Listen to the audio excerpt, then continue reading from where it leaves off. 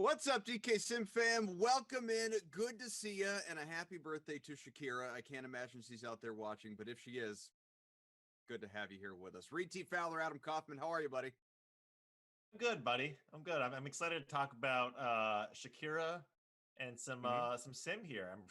I'm sure we'll get to the former quarterback of the LA Rams in just a little bit. Probably not, but Of course we will. excited that it's a beautiful day of I don't know shin high snow up here in New England. So pumped. I was going to say the hips don't lie, but these rosters today do, because Jared Goff no longer the quarterback of the Los Angeles Rams. We'll have plenty of time to get into that trade, Matt Stafford. I don't know how much you've been around to weigh in on the trade. You've had obviously a lot on your plate, so I don't know how much you've been in Simland. So we will explore. At least the two of us have not really delved deep together. But naturally, as we get ready for kickoff and lineups have locked for this contest between the Panthers and the Rams, this is the nooner. Can we get Matt Stafford at QB here? Free roll with 174 entries. And I will tell you, because Reed, I have learned enough that I don't even need to ask you if you have set your lineup. I'm just going to give you mine. Here's what I got. Paid up, Christian McCaffrey in the captain spot with Teddy Bridgewater, Bobby Trees, DJ Moore, Josh Reynolds, and my punt play, if you will, Malcolm Brown. Yeah, Malcolm Brown, does he play a lot in these games though? I feel like he's always a decent punt play. Everyone talks about it. But I think he's coming off 14 last game, actually. He Yeah. does. Yeah, I mean, he's not a reliable double-digit guy by any stretch, but he is someone Right. that chimes in from time to time, not unlike ourselves. I want to see Marvin Jones. I always say this. I know it's going to be hard because his secondary for LA is great. You'll see Jalen on Kenny Golladay, I believe, depending on where Golladay plays, because Ramsey, I don't think, does Ramsey follow?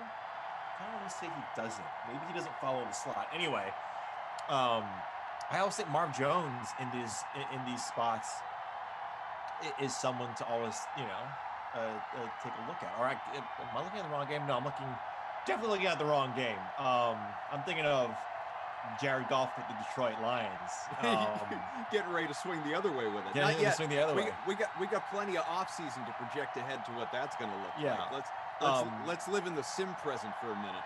Yeah, but what I was essentially trying to get at is the wide receivers with Matt Stafford are always in play, right? Like these guys, and that's something that I think what you see with that trade and what happened with Detroit, or excuse me, what happened with LA is that most of Goff's work was in the intermediary. Like his success always came within, 10 yards of the line of scrimmage.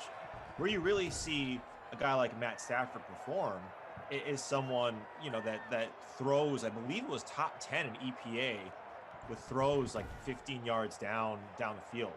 And that's really where the Rams, especially on play action, when they get guys like Cam Akers going next year, I think that's going to work dividends for this offense. And right now, we need to win now, right? We don't want to win the draft. We want to win the Super Bowl. And if that's the mentality, I think it's a good trade. We're underway here, 8 minutes on the clock. First quarter, virtual Carolina, 1st and 10 from the 25. Rams ball to start. Reed T. Fowler, Adam Kaufman, and just an ugly, albeit appeared to be a tipped pass from Jared Goff. A lot of people saying hello in the DraftKings conference room, and a hello right back to you. We got Marcus says, "Cough, my man. Morning, sweet tea. Aloha, sweet tea, sir," from Obi-Wan. Dante, morning, cough, and Reed. Some say that our volume might be a little bit low. We'll keep an eye on it, or an ear on it, as it were, and see, if that does become an issue. And not to worry, we'll go correct it if it does. Somebody said this was good. Where was it? Was it Matthew? Yeah, no, Michael. Michael says, "Damn, it's Kaufman. Now we got to be nice. Nicest guy around." Well, I'm glad that you think so, Mike, because our own Brendan Glasheen was not feeling that last night. Reed is completely unaware of what went down in Simland last night that has bled over into my text messages this morning as a fumble. Ugh. All the way back to the 7. I mean, good recovery, I guess, on the part of LA. But a 4th and 28 from inside the wrong 10, and we got a kick coming up. Well, you just might as well get it over with. What happened? All right. Well, here's what And we be concise. I don't need the fluff. Well, I get listen, I get the players involved already. I I happen to believe that the fluff is part of any good story, but fine. You want me to speed it up in the interest of time, and for all those in the DK Sim fam that was here for it, that's fine. I can speed it up. So I happen to play, and Samir knows this, who is with us along with producer Drew, Tate, our game ops guy. I happen to do a lot of NBA head-to-heads against, our pals here. A lot of people in the crew.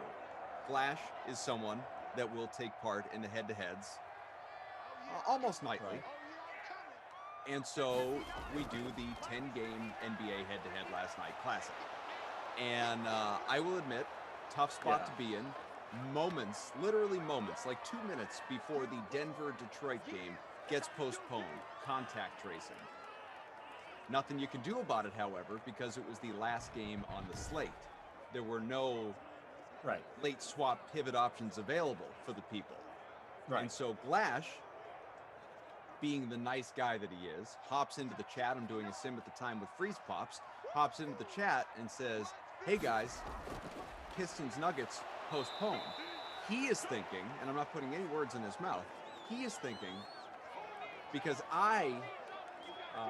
like anybody else, when you get that news, the first thing you do is you check your lineup. Let's make sure we don't have any guys from that game. As it turned out, 10-game slate, I had just, not purposefully, but I faded that game. I was not affected by this situation. Glash, however, had Jokic. He had maybe Will Barton. He had a couple of guys from that game. So he was thinking, as Carolina gets to the 46, midfield here, Bridgewater to pass for 13, 4th and 2, though. We'll see if they're aggressive with the AI after the McCaffrey catch. Glash is thinking he's going to come in the chat, alert me to this postponement, and I am going to be an upstanding individual and Venmo him his entry fee back because I feel that he was wronged in this situation. However, that is not what he received when he arrived. What he received was, well, eat my dust, fella, because I guess I'm going to run away from you here tonight with you getting a couple of holes in your lineup. Now, as we have since learned, DK has obviously put out the statement saying that people will be refunded, but this was not known at the time. And Glash was heated. Glash was not a happy camper. Felt that he learned a thing or two about me last night, that I did not take the high road and feel bad and give him his money back because he happened to have a couple of postponed players in his lineup. That is the abridged story. Okay. That's good. I appreciate that. That was a very concise, well-constructed story that was sans the fluff. I appreciate that. Sure. Now, do you believe that that it was my responsibility to be the bigger man and Venmo him his money back from his loss? Yes, please. Everything is context. Okay. Everything, right? Yep. You're treating it in a vacuum. You can't do that because none of us would exist. None of DFS would exist. None of this would exist if you're treating it in a vacuum. So it's all context driven. Okay. And who are the players within said context? I take it as one, Glass should know better. Like he should definitely know better that there's no remorse that you're gonna feel towards the competition because at any cost, at any rate, under any circumstance, you want to win and you want to shove it in someone's face lightly. That's what you want to do. You want to be like, oh, I just put this lineup together 5 minutes, but I'm in first place by 100 points. Like you want us to believe that that's true. If it is, whatever the case may be, when we have contests, like any competitive person, you want to win. Sure. So I get that. So Glasheen should know that going into it. Even the fact that he is asking for money back is his fault. He should know that. Number two, I think this is an indictment on how everybody now should treat Adam Kaufman in a competition. Good. He does not care about your feelings. Amen to that. Yep. He only cares about winning and what those decimal points reflect in said DK account. So if that's the case, shame on you for thinking that Adam Kaufman was going to feel any sort of remorse towards you in a competition. Now, let's say we twisted our ankle. Let's say we needed some help. If Adam Kaufman didn't do leg day the day before, maybe he's gonna help. Maybe he's gonna help us out, get to a place where we can sit down, maybe get some ice, so on and so forth. Sure. I do believe that. I do believe if our car broke down and Adam Kaufman is driving by, he'd give us a glance. He might stop. He might think about it for a little bit. Does he have enough time? And he might at least wave. Yeah. Right. Or he might call AAA Hey, for good us. to see you. Sure. Yeah. Right. So I do believe, again, context. If he's got to go somewhere, he's got to get to get home. Probably won't. But I believe that it's context. And this one, shame on Glash. Here's how I think it could be properly summed up, if we're being honest with ourselves. Samir, again, our technical director, he and I have had some NBA head-to-heads, and I have, at least to start the season, had maybe a little bit more success than he has had. And I asked him if he wanted to play one night, and he said, and I'm paraphrasing because I don't remember exactly what he said. Samir, feel free to correct me here. But he said something to the effect of, do you want me to just give you my wallet? And I said, listen, Samir, I would not mug you on the street. But if you're asking me if there is any limit to the amount of money of yours that I want when playing DFS head-to-heads, then no, sir, there is no limit. I want all of it. Butts away on the 4th and 1. Out to the 9. Good punt. Still scoreless. 2.5 to go in the first. And then you see it's a slippery slope, right? You're setting a precedent there. It's not, whatever. It's head to head. If it's a nominal amount, come on, Flash. Actually, I take that back. I feel like if it is a nominal amount, he in his mind might think, oh, this is whatever, it's small. High stakes? High stakes would have been a lot. That would have been tougher to swallow, I think. Because it's out of your control, but you go into it knowing it's out of your control. Yeah. And once you put those lineups together and they lock, is what it is, man. I realize, I'm talking this up to a point where I'm probably just gonna have a dreadful NBA night, because karma is a fickle lady. But at the same time, putting it, live in the moment. And the moment last night was pretty damn entertaining. 3rd and 1 from the 18. Final 2 minutes of the opening quarter. Lewis says, Koff, I thought it was noble of you to give him a free square tonight. Yeah, he was so upset. Let me tell you this, Reed. He was so upset. He was so heated in the chat. I made him 2 offers, to which he declined. He felt I was just, here's what he wanted. Here's what he wanted. He wanted one of 2 things. I hope Glash is out there listening. He wanted one of 2 things. He wanted me to A, either Venmo him his money back, or B, just send him another contest where he put in a lineup and I didn't put in a lineup and he just got the free victory.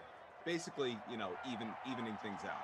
Now that to me is it's just ridiculous. But I made him 2 offers that he felt was me overcomplicating the situation. Here were the 2 offers.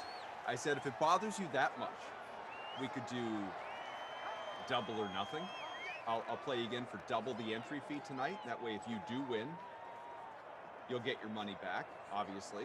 Or if you don't, tough. Or, and this is when I really felt badly, not to the point of Venmoing him the money, but this is where I really felt badly.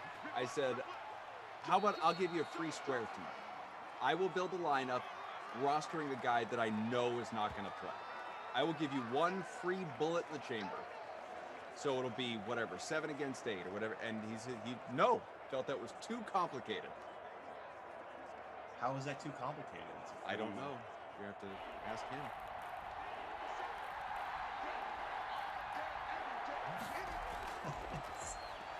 That's probably the least complicated thing you could have come up with.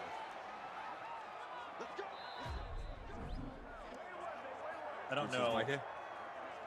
How would it though, Drew? Like, how could it give you an advantage if you play? Well, because Drew's saying it could give me an advantage because I could just roster a minimum salary guy and then have more to pay up elsewhere.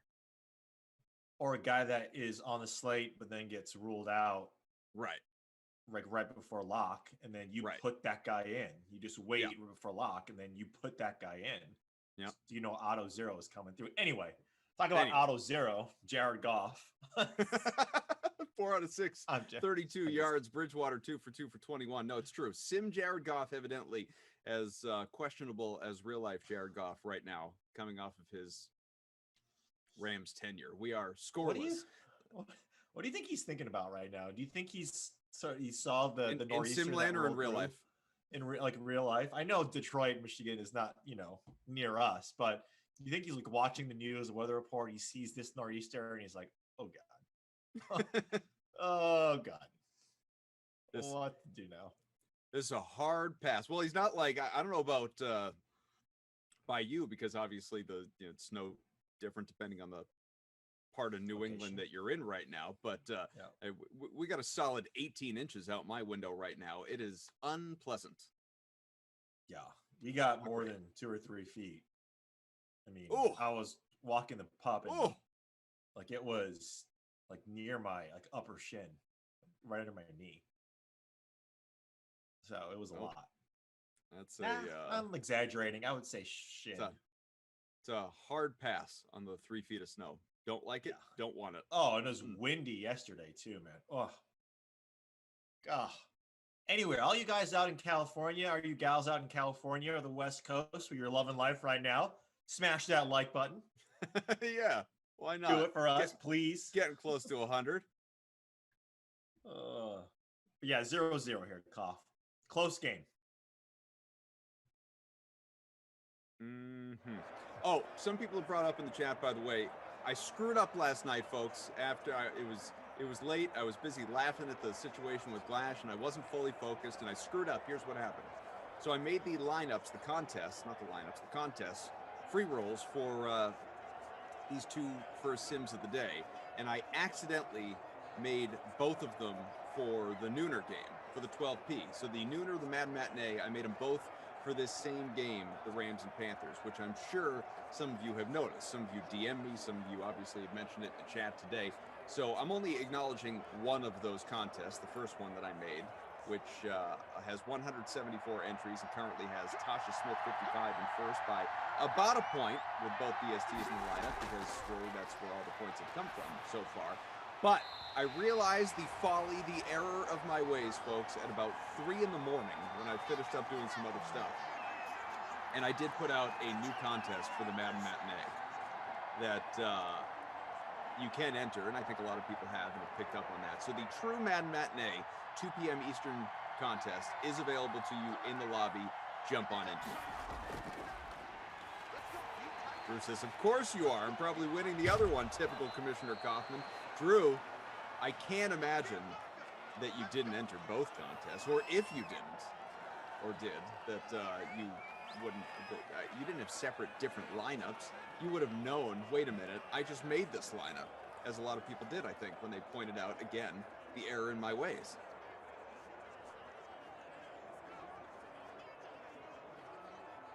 Is no one considering the fact that Adam Kaufman at 3 o'clock in the morning thought to himself, I made this I made this contest incorrectly. I made a little folly here. I need to change this.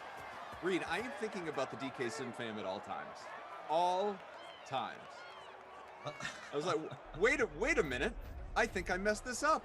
And I went and I looked, and sure enough, I did. Madden Matinee, Rams, Panthers. That's not accurate. No, sir. That is the Vikings. That's the Vikings on the way with the Ravens.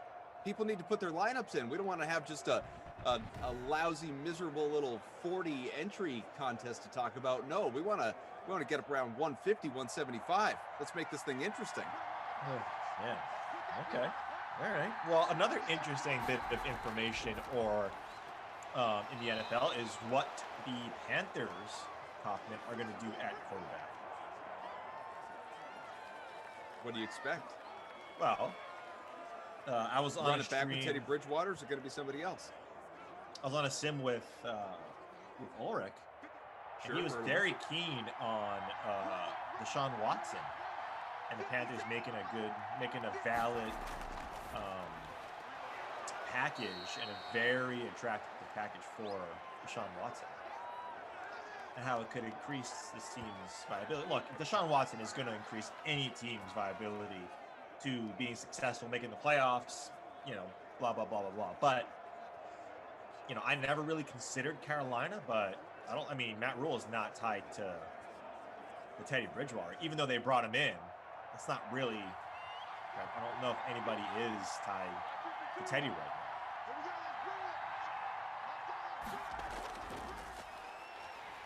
Should they be? Did he show you enough last year? Again, let's bring this back. I love symmetry, Urkov. It's all about context. Symmetry? I see what you did there, huh? In the right situation, Teddy Bridgewater is a great quarterback. Right? Like he was a great quarterback for the Saints those 4 or 5 weeks that Drew Brees was out last year. And I think in the right place, he's going to be a great quarterback. Is he going to be a top 4 or 5 fantasy quarterback? No.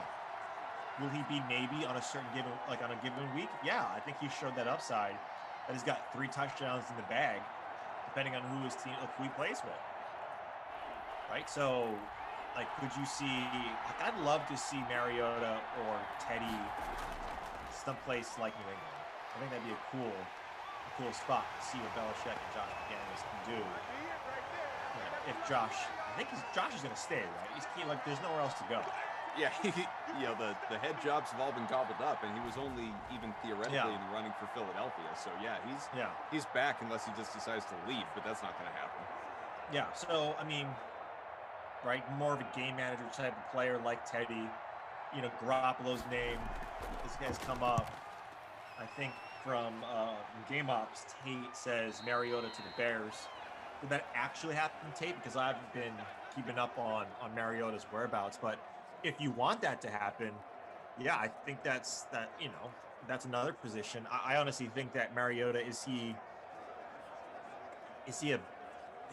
different than Trubisky? Does he give you any more oomph than Trubisky?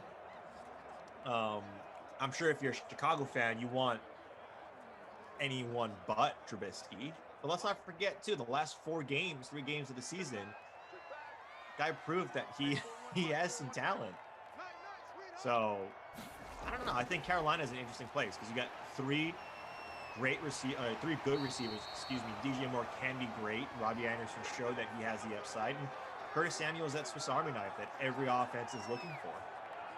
So Christian McCaffrey didn't play at all last year. So you get a good quarterback on this team, young defense who showed some promise last year.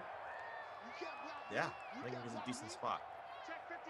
If you were, and Drew certainly knows this, producer Drew, we've been through this exercise before.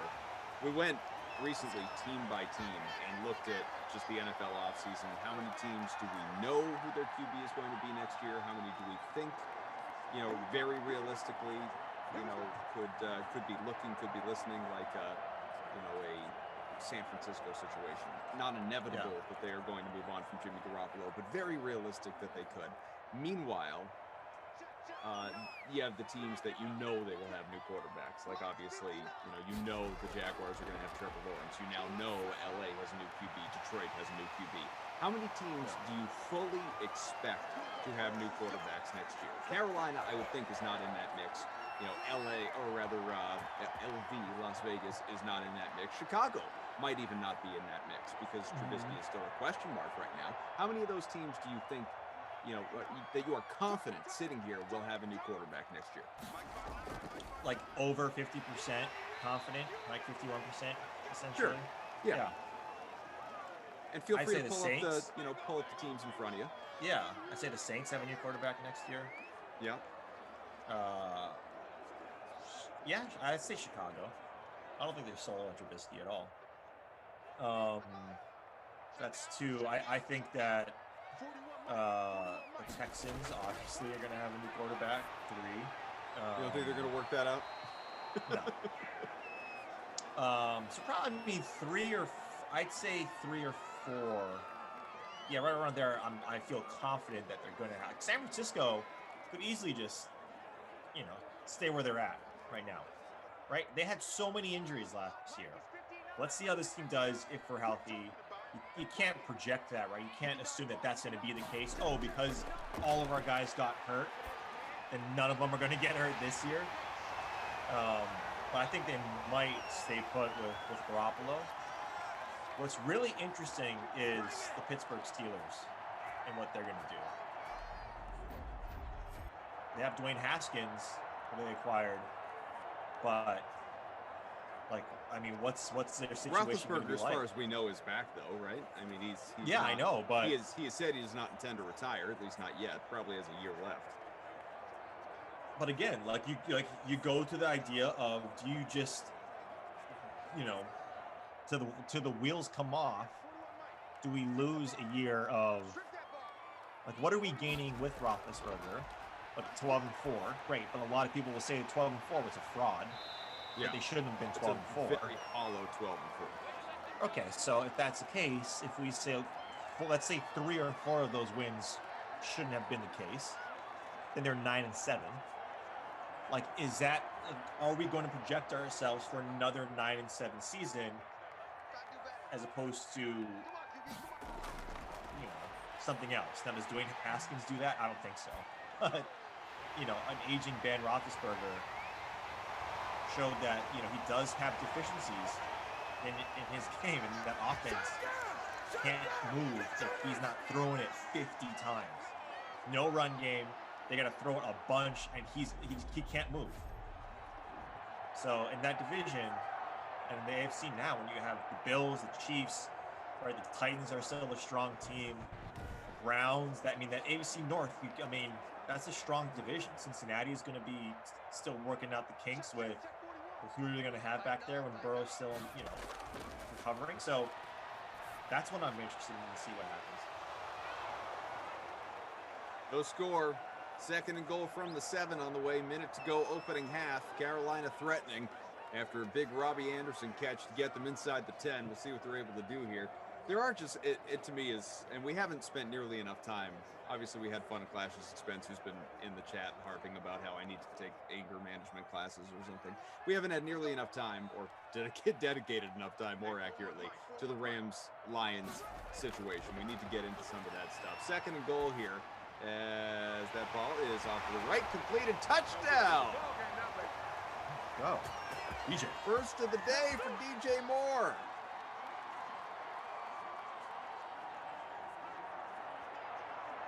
Oh, interesting. Oh. What happened? We got a fraud Glash sitting around. So Drew says that's not Glash. Glash reached out to me, said it's not him. We got a fake Glash in the chat, right down to the picture and everything. We have a flash, a fake Glash. There's a flash in the pan, a flash in the chat, a fake Glash. Ah. I gotta say though, this Glash sounds a lot like the real Glash. I've been reading. I haven't read many of the comments out loud, but I've read them as we've moved along here, and these comments are, they're right out of the Glash playbook. So whoever it is whoever this Flash is, has been studying our own Brendan Glasheen. Wow. I'm not gonna lie, I'm kind of impressed. Can't have fake Glasheens out there. We know there's only one. No. Yeah, you can't be parading yourself as Glasheen. We all know that. You can't do that. Obi-Wan, a Glash bot. Wowza! Yeah, you made it. Glash. Jordan says, yeah, Koff, he really did sound. This is what I'm saying. He sounded exactly like Glash. Well, all I know is I hope for Glash's sake, Glash didn't reach out and say it wasn't him when it actually was him, because he gone. He's been booted. Yeah, what if you? Imagine real Glash just got booted. Jordan says, Koff, he even started with a Koff quote. He did. He included the clear skies remark. I'm very confused. Glash, if you are out there listening and not part of the chat, text me. I need to know if you're okay. I have to know. Vince says they're playing you, Kaufman. That is the real Brendan Glasheen. He told them to tell you that. I hope not, Vince, because he gone. He was banned. Booted on out. Closing in on 100 likes as we are getting towards 700 people watching the Dream Stream here on the YouTube. Smash that like button, huh? Hit the subscribe button as well. It is much appreciated. But hit the like while you're hanging out here with us relatively early on a Tuesday for the nooner.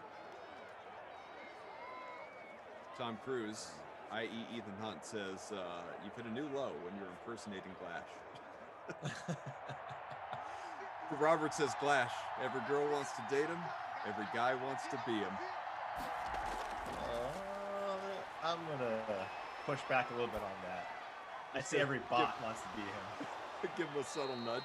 Akeem, I addressed this earlier, but thank you for the question. Says, Koff, why did you make 2 free rolls? It was an accident, Akeem. It was an oversight on my part, a screw-up, a folly, an error in judgment, a miscalculation, a foible.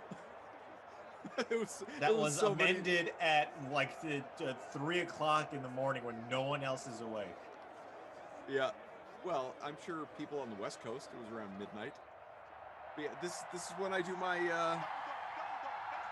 my little catch up on the day. Let's see, did I miss anything? Do I have any oversights? I'm gonna go back. I'm gonna assess. I'm gonna set my lineups for the first 2 sims of the day tomorrow. And I did, and I set my Rams and Panthers lineup, and then I went to set my Vikings and Ravens, and I went, wait a minute, this Madden Matinee is not right. This is not correct.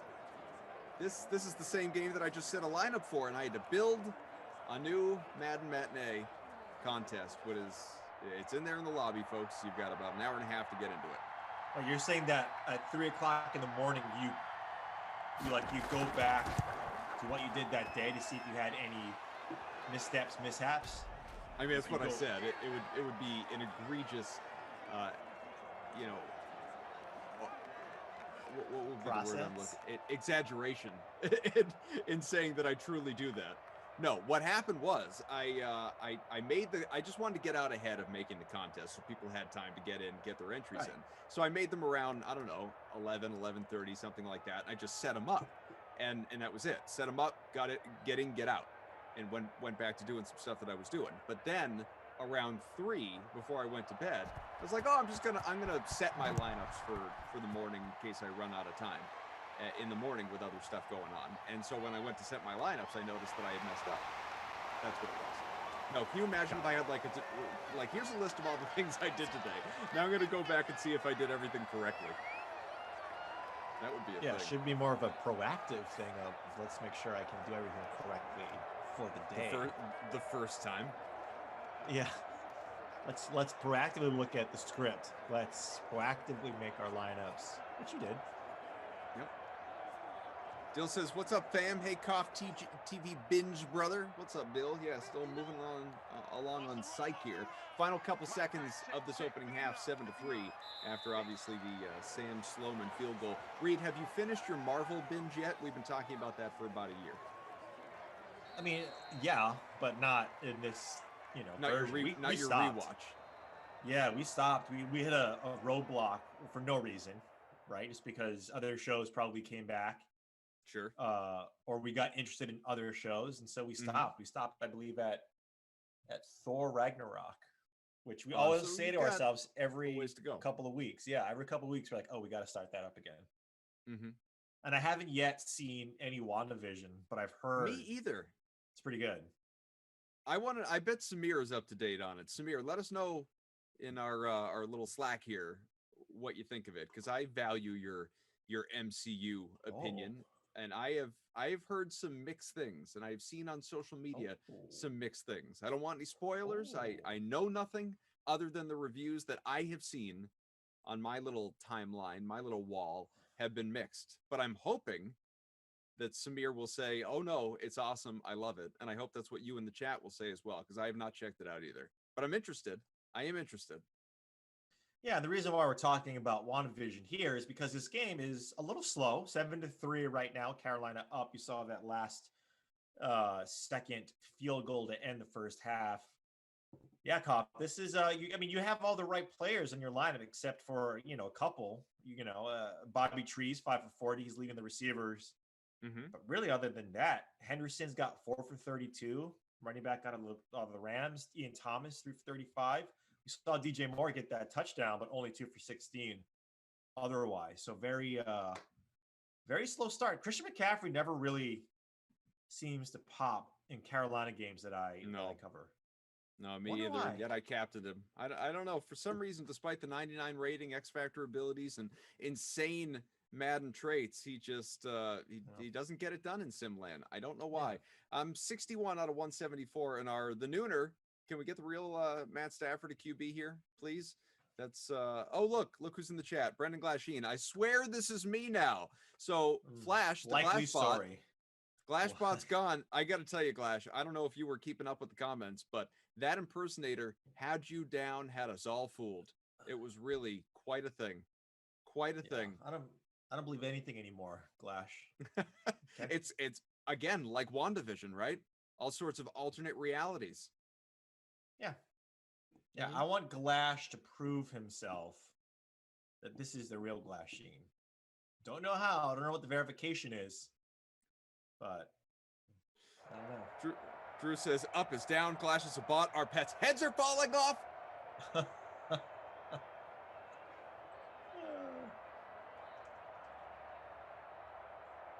Next thing you know, Nick Jokic is going to get ruled out last minute. Too soon? Yeah. Todd says, Reed, leave Glash alone. Stop being the vilifying Hawaiian. Ooh, I like that. I like that too. Samir, we are patiently waiting for your thoughts on WandaVision. He starts out, he says, it's awesome. I very much enjoy it. And I hope you're going to give us a little more than that. Hyro says, I feel the sarcasm here, but Hyro says, with regard to my screw up in making those contests, we're so used to Koff being perfect, a mistake is unacceptable. Is it? I feel like Hoffman is a bag of mistakes. But a bunch of riddles all wrapped up in a conundrum. Yeah. Man, this guy, yeah. this guy's a bag of mistakes.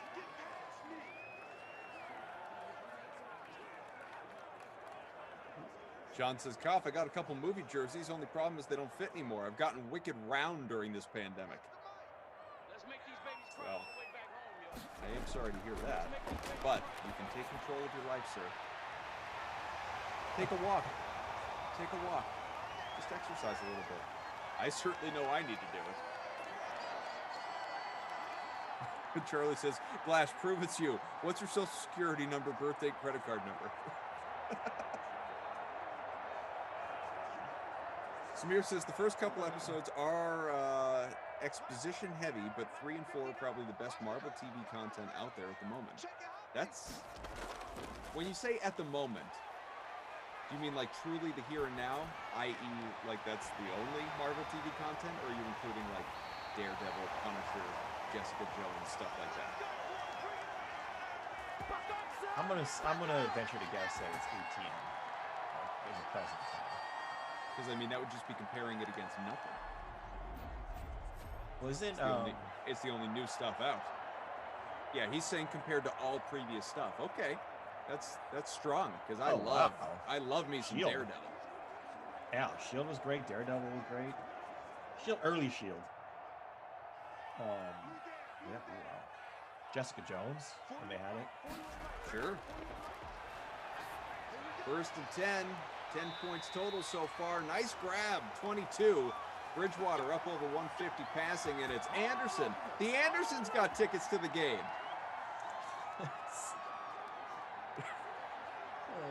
You excited for the commercials on Sunday?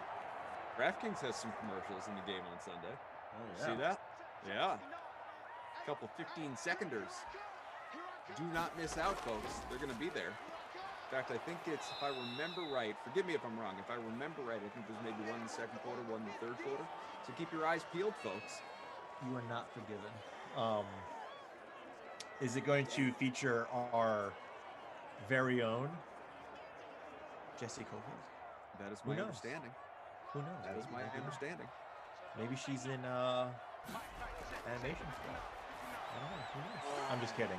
I don't think she is. How great would that be? I mean, like, he jumps into the app. Yeah, like, you telling me Jessie wouldn't like trade the traditional stand-up just once for some really cool animation? Or better yet, she's animated, like a cartoon Jessie talking about DraftKings? Yes. Yes. Yeah. That'd be great. We've screwed up. First and 10. McCaffrey, can he get there? No. Down for 3. I am excited for the commercials. I'm a sucker for Super Bowl commercials, though. But what I misread is, you know, before the technological boom, the exploration and expansion of all great things technology, I missed when like surprises were surprises. You know, like you actually had to watch the Super Bowl and enjoy commercials for the first time. Now, any notable Super Bowl commercials, I mean, you could just Google it and see all the good ones before the game even happens. I used to enjoy, like, you had to be quiet during, like, you could talk during the game. You had to be quiet during commercial breaks. That was fun, man. I like that. Yeah, and you also the guy who would like to sharpen his own pencil. You have to walk up in front of the entire class and crank your pencil and you want to sharpen it. Sometimes you just got to turn that crank, man, for a sharpened pencil. Get that number 2 out for the Scantron. Touchdown, Carolina! Bring multiple pencils. No, I'm bringing one, and I'm playing this risky. Okay, Teach. I'm only bringing one pencil, whether you like it or not. Sure enough, in the first question of class. Drew, by the way, is 1,000% right about this. Man's got me pegged. He's gotten to know me real well here in our explorations together. Drew says, "Nah, Koff's a mechanical pencil guy." Definitely. Yeah, I hated sharpening pencils. Not the actual act of doing it, just like, you know, give me a mechanical pencil and those little refill tubes every day of the week. Every day of the week. Now, it's probably been years since I've used a pencil, but back when that was a thing, absolutely. Yeah, he's got little refill quiver too. Absolutely. Got a whole collection of them. Put them in the little pouch inside your Trapper Keeper all day long. Makes sense. I have a Trapper Keeper. Are you going to tell me that more, like a greater, let's hear from you, chat. A greater percentage of the world wouldn't prefer a mechanical pencil to a standard number 2? Don't take that the wrong way. I'm talking about pencils here. Who does number 2 work? Yeah, of course. But every now and then, right? What about that one time where you forgot to refill the refill? Or that time that thing kept on breaking and the lead, just the lead piece was too short, that it kept on falling out. You know what? Let's go full circle. Let me answer that question full circle, Reed. Then it's like Glash last night. You did it to yourself. Sorry. Well, with the mechanical pencil, I guess you weren't prepared. You didn't bring enough substitute lead. Sorry. Wow. You expect the kid at the desk next to you to just feel bad? Okay, again, now we know how Koff was in grades in high school. A nice run there from Henderson, first down. Carolina up 14-3 still. The Rams searching for their first touchdown. But yeah, now we're seeing what Koff is like. It's true. Oh, let's comment in the chat. Thank you. Tiger. Is Tiger. Where I'm from, you was rich if you had a mechanical pencil. Yeah, that's right. You and your ivory tower built on mechanical lead pencils. Clown. Us, we had to do Lincoln logs and like depend on the wooden pencils. And the erasers that got like hard that you couldn't erase. Remember those? Yeah. There was nothing, and I see this because my kids obviously, like, they're doing their schooling. They have pencils, regular pencils, not just the mechanical variety. I know, don't want to spoil them too young. They've got regular pencils. There's nothing worse than the eraser at the top of a pencil. You had to have the little side rectangular square eraser, because those terrible erasers at the top of a pencil, I defy you to find a good one that didn't just smudge up your sheet and make the whole mess even worse. Yeah, I agree with you. You had to get the side one, like what was it called, Sumo. There was a really nice white one that was always it was magic. Yeah, in fact, they have magic erasers. You can use those for your walls. We landed on the moon. We landed on the moon. But Jared Goff, a little pseudo audition here. Nice throw. You see that next year, a little Kenny Galladay, Jared Goff connection, maybe, like Kaufman. But yeah, like, look, I mean, my whole point was you're getting mad about seeing commercials online, and everyone had to be quiet and watch commercials in real time. You gotta get with the times, baby. If you missed that commercial back in the day, that was it. Then you had to live vicariously through everyone else and said, "Oh, did you see that Doritos commercial?" No, actually, I had to use a restroom. Sorry, loser. We don't have technology that allows you to watch it. You're right. You're right. I can see Matthew McConaughey in his 45th Lincoln commercial talking about, what I should be doing with my life, sitting on a pond in, I don't know, wherever Bumble F it is. Now I can watch it on YouTube. You're not wrong. I'm all for them releasing them. Just can't we wait until after they air for the first time? Can't we put them out that night, the next day? Why do they have to be out 3 days before the Super Bowl? Why can I mean, this is an exaggeration probably, because I don't think you could do it today, Tuesday, but, why could I today just sit and watch all the fun Super Bowl commercials? I want to wait for Sunday. Let's put them all out Sunday evening after the game. Monday, flood my Twitter account with them then. And we can all bask in that together. Why can't we get a solid first-time viewing all at once during the million or whatever dollar it costs spot that they pay for in the first place? Why just give it out for free? Is that a rhetorical question, or? Yeah, kind of, because I get why they do it, but I don't want them to do it. Yeah, okay. I just wanted to make sure that I didn't go down the reasons why. For you to explain marketing to me? Capitalism. Consumer goods, but you get it. We all Ben get says, it. Ben says, Koff, on a scale of 1 to 10, what is your hype level for Gordon Bombay returning to the Mighty Ducks? Ben, glad you asked. Hang on. Let's see if we get a Rams touchdown here. First and goal from the 2. Final 30 seconds of the third quarter. It's a handoff and not much of a run. In fact, a 2-yard loss for Malcolm Brown. He was just 7 for 10. Quiet day for him. I watched the trailer, Ben, just a couple of days ago before sitting down to watch Miracle with the kids for the first time, which they loved. And I got to say, I don't know what I expected, but I'm skeptical at best. I was not impressed by the trailer. Now, I'm hoping that we get a good bunch of cameos, and that obviously Emilio Estevez is, bringing all that Bombay heat. Stopped it for 1. Henderson that time. But the trailer, and look, love Lauren Graham. The trailer was not anything to get all that excited about. In fact, Estevez seemed to have a weird kind of accent as compared to his actual real Bombay voice. Maybe I'm just, as Roger Clemens would say, misremembering that a little bit, but not, I don't know. I'm going to watch. I'm going to watch because I'm a Mighty Ducks guy, but I'm skeptical about what this series is going to bring us on Disney Plus. Are you interested in this, Reed? Have you seen this trailer? I have not. This is the first time I'm hearing about it, so I'm, now I'm coming in with preconceived opinion on what it should be. Thanks a lot, Colin. Sorry, I hate to do that to you. Yeah, it's a Mighty Ducks TV series that they are starting. It's not a new movie. It's a TV series for Disney Plus, not unlike WandaVision, by the way, which a lot of people in the chat big fans of. A big thing in my life, what I try to do, Koff, because we're going to get meta here. We've talked about mechanical pencils, childhood, yada, yada, yada.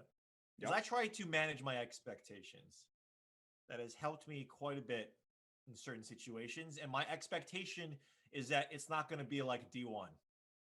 It's not going to be like Mighty Ducks 2 even. If the expectation is it kind of brings back some nostalgia the same way Full House kind of did, then I'm okay with it. I'm not expecting this to be now Karate Kid. There are exceptions. Karate Kid's revamp, I think, on Netflix Cobra Kai has been Yep. has been good. Cobra Kai, like that's been Great. a good revival. That if your expectations are here, and then it's an actual it's a good show, you're like, oh, this is great. I'm in for the next, however long this is gonna be. But I don't really expect a lot out of these. Like, I will never watch the sequel, The Dumb and Dumber. I will never watch the reprise. You didn't miss I much. won't. Well, that's what I mean. Like, I'm not gonna do it. Not gonna do it. Gonna do it. Wouldn't be prim. So I go into a Mighty Ducks TV series show going into it saying I'm not expecting much, but if I feel like the Gordon Bombay and the Charlie, like the Triple D, if I see that, and for that split second I'm taken back to when I was 10 years old and JTT was top of the town, and it's worth the price of admission. JTT, look at you. A little home improvement love. Third and goal from the one. With Chevy Chase. He was Chevy Chase been in a lot of movies. With JTT. Oh. It's the camper or the hang on. Man of the House? I think so. I think it was Man of the House. Yeah. And the only reason I remember that, if I'm even right in the first place, is because there was another Man of the House, I would argue a better Man of the House, that had Tommy Lee Jones, and it was a cheerleading movie. And legitimately funny. And I remember I went looking for it one day to watch it, because it actually is a funny movie. And all I could find was the older Man of the House with Chevy Chase. And if I remember right, Farrah Fawcett was the leading lady in that movie. I might be wrong on this. Drew says I am correct, Man of the House. Am I right on Farrah? Ah, yeah. Okay. Well, I can retire for the day. Yeah, there it is. That was a good one. It's a but going Disney back movie. to the. I didn't realize Oh that. yeah. Oh yeah. Come on. Get with it, Goff. Sorry. Everybody Thought I was in the barely with it. Twitch chat, especially OGs like Mama Vision, Jamae, all guys that have been here for a while, not particularly fond of the open field running play. Okay. That we've seen so far. I believe that's what they meant. I'm not a fan of Sam Sloman dominating on the Rams side with a couple of field goals because Sean McVay's offense has been inept here in Simland. Hey, Todd May says, Cough, if Reed had to go to the bathroom real bad, he'd need the two-ply in Hawaiian. I like that. Yeah, Todd's just giving you a whole bunch of them here today. I like the last one, the vilifying Hawaiian better, but that's not bad. I mean, there's a lot of things you can do, right? Any ing word. Mm-hmm. Who's gonna rhyme with that? So please. Oh, here's another one from Todd. Oh, would you like to? No, this is your thing. I can't be reading my own things. Todd says, Reed, if you did the trapeze and like shopping, you could be the death-defying buying Hawaiian. There we go. Best one yet, Todd. That is pretty good. Although I think I would like it better if we split them up. Like if we just had the death-defying Hawaiian and then the buying Hawaiian with maybe something else mixed in there.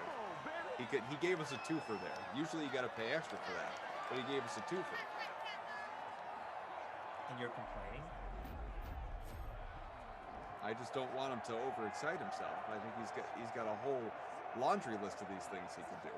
Johnny High says, I can't wait for the Short Circuit series to be released. Johnny 5 interests me as much as the Cough Double or Nothing bet with Flash. So there's a Johnny, there's a Short Circuit series that's coming out. I think I may have missed that one. I really enjoyed the Short Circuit movies, 1 and 2. Yeah, that's right. I like Short Circuit too. I'm that guy. Johnny Five's alive, baby. I don't think I've seen that movie.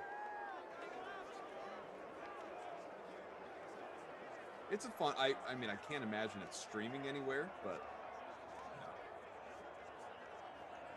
So John says, John's with me, says, I just watched the trailer for the Mighty Ducks series on Disney Plus. I have to say, totally unmoved, very bland, and I loved the Ducks.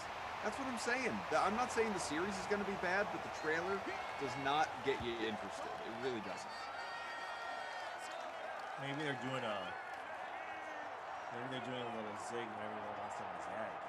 Maybe they're lowering expectations so that when it comes out, you actually see it. Wow. To be honest, I wasn't that impressed with the Cobra Kai trailer. No? No. I don't really remember what the first trailer for that looked like. I'd have to go back and watch. Oh, here we go from Todd. Reed, if you couldn't tell the truth and you dug espionage, you'd be the lion spy in Hawaiian.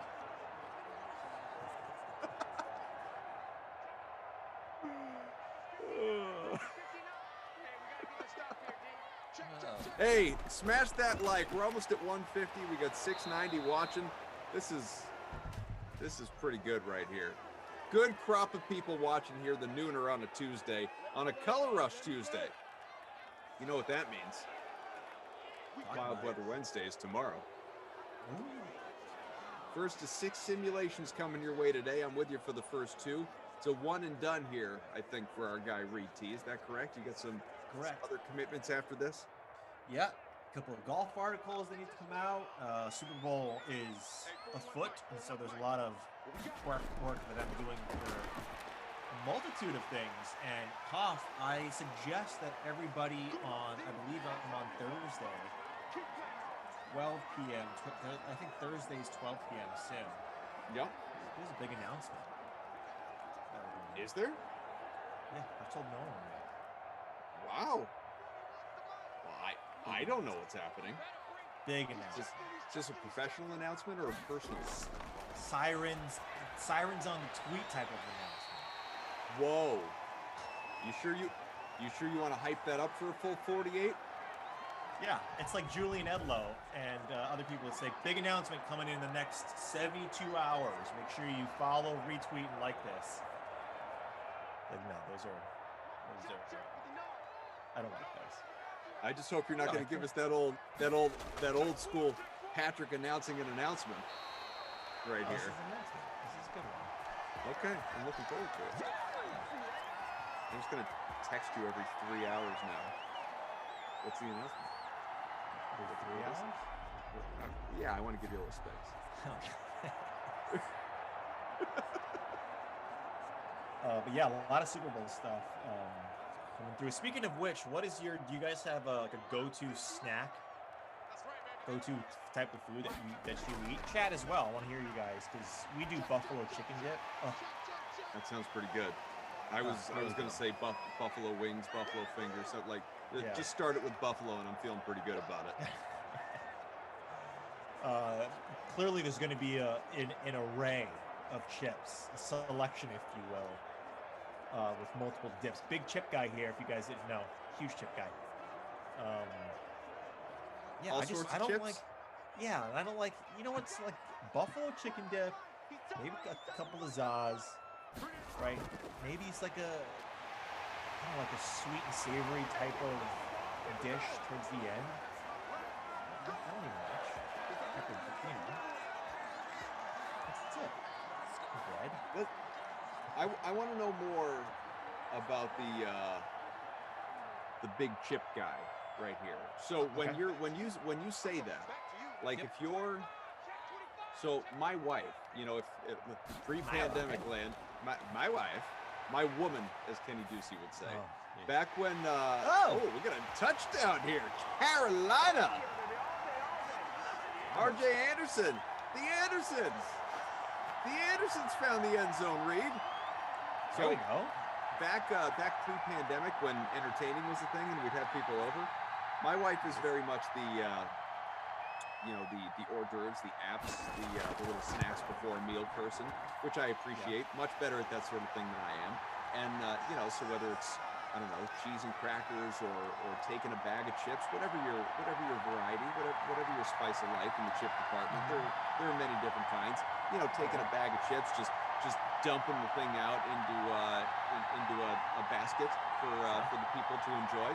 Is that a big thing for you as well in your home? Are you a big let's pour out some chips for the people and put out some apps? Or when you say you're a big chip guy, it's more just like you like to snack on chips? Yes. Okay. Best of both. Good. Like in most meals, especially when I was younger, when this was more forgiving to the body, like I'd have chips with, every single day. Like I have a sandwich with chips. I think I've been accustomed to now it being very difficult for me to have a sandwich without having a side. Like I can't have a sandwich by itself. Really? Okay. I mean, I could if forced. It just really hungry. It just wouldn't be the same. Yeah, I wouldn't have my ceiling type of experience here if I didn't have chips along with a sandwich. What is your? And this might be a very difficult question to answer. What do I love more? I mean, come on. Yeah, I mean, pick your favorite child. Chip? Yeah, what is your favorite chip? Or if not your favorite, your go-to anyway, because those aren't necessarily the same thing. Yeah. Okay. So again, context, Koff. We're bringing it full circle. Yep. Context here. Back in the day, it was nacho cheese Doritos. That was back in the day. I could get down with some CRDs. I've talked about this many a times on the stream. But old school, I'd go to Doritos. Peanut butter and jelly sandwich, tuna sandwich, give me Doritos. I'd say as I've, gotten older, not necessarily the palate getting more mature, because that's not the case. Because if you eat cheap chips, your palate is anything but classy, if you will. But man, Maui onion, and Maui onion chips from Hawaii, which again I'm getting a little specific here. But the ones around here, I don't know about in Hawaii, but the ones around here, those are the ones that come in the purple bag, right? Purple bag, yeah, they're fine. Yeah, my wife, that would be her go-to chip. Loves those chips. Maui onion, there's a brand in Hawaii, and they come in a family size bag. And as the kids say, which I don't understand why they say this, no cap, just say to tell the truth, no lie. I could finish all those sayings in like 2 days. No cap? That's an expression. Yeah, they say no cap, and like it's a synonym for I'm not lying here, like no lie. Yeah. Okay. No, I don't get it either. It doesn't make any sense to me. None. Alana offers to buy stream trash with less than 2 minutes to go here in the quarter, the fourth, the game. It says buy stream trash, potato chips, corn chips, chocolate chips. This for me would be very easy, but I want to hear from you. Buy potato, stream chocolate, trash corn. I'm flipping the first two. I'm going to buy the chocolate. Yeah. No surprise to anyone, I'm sure. Big cookie guy. And I'm going to stream the potato and trash. Although a good corn chip, like a good Frito-Lay, like you get like you're not wrong. Dip, it's a great dip chip. Talking about, a nice surface to dip ratio that you're going to be able to accomplish with the scoop corn chip. If that's the one that Lonnie here is talking about. So Reed's got a big ol' announcement coming up during the nooner on Thursday. I know you'll have an opportunity. I know we've spent plenty of time in other, filming settings here, obviously, but I don't know that you and I will be together on a sim before the Super Bowl rolls around. I just haven't looked ahead. So what are your thoughts on this big game that is coming in 5 days? I just love how, because we need to fill this, like the 2 weeks of no football, like all the stuff that comes out that people overreact to.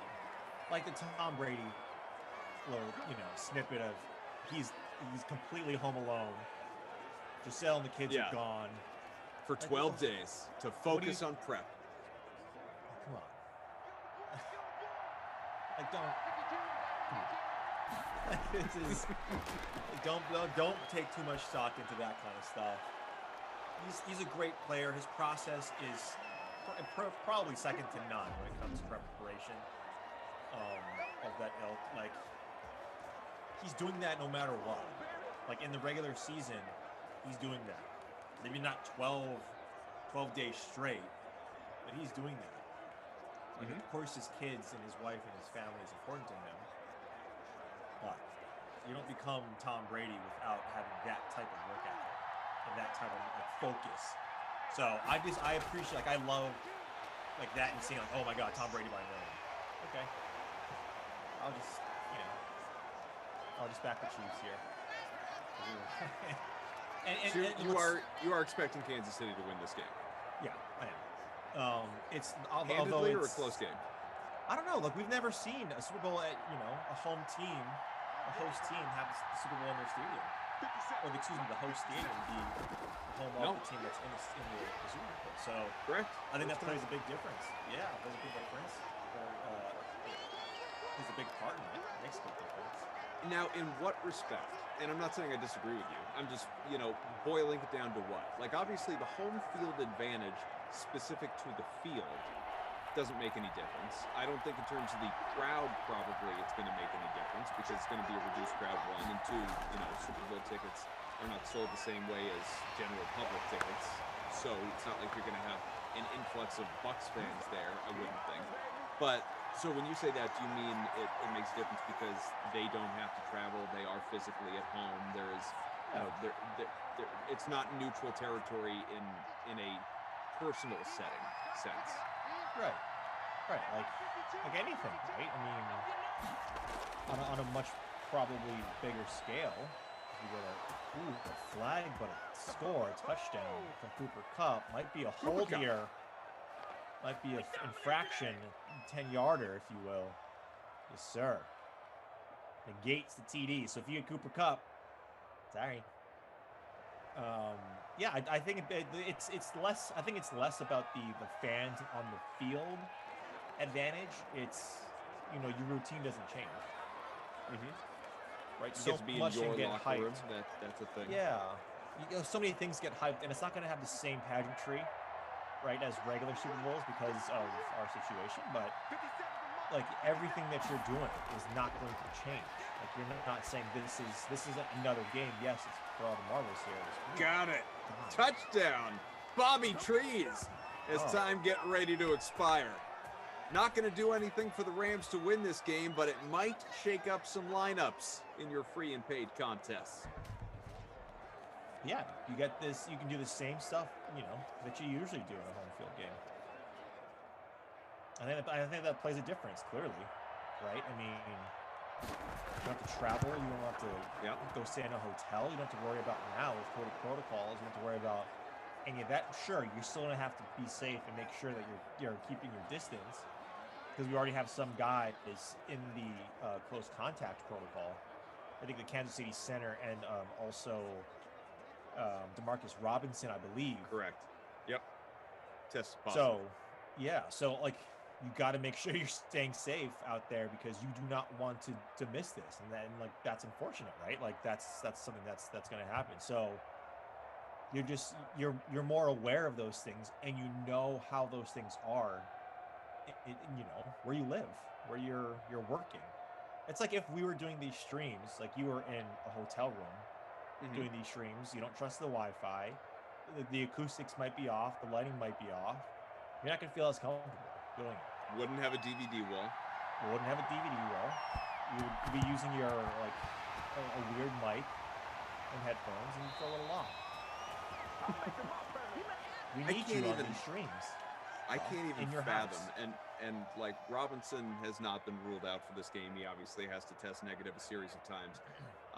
And hopefully he's able to play, and true at the center as well. I can't even imagine what that must feel like as a professional athlete or human in general to be ruled out of the Super Bowl when you're not injured, you're not sick in the sense that, like, let's say they're positive test but symptom free, but you can't play in the Super Bowl because of this COVID situation, which is incredibly realistic.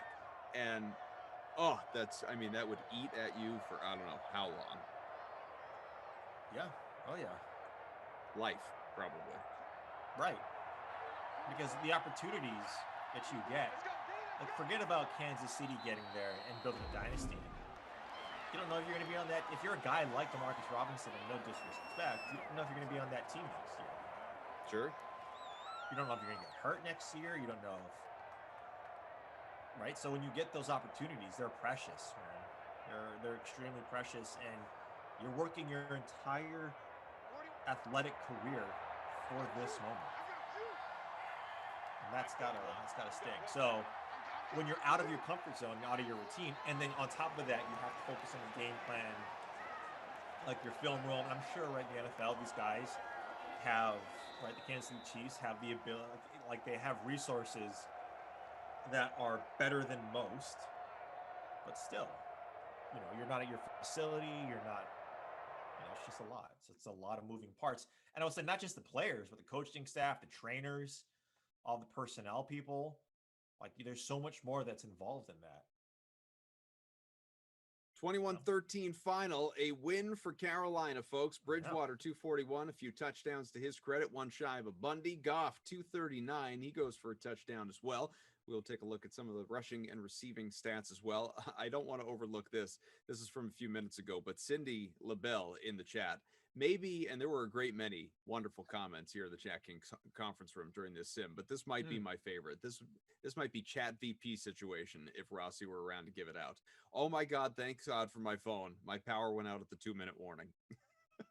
That is some dedication to the Simland, folks. Woods hit the bonus, 11 for 113, a touchdown. Moore, 7 for 77, a score. Thomas, 7 for 60, a touchdown. Anderson, 4 for 65.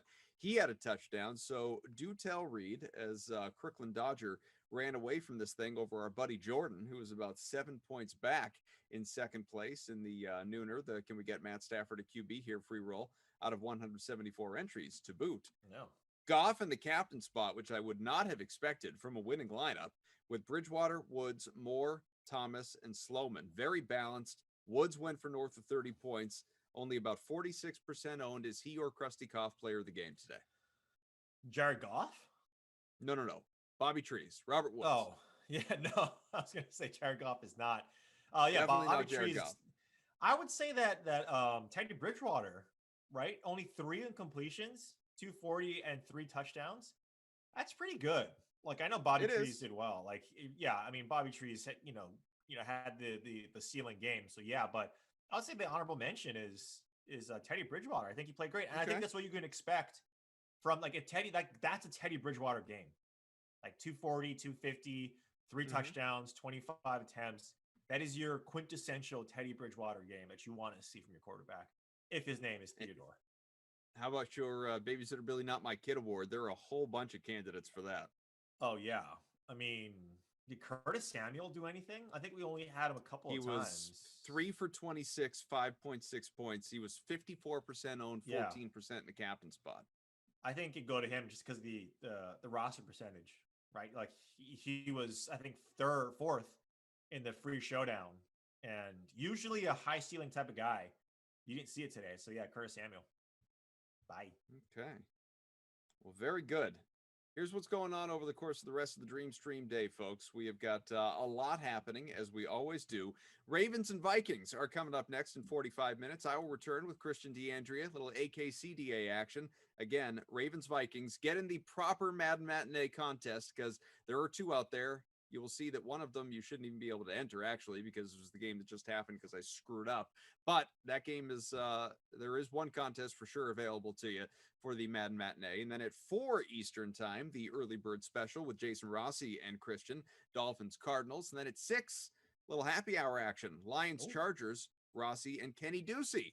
I wonder if Rossi will do his Ducey impression. It is a favorite of mine. Steelers, Cowboys, primetime. It is Brendan Glasheen and Brandon Cristal. Brandon, do not confuse the two. They will be back with you for Madden After Dark as well. Raiders and Colts. So we are about 47 hours away from Reed's big announcement here on the Dream Stream, coming your way during the nooner on Thursday. But until then, I want to thank producer Drew, Samir, our technical director, as well as Tate, Game Ops, all of you in the DK Sim fam watching along. Smash that like on your way out if you're leaving, but come on back for the next sim, which is not far away. Again, I'll be with Christian. Should be a good time. Reed returns on Thursday here to Simland. Reed, pleasure, buddy.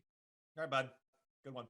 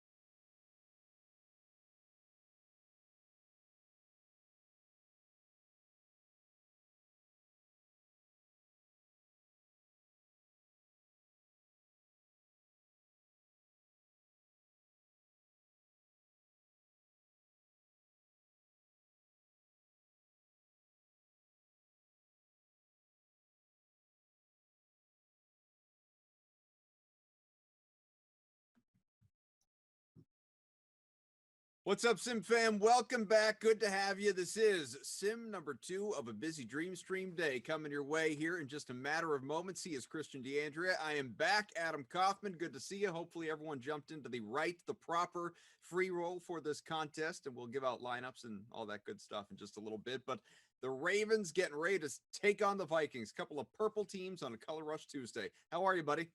I am doing well, enjoying a little bit of unseasonal warmth here in Madison, Wisconsin. The snow is melting. It is about 29 degrees outside with some beautiful sun.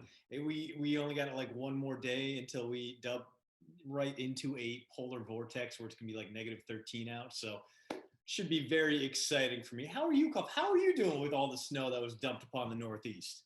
Well, we don't like it very much. Yeah. Unless, of course, you're a skiing people, which I am the member of my family that is not. So I could do without.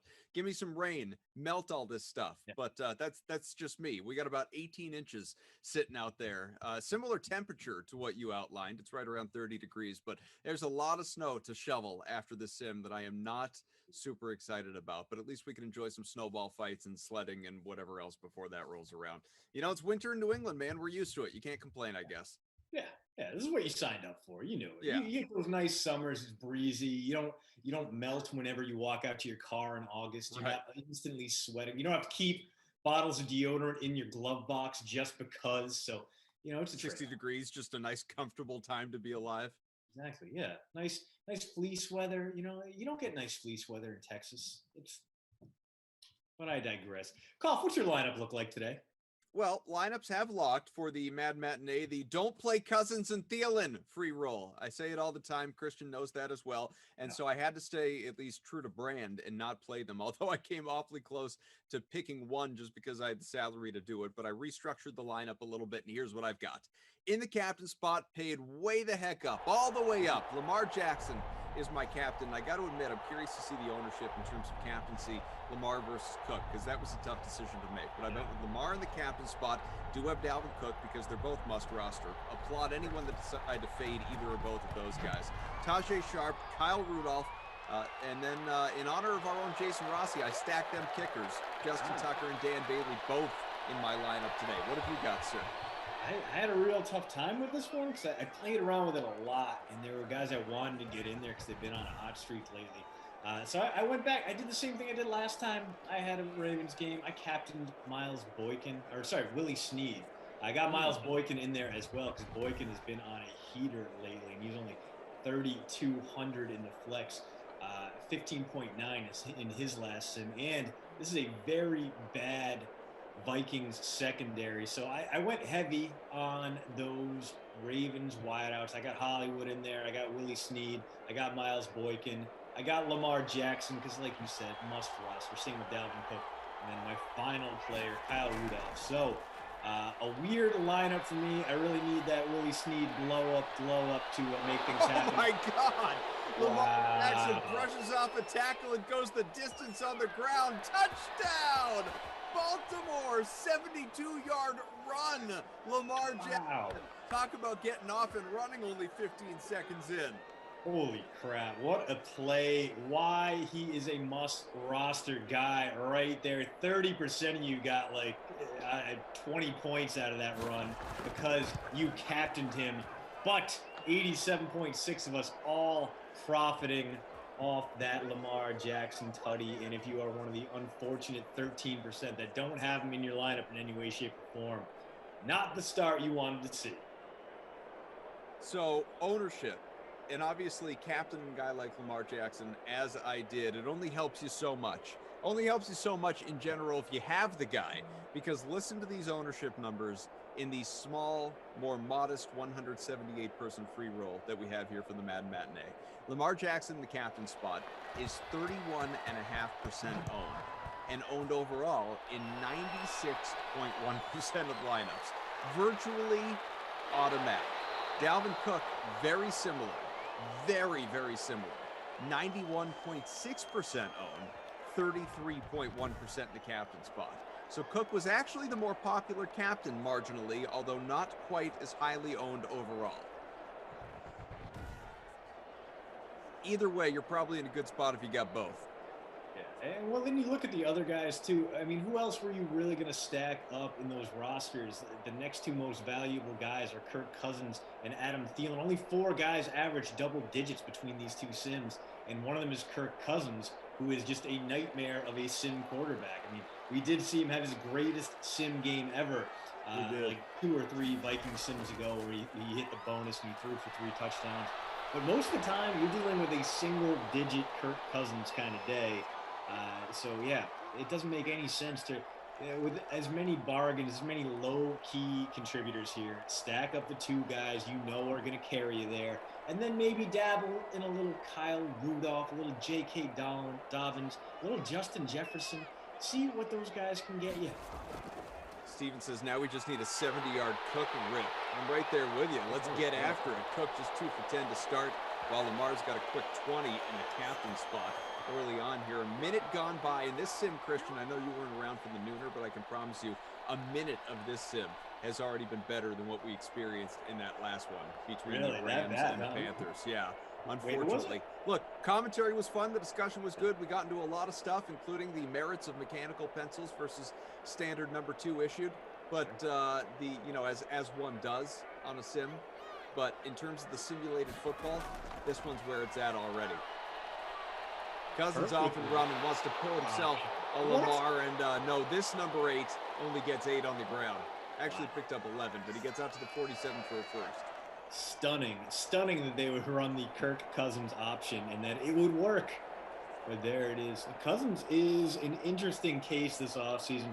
I saw one guy on Twitter basically say, hey, Niners are interested, but he didn't really cite any sources. And at the same time, the Niners are always going to be linked to Kirk Cousins as long as he's vaguely available and Kyle Shanahan is there. It's just the laziest association you can make, and no one's going to refute it because you just say sources and everyone's going to be like, well, that's believable. Sure, why not?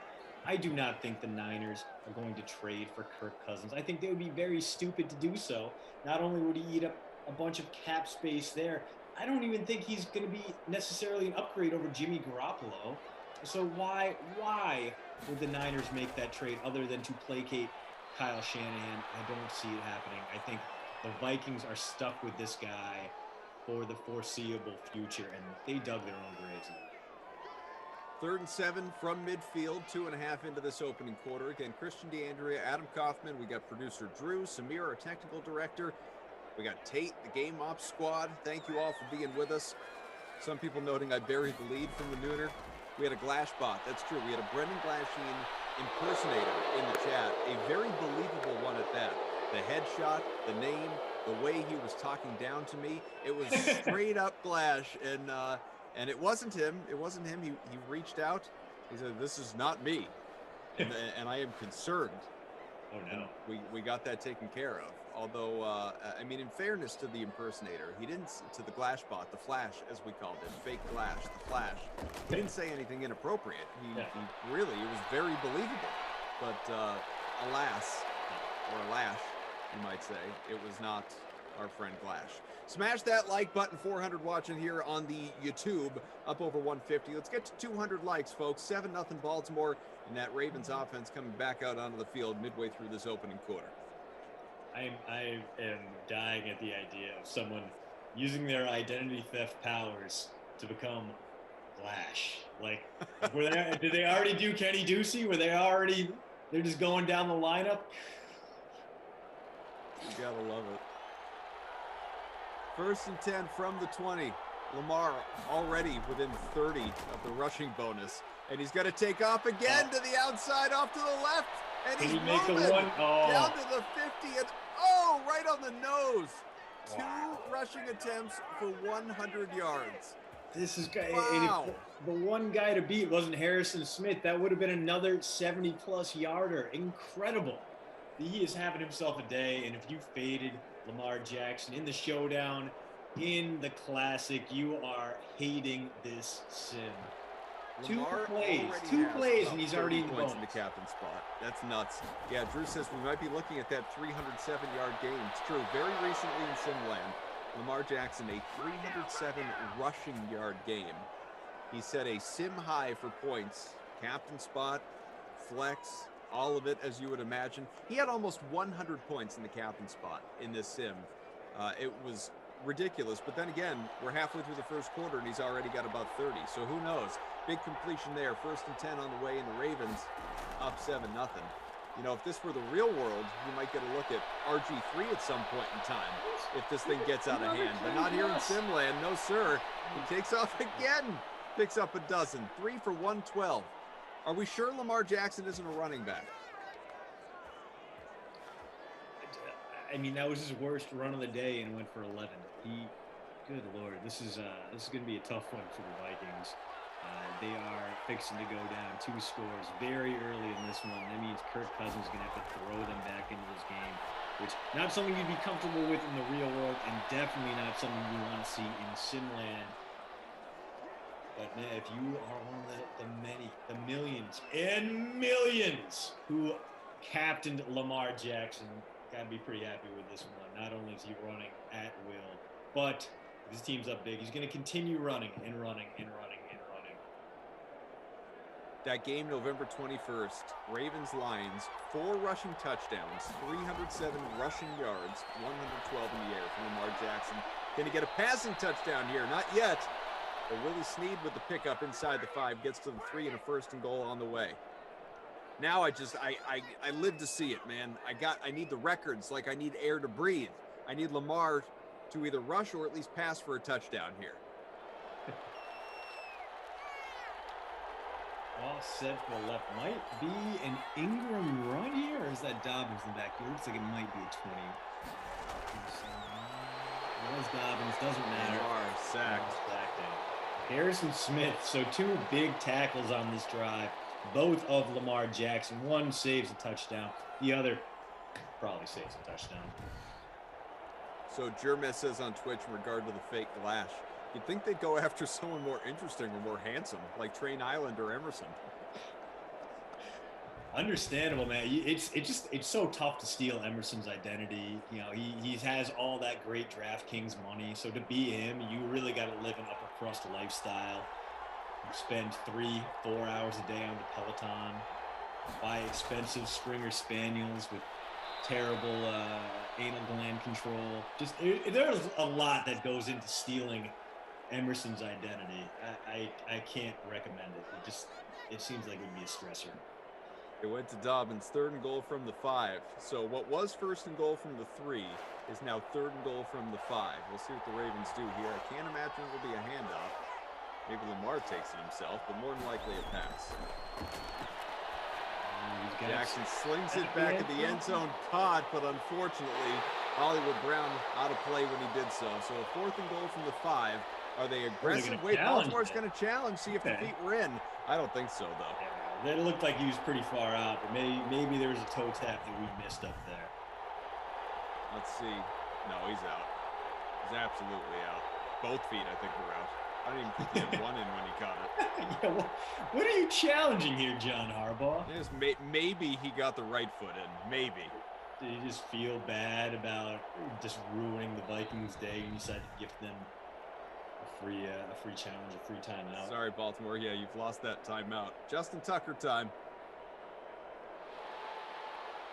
Now this actually could help people because Justin Tucker is owned in 43% of lineups as opposed to Lamar, who is 96% owned.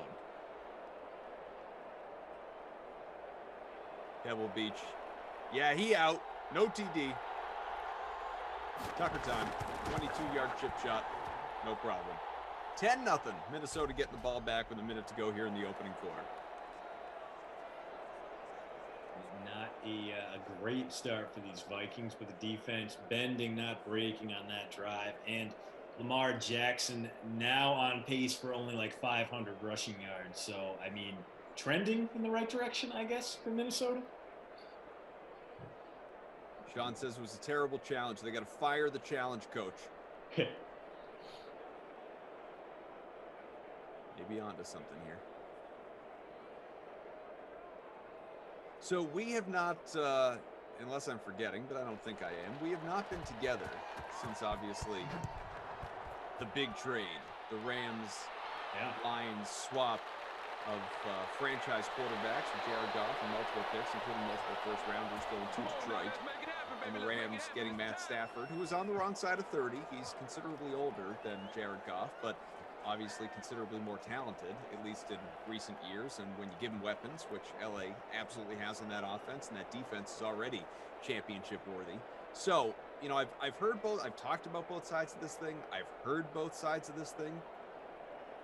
It feels like to me more people are actually saying that the Lions got the better end of this deal.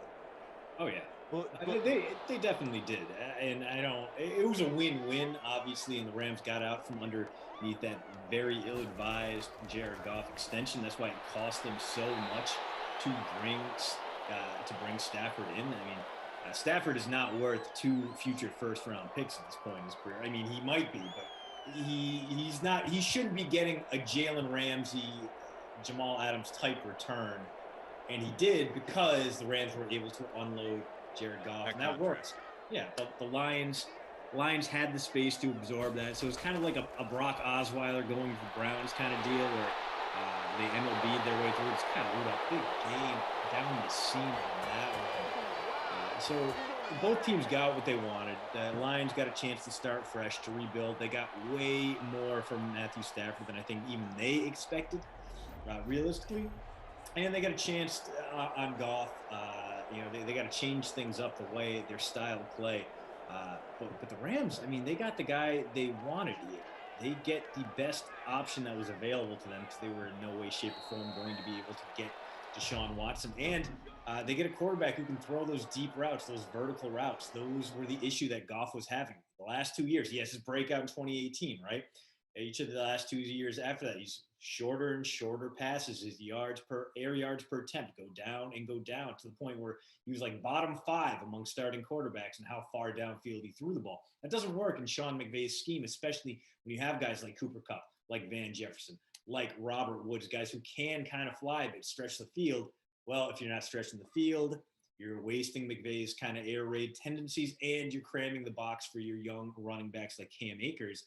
Now you got Stafford in there. Dude loves to air it out. Led the league in intended air yards per pass in 2019 by a wide margin, like more than Jameis Winston, who did nothing but throw deep that year. So Rams get what they need. They need a guy who is willing to throw deep, can identify good opportunities deep, and make those throws, even though he's in his 30s. He's only 33. I think the Rams are going to be back at it. And if they aren't, well, this all falls apart. McVay's going to be looking for a new job in 2023. Les Snead, the GM, going to be in the same spot. Because from 2017 to 2023, this Rams team, 0 first-round picks scheduled. So yeah, if this doesn't work, they're screwed. That's it. Well, let's start on the Rams side, or continue on the Rams side before we go to Detroit. And I mean, if you're McVay, do you feel like you got your guy? And I know a lot's been written about this. Bert Breer, SI, had Monday Morning Quarterback, a lot of great detail on the trade and other teams that were interested in trade packages and all of that stuff. But Stafford, ultimately, he wanted to go to LA, and yet 6 guys on a clunky FaceTime call making this happen between executives from the 2 teams. And then it just so happened he was vacationing with his fiance or wife, I'm not sure, in Cabo, and McVay was also there with his wife or girlfriend, whatever she is, maybe fiance.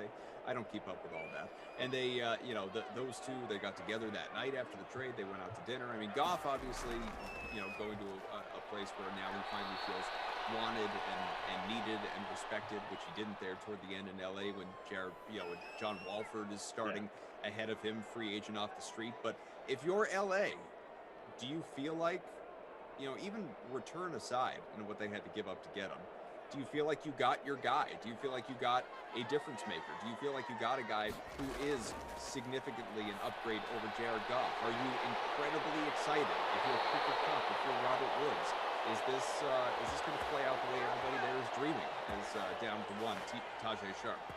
Yeah, I think you have to be very excited about it. Stafford, I mean, I think we've all been sleeping on him because he's kind of toiled away in the football wasteland of Detroit so long. And he came out and he was overrated. He threw the ball. He threw for a ton of yards early in his career because he threw the ball a ton of times.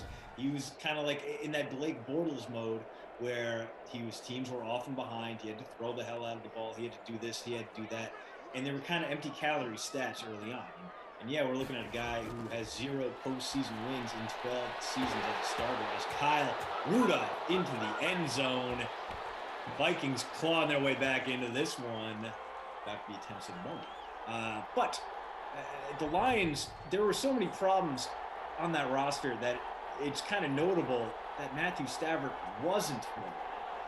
He outperformed expectations there. He led the league, or tied for the league lead, in game-winning drives 3 times in the last 7 years. And he did that with the Lions, with questionable coaching, with bad offensive lines, with defenses that could stop no one. So he is going to have the opportunity to shine in an offense that is kind of sort of tailor-made for a player of his capability, of his skill level.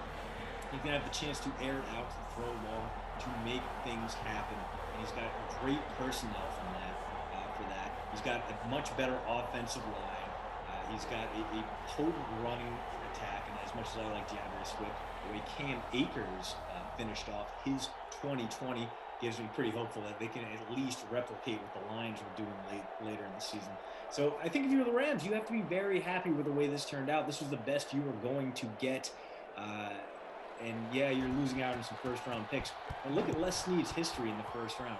He got Aaron Donald, sure, but he also burned top 10 picks on guys like Tavon Austin. So it's kind of like the Seahawks. Yeah, you get mad when the Seahawks trade away a first-round pick, but who cares? They were just going to draft a third-round guy in the first round anyway, so it's not that big a deal. LA's got to be happy with this, and Matthew Stafford has to be absolutely thrilled. You got some people saying in the chat that the Rams could be, and I think this is overstating it, but the Rams could be getting themselves a potential Hall of Famer for the next 6 years at 32, and give Stafford some weapons. Obviously, he's got him there, and he had weapons in Detroit too. It's not like the guy was putting up hollow stats or anything like that. And he had Calvin Johnson once upon a time. So there's a reason Stafford has put up the numbers that he has put up, in part throughout his career. Taking nothing away from Stafford specifically, but he's had the weapons to aid to that. Is he going to, is that overestimating what Stafford can give you, or is he really the difference between what Goff was the last 2 years compared to what Goff did 3 years ago when they were in the Super Bowl and lost in that defensive battle to the Patriots. Is Stafford enough to get you over the hump in a difficult NFC? Yeah, I think he absolutely is because I mean we saw what McVay and his offense could do putting weapons around Jared Goff. It just wasn't sustainable.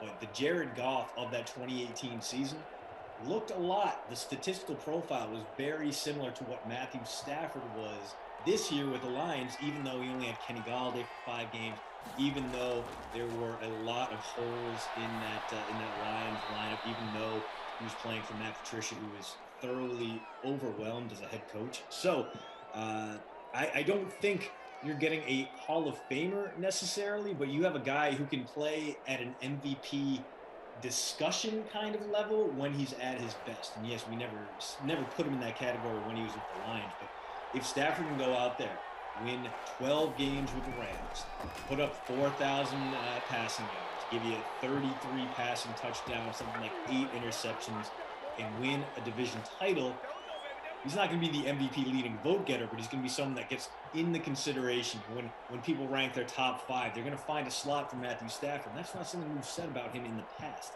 That's a nice little glow up for him. And I think ultimately we're going to reflect on his time with the Rams being the perfect change of scenery for him.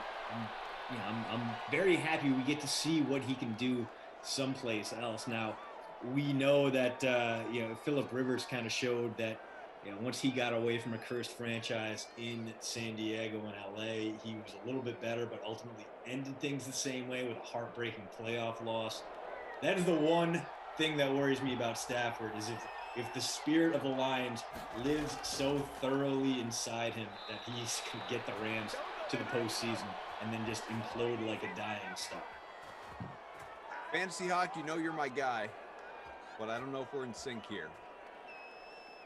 Fantasy Hawk says Stafford's a Hall of Fame talent, just needs a playoff resume.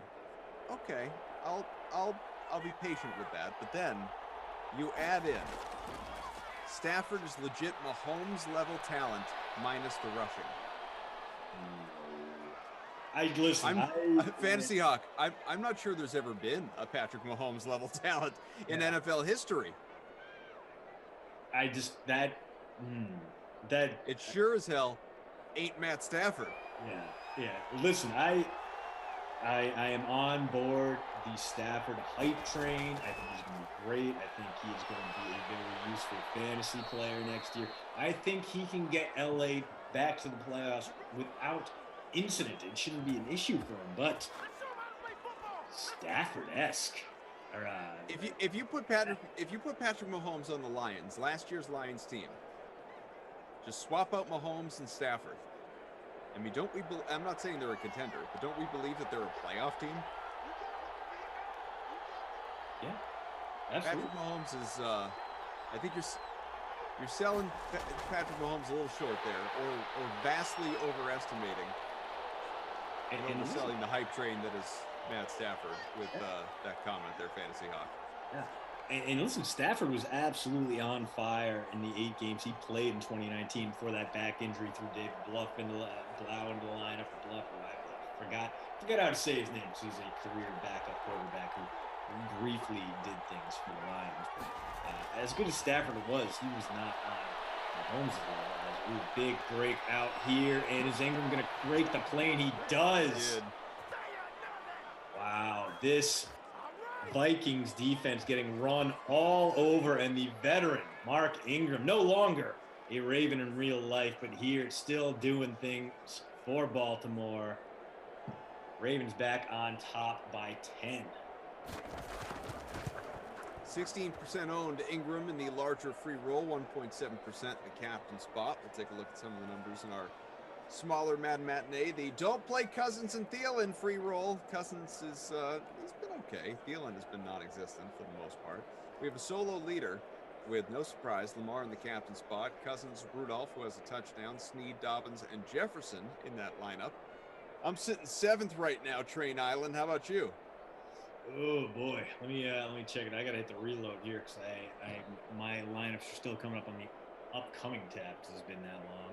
I am 52nd of the 178. So that's actually a lot better than I expected, because I do have that 24-ish points from Lamar Jackson in the flex. And again, we are not even out of the second quarter. Ooh.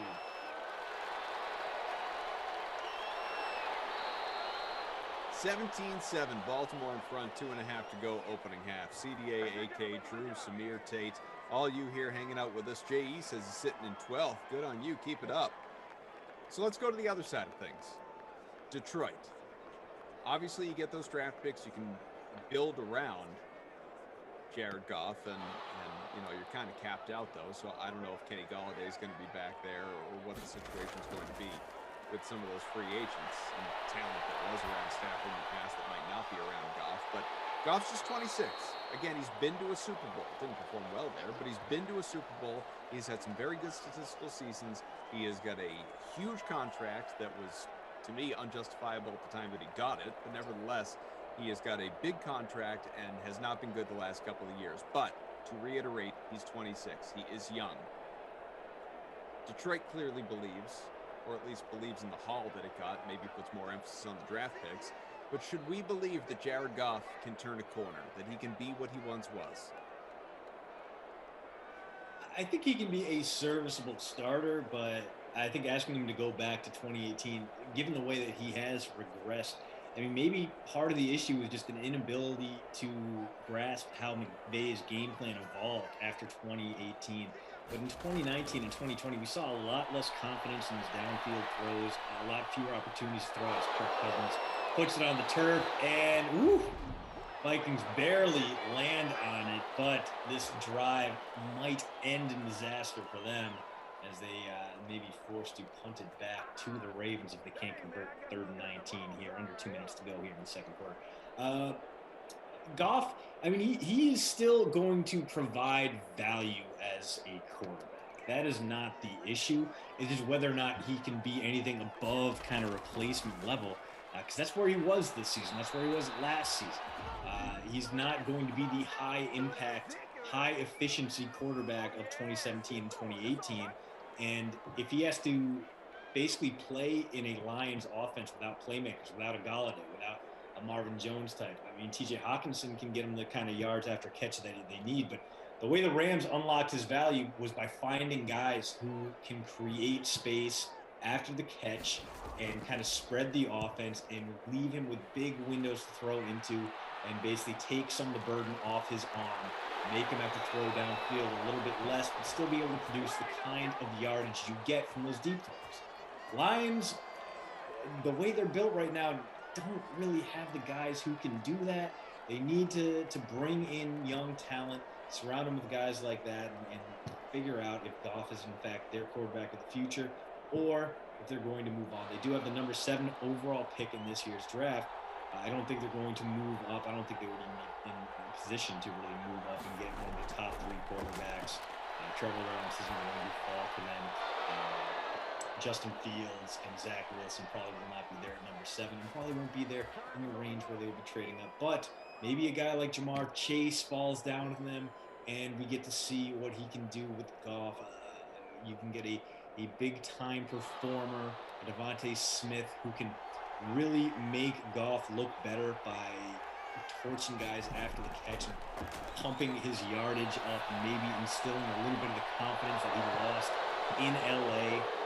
So I think Goff is going to get an honest look, not just because the Lions traded for him and because he's basically, you got to keep him on the roster because his salary is uncuttable. But I think they're going to give him a real chance here because A, there's no one on the roster they want anyway. B, there's no developmental quarterback they can find who would be able to step into that role. And C, 2 years ago he was pretty damn good. So, who knows? We'll see. Jackson up over 100 passing. Of course, he's already hit the rushing bonus. 1st and goal from the 7 coming up. 50 seconds to go and the clock moving here in the opening half. Baltimore has no timeouts. Minnesota all 3, but no interest in helping to this point in time, as you would suspect. So we'll see what the Ravens can do here. And maybe time for 3 plays here. Jackson cannot afford to take a sack. If he does, it would be better. Lamar, there you go. Why? Why even throw it there? I mean, they got the touchdown. You could have run it in yourself, man, easily at that. The Mandrews, Mark Andrews with a touchdown. I shuffled him in and out of my lineup, and bang, there he is. That's exactly what he brings to that offense. He's a massive red zone target, 6'6", like 240. Great up the seam. Struggled this year once Nick Boyle was injured and lost some of his credibility as a true tight end one, but very, very useful in the red zone, and look for him to have a bounce back season. Should we get a full year of Nick Boyle next to him in 2020?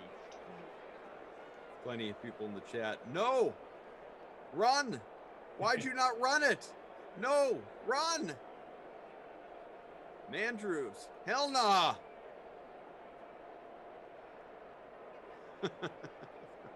24-7 as we are almost at the half. That's gonna create a little movement. I dropped from 5th to 20th thanks to that Andrews touchdown. We got a two-way tie for first currently. Jackson in the captain's spot where he's already got about 45 points. In the opening half, Cook, who has been dreadful, just 17 rushing yards. Andrews, Rudolph, Tucker, and Boykin. Down to 60th for me, but my guy Boykin, who I struggled with not captaining because he would have been so cheap, but hey, on pace for the bonus, 3 for 52 now, and I was very, very hopeful he would be the guy in the red zone there, but instead it was the much bigger, much larger Mandrews getting the call there. And now we get to see what Kirk Cousins can do with 30 seconds and 3 timeouts. Probably not much. With that pass, though, Cook, get out of bounds, man. You shouldn't have to use a timeout right there. If anybody does have any questions, by the way, pertaining to the Super Bowl, Sims, weekend plans that we got coming up with this big super weekend that is on the way, obviously, in a few days. You want to talk about this trade, more about it, you have specific questions, Stafford, Goff, Rams, Lions, whatever it may be, other teams that were in contentions, other potential quarterback movement, the latest on Deshaun Watson, what guys could potentially change homes, or you want to just do what we did last sim and delve into a little bit of this Cousins hit as he throws it incomplete. You know, we talk a little TV and mechanical pencils and glass bots and, you know, NBA scandals, me and Glasheen and head-to-heads, all sorts of different stuff. We could do any of it. Whatever it is that you want to talk about, we're here for you. Give us your questions in the chat, YouTube, Twitch. We're watching, folks. The good news is Jerem already threw in a major development, which is that EA bringing back the NCAA football franchise, which, Godspeed, I have missed it so much. Of course, the first thing Darren Ravel did was try to crap all over it, because that's what he does. He's just a terrible social media personality and what seems like terrible human in the first place. But he's like, oh, they're not going to get any names or likenesses. All right, cool. Who cares? No one is playing NCAA football for names on it. They didn't have names in the first place. It would be like QB12. It was, you know, if you wanted Tim Tebow, you picked up the Gators and you let QB7 throw a few passes. What was Tebow's? Was it 8? I forget what Tebow's number. I don't recall. Yeah. Anyway. A, it doesn't matter because you're going to have guys with their numbers in there, and that's fine. That's awesome. B, even if they come out with completely generic rosters, 2 days after that game is released, all 132 FBS rosters will have been Oh, yeah, 15. Thanks, Joe. Yeah. Like someone will have not modded all those rosters. They'll be there. That, like, he just has no idea how things work there. Just like someone spilled a person. Ugh. An old head. I do not care. I do not care for that man, Darren Ravel. Should be a fun game. First time in 7 years that EA has put that game out as well. So I know a lot of people just looking at, like you said, social media or the chat even earlier was talking about it. People are hyped, as they should be hyped for that. I mean, it's an all-time game. Right, and it's not just there for the gameplay value is great. It's a fantastic game, but also you get the dynasty mode, you recruit, You could take a school like Vanderbilt to the college football championship time and time again, and build a 6-star program and get 5-star recruits on campus. And why wouldn't they come to Nashville? It's lovely there. Sure. What do we got? 24-7 here at the half. Cook, just 17 rushing yards. Jackson, Ingram, both with TDs on the ground. Jackson already at 119 rushing so far. Boykin, 3 for 52. Rudolph, 3 for 40, a touchdown. Cook, 2 for 20. Andrews, 2 for 18, and he has a score to his credit as well.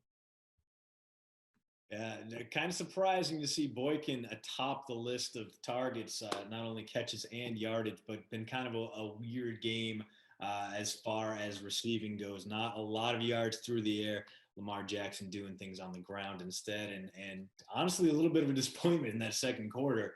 Came in on pace for like 500 yards, came out of it on pace for like 200 plus. Bum, get him out of here. See.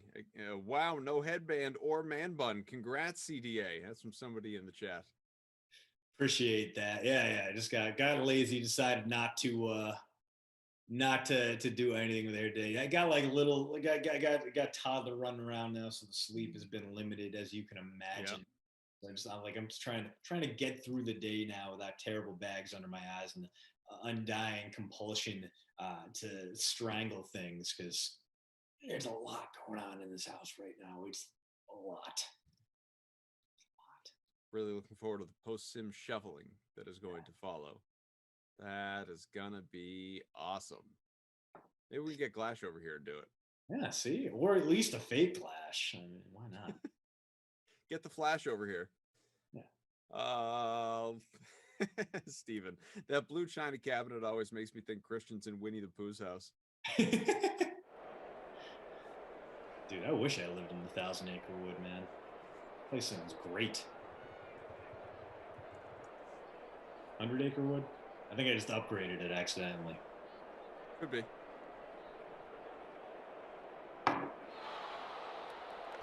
(24-7). Game's over for all intents and purposes. Obviously, a lot of lineup movement that could come and likely will. Yeah, I mean, if you have Dobbins out there, if you have Ingram out there, I know it has been annoying, especially if you are a Dobbins rosteree. But the way this game is going, it seems like there are going to be plenty of opportunities for Baltimore to run the ball, grind some clock, especially if they can get a stop here. Very little the Vikings did in the first half has inspired any confidence. Let's see what not Kevin Stefanski, sorry. I can see his face, and I can't. Mike Zimmer has got planned here. Mm-hmm. Carter says on the return to the college ranks, love that game. Love sending my coaches on recruiting trips, building a dynasty with LSU. I remember I had a team for 7 or 8 years. It was awesome. Just getting to see if you had 2 players recruited. Yeah, I mean, I miss that, and I miss the NCAA college basketball games that my former coworker Ricky O'Donnell brought back to great effect, making Western Illinois national champions in like 5 years and 5 out of 30 seasons, recruiting people to Macomb, Illinois. There's so many ways you can get weird with it too, and that's what makes it fun. In a way that like Madden's. You get the gameplay in Madden and you get to manage a franchise, but it's just not the same level of weirdness that you can accomplish in the college ranks. You can't pull Missouri State out of the FCS and turn them into a BCS national champion. I'm very excited about this development. Of course, I'm going to wait and see how the reviews do and wait until I can buy it used for like $20. But it's going to be a big one. Big strike to the rookie, Justin Jefferson, doing what he did in the real world, falling out and balling out there, erasing a Kirk Cousins potential mistake and turning it into a big game for Minnesota. 1 year in the books and a phenomenal rookie year at that for Justin Jefferson. What is this guy's and these are such stupid conversations, but I can't hesitate to. Or can't help but want to ask it because I'm curious. I like projecting ahead. Why live in the moment when we could project ahead and just debate all-timers and things like that, like we've done so much in Simland? But if you're looking purely at Justin Jefferson, what you saw his freshman NFL season, what are your expectations for him? Who's a good career comp for him if everything goes well and he stays healthy? Oh, man, that's a tough one because he is a unique talent in that he's both big and fast and elusive. So he's got. Oh, man. I think Drew he's says, got, "Say it, Stephon Diggs. Say it." No, he's a different kind of wideout than Stephon Diggs. I would put him in the kind of Terrell Owens class. I think that's maybe a better comp for him. And Owens obviously took a lot longer to get started early on. Owens was that kind of guy who could get things done over the middle, was solid, was built. You know, he was a guy who could take abuse and keep on ticking. Jefferson, 6'1", 205. You know, he's big. He's kind of stocky. He's not stocky, but like, you know, you're not worried about him getting hit over the middle and crumbling into a heap. You know, he's big enough to absorb hits and keep going. Much in the same way you kind of felt about Owens, and Owens had that burst as well. Owens was a little bit bigger, but elusive and explosive in the same kind of way. Kind of commanded your attention the same way Terrell Owens does. So I would put Justin Jefferson up there with T.O.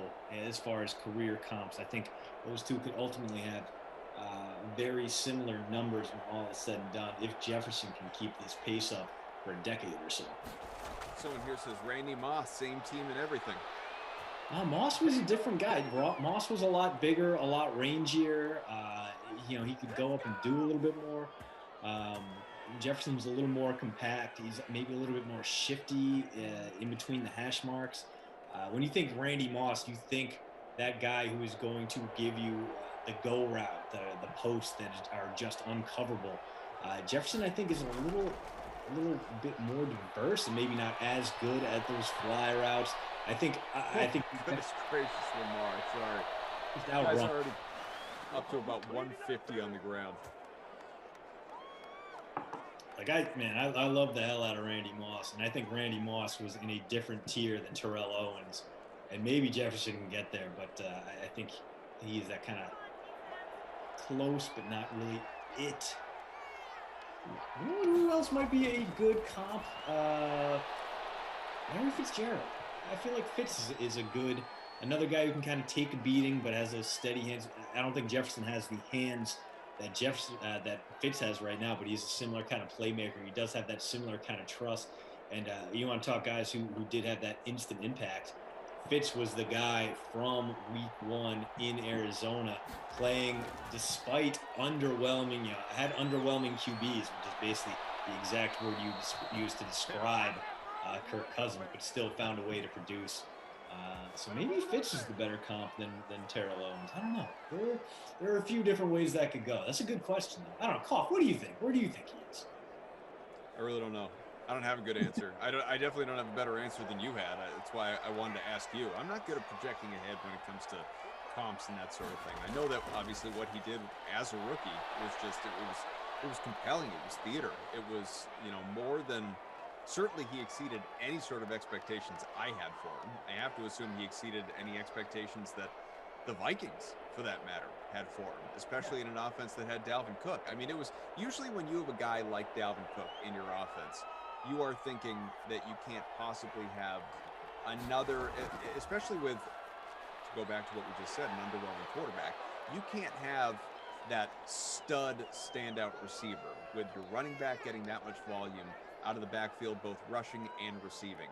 And yet what Jefferson did last year, putting up, borderline historic numbers, it just, I was in awe of it week to week. I mean, you couldn't fade the guy. You didn't want to fade the guy, even if Cook was positioned to have a mash day, as Lamar coasts in, easy rushing touchdown for him second day. It seemed like, right there, even if Jefferson started a little slow, by the end, he was going to get you those typical 18 to 25 or more fantasy points. Yeah, no, just absurd 1,400 receiving yards. He only made 14 starts. He was not a non-factor, but very rarely targeted in those first 2 games as a pro, 3 targets each, and then comes on strong in week 3, blows everyone's doors off. Almost every week from there on out, he had a few clunkers, sure, but for the most part, like you said, he was getting there. He was bringing that value, and just, I mean, maybe it'll be a little bit tougher for him in year 2. Teams are going to be a little bit better prepared for him, but you would have said the same thing towards the end of the season, and look at how he finished. He against a pretty good Bears secondary, 8 for 104, against a pretty good Saints secondary, 6 for 85, against the shambles, the rambling wreck left behind in Matt Patricia's wake in Detroit, 9 for 133. So as much as you can be like, well, teams are going to adjust to him, they're going to figure out what he's doing.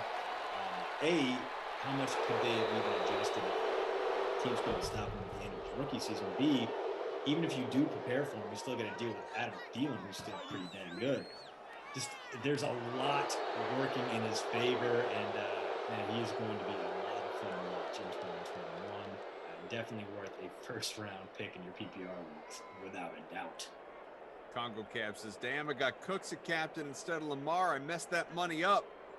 Yeah, look, a lot of us debated. There's a reason they're both very similarly owned in terms of captain spot and overall ownership, but it has been Lamar. He has 60.27 points in the captain spot right now. Cook is 7.5 points in the flex. Not been his day in this 31-7 game as we sit right now. Yeah, I mean, Cook trending towards the Babysitter Billy Award, and he's not even. He's just so thoroughly owned and so thoroughly good at this that it's shocking. He could score a touchdown. I think he'd still get the award.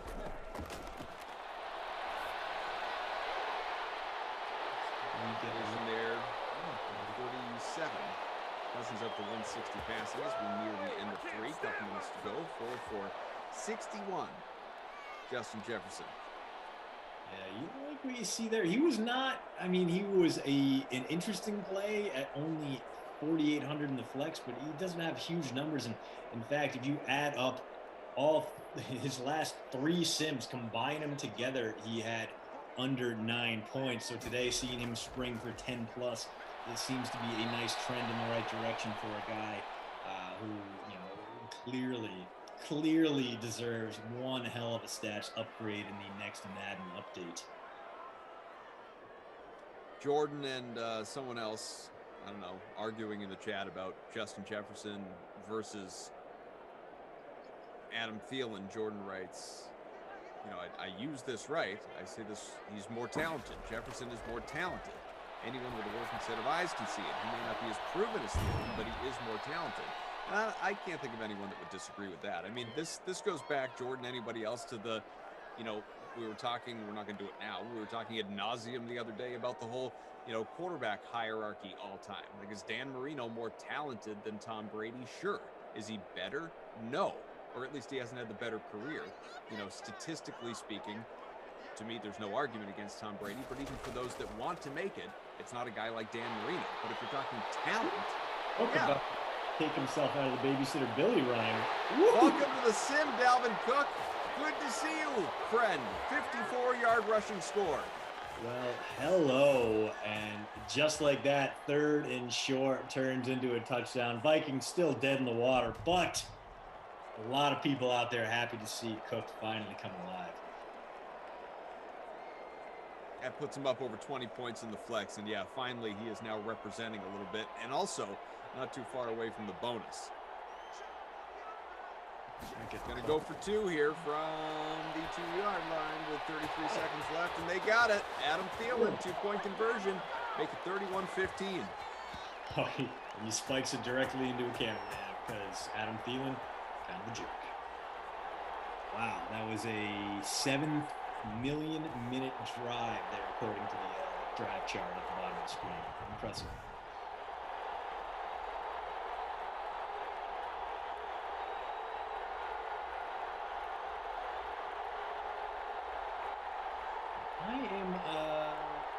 The thing I really like about Thielen, because yeah,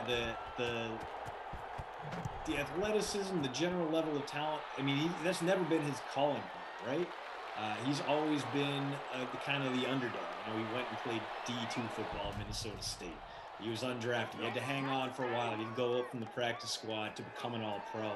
The thing that's great about watching Thielen, though, is the way he processes. It's like he has a supercomputer in his brain, and he can analyze things at the line of scrimmage. He understands where the coverage is going to come in, who is going to come and chip him, who is going to come in and cover him, and he plays. He's able to leverage that into creating openings despite not being the fastest guy down the field, despite not being the fastest guy, quickest guy laterally. We're going to get back-to-back big runs as Dobbins nearly cracks one for a touchdown. Instead, only about 40 yards on that carry.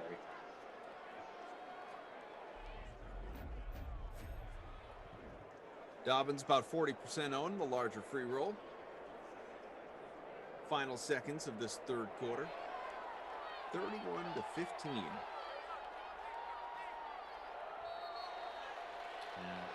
Well, that is really going to crimp the Vikings' comeback hopes because down 16, full quarter left to play. They do have all their timeouts, obviously, but they really need a stop and probably a third stop, and we just saw the opposite of that. So seems to be another great drive developing here for that Ravens rushing offense has been just absolutely off the charts. Cousins and Jackson both doing fine through the air, both efficient, but fewer than 300 yards between them in three quarters. Cook 10 for 75 with a touchdown. Lamar 9 for 164, 2 touchdowns.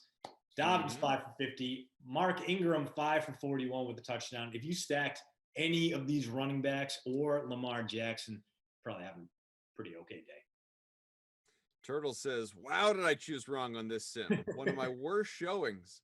Yeah. You know, it's one of those things where obviously, like, if you pick Cook at captain, who's not having a bad day anymore, he'd still give you 30 plus in the captain spot. But if you went with him as opposed to Lamar, who has double that, he's up over 60 points in the captain slot right now.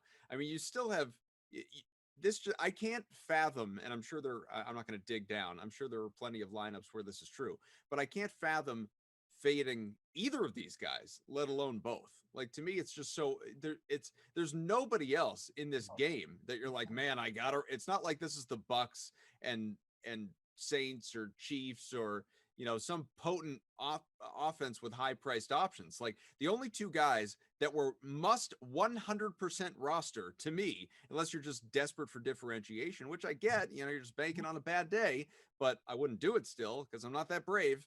Cook and Lamar. One of them is the captain. The other one's in your lineup. Build from there. That's your starting point for this sim. Yeah, no, I mean, maybe you really need to stack up Cousins and Thielen. I can understand wanting to swim upstream and understanding where the value is. And if those guys both, on the rare occurrence, both those guys have mediocre games, then you have got your bases covered. But man, you are betting on a shooting star coming across your dashboard, and hopefully you just have that one in the free roll and not any major funds invested in it. Because, Pete has a question. This is very important, I think. Is it wrong of me to not like DeAndre simply because of his hair? That's fine. Look at Lamar. Go again, Lamar. Go ahead. Picks up almost 40. Yeah, no, dude, if I didn't know me, I would hate me because of my hair too. Not only because it's luxurious and glorious, but because it makes me look like a bit of a tool. I get that. Can we get him a third rushing touchdown or another passing? First and goal, Lamar, who's been a monster, passes into the end zone. Got it!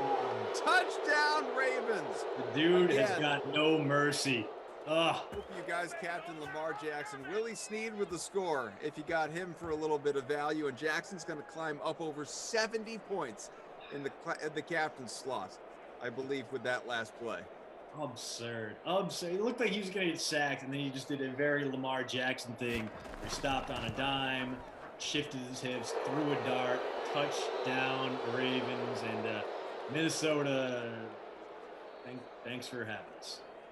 Like Christian, there are 178 entries in our smaller free roll, and I have Lamar in the captain spot, and I have Cook, who's gone 20 plus. I have Rudolph, who has 13 with a touchdown, and yet I am still sitting 45th and about 18 points off the lead. That just goes to show how weird and wild this game has been, even when you captain Lamar Jackson. The leading lineup, Lamar, Cook, Rudolph, Snead, Jefferson, and Boykin, all double digits with the exception of Boykin, who is close at 3 for 52. It is Mr. Golf and more, who routinely threatens for wins in these free rolls.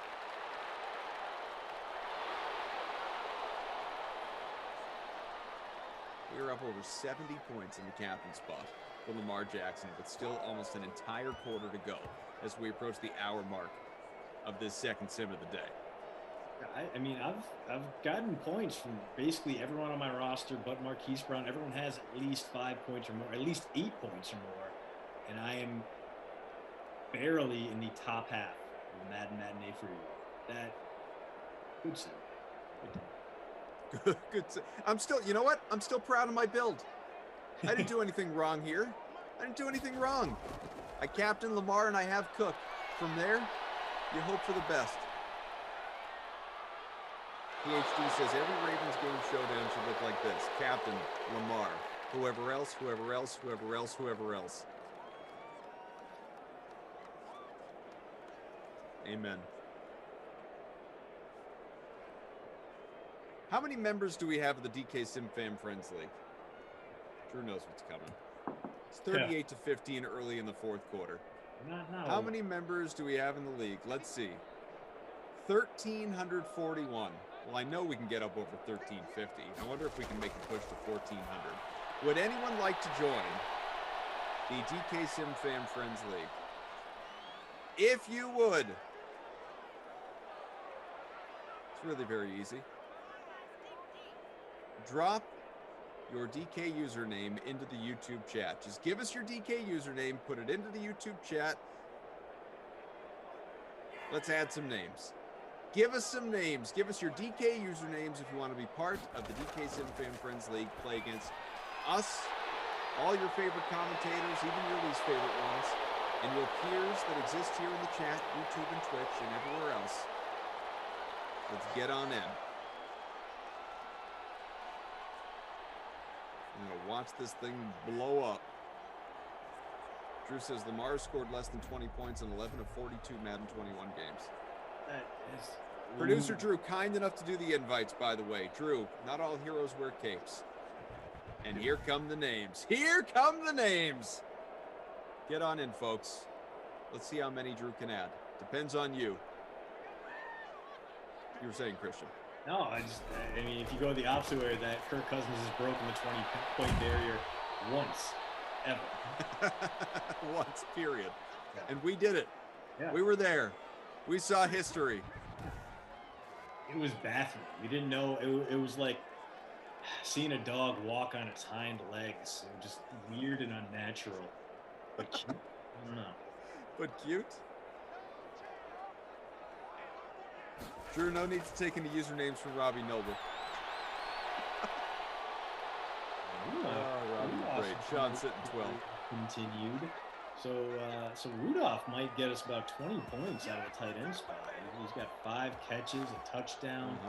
See if he doesn't get a few more targets here, because he is picking up the slack that Adam Thielen has left behind. Thielen, I believe, only 1 catch, still very much in single-digit points for a guy who came in as the 3rd leading scorer in the sim. Pebble says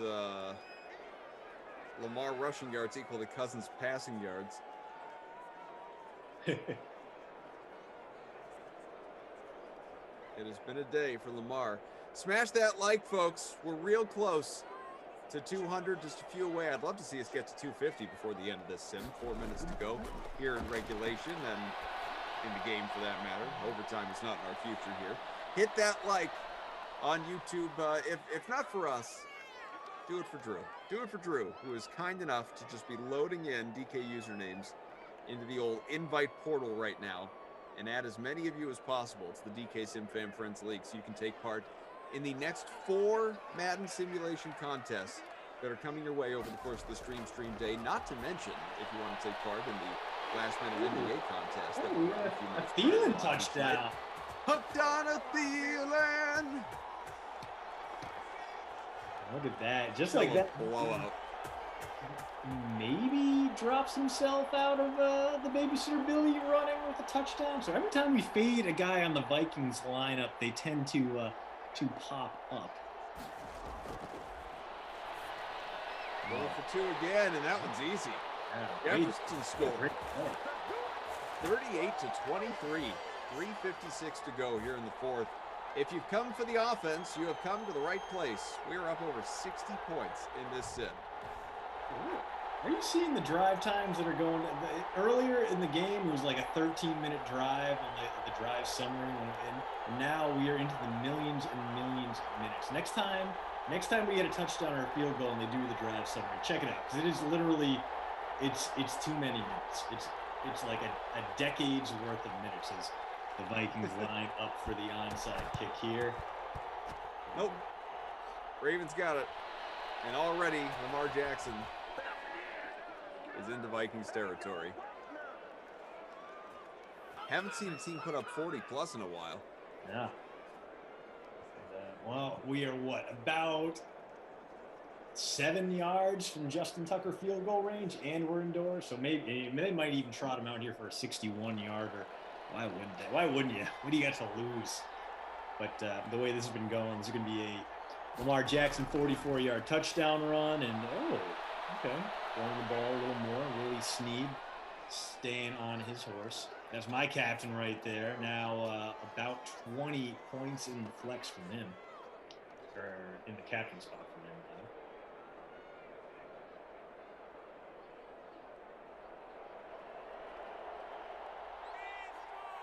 Second and 4, now in field goal range, so 40, very attainable, and Lamar, Flag. Get a hold here, or is this going to be a block in the back? Okay. It's a first down either way, and I believe those rush yards will count up to the point of the block in the back, so Lamar still putting on a show, still climbing well into the 200s when it comes to ground game today.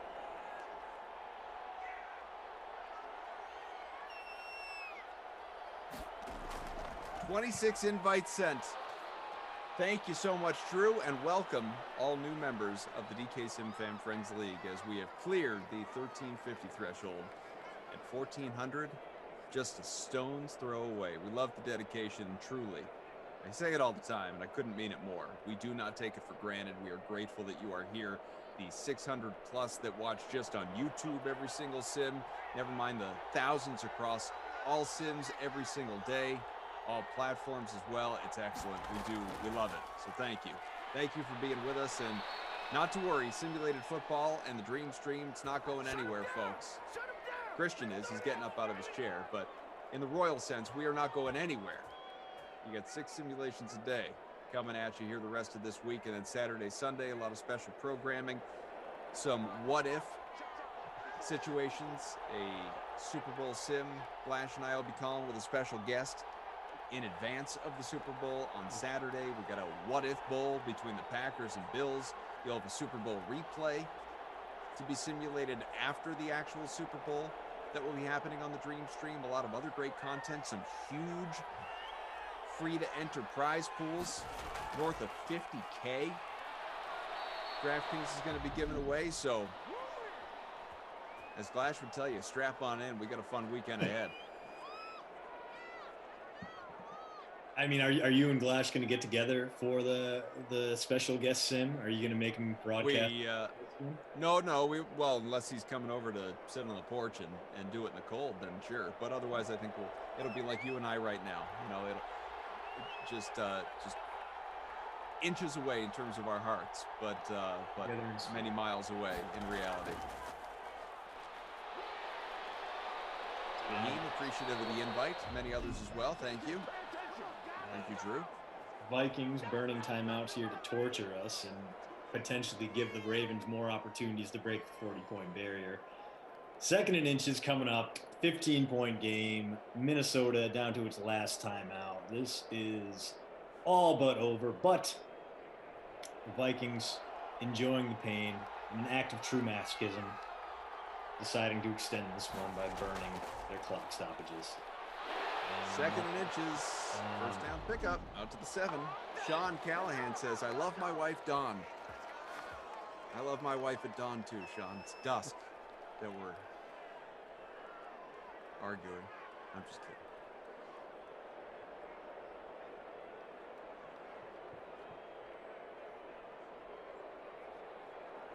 Just want to give that the proper silence. 1st and goal from the 7. Minute and a half left here in the 4th.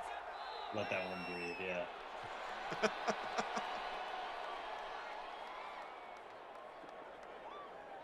Here come the kneel downs. We may not get to the 40-point barrier as we previously predicted, as the Vikings defense is going to hold steady at, no, maybe not. Okay.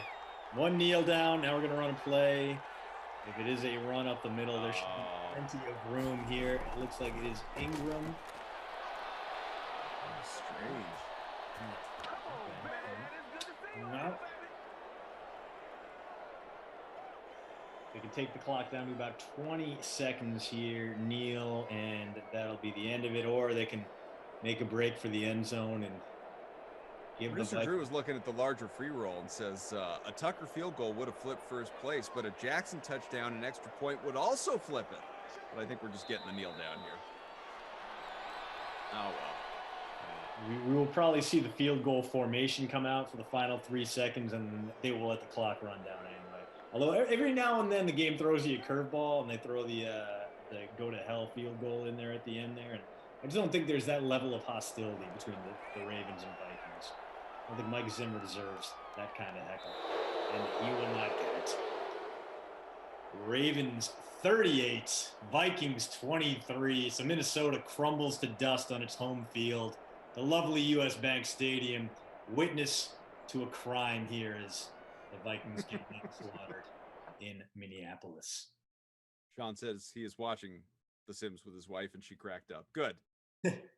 That's the important thing. As long as somebody had a laugh there. Well, Kirk Cousins, not a terrible game for him. Actually, one of his better games, for being honest. Ran for 11 yards, 238 through the air, 2 touchdowns. Didn't turn it over, although he did have a hilarious fumble that his own team jumped on for a loss of like 19. But on the ground, man, Lamar, 203 rushing, 2 touchdowns. Can't be anyone else. That is your crusty cough player of the game. Incredible. But Drew says Boykin's 8.2 over Tucker's 8 points. The difference. That's nuts. It was a wild sim. Wild, fun sim. Mr. Golfin more victorious in our smaller, more modest free roll here with Jackson, Cook, Rudolph, Snead, Jefferson, and Boykin. Pending any stat adjustments, I will be sitting 46th after what was a battle. It was, still very respectable 127 points and change, but not the 146 very nearly it would have required to win this thing. What about Train Island? 70th, even though I got a touchdown out of Willie Snead in the captain spot, and Kyle Rudolph gave me 18 plus in the flex. And you know what killed me, Cough? It is Babysitter Billy, not my kid award winner of the day. Marquise Hollywood Brown went off. Well, he was only 21% owned, so maybe I was the fool for believing in him. I thought his speed would be the difference on the turf. Instead, 2 catches, like 20-something yards, just a nothing. Yeah, 27, 4.7. Yeah, you know what? And everyone else really came out to play. Thielen got a touchdown. Cook got a touchdown. Not a lot of great candidates in this one. So a begrudging Babysitter Billy award to Hollywood in this one. All right. Well, let's see what we got going on the rest of the day here, folks. Going to be a busy Color Rush Tuesday. Christian's coming on back with Jason Rossi, which inevitably will be a good time. Maybe I'll tune in a little bit for that. Like the two of you guys together. Yeah. Dolphins Cardinals, the early bird special here at 4 Eastern, 50 minutes away. And then Rossi sticks around. You depart. Kenny Ducey checks in. Lions Chargers for the happy hour sim at 6, 8 o'clock. It's prime time, folks. Steelers Cowboys. Brendan and Brandon. Brendan Glasheen, Brandon Cristal. At 8 o'clock, they stick around for Madden After Dark. Raiders Colts at 10 Eastern time. And I'm sure those two will have plenty to talk about after what happened in Denver for Denver and Detroit last night. Tough. Congo Caps is cough waiting to jump in your contest. Gonna hit that buzzer like Family Feud. Well, stay close. Last minute NBA probably come your way around 6:55 Eastern. You got a ways. You don't have to sit there right now. You can take a break. You can come on back. It's not coming quick. It's going to come much later on in the day. I will return to Simland tomorrow at 6 and 8. Christian, of course, one more today is noted, but he will be around tomorrow for the first two with Rossi. So those two will have plenty of quality time the next few sims. And he's on my last sim of the week too. I have 4 more sims this week. They are all Rossi. We are going to talk a lot about wrestling, a lot about appetizer, all the things you guys hate to hear about on the Sims. Man. Just talk movies every once in a while. That'll perk them right up. All right. Thanks, everyone. Thanks to Drew. Thanks to Samir. Thanks to Tate. Thanks to Christian. Thanks to all of you for playing in the free rolls, for playing in the paid contests, for joining the DK Sim Fan Friends League, and for making all of this fun and exciting and a good way to get through the first part of Tuesday. Enjoy the rest of the Dream Stream day. You got 4 sims to go. Christian, coming on back. Give us a wave.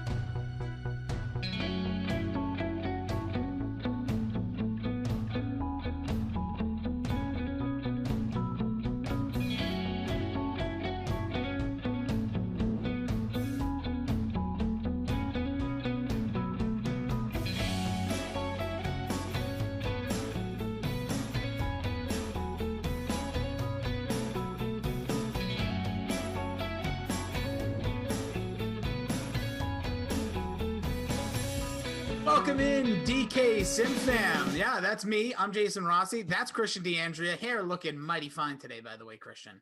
Hey, pulled it back in honor of not wanting to get it into my mouth while I was eating. So, Don't do us any favors. Lazy man tail kind of Tuesday. But excited for what will hopefully be a good sim, because the last one, Rossi, you missed. What you happened missed a here? great Lamar Jackson performance and not much else. Ravens won by about $1 million. Kirk Cousins was actually not bad, which surprising to all of us. We'll take it. Ultimately, a 15-point win for the Ravens, and they had to kneel it out at the goal line at the end. It was just it's embarrassing in reality and in Simland. Nobody likes that. Pound it in, all right, like the little Giants. They never say die. All right, here, Christian, we have ourselves an interesting matchup, as you were saying. I feel like a deja vu with Cardinals, you, me together, but Cardinals. But this time we have the Dolphins on the other end. Did some research myself. I'm sure you did while diving into this the lineups here. Where did you lineups lock momentarily? So you could start captain. You could talk a little philosophy. Yeah. What went into your lineup construction today? Well, I didn't really like any of the Cardinals wideouts just because you have such a top tier cornerback tandem that a guy like DeAndre Hopkins, who is a monster in real life, but not in Sinland, I don't think he's really going to produce, especially not at 8K. Christian Kirk at 7K, another guy who seemed overpriced for this matchup. I avoided those guys heartily. And in this one, I kind of stacked the Cardinals up instead, including my captain. How are you going to say kickers? Yeah, no, but I I looked at the schedules like me and Rossi coming up. So, of course, I stacked the kicker. I'm going to see how the other half lives here because 9K in 2 spots to fill. And I was like, got to do it. Bang, bang. Zane and Jason both in the lineup in this one. Yeah. Well, we're indoors. There's no weather. Exactly. And offense is, Tua doesn't really light it up. So, I think you could see a lot of field goals in this one. Yeah. And now that lineups are locked, I can go through the whole thing. Kenyon Drake in the captain spot. Kyler Murray, a little bit beneath him. So paid down a little bit for Kenyon over Kyler. And Drake has been pretty dang good. As 2 touchdowns yesterday. He was the star of the show. It was a rather offensive-less game last time the Cardinals were out. So good call there. So you got Kyler, you got Drake and the captain, you got the 2 kickers. So where are you filling out here? Matt Breida, because I do think there's a little bit more use in that Dolphins running game and the passing game when you have to deal with Patrick Peterson, Budda Baker, guys who can really slow things down. And in my punt play before the kicker stack, Jakeem Grant, who only 4,600 in the flex. Yep. Albert Wilson. Oh, nice. Look at that. Remix. Yeah. Take it back. Go the other way. 6,200 for Albert Wilson and 13 plus points in each of his last 3 sims. Has been coming on pretty hot. 2 touchdowns in that span. Because I said that now, Jakeem Grant is going to play. Massive game. So we see you guys here. DK Simfam, Michael, Robbie Noble, Alex, El Paso #1, Alex Fox, CEH. Who else we got up in here? Everybody, smash that like on your way in. Hope you're doing well. Look at these. We got the Color Rush unis. It is Tuesday. We got very fancy looking ones here for the Dolphins. Actually like this fresh look, as well as the Cardinals black with the red letter numbering, should I say. Looking forward to that. So I'll quickly, as we are going to get the Dolphins with the ball first. I have 3 and 3 here. I split it down the middle. Might not like it, but we'll see what you think. I got Breida as well. He's almost unavoidable in these contests. He's averaging upward of 13 points per sim recently, so I could see people captaining him. We'll get you those numbers. I got Gesicki in there, as well as Jason Sanders for the Dolphins. For the Cardinals, I captained Kyler Murray. That's right. Ooh. We saw what Drake did yesterday. I'm thinking look at this big bounce off the tackle there from Breida. Nice run to start, 7 yards. But yeah, so I went with Kyler because Drake has been hot, and I'm hoping that we've noticed a lot of flip-flop between these guys, if you look at their numbers. Went with the Cardinals DST, just because they played hot yesterday. Could potentially be a matchup good for them, especially in the sack department. And I did play DeAndre Hopkins. I'm going to give him a shot. It's been 2 cold days, so I'm hoping he's got himself a good one here. Is Tua looking deep, has a receiver. It is almost intercepted. Should have been.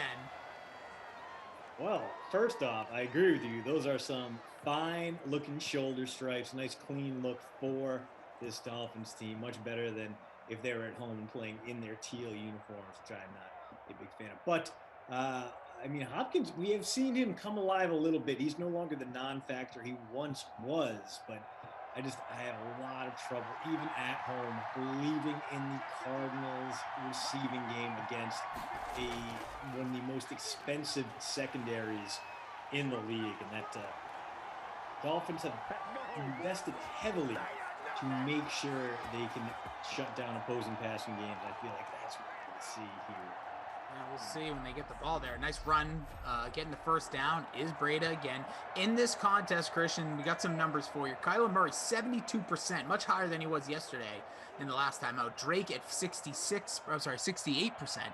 Breda at 55. Jakeem Grant, who you may have cursed into a touchdown, he's going to be at 48. Gesicki, 48. Tua at 40, and then Devontae Parker right below that. Look at this. Just let him run. 28 yards on 3 rushes so far. Matt Breda on this opening drive. Just a little over a minute and change into this one. David saying, what up, fellas? What up, David? Happy Super Bowl week to everybody. It's Super Tuesday, Color Rush Tuesday on the Madden Sims. Christian, this it for you? Is this your swan song of the day? It is, but of course I'm back tomorrow with you for the double noons. Yeah, we're going to have a doubleheader, and I think we might have one more. So we're going to get a lot of, chatting this week as things progress. We'll see what breaks as Super Bowl week is. The hype is real. The Zoom calls are what's really real right now, as you can see all the goofy faces on your Twitter timeline of guys like who did I see? Brady looking absolutely just bizarre. It's just the whole Zoom thing throws me off with this time specifically more than ever. Yeah. No, Christian, covering the NFL, have you ever been on Radio Row? No. Unfortunately, I have never actually been to a Super Bowl. Oh, really? Yeah, I was supposed to We'll be get you there. in Minneapolis, but unfortunately, I was not feeling up to the trip that we took out. Don't worry, it was a good call. It was freezing. It was literally like that's my one Super Bowl experience. It was the coldest and probably the worst Radio Row experience in a mall. But hey, it was what it was. Yeah. And no samples. You go to a mall, what do you want? You want the free samples. You go through the food, no free samples. Yeah, the Mall of America is just a weird place for me.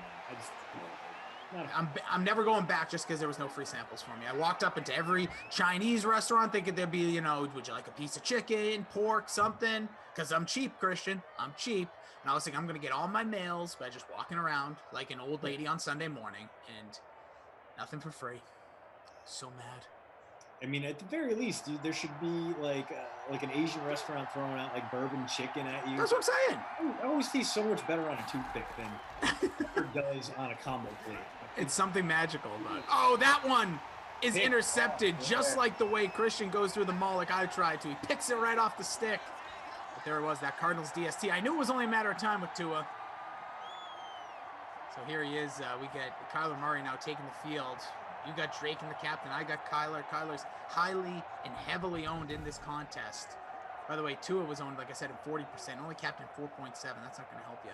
Kyler, 16% in the captain spot. We have, I think there's like 150 people in the contest we created. Appreciate you all entering, having some fun here today. Hope you're doing well. Hopefully there's no snow wherever you are. Because here in north of Boston, we got absolutely just trampled. Right now, we're like I was telling Koff earlier, a little bit of unseasonal warmth. It's like 30 and sunny today, but we're about to hit, nice couple of jukes. DeAndre. Oh, it's Larry Fitz. They give the old man the end around. What are we doing? Just like the unseasonable warm weather for you. That is unseasonably odd call by the Cardinals. It's like when they give the tight ends the jet sweep. It's like, that tight end around. No one was expecting it, sure. Now the lows for the next few days after this, we get snow on Thursday, and then like it goes down to -6, -7, -13 one night. Oh, nice. That's like Minnesota. Yeah, except like I got a buddy. He moved into a new house. There's a little pond not too far away, and he rigged up his own like bootleg Zamboni system to clean up the top of the ice so we can go out and play some broom ball. And he was very excited. Like this was gonna be the week we were gonna get it done. And then instead of playing on a Friday or Saturday night like we normally do, we're gonna have to reconsider because there's a good chance that one of us dies. We're out on a frozen pond playing broom ball in -13 weather. Yeah, you don't want to become YouTube famous here. Somebody's gonna be filming. Alex Fox rubbing it and saying it's sunny here in Dallas. Got a tan going. Well, good on you, Alex. Fourth and Byers here says 2 feet here in Cali, like of snow, or 2 feet of just glorious weather. I know Northern California does get snow. Drake with his second rush there, up to 5 yards. Kyler Murray had a first down run. But as we were saying, just going into back to Super Bowl week, like this is like the height. Usually the parties tonight. This is the big week, with everything being, the reason I asked if you had been there, because it actually is a lot of fun to be, in the atmosphere. But I will say, I can only imagine how like much better it is for the players this week, because they don't have to go through the same, being trot out in front of all these people, they're still answering the ridiculous questions. There's going to be a sack from Miami's defense. Kyle Van Noy, a standout. Played another great year for Kyle Van Noy. He's putting together quite the resume of a career here. Detroit started there, kind of just a guy, comes to New England, becomes a dude, and played just the same way in Miami. So you're still at the dude level and no longer at the guy level. That's correct? Yeah, the guy is the lower tier. The guy is you were drafted, you're a starter. The dude is when you're like a player and worth. Oh, what a grab there. That's DeAndre Hopkins. There he is. Triple coverage. Woo. 37 yards on the grab. 8,000 in your flex. Again, I was feeling him today. It's a good start. Usually, Christian, get him warmed up earlier. He's a dude right there. That's like, he might be a beast, actually. I don't know if we're creating our own little Mount Rushmore of the ladder of career, but here comes Kenyon Drake. Oh, what a spin move. On him. That was Kyle Van Noy right there, looking more like a man than a dude. A guy. I feel like it would go grown man at the top. Okay. Dude, guy. Gotcha. And then like at the very lowest level it would be like the very northeastern Rhode Island guy. With an extra H in the guy. This guy. Oh, Murray takes it upfield and gets the slide in after picking up the first. So it's not a fumble. This drive, not what the Dolphins defense wanted to see, has created some chaos. Forced Murray into throwing into triple coverage. Is doing enough downfield to kind of force Murray into these non-designed runs, but showing us all why he's so dangerous, why he is a solid captain option. Yes. Here comes Drake. Look at this. All the room in the world. He's going to break it. It looked like he crossed. No, out at the 1 yard line. He's looking for the touchdown score, but what a run off the left side. He's already up to, what is he? He's got to be damn near 40 yards here.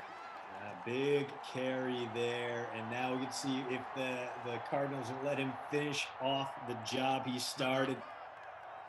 Defense is stacked at the line. And they're coming out in the pistol, sure. Give us the Drake. He's in. And let me just make sure it's in. I don't want to jump to conclusions because we have seen now it is. Kenyon Drake into the end zone. You captained him. Smart call so far. 26%. Hate the Drake, as producer Drew would say. By the way, huge shout outs to our team here today. I've yet to talk about him. We got producer Drew, our guy Samir, technical advisor extraordinaire in the DraftKings studios today. Appreciate him being along with us. We got Tate solo duties in the ops team, so hopefully not going to be too hard on him here today with all the scoring, but you never know. Drake getting that first touchdown. 7-0 Cardinals after the interception by Tua Tagovailoa, and he will come back out here. If he throws a touchdown, I'll say his name right. But yeah, just quickly just with the Super Bowl again, like these players now just sitting like we are right now doing press, especially the Tampa Bay players, that they're just in their day-to-day routine, which I find so fascinating. I wonder how much that really will play a factor with the odd year we've already had. But the one thing, if you listen to any national radio, if you're into that, or even local radio, where you are in Wisconsin or anything, you may just say that, you're going to hear people come on the radio that usually your local big show of your afternoon show, morning show of each city's and Radio Row, they'll have like Terrell Davis or somebody sit down and pump some product, right? Yeah. So it's weird now where they're on these other shows pumping product, but it doesn't feel like it feels more forced, because like when you're on Radio Row, it's like, oh, what do you got there? Oh, this is my new, Yeah, they got Rossi something water. and you can just pull them over. Yeah, yeah. I was always intrigued by that. Also, the hierarchy of guests on days. Like a scrub like me could go in on a Monday on Radio Row and get an interview maybe somewhere. But Tuesday through Tuesday on, no one would even look at me. Like if you save the Friday guests, those are all like your Hall of Famers, your All Pros. But like, yeah, it was someone did a great write up on it. It might have been the Ringer, a great breakdown of how Radio Row works, and absolutely worth a read if you guys. Amazing. Yeah, and it's just so funny to see like these guys, like I said, just peddle these products. Then obviously you talk about the game as well. That's it for the first quarter here. Christian DeAndrea at Train Island. Give him a follow. Make sure you check out the Post Route at thepostroute.substack.com. Enter your email. You got a good one yesterday. We were talking a lot about the Stafford sitch. Yeah. And we'll see what happens. You got another one coming out tomorrow. So this is a perfect time to subscribe. You got Super Bowl week, the coverage, Christian's amazing picks, or potentially if you don't like his pick, fade it and see what happens. See, either 50-50. For free. And I know you guys wanted to fade me yesterday, but I told you, go to NFLPickWatch.com. You'll see who's at the top there. Somehow, it's this guy. Yeah. I don't know how either. I don't get it either. I listen to myself, and I also go, wow, this guy talks about football for a living. Yes, he does. I'm as shocked as you are. But if you subscribe to the Post Route today, tomorrow, you will get a nice look at what comes next for the 49ers now that they are no longer in the Matthew Stafford sweepstake, now that they have to play against Matthew Stafford twice a year for the foreseeable future. What's going on with the San Francisco passing game now? Is it going to be Jimmy Garoppolo? Does it make any sense for if it's anyone else? A lot of variables for John Lynch. If he really truly is a Hall of Fame general manager. Time to prove it. Stats good through one. Shout out to Tate, producer Drew, Samir again, as we mentioned. Also, yeah, make sure you go check that out because I'm already intrigued. And also, if you didn't see this morning, George Kittle got stunned by Stone Cold Steve Austin. What? Yeah, check it out. Check that out on your Twitter machine when you're bored or in the bathroom after this. Very cool thing. Come true for Kittle. Yeah, he's a huge wrestling nut. If you've ever watched any of him, you know, whether even on the field, you see him doing some mimicking some of the Rock and everything. Yeah. We got a question here from Ernest. Says Rossi and Christian, who would you captain in the Super Bowl? Now, obviously, it's Tuesday, so this can change. But if I'm setting a lineup today, or Christian, we're theoretically setting a lineup today, which you can, even here on the Madden streams, a lot of stuff there. Who would you captain here on Tuesday, looking ahead? Oh, you know, it's all every time, no matter what. It's always whether it's in Simland or whether it's in the real world. It's always so difficult for me to look at Tyreek Hill and the little bit of pay down you get by going with him over Mahomes or Kelsey. I think there's just a ton of value to be had in that guy just because you know what he's capable of. Let's pull up the stats from the last time these two teams met just to be sure. Tyreek Hill was the beast. Yeah. I feel like always is too. He always can give you a massive performance. And the last time we saw Tyreek Hill against his team, 13 catches, 269 yards, 2 touchdowns. It was like the 2 touchdowns were in the first quarter, I believe, too. Yeah, right. Yeah, he was on pace for like 500 yards that day. Yeah. Hill, not a terrible idea. Also, I did notice that Gronk is going off as pretty inexpensive. Just I know we have the KFC Sunday free roll, and I saw him in there, and he was not a very pricey addition for a guy who last time we saw the Chiefs had 100-plus receiving yards. And we know if Tom Brady, if the chips are down, especially against the Chiefs, we saw it at the end of the 2018 season, but he's going to rely on Gronk. Gronk is going to be his huckleberry when he needs a big target if he's trailing, and I think he will be trailing for the bulk of this game. So Hill is probably going to be the very chalky option. A guy like Sammy Watkins That's who I like. He's so underrated. He might be a little overrated right now. I in the same kind of level, but I think you're right about that because I that's who I would pick today. Gronk, I'm between Gronk and I'm between Sammy Watkins because the money you'll have in your cap to fit the Mahomes, even Mahomes, Brady, pick your studs. You know, you're not going to be able to get this is such a star-studded Super Bowl. So I think it's going to be, you need that divider. If you go Tyreek Hill and you go chalk, you're going to have to find then maybe it's they don't do kickers and DK anymore. I got to talk to the CEO. I got to get Jason on the horn later. we're tight like that. I'll just FaceTime him. But in all honesty, right now it's Sammy Watkins for me. I already have one in there with Gronk. I'm probably going to play a good amount just because it's going to be fun and you get to spread the love around. And you got to get Tyreek Hill or Kelsey in one of those as well. Eileen says, Christian, I miss your McEnroe headband. And she says, hello, tomorrow, I'm sure. Yeah, listen, it's a day-by-day sitch. Kenyon Drake, 55 on the ground now. He has the lone touchdown in the game. Jake over on Twitch saying the captain Ronald Jones, and I can kind of understand why you think that way. He's dirt cheap, and the last time he went up against the Chiefs, he had a nice receiving touchdown, a long one. He broke free out of the backfield for that one. Gained more than 7 yards per carry. Definitely looked like the better option than Fournette, but Jones to me is just a little bit too volatile based on how little we saw of him in that last playoff game. I mean, Jones was a guy I think a lot of us thought was going to get a lot more run even after Fournette broke that early touchdown. And 10 carries, 1.6 yards. And that wasn't against a great rushing defense. That was against the Packers, whose biggest deficiency all season, stopping the run up the middle. Jones couldn't find any kind of carriage there. So I get that is a great bargain pickup. He could be a very boomer bust guy. I just think he's trending a little bit harder towards bust. I would like him more as a little bit of back-end roster filler than I would as a money-saving captain. I agree with you there. We have a 3rd and 5 here from the 21-yard line, 4:41 to go. Quick snap of a nice play here. Kyler Murray picks it up, gets the ball out to Christian Kirk. You loved a lot yesterday.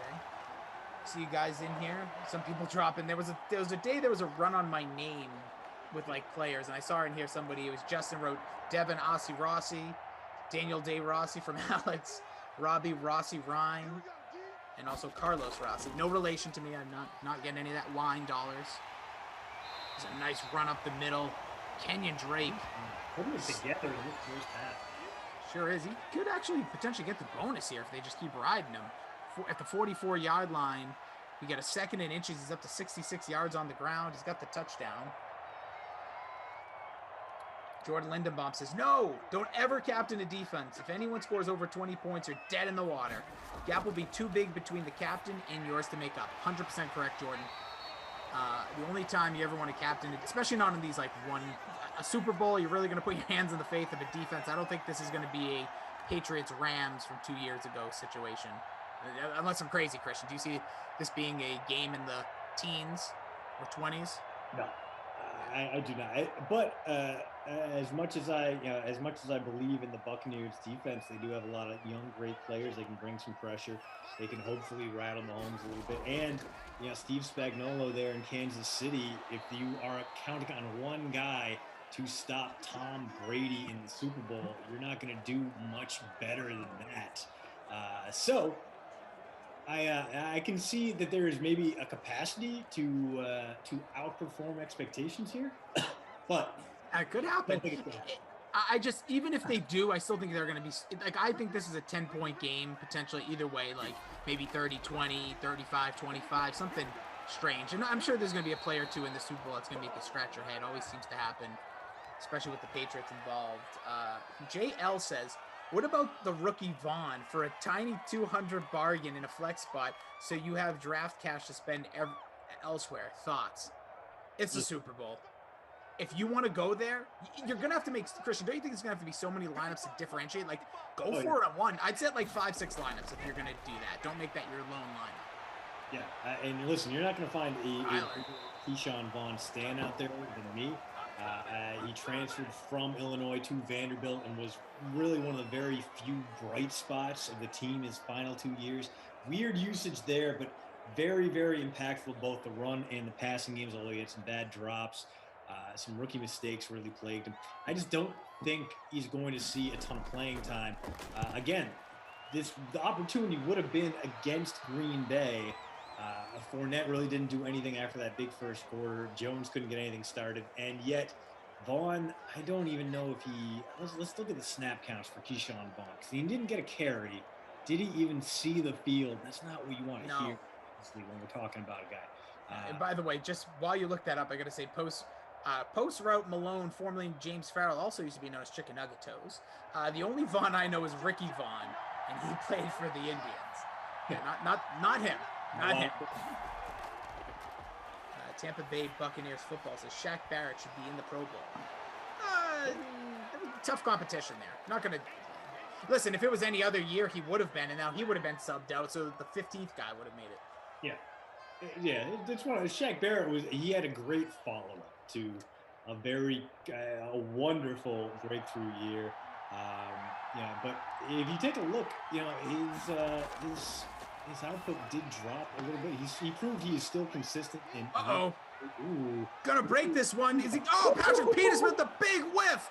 That is 69 yards to the house. Nice. What a run there. The Cheetah, not Kansas City's Cheetah, but the other Cheetah, Matt Breida, former Georgia Southern standout.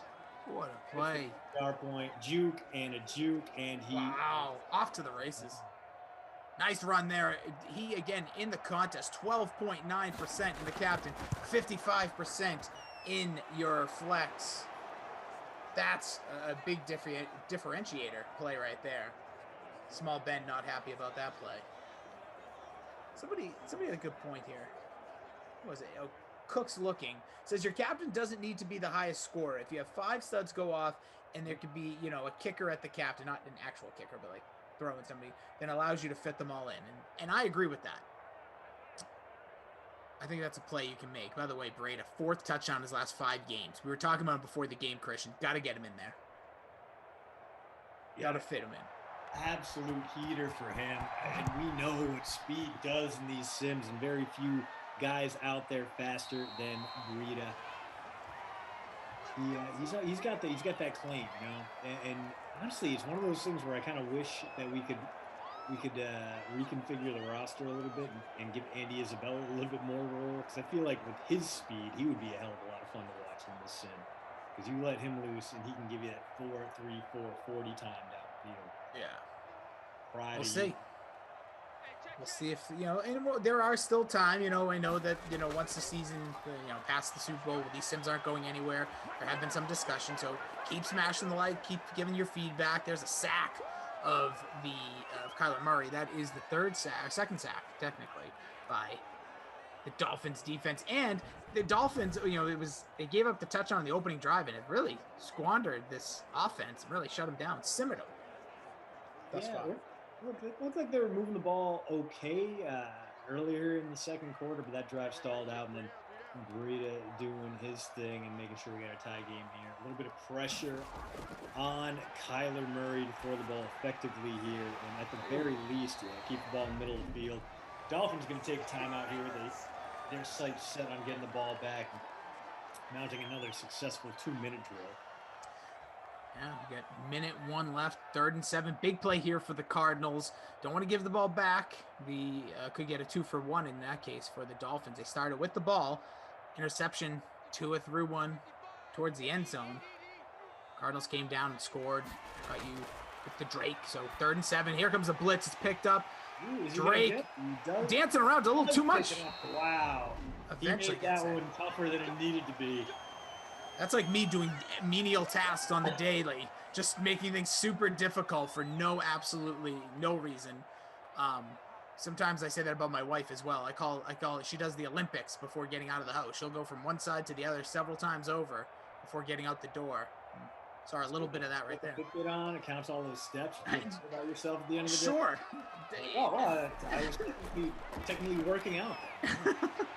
I'll give her that defense. Oh.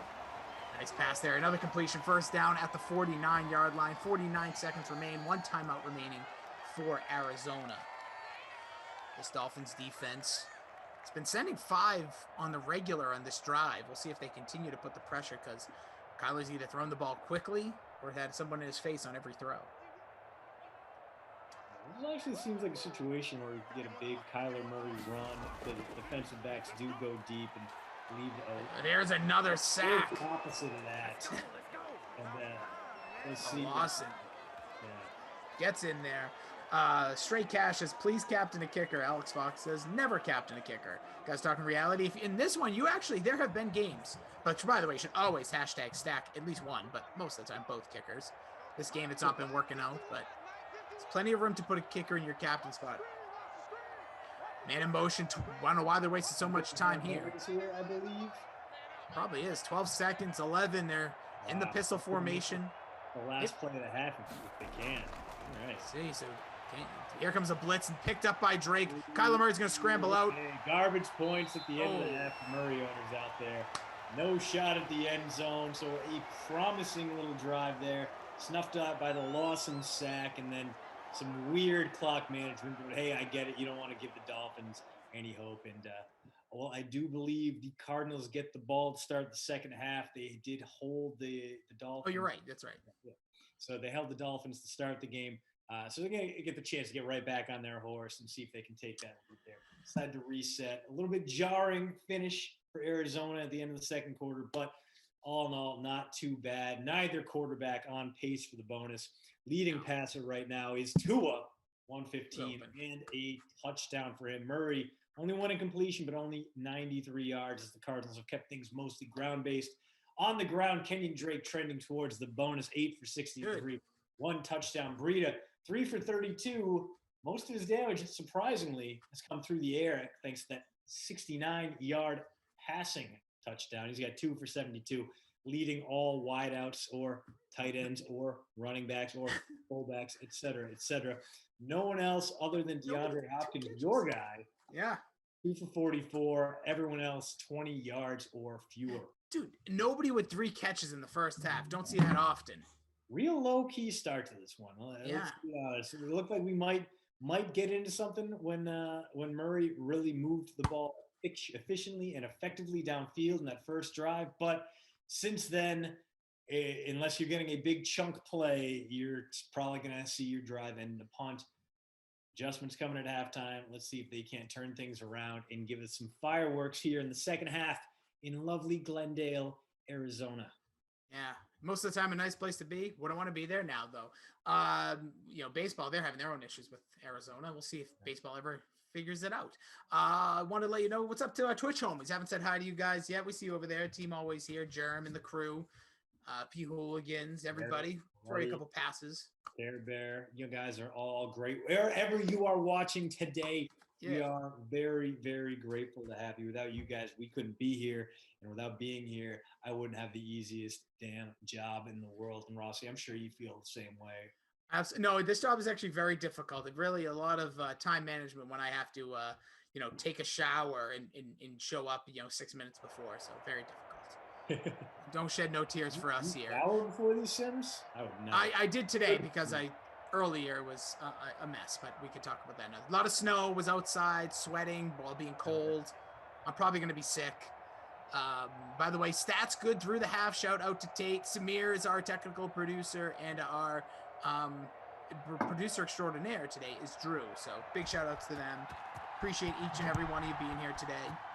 Kickoff, here come the Cardinals. As you said in the opening drive, the Dolphins threw an interception. We'll see the Cardinals come back here. And big news out of, we're here with a little football action, right? And it's a video game we're talking about, Madden 21. Go check it out. Make sure you get it.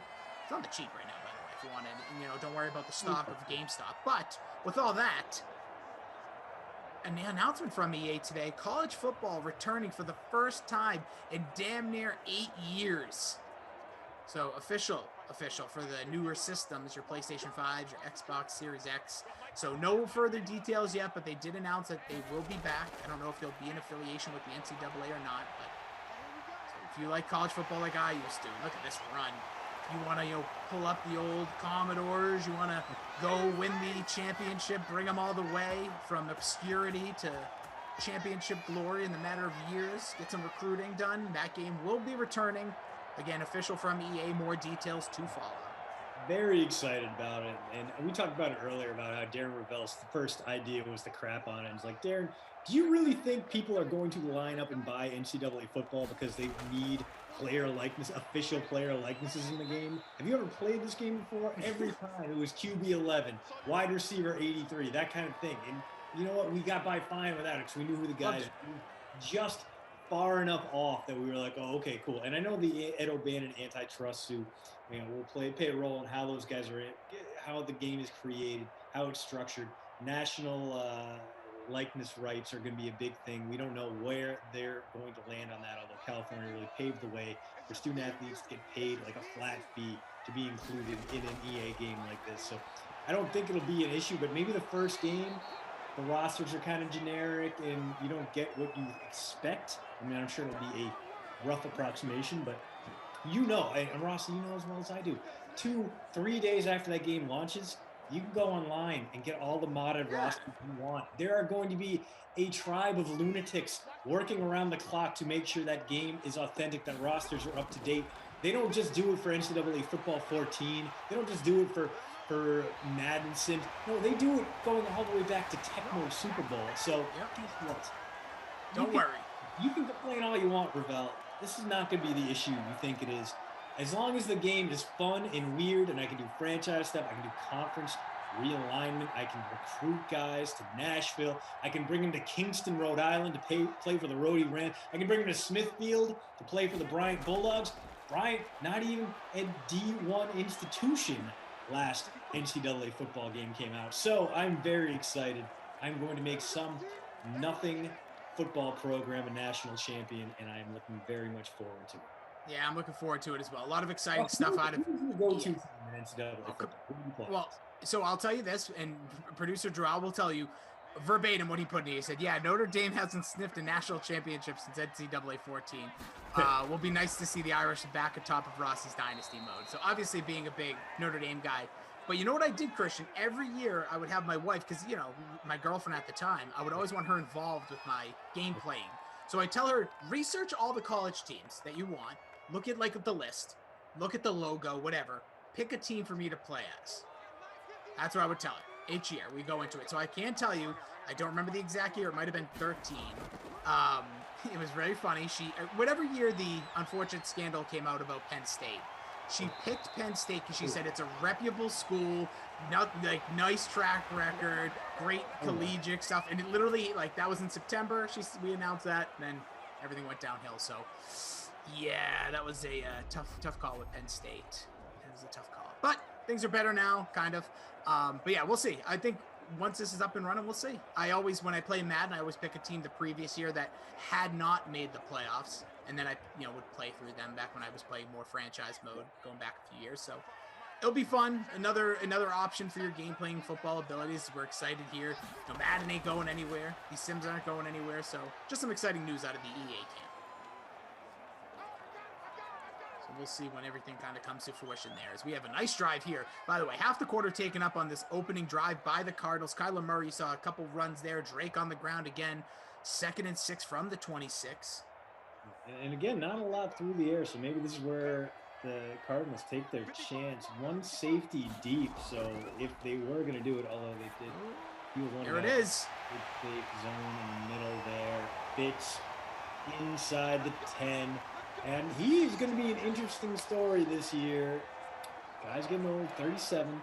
Is he going to come back for one more season? Is he going to retire? The Cardinals will have him as long as he wants to play. They'll probably, ask him to take a little bit of a pay cut. He's not going to get the cash he got last year. But even despite a relatively down season, clearly the worst of his NFL career. It's going to get stopped at the 2.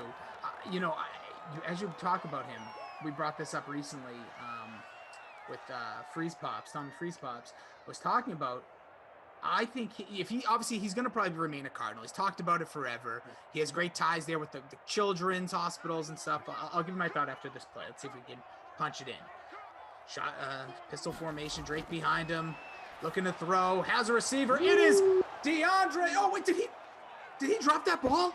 He did not. Wow, what? Never play DeAndre Hopkins again. I had it bread and butter touchdown. What the hell? That was guaranteed. Bad passes, producer Drew, and I can't disagree. Very inaccurate still. Yeah. So Tyler costing his team 6 there. He's gonna throw. Come on. Goes to him again. Make up for it. There it is. There it is. I'm just kidding, DeAndre. I knew you'd have a big day.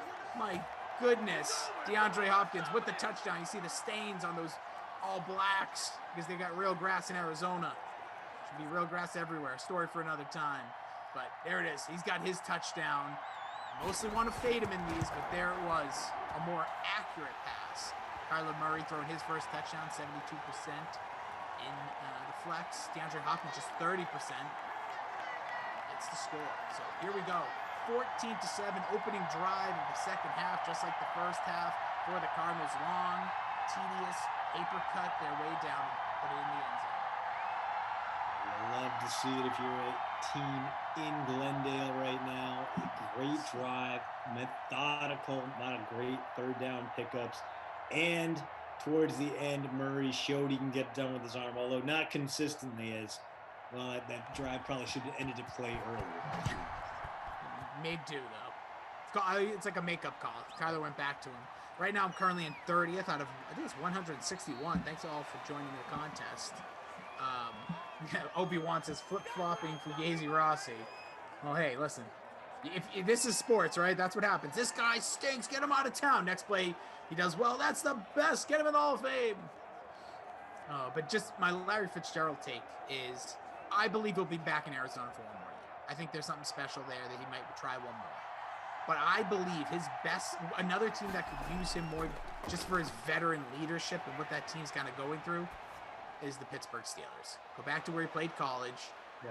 Because that is a very young core. Juju Smith-Schuster, see you later. Enough of these guys that have been distractions.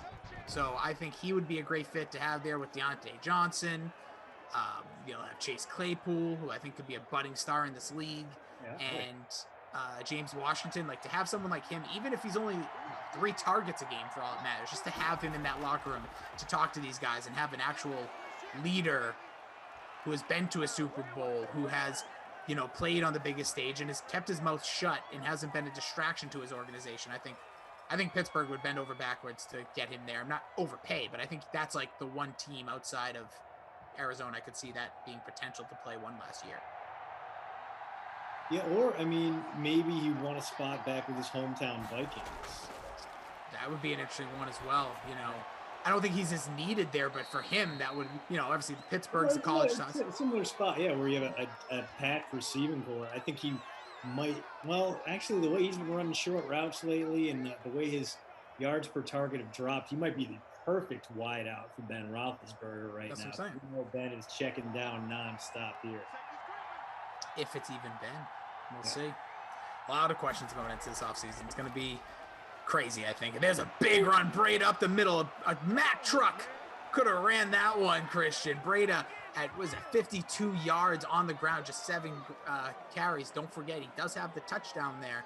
It was a 69-yarder. He just broke Patrick Peterson's ankles earlier in the game.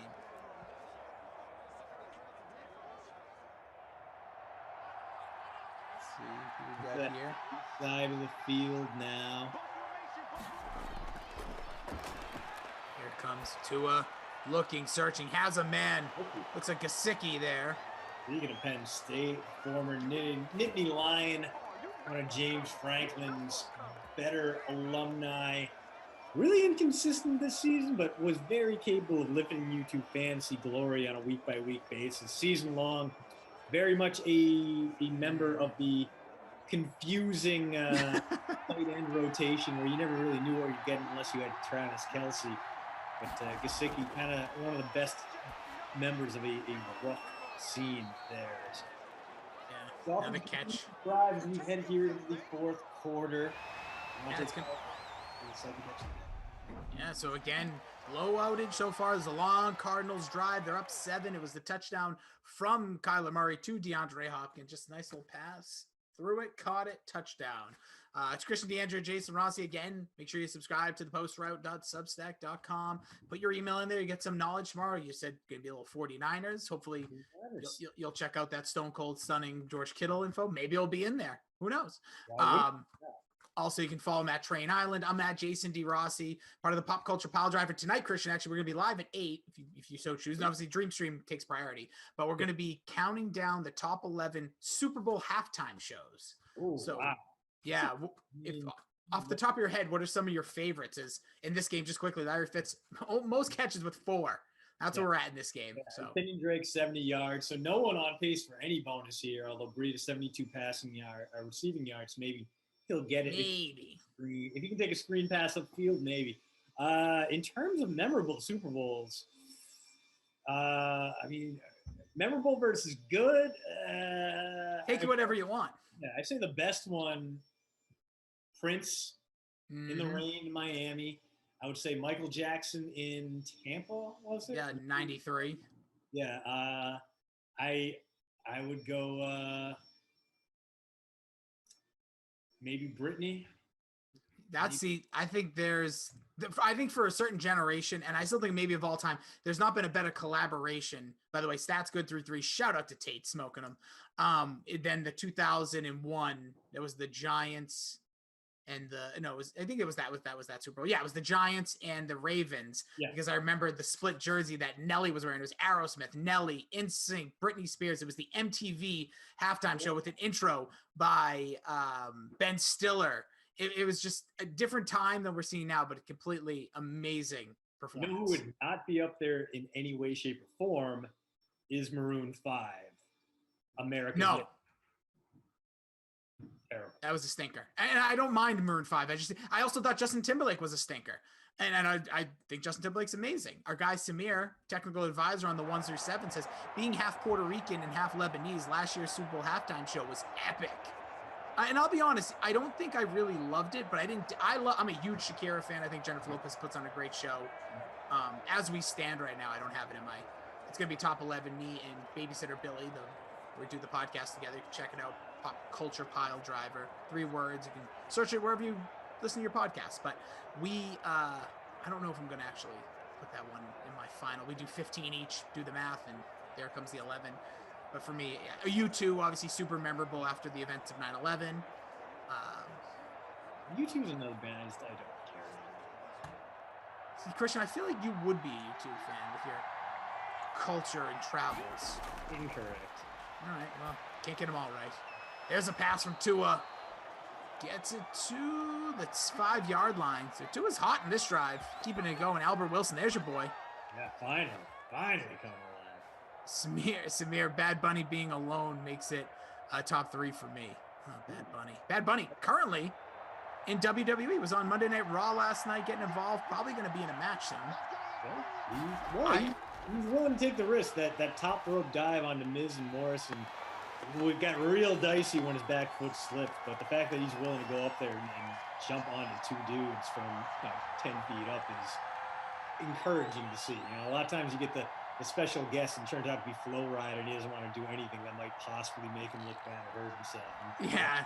It's like bang. Soft. Yeah. Soft. It's Ertz when effect.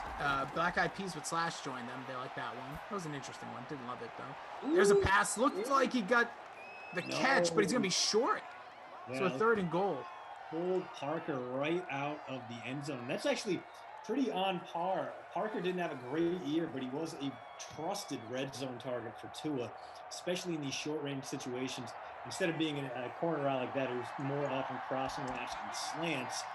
Maybe we'll see if he goes back to him here, or maybe Breida gets the call. It is Breida. It is a touchdown. Boom, there it is. In your end zone. From our end zone to your own zone, and end zones across the world here in Simland. Christian Breida, 2nd score. It's all him for the Dolphins. That one, just a 1-yard run in, did a little extra work, but untouched. At Bad Bunny. Sexual Chocolate says, I guess I'm going to have to start watching WWE so I don't feel so left out when you guys start talking about wrestling. I love you, Sexual Chocolate, for that.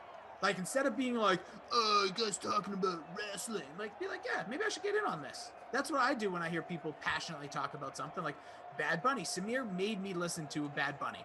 I don't understand the words. I don't speak the language, but I will tell you this. That Booker T song that he performed on Sunday, didn't necessarily love it, but I've heard it enough. I've watched the video. It's got like a gajillion hits. So instead of me being like, oh, Samir, Bad Bunny stinks. Like, I don't like to do that. I'd rather be like, let me check it out. And I may not like it, but I'm not going to I never poo-poo someone's yum, if that makes any sense, Christian. Yeah, no, I'd always heard is don't yuck someone's yum, but you somehow more horrifying and just as G-rated, so. Thank you. It's the way I talk to my son all the time. So like, hey, don't poo-poo my yum-yums, okay?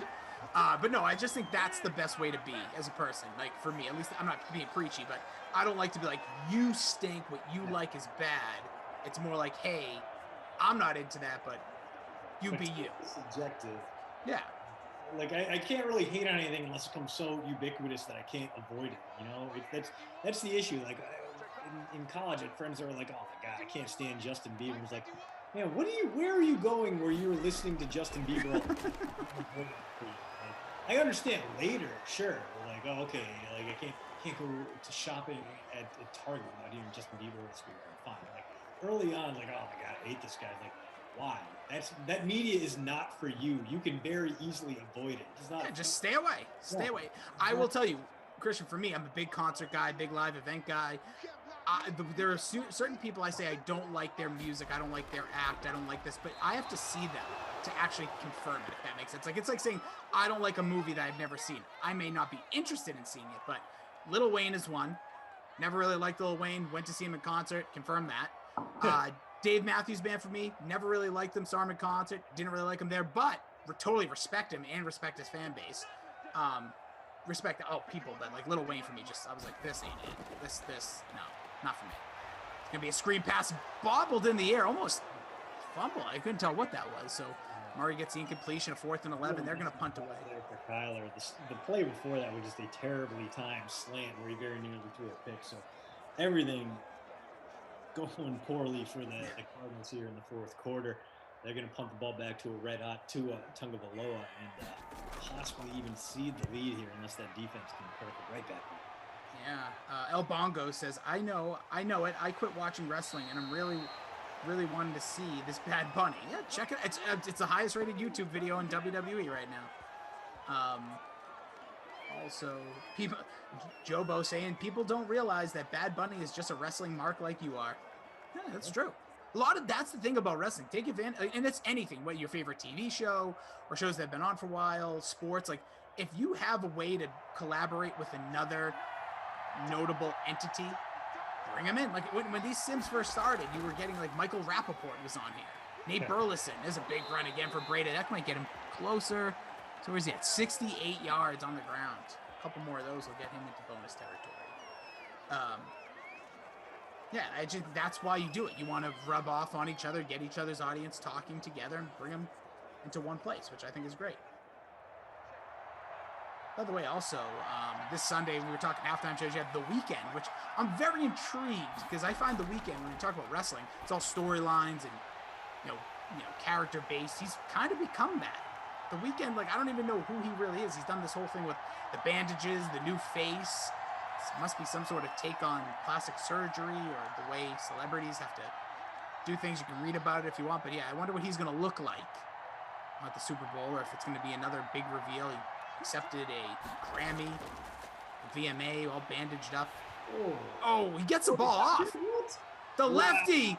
Look at this. Is that going to be the bonus through the air for Breda? It's got to be, right? Because he had 70-something. Oh, we're going to find out for sure. Come on. 211 passing.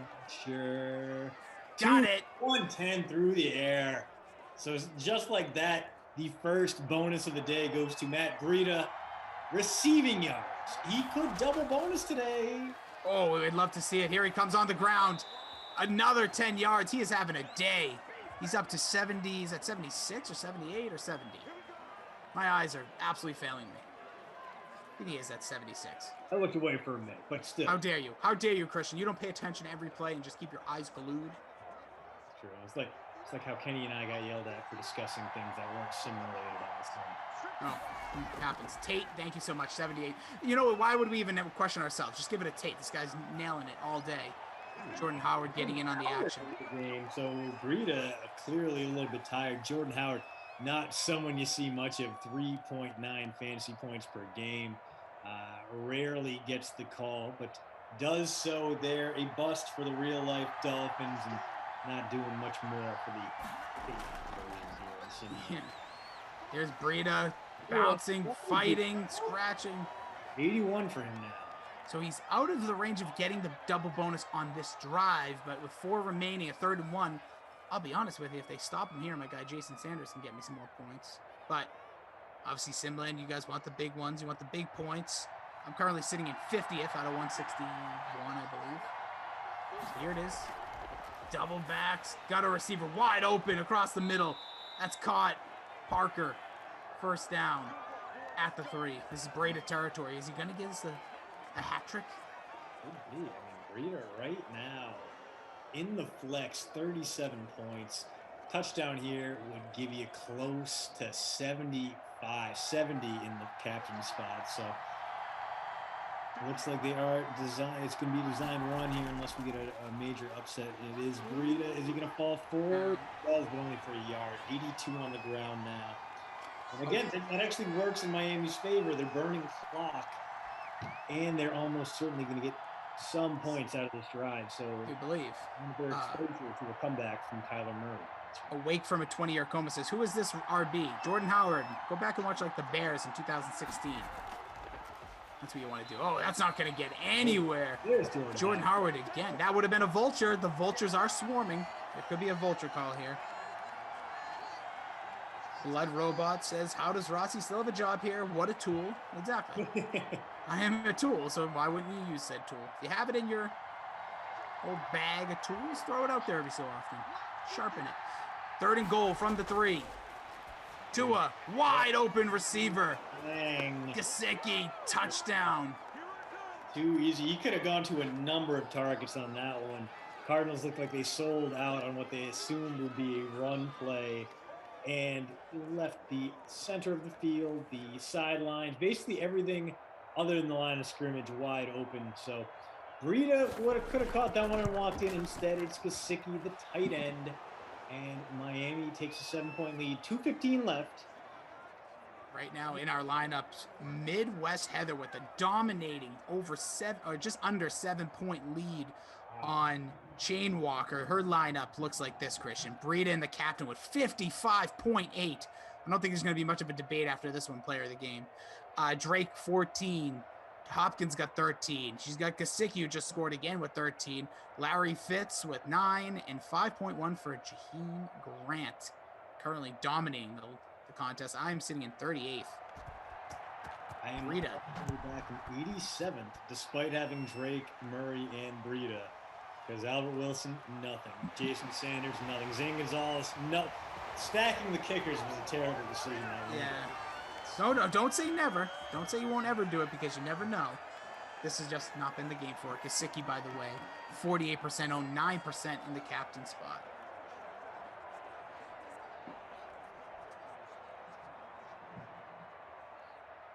Let's see. Asia Green says, who y'all cheering for, today or Sunday?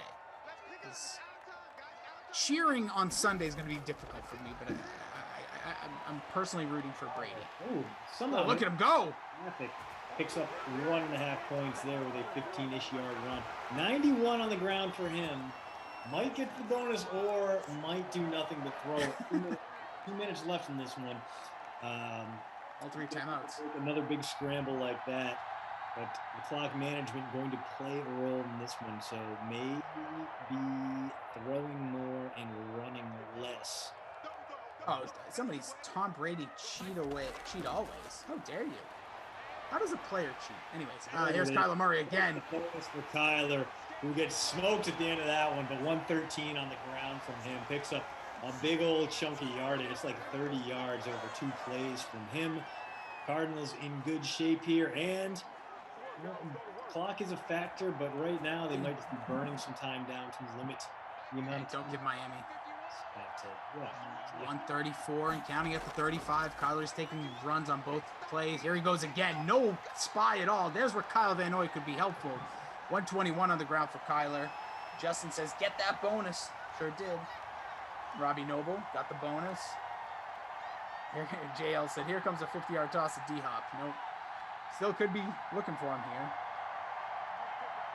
Obi-Wan says, cheering for your ex-quarterback makes sense. Well, it's only taken me 21 weeks. Kyler Murray has a receiver, gets out of bounds. Smart play by Larry Fitzgerald. Did he get the first? Yeah, they gave it to him. Okay. He put the ball out. You see that animation? Just sticking the ball out. Smart man. Fitz having a very 2020 Fitz-like game. 6 catches, only 34 yards. But important contributions from them, and you like to see it. Sure do. So 104 left here, Christian. It's all. I'm sorry, I was about to say it's all tied up. Could be tied up. It's 21-14, 7-point edge. It was a Mike Gesicki touch on the last drive. All 3 timeouts remaining. 24-yard line, 4 wide. Drake next to him. Here's Kyler. Goes to Drake on the screen. Can't get by the tackler. Yeah, we're gonna see a Nice timeout play. here. Wouldn't make too much sense to take a timeout here. Again, Don't need it. yeah, this is going to be your last drive of regulation no matter what, so might as well burn down as much clock as possible. Shout out who you need here. We see Justin saying need some max with 7 X's. 40 seconds remaining at the 23. Got Drake open on the sideline, going down the middle. Had DeAndre Hopkins, but again, Tyler. inaccurate pass. Tom Brady cheats always. Stop saying that. He says Kirk or Hopkins. That's what they need. Need a Kirk TD, says Alabama Jones. So 35 seconds remain here, Christian. 23-yard line. All 3 timeouts. Here they are. In the gun. 5 wide. Blitz. Another inaccurate throw by Kyler Murray. Issues from Murray, who very, very much at risk of finishing this one with more rushing yards than passing yards. But 4th and 9 coming up. Could be the last play, last meaningful play for this Cardinals team. They do have 3 timeouts, so if they turn the 4th and 9, here, they can spam some timeouts. He's gonna try to get on the ground. Gets walloped. What a hit there. Looked like it was going to his head. In Simland, they can't get concussions, and everyone's safe, and there's no protocol. So first down, first timeout called. Big play there by Kyler Murray. Let's see if we can get our number on his rushing yard. I think that does put him at more rush yards than pass yards on the day, which is would be 2 in a row. I'm pretty sure Lamar Jackson had more rushing yards, but he also had like 250 in the last sim. So 26, 12-yard line. Go into the end zone. It's caught. Out of bounds. I give it to him. Yeah, he has more rushing yards than passing. It's like 112 passing. So there it is. You have a 2nd and 10 from the 12. 22 seconds remaining here, Christian. You got Kyler Murray in the back. Kyler Murray with Drake behind him. 4 wide. Hopkins closest to the bottom of your screen. There's a blitz again. Kyler's going to get stopped by the blitzing linebacker. They are going to take their time with this one. Again, it doesn't matter if they take the time out. Yeah, they get 2 plays no matter what, basically, from here. They could get the first down without scoring. I believe it's not a goal-to-goal situation. But 3rd and 12 from the 15. But you got 2 shots at the end zone from here to send this one to overtime. Will that very expensive, heavily revamped Dolphins defense hold up? Will Brian Flores look like a genius? Or are we about to head to overtime here? Murray has not looked 11 seconds. Throw into the end zone. Has a receiver. It's caught for a touchdown. Touchdown, Arizona. I thought Christian Kirk going to tie this one up with 7 seconds. But do you go for 2? Do we get crazy? Does the sim want to get crazy? Love to see it, but I think we are headed right into overtime after a kickoff and a handoff. We are going to bonus football. Wow, icing the kicker on a point after attempt. That is how little Brian Flores respects virtual Zane Gonzalez. Yeah, this, as you said, not the day to stack the kickers. You're going to get 6 total out of them after this, unless he misses it, which would be normal. By the way, we will go straight to OT once we get there, if we get there, because for some reason they're thinking about this. Come on, get Kyler out there. Go for 2. Go big or go home, Cards. Nope, gonna kick it. Okay, worth trying. There it is. It's up. It's good. 7 seconds remaining. Will we see another Miami Miracle in Arizona this time? I'm gonna say no, but you know. Hey, listen. Both do a little bit of end game nonsense. I missed an entire kickoff return the other day, so it does happen. Barry Walding says yes, in the money now. Good for you. Congrats. Congo Cap says he's 4th in the contest. Our contest. Let's see. Did that do anything for me? I'm in 15th. Yeah. That helped. 109. Still, Midwest Heather was surpassed by Earn Dog. Christian still holding it down in the 80s. Appreciate you. Here comes the return. Not going to score. So 4 seconds remaining. Drew, our producer, just says I'm in last. Nice. Awesome job, Drew. Well done. We appreciate you entering. All right. Well, here comes what's almost certainly going to be a breeder run up the middle. And if you can rip off enough yards, well, just maybe gets to the bonus. So That's a good point. silver linings here. We are going to get a chance to breed a double bonus either here or in overtime if the Dolphins get the ball then. There's the run. Oh. Howard, because the universe hates us. Sim God's not looking down fondly. So here we go. We're going to go straight to overtime. Action-packed fourth quarter. Your touchdowns in this one, you had Kenyon Drake. You had a touchdown to DeAndre Hopkins. And there you saw a touchdown pass at the 7 seconds remaining after a clutch 4th and 9 run from Kyler Murray. Threw it to Christian Kirk. For the Dolphins, it was a Breda 69-yard touchdown catch, a rushing touchdown from 1 yard out, and a Mike Gesicki touchdown from 2 yards out. Tua has thrown 2. Murray has thrown 2. We're all tied up at 21, heading to overtime. It's Jason Rossi, Christian DeAndrea at Train Island. Give him a follow. We have Samir, one of the GOATs. Don't get to see him often. It's like a treat, a little dessert. He's like the Reed Fowler of producers, because you don't get him a lot, but when you get him, you enjoy it. We also have producer Drew. Well, maybe we get just enough of, maybe not enough. And Tate crushing it in the ops team. We got a great fan. We got a great team here. We got a great game going. Who do you need? We're going to see Arizona. Will they come down and score? If they do, the game will end on a touchdown. If they kick a field goal, Miami gets a shot. You know the rules by now, fam. Well, the thing the Dolphins need to worry about is Murray burning them with his legs. That was really the only major threat on that last drive. Instead, Drake getting a chance to burn. Look at him go. He's breaking tackles, Drake. He's getting close to that bonus as well. 81 yards on the ground. Or is that 87? Again, my eyes. I know Tate's going to let me know because he's doing this as we go. Ernest there, our wrestling guy, also dropping in some stuff, says he is Earn Dog. So Earn Dog, keep it going, kid. You're winning right now. DK Simfam OG whooping on the DK staff in the contest. Obi-Wan. Hey, you're whooping. I'm hanging in there right now. Here's a give to Drake again. Gets stopped short. 84 yards. So having a good day, just not having a Matt Breida kind of day, unfortunately for him. No. Congo Cab saying yes, more Drake. Chris Boyd says Captain Drake. Let's see.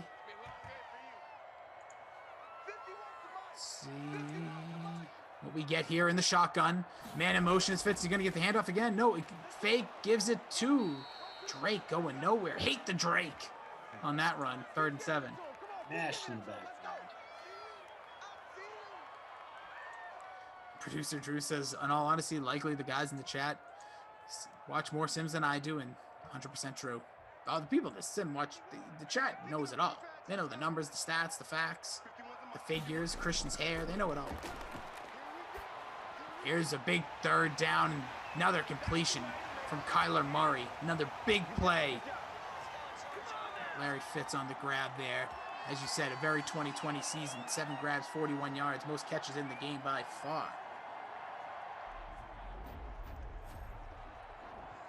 Robbie Noble says, I'm getting simulated beatdown. You can jump in the Oculus if you want to get beat down in real simulations.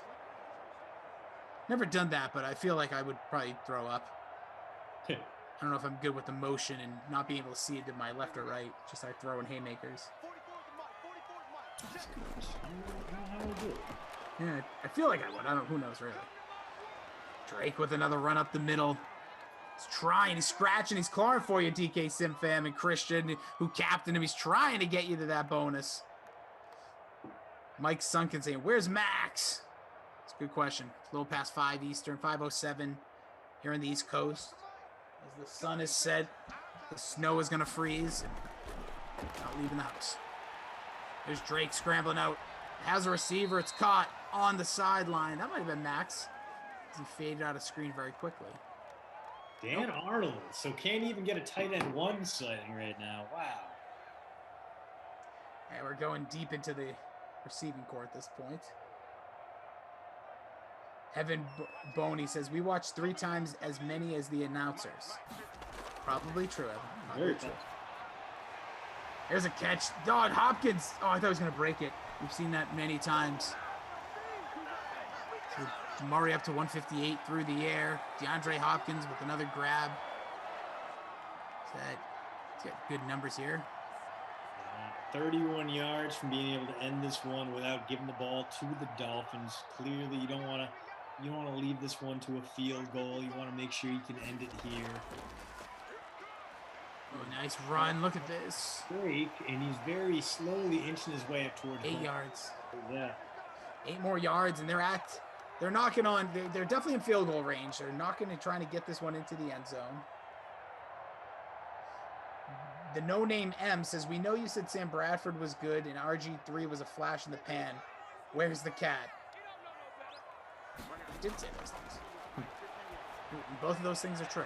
Ooh, another Hopkins. Guy, Nuke, taking it inside the red zone. So now this Miami defense about to get put to the test.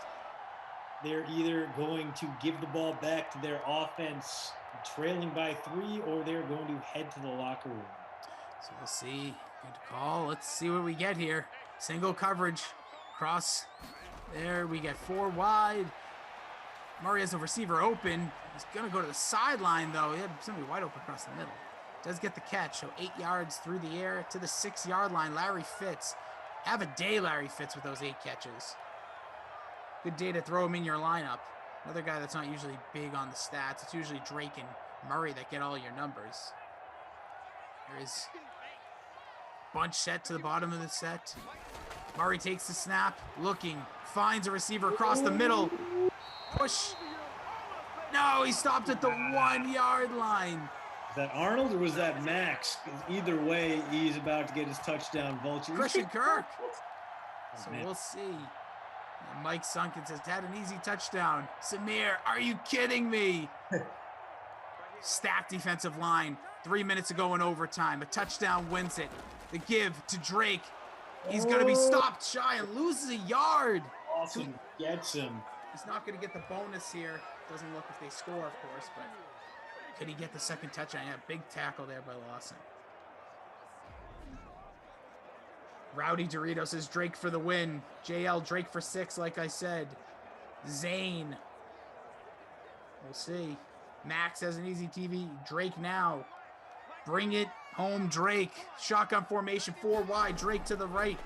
He's going to pass. As a receiver open. It's caught. Ball game. Ball game. Larry Fitz. What a game he has had. That is his 9th catch.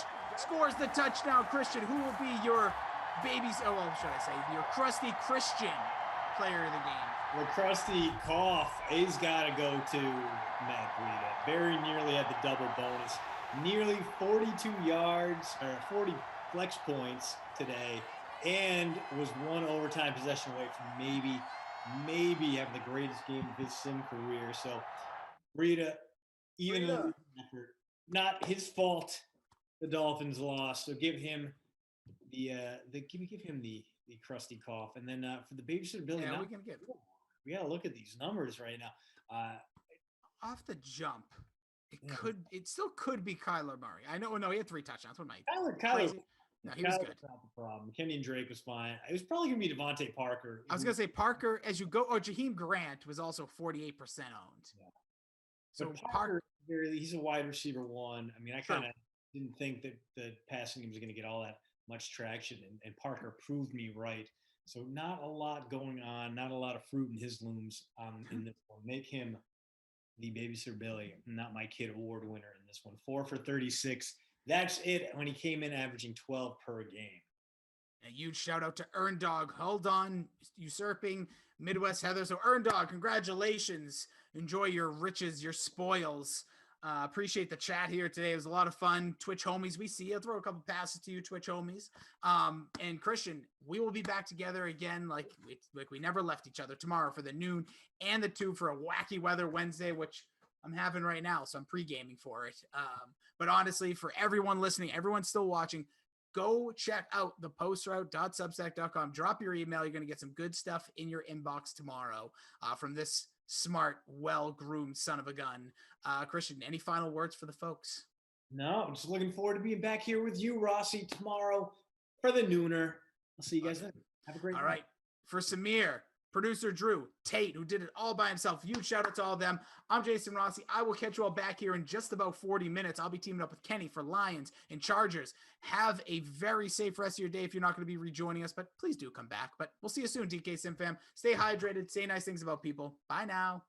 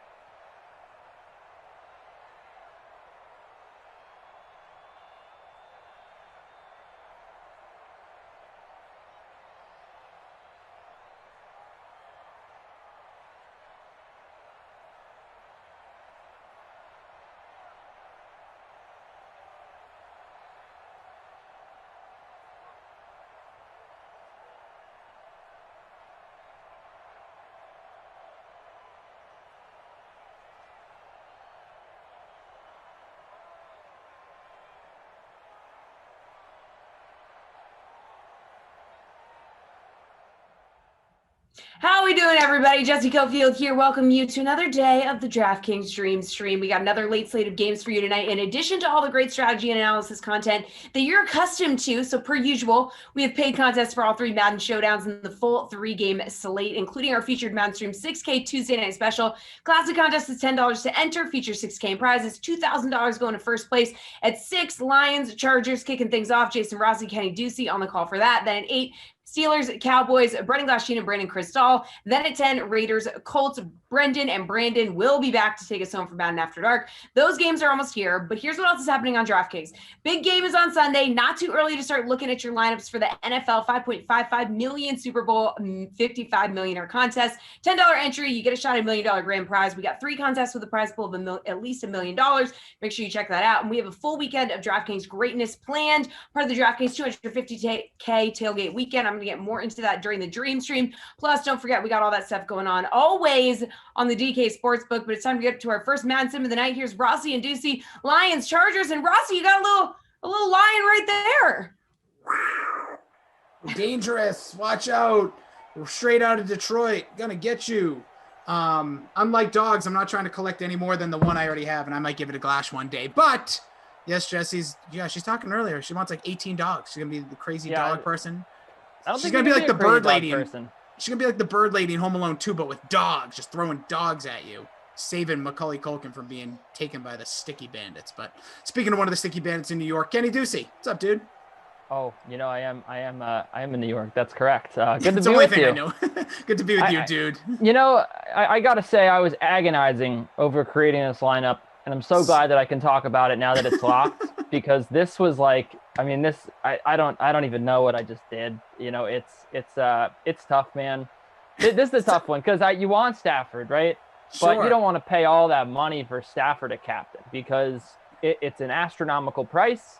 And like, there is the chance that this guy just gets like 10 points, right? Like that's always happened now. Right. That's happened plenty of times. Mm-hmm. But I really want Stafford and Galladay. So I captained Galladay and put Stafford in there. You got to go back with Eckler on the other side. And then, I had a hard time. Like, I wanted to put Virgil Green in there, but he's just too expensive. Like the consistent value punt that we always love and love to play, but he is like what, 2,000, 2,600 at this point. So it's a little bit difficult to play Virgil Green. So that's why I actually went with KJ Hill, Danny Amendola, and TJ Hawkinson, Eckler, Stafford, and Galladay in the captain spot. Curious what you did. And I know I'm still on the air as I take off my hat. You're back. Sorry about that. Pulled a Christian DeAndre on you. What happened? The internet just coughed up on me. Oh, I thought it was mine, because I've been having a lot of problems lately. I wrote in there, I'm like, oh, did Kenny freeze or did I? Then when I noticed no response, Slack was responding. But anyways, you're agonizing about this. We got Galladay in the captain spot. I missed the rest. I apologize. So where'd you go the rest of the lineup? Sorry, it's Stafford, Eckler, TJ Hawkinson, Amendola, and KJ Hill. I came back with the Chargers as well. Yeah, so we'll see what happens in this one. I'm not feeling great about it.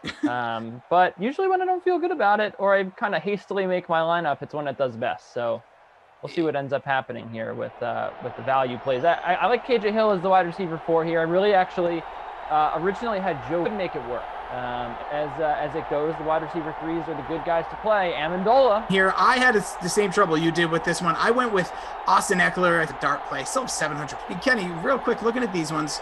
I like the sexy. I think I am in the minority. It used to be when I was younger with. I love them. So I don't know if that has something to, because we have a lot of comments in the chat wanted me to shout it out. An absolute destruction go on the South Premier League, and Southampton has lost by kind of hard in the second minute. You're not going to win. And instead, they just got in that spot, but 9-0 as well. It says goal differential. Now that's all. Tennis season has officially KD picks. Okay. Obviously, but I don't with that KD pick. You have to say the winner.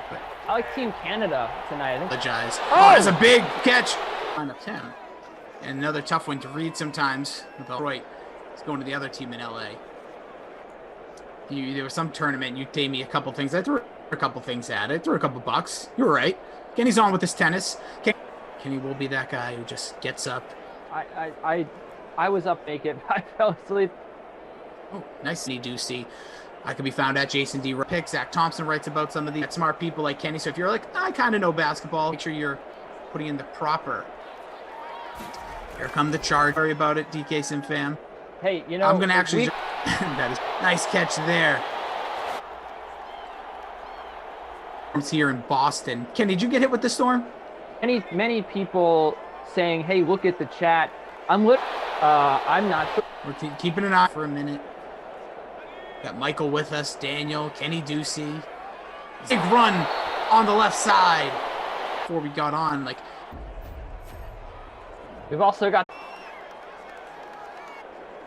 in case people can't see, start a whole new Twitter now. It's just going to be called a ton of coverage this weekend. There's another pass. Safe, not going to lie. Drop it in. Zoom that, Hunter Henry. Oh, it's good. 7-3, fam. I know you probably can't hear me. I probably say anything. Like people are listening at any time. Yeah. I want those choker said, oh hell, Rossi's kickers around there. And you were talking about this ride. The other side was probably anybody on the passing side from the Mud Dolphins. All right, here come Detroit with their nowhere. Adrian Peterson on that carry. Yeah, he or if he's gonna get 4 DKFP. Really. Not a ton of consistency. Oh no, it's just he can tell you're writing stuff. And you know what happened? With that the pass was complete, so we get again.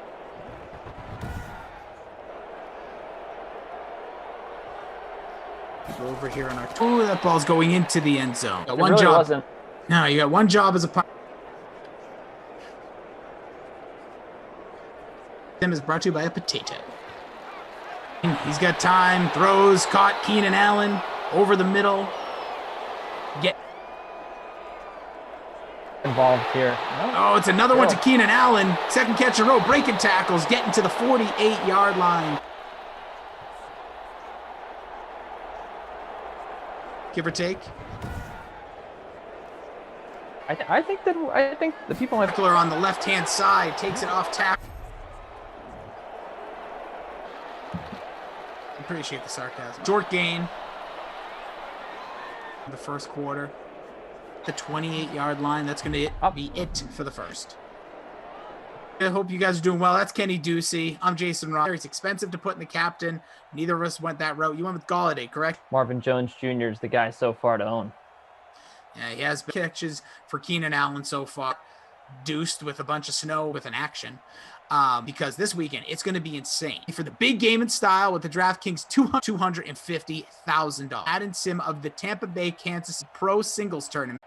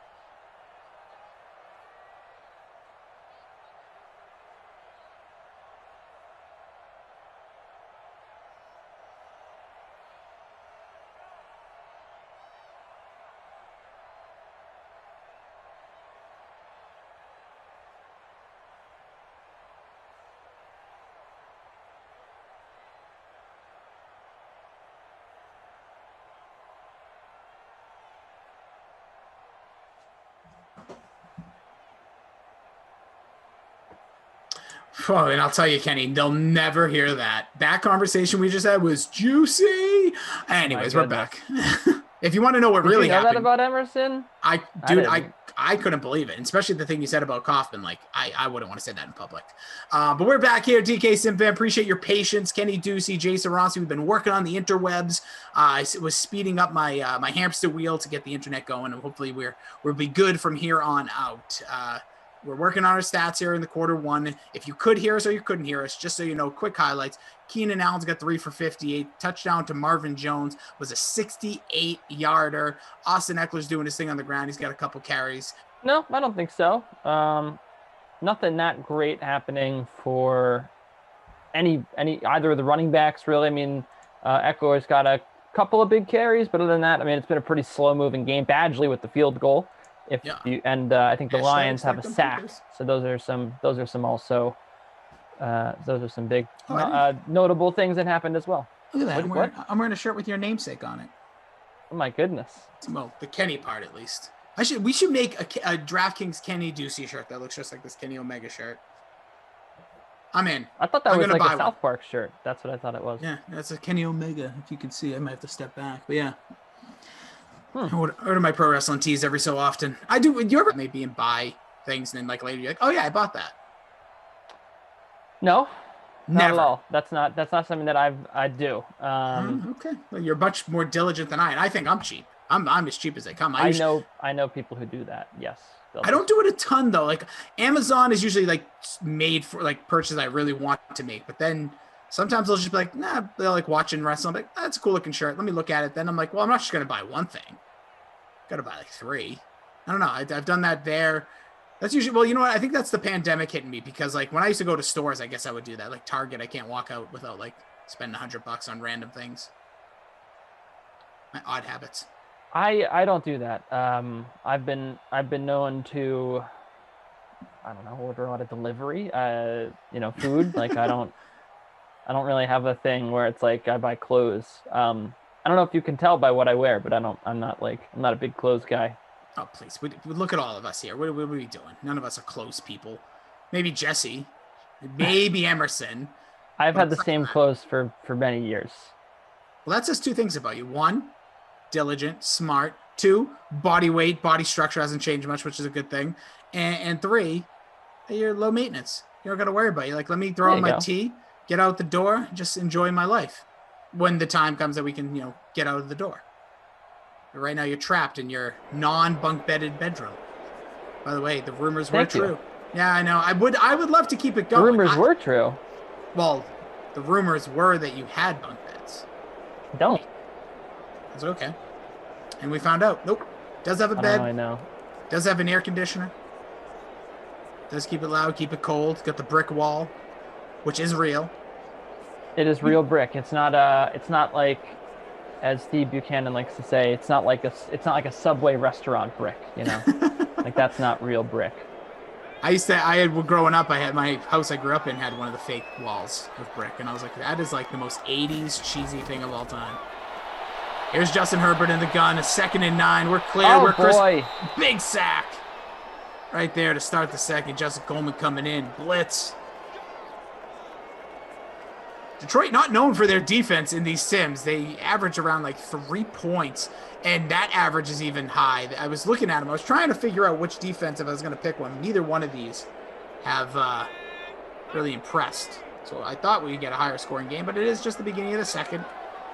We'll pass 6:30 Eastern. Hope you're doing well out there, DK Sim fan. Pass out to Eckler on the gun. Not getting much of it back. 4-yard gain. Kicking Club says Glash has the best wardrobe. He usually wears them to be Cam Newton, right? Is that correct? Yeah, the Cam Newton one he's done. Oh, this is a bomb field goal. Badgley, he's not going to even come close. Oh, yeah, that was as Walt Clyde Frazier would say, that was a little overzealous that time. A little to the left. A little much there to try that. True. At times. Yeah, usually it's Cam Newton. Does have great wardrobe. There's another one he's dressed up like a female for, but I can't, or use female clothing, but I already just look forward to whoever the Patriots quarterback is next year that he's going to mimic entering the stadium each week next year on his Twitter. Here come Detroit. Handoff there. Flag on the play. Adrian Peterson gets the carry. It's going to be a hold. Oh. Coming back, negate the run.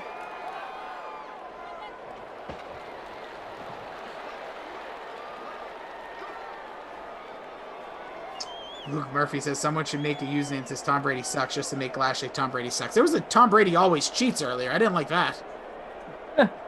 Tom Brady sucks is funny.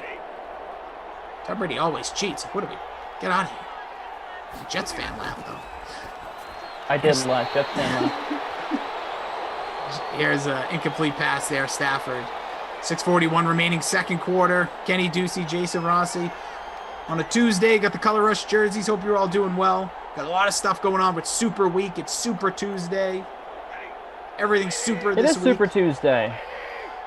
Always a big night in college hoops. A very fun night. Super Tuesday. Every Tuesday. There's Stafford just with all the time in the world. Throws a pass out. No, I thought that was going to go right to the sideline. Nice move to keep it in bounds, but not going to get the first down. Amendola with his first grab. Emerson's forehead says, now the offenses are lagging. Yeah. Yeah, they're not doing too well. It's Taco Tuesday as well, Emerson's forehead says, yeah. Today's actually salmon night, the Rossi household. Pass here, incomplete. Got to be a punt here from Detroit. What do you think, Kenny? What's for dinner for you after this? I'm going to get the little Chinese.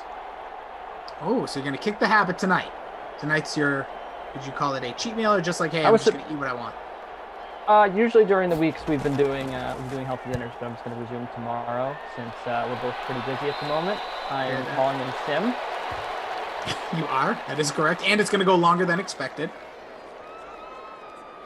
And there's something about snow days, or when it snows out, that there's something about delivery. Nice to live closer to Boston. Well, you don't want to send the delivery guy out in terrible conditions, but it's sort of calmed down now. Like now you can ride around in the city on bikes, so.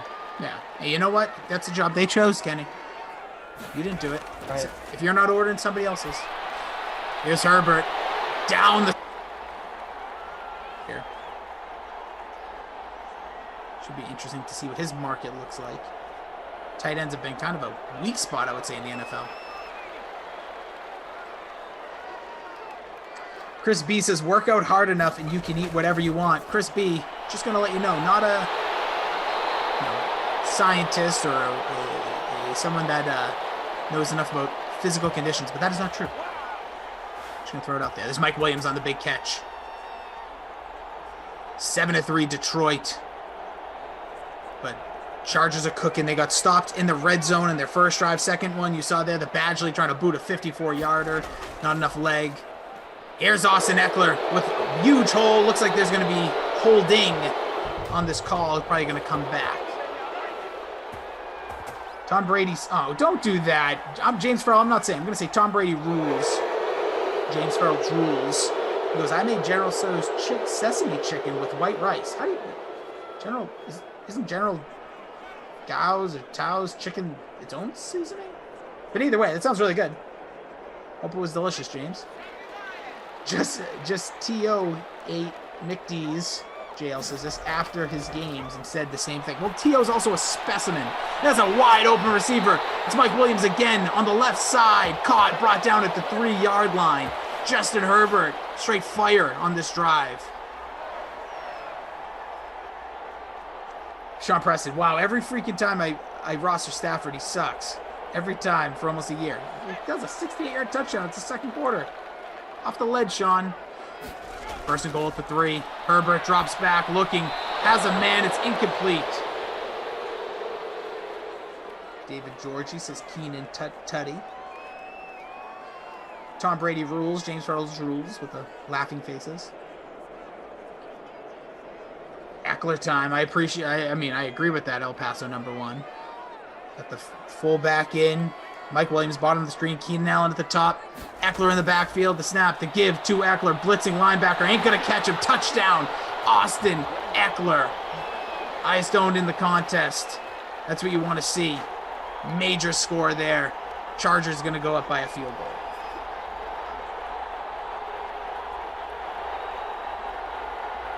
E-Dub says, oh my God, Herbert is bad. No, he's not bad. He just threw one incompletion. He was great on that drive.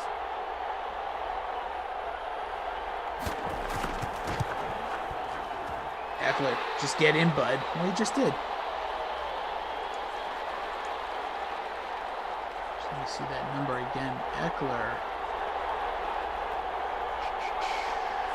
Ownership. 10-7. 4:09 remaining here in the first quarter.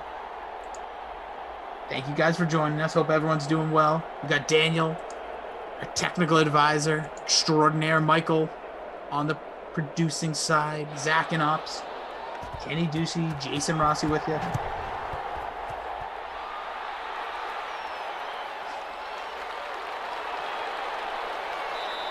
Another play here. Oh, Eckler. Thank you, Michael. Eckler. It's almost 79%, a hair under. Captain at 35.3 in Archon. That was his 33rd touchdown. Check out the contest wherein we had a family and friends that Kenny and I are in that we were talking about our lineups. Okay, let's see. Oh, you know what? I've been talking and I've been on mute. Oh, I didn't want to say that. I thought you might have been busy with something outside of. No, So. I was for about a minute there. I was talking and I was like, "Oh, he's talking over me," and I was like, maybe I'm just not saying anything that's worthwhile. I would never do that. I would never. Yeah, do no. that. Oh my goodness, I'm so sorry. You're good, dude. It's also funny because like I had muted my. Yeah, I was gonna say though is I'm not doing too well in our. Where you at? So, Where you at right now? I am going to check, but I know right now I didn't have Marvin Jones. I guess I do have Eckler, but no Mike Williams, no Herbert, no Badgley. Like I really haven't gotten much out of this. Yeah, so I'm in 23rd right now out of 162. Nice catch. It looks like Hawkinson, big play baby. there. Yeah, I'm in 157. Not very good. Although I do have the Hawk man, so. Oh, I can promise you that, but I appreciate, David, you playing a kicker in my honor. I just dropped big time. That play, only two spots. Everything's very dramatic. I don't have any Kenny Golladay yet. Where's Golladay at? He's looking for him, going deep. He's got a man. It's caught. Not Golladay on that one. Hawkinson again. It is. Hawkinson and Amendola with those similar numbers. Hawkinson probably could eat Amendola. Hawk man. Hope he does eat him, because Amendola with some slanted words against the Patriot way recently. The hate going towards the Bill Belichick is out of control. It's had Brady clear things up. But I don't know if you saw that. He said the Patriot way is just Tom Brady. It is. It's true. No. Then Ty Law had something different. Going to the end zone here. Baby. Oh, no. Look at he was tricked there. Yeah, looking for a flag. 2nd and 10 from the 24. Ty Law said, Patriot way was created back in the early 2000s with him, Brewski, McGinnis. Amendola throwing shade at the Patriots organization. But Brady had some nice things to say during press today, saying swimming words about Belichick for the first time since he left. Here's a pass here. Got a man. Oh, it's fumbled. Hawkinson fumbles. It's picked up with room to run. Goodness. It's going to be stopped there at the 25. Chris Harris Jr. came over this year, new to the Chargers here in Madden 21. What a play. Look at this. Just smash right there. Turnover there. Back come the Chargers on offense, Kenny. All right, let's see if we get anybody else involved here. Joe Reed, KJ Hill, anybody would be great. We already have a ton of involvement for Hunter Henry, for Austin Eckler. But really, there could still be a star made in this sim. I mean, we could still have someone emerge as the top scorer. I don't think anyone's done enough right now that you can say they're in position to run away with this sim. Agreed. Thus far, there's a nice pass there. We could still have a 20-point performance. I'm hoping for it. I'm with you, though. Hunter Henry on the grab. It's been a lot of tight ends in this one thus far, Kenny. Two of the better ones in the NFL. at least two of the younger studs. I guess that's a better way maybe to put it. This is the 2-minute warning. I'm telling you, man. Tell me. Oh, The you want to get rid of 2-minute it? warning stinks. Okay, so And you know what the worst part of every NFL game is? When you hear the ref go, this is the 2-minute warning. Because that means it's going to break and you got to wait 2 minutes until it comes back. And you get to see what's the exciting conclusion. Like, you get a huge 2.5-minute break in the middle of the build-up of the end of the game. Here's the thing about football. There's not a high rate of action, right? It's just the whole game, a lot of times, builds to the end. It builds and builds and builds, and then finally you get the exciting conclusion. And really, all you want to tune in for is like the fourth quarter a lot of times, and it's cut off. It's interrupted by like a 2.5-minute intermission, just so we can get the advertisers some love. And like, I don't like it. I don't like the break. Like college, right? We have the same thing in college, but there's no 2-minute warning. We have the same obligations to take TV timeouts, right? So I don't know, man. It stinks. And like, I get it. It like adds, it helps teams that don't have a lot of timeouts. Like there's a strategy around it, but I really think that you can like adopt college rules and have the clock you don't even stop need it. First downs. How about this? Last time we talked about this, I don't want to say I rolled my ass because I'm not like a 13-year-old girl, but I was more like, I don't know, Kenny. I think you're going a little hard. But then I thought about it. How about this? Why is there a 2-minute warning just at the end of the second and in the fourth? Now you could say the obvious because but like, why wouldn't they just do it in the first and the third as well? What is the 2 minute, especially the end of the half? Like, you're giving another team a timeout. Okay, like I get the strategy behind the idea in some cases, and I get the advertisers. But the NFL, if you really need to squeeze in advertisers, just do it after scoring plays. Make that 4-minute break a 5-minute break. Like people aren't going anywhere. You own that. It's not like you're really hurting for viewership. So I the more I've thought about it since you last said, I'm like, there's something there, and it makes the teams focus more on their timeouts. There's more. I think it takes a little strategy almost out of the game. The 2-minute warning. Yeah, you're right. So many times it's like, oh well, let's say your team's down by 6. Yeah, exactly. You get bailed out. You're like, oh well, they stopped him like a punt, and the punt goes out of bounds at 2:03. Like, oh, I don't have to waste that timeout because we get one here. So I could see it either way. I think if it's just the advertisers, the reason, it's a bad reason because the NFL already has a ton of commercial breaks and can just. I don't know if that's the reason. I wonder if no, I don't think it's not the origins of it, but it's why they keep it to this day. Right. 55 seconds here. Herbert in the gun. Where is he throwing that pass? Looked like he thought his receiver's going the other way. Looked like we're going to try and... Oh, no, it's 3rd and 2. You do get 4 downs here in the NFL. We're talking about taking away the 2-minute warning, not the downs. Jordan Lindenbaum says, I'd be in favor of the 2-minute warning just at the end of the game. I hear what you're saying. I guess...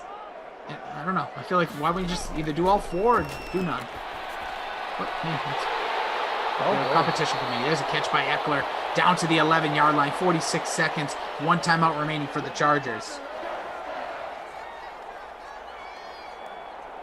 Everyone's just begging for Reed to get the ball in the chat. Wide receiver 3, baby. Oh, Money says Reed wide open. Good. He's looking for him. Here's... Oh, look at this. Eckler making... I'm sorry. Should I say Keenan Allen? Should have been. That's why they play defense, Kenny. That's what I hear every Sunday. Looking for Keenan Allen, who was doing like an out and then in route. Don't say that often. That's one of the best route runners, not in the NFL, just in the NFL, but here in Madden as well. If you look at the numbers, the stats. With the latest update. I've dropped to 45th. Keenan Allen. You're never going to drop down to how far down the standings I am. Well, you never know. Here's Herbert looking. Has a man. It is. I just don't like when that happens. It kills me in 2 reasons. 1, get up the field. 2, stop stepping out of bounds. Let them know a little more, AI. And 3, stops the clock. We don't need any more stopping on the clock here. AI, the answer. See this whole LeBron James thing? I don't know why I bring that up here when you said AI. I did. First of all, I had no idea that there was fans back. I watched some of that game, by the way. And you couldn't even tell because usually it's just the crowd. Yeah, because usually it's just the noise they have. Here's Herbert. Herbert. Would you rather no noise though? Like I like the. I don't know as a viewer. I like hearing what's happening. I like hearing the natural noise of just guys playing the environment. I'll hear this. I mean, that's what I don't know if you've noticed, but that we talked about Peacock last time. Yes. And all the Premier League matches on Peacock, they are all natural noise, I believe, or some of them are anyway. And I like it better that way. And you know what? There's you can look at like ESPN does some Serie A matches on ESPN Plus, and those don't have. First of all, some of them don't have commentators, but they're without pumping crowd noise. It's just you just hear the field, and I think it's fun. I think that we should hear what's happening. I don't want to pretend that there's a crowd. It doesn't sound weird to me, you know. Yeah, I just the NBA. It's like people, and I don't want to get into the whole thing, but actually I won't say it. But yeah, so the thing with the NBA though, Kenny, the thing with the NBA is you can't do it because the players swear the whole time, and we saw that early when they first came back to action. Right. So that's the one reason they had to do it. Also, they like the NHL did it for a little bit as well, and that was fine because you can't really hear over the skating slashing sounds like the shh. But the NBA, that first couple of games that was trash, it was awesome. It was only like the first 3 games, by the way. So if you were lucky enough to see that end, like the play-in part of the bubble last year, you heard it. Here we go. Matthew Stafford, probably last play here of the half. He throws it deep. Could be Galladay time. Oh, it's bouncing around. It's caught. Oh, it's caught. Kenny. Kenny Galladay. Get him involved any way you can, even on a tip drill. That was insane, Kenny. You don't see that often. Gets the catch. Little amazing. Half joint. Yeah. Amazing. And I'm not just cheering because my Chinese food's here. I'm cheering because Kenny Galladay made the catch. What a play. Big play exciting at the end of the half. I want to know about your order. I'm not going to lie, but we'll get to some numbers here for you. You saw Badgley kick in a field goal, so he's got 2. So hashtag stack them kickers. Herbert for 216, 200 for Stafford. Both are in line for the bonus in an action-packed first half. 1 touchdown, though, Stafford. He threw that one 68 yards to Marvin Jones. Take a quick peek at the contest. My wife asking if she should put something back in the fridge or cook it. The answer is always cook it. Yeah, also, I'm not doing too well here. And what do you mean? Whoa, put it back in the fridge or cook it? What are you talking about? I prepared dinner before the sim. She's aiding in my child going to bed right now. She's like, when I'm done, should I put the food in the oven or should I put it back in the fridge? I say cook it because I don't want to gum up and then have to do it all over again. It's prepared. Throw that sun gun in the oven. We're doing some salmon tonight. I don't want to. It's probably the whole house stinks anyways. Speaking about stinking, who would have thought? Kenny Galladay, 2 for 55, bouncing back. Marvin Jones, still the 1 catch. Would be a horrible game if it wasn't for 68 and a tud. So he's got the lone touchdown for the Detroit Lions. Hey, that could be it, though. That really might be it for Marvin Jones, too. We could call it a day, and he might be that. Right. Well, and the thing is, what we talked about is in the second quarter, I said, this sim is not, first of all, it's not nearly over, but there could be someone emerge with 20 DKFP who has nothing right now. And that, I think, could be Kenny Galladay. There's so much time left that, we could see someone ball out here and manage to redeem themselves for a bad start. Yeah, well, we shall see. Obviously, both quarterbacks playing well. Eckler with the touchdown playing well. Marvin Jones, if he can get a catch or two. By the way, thanks for the God bless yous out there, a Twitch fan. It's funny, when you sneeze and you put it on mute, when I look at the visual, it was even worse. Might as well have just kept the volume on. But here we go. I didn't even know. Oh, thank you. I gave out a bless you just now, actually, a few minutes ago. And I hit mute and yelled it. I'm a big long. I'm like the Steph Curry of bless yous. Like I'll give them out from long range. If you're in a crowded place, back before when you could be around people, you would just like hear us, you'd be like, "Hello, show." I give them out in all settings. I have to. I dig it. So I gotta know. Well, we get to the beginning here. Herbert taking over the bench set here with Keenan Allen. Usually that's a crossing route, or it could be a run up the middle. Oh. We're almost going to get tight end around. Going nowhere, though. For the Chinese food. People got to know. I don't care. People are interested, even if they say Sure. they are or they aren't. What do you go with? What's the staple for you tonight? Tonight I'm going with General Tso's. Yes. I'm going right now, and I do change it up depending on what I'm feeling. I love General Tso's chicken. I got that tonight with some fried pork dumplings and a little bit of pork fried rice, which I will save for tomorrow's lunch. And then, I sound like Christian D'Andrea. And then I don't know why, I just feel like I do. And then, but in my rotation, I'll do Kung Pao chicken. I'll do Kung Pao beef. I love beefalo Maine is a big staple of mine. I don't know if it counts as really as Chinese food, but they do have it at certain Chinese restaurants. But I like to have pad thai sometimes. And then I'll do sometimes. I mean, I don't ever order edamame for myself, but like if I'm doing like an order with friends, I'll get edamame. Gotcha. And then like I said, my usual appetizer is the fried pork dumplings. So that's sort of where I stand. Yeah, I had a big, my dad's 70th on Saturday, obviously much different than we expected this to be. So just the immediate family, we get a place here locally in the New England area called the Kowloon. Has kind of a reputation, especially as a wrestling fan. It's where all the wrestlers go after Boston hits. But anyways, we did this huge order. It was just amazing. Like, I don't eat Chinese food often, but when I do, I'm like the pig who just goes like all out. So like I'm in on most of the stuff he said. I'm a big beef teriyaki guy as well. 2nd and 8 here, Herbert. He loves beef teriyaki. He loves throwing the ball deep while spinning the other way. What is he doing? I'm trying to think of some of the other staples. So I like this dish called subgum chow mein, but it's meatless because it's just like a vegetable one. Delicious. Gotta get down. I think chow mein's pretty good. I used to do chicken chow mein a lot when I was younger as well. I don't know where exactly along the line it got lost in my rotation, but Tom Brady's the best. James Farrell stinks. Says, I do like cooking Saskatchewan beef with noodles. This is all from scratch. Brag. Listen, bro. I got you.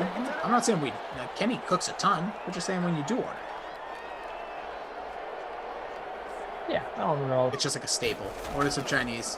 Here's the punt here from the Chargers. 5:48 remaining.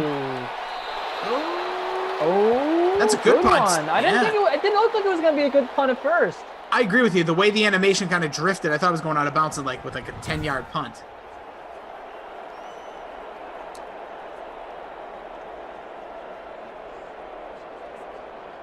Listen, just like your Chinese order, you never know what you're going to do, like in these Sims.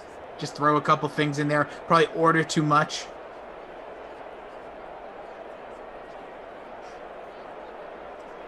There we go. We'll see Detroit take over. Stafford. Again, just the one long touchdown to Marvin Jones. That's all they've done offensively. Had the fumble by Hawkinson. The end of the second half. Here comes Stafford in the gun. Check down. Has a man. It's caught. The Hawk. First down. David Georgie says big play coming.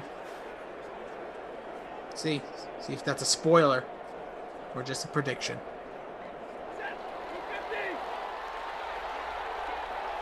If you're going to get your lineups locked in for the NBA, if there's a 7 o'clock start, you just missed. If not, there's some 7:30s as well. I got to text Kaufman. Can't get in with him. He's trying to shark me right now. Off always trying to win some NBA contests every single night.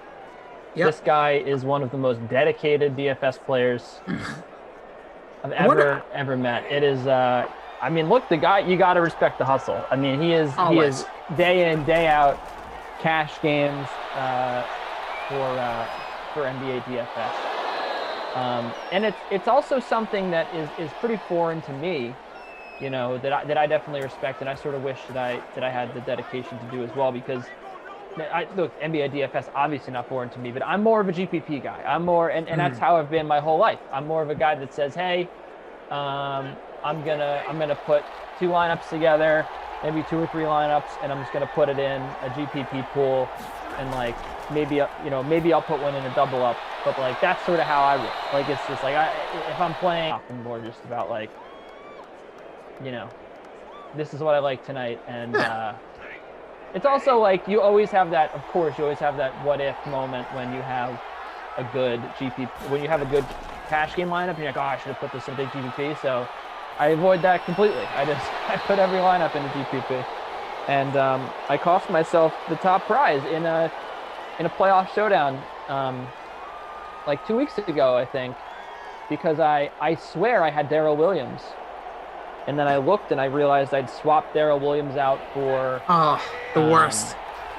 Yeah, I had swapped him out for another punt play. I think it was I can't even remember. Oh, it was Donovan Peoples-Jones. And by that, wait a minute! Another fumble. Was that Hawk again? This one's picked They're gonna up. take this back. They're gonna All take the it back, way. Rossi. And you know what? Don't be fooled in the future when you see good stats from the Chargers. They've stunk, but there it is, a touchdown. Fumble, recovery, fumble, force, and a touchdown. Huge play there from the Chargers. Was that Hawkinson or was that Amendola? It's Hawkinson. Second fumble of the game. Yikes. Tara Lynn in the chat. She jumps in and look at that. Automatic touchdowns. She says, do I look like a fraud like Koff? No, I don't know why you would look like a fraud like Koff, but Chargers DST in this one was captained in 1%, owned in 14.4. Here's Herbert going for 2, sacked. Detroit's defense saying, I see ya. We'll get another point back. So 19-7 now. 3.5 left here in the first half.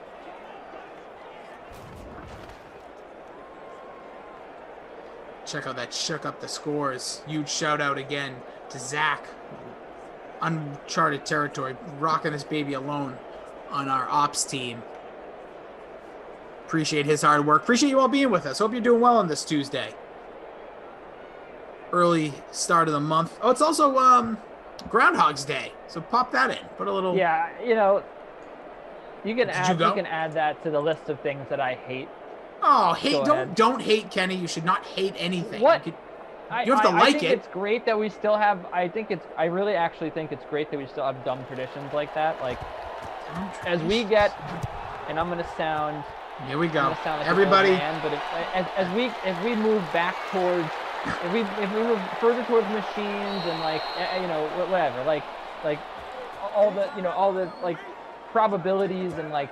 I just feel like, we're all on our phones all day. Like, we all have automated things. We all get to, you obviously lose, like, that sense of human interaction and that sense of, like, why would you have a groundhog tell you what it, if there's going to be 6 more weeks of winter when you could just, use, like, advanced weather forecasting or read the clouds or, what I mean? Like, but that's a legitimate thing is, like, a lot of things like that have gone away because we have,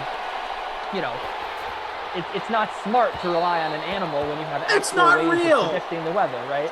It's not real. It's fun. It's fun, yeah, Kenny. But it's the point is it's fun now, right? But it's because it's a very outdated thing. But I do love that we still have it. But that said, you just said you hated it. Now you say you love it. I like that we still have traditions like that, but could not care less about what if he sees a shadow or not. Just don't care because it's obviously not going to impact whether or not we have it. Of course, dude, it was always just like an event. You got crazy son of a gun, Pentatonic Kenny. Somebody said. Emerson's forehead. Pandemic Phil. Listen, all you need to know. Get your almanac, throw it in the trash. Only worry about what that furry beauty. There's, by the way, Marvin Jones with another catch. He was off that snide. Just that furry beauty son of a gun, that groundhog comes out of his little hole that is clearly not just put in 2 minutes before the cameras are rolling. And they just say, oh, did he see a shadow or not? Here's the best part. Of course we don't know if he can see his damn shadow or not. What do we see, his eyes? It's a great tradition. Have fun. It's Groundhog's Day. Pop on Bill Murray movie. There's been so many of those loop movies at this point. There's Happy Death Day if you're into that. Groundhog's Day. I didn't watch that show. Was that Russian Doll or something? But I heard that's one of those. There's a movie on Netflix called When We First Met. There's a million of those. But just remember, people, don't hate. Celebrate. Happy Groundhog's Day. I can try that. Just do it. like when in about like, I don't know, like 20 some odd minutes when you're just scarfing in that Chinese food, just have a big smile on your face, and then when it gets Groundhog's Day and there's some furry little beaut that comes out of a little hole, takes a look around, and he tells us if we're going to have winter for another 6 weeks. Whatever. Choker says, I got your back, Kenny Ducey. Dumb people actually think rodents predict the weather. No, dumb people don't, Choker. Choker, you're banished. It's not real. I'm just kidding. But No, actually, banished. that's it. We're getting rid of him. Yeah, no, because you agreed, because he said dumb rodents. How dare you? Yes, thank you, Daniels. Calling Bill Murray dumb? Yeah. Choker, what at it? Spring's coming. I don't even know if he saw a shadow today. I'm going to Google it while we have this drive in the red zone here for the Detroit Lions. Can they get their score back after the fumble? Here's the handoff in the shotgun formation. Stop shy. DeAndre Swift with his first carry for 3 yards, getting them to the 3-yard line. Oh, Palm Springs. That's another one. Thank you, Jason Mack. That's a Amazon. I watched that last year. Choker says, Jason Rossi, there's one in every crowd. Sure is. Man in motion, Galladay drops back to pass. Stafford looking, has a receiver wide open across the middle. Touchdown, Detroit. Going to cut this 12-point lead down. It's Hawkinson making up for all of his fumbles and costing them a score in the last drive. Getting in the end zone. So the Hawkman is in the end zone, and we're getting hot and spicy here. We're getting a little hot and spicy with these. I'm back up to 42nd now, thanks to the Hawkman with his 100-yard receiving bonus. Matty Staff is at 23 points. Who would have expected Matt Stafford to be here right now? Huh? Honestly, this is it. Kenny Galladay, thanks to his big catch, now has 67 yards. Things are looking up, Rossi. Emerson's forehead looking for a call. I'm not going to give the Hawk call. It's only for the Vultures. This contest just absolutely was turned on its head. It really was. This last 2 drives, it was a defensive touchdown, then Hawkinson on fumble twice. Now we got this. Because you had these people who just had Eckler in the captain spot and Justin Herbert. Those guys, they were thriving. Yeah, me. Right? These were the people that were in front, and it looked like the Chargers' offense was just revolving around Eckler, and it looked like the Lions had no interest in scoring the football today.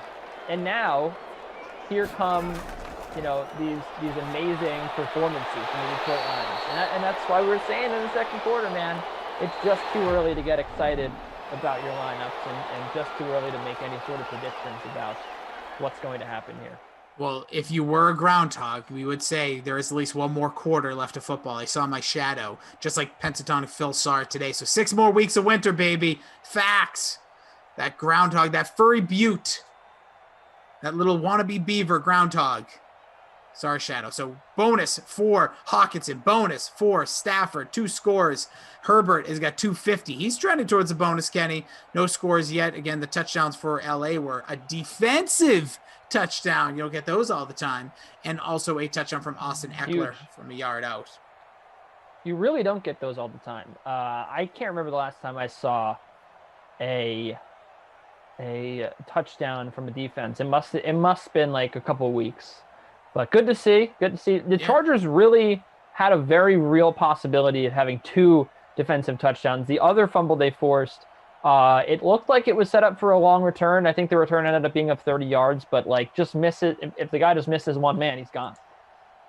That's it, and that's what we'll see if we are. We'll get to see if we get another big play here. A couple, Mike Williams got 3 for 65. He could hit the bonus. A lot of players right in that wheelhouse, Kenny. So we'll see as we get here to the fourth quarter. Little past 7-11. It's like my favorite store. Go get a Slurpee. We're going to get ready for fourth quarter. Right down the road. Get in there.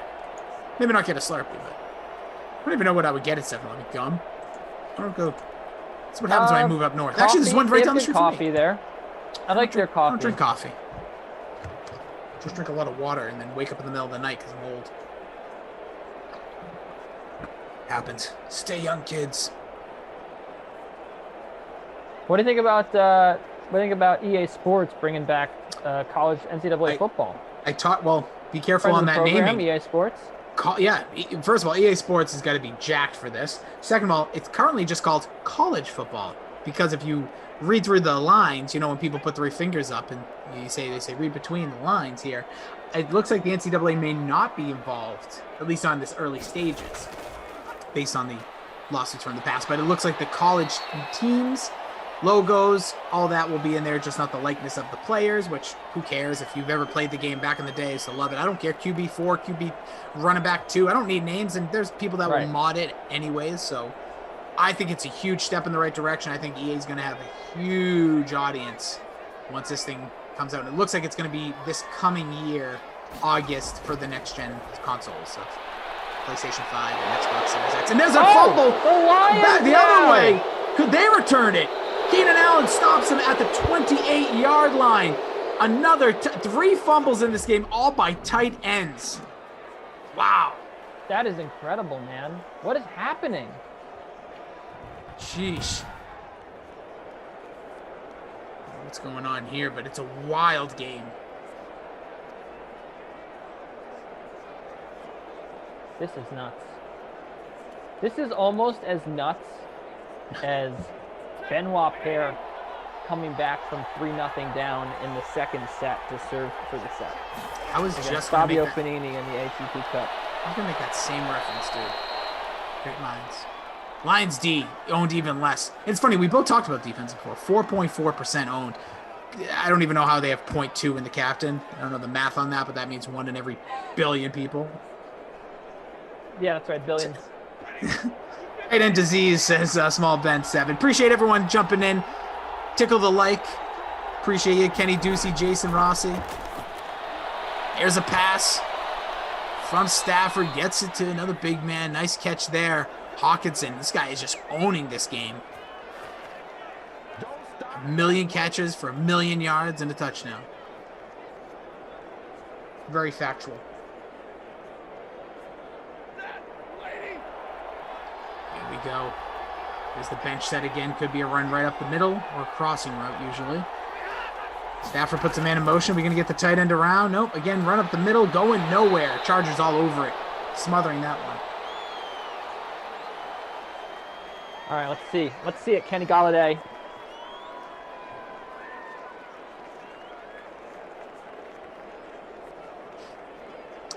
See if they can get it to him. Brother Phil says, confession, I am real. Pentatoni Phil. I'm also Elvis and Jim Morrison. Feels good to get that off my chest. 15-yard line. Oh, gets it off. Caught. Going nowhere, though. 1 yard gain. Stafford. Good on Stafford, getting rid of it there. It's a Amendola. 4 grabs, 27 yards for your wide receiver 3 in the offense. I like your the title of the contest that you made. This is going to be a new LA rivalry. Mm-hmm. I mean, I don't know if you can call it a rivalry if they play like once every 4 years, but Chargers and Rams. Matty Staff against the Chargers. I just think at least for the headlines. That's a bad play call right there. Down by 5, you're running the ball on a 3rd and 8. 5 minutes to go. That was a very Packers-like play call in the NFC title game. What are you doing? A Prater, my kicker. Get it in there. Break the Prate. The Prate breaker. Landed it. Slate Prater. Oh, keep going, baby. I like it. I like what Kenny's doing. I'm picking it up. Prate breaker. There it is. Prater kicks it in for 3, so give him some more points. He's got 5 on the day. 2-point game here, 19-17. If you're wondering, what the heck, 19-17? It was a touchdown on the defense by the Chargers after Hawkinson fumbled. They went for 2, and Justin Herbert was thrown out the club by the defense, got sacked. So here we are. 2-point game, 4:44 left. Kenny Galladay, Kenny Galladay. Yeah, that's who I'm doing the game with today. It's Kenny Galladay, and I don't even know a famous Jason in football. Jason Sanders. Got Daniel, our technical and advisor, who's absolutely smoked it. We had a little technical difficulty earlier. Just came back swinging. He's got the hamster wheel going. Style up, plugged in. Told his mom to hang up the phone. Michael, our producer, Zach on ops, busy day. Fantasy Hawk says, Rodgers is going to the 49ers. Easy there, Fantasy Hawk. Don't think Rodgers is going anywhere. There is that report that did say the Rams called, said, hey, Green Bay, what's the deal with Aaron? What do you want? They were like a 3rd round and 2 first round in the future. They're like, no way. Then they called Detroit and they said the same thing. Like, yeah, sure. Here you go. Here's Eckler up the middle. Gets a couple yards, getting it to the 30.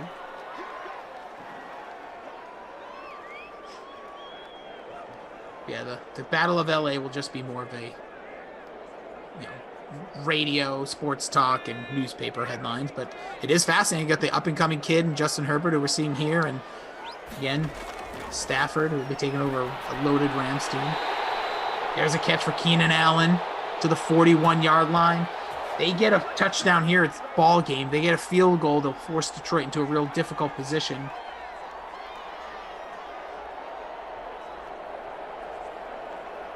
All right, so this is getting pretty good here. The Detroit Lions defense obviously just came up huge. Sure did. They come up huge again here. They could put themselves in position to win this game. Yeah, they're gonna have to stop plays like that. Austin Eckler, 74 yards on 10 carries. I'm not a mathematician, Kenny, but that's gonna be 7.4 per carry. I like it when it's nice and easy. Kenny right now smells the Chinese food awaiting him. Yep. I can actually smell it from here.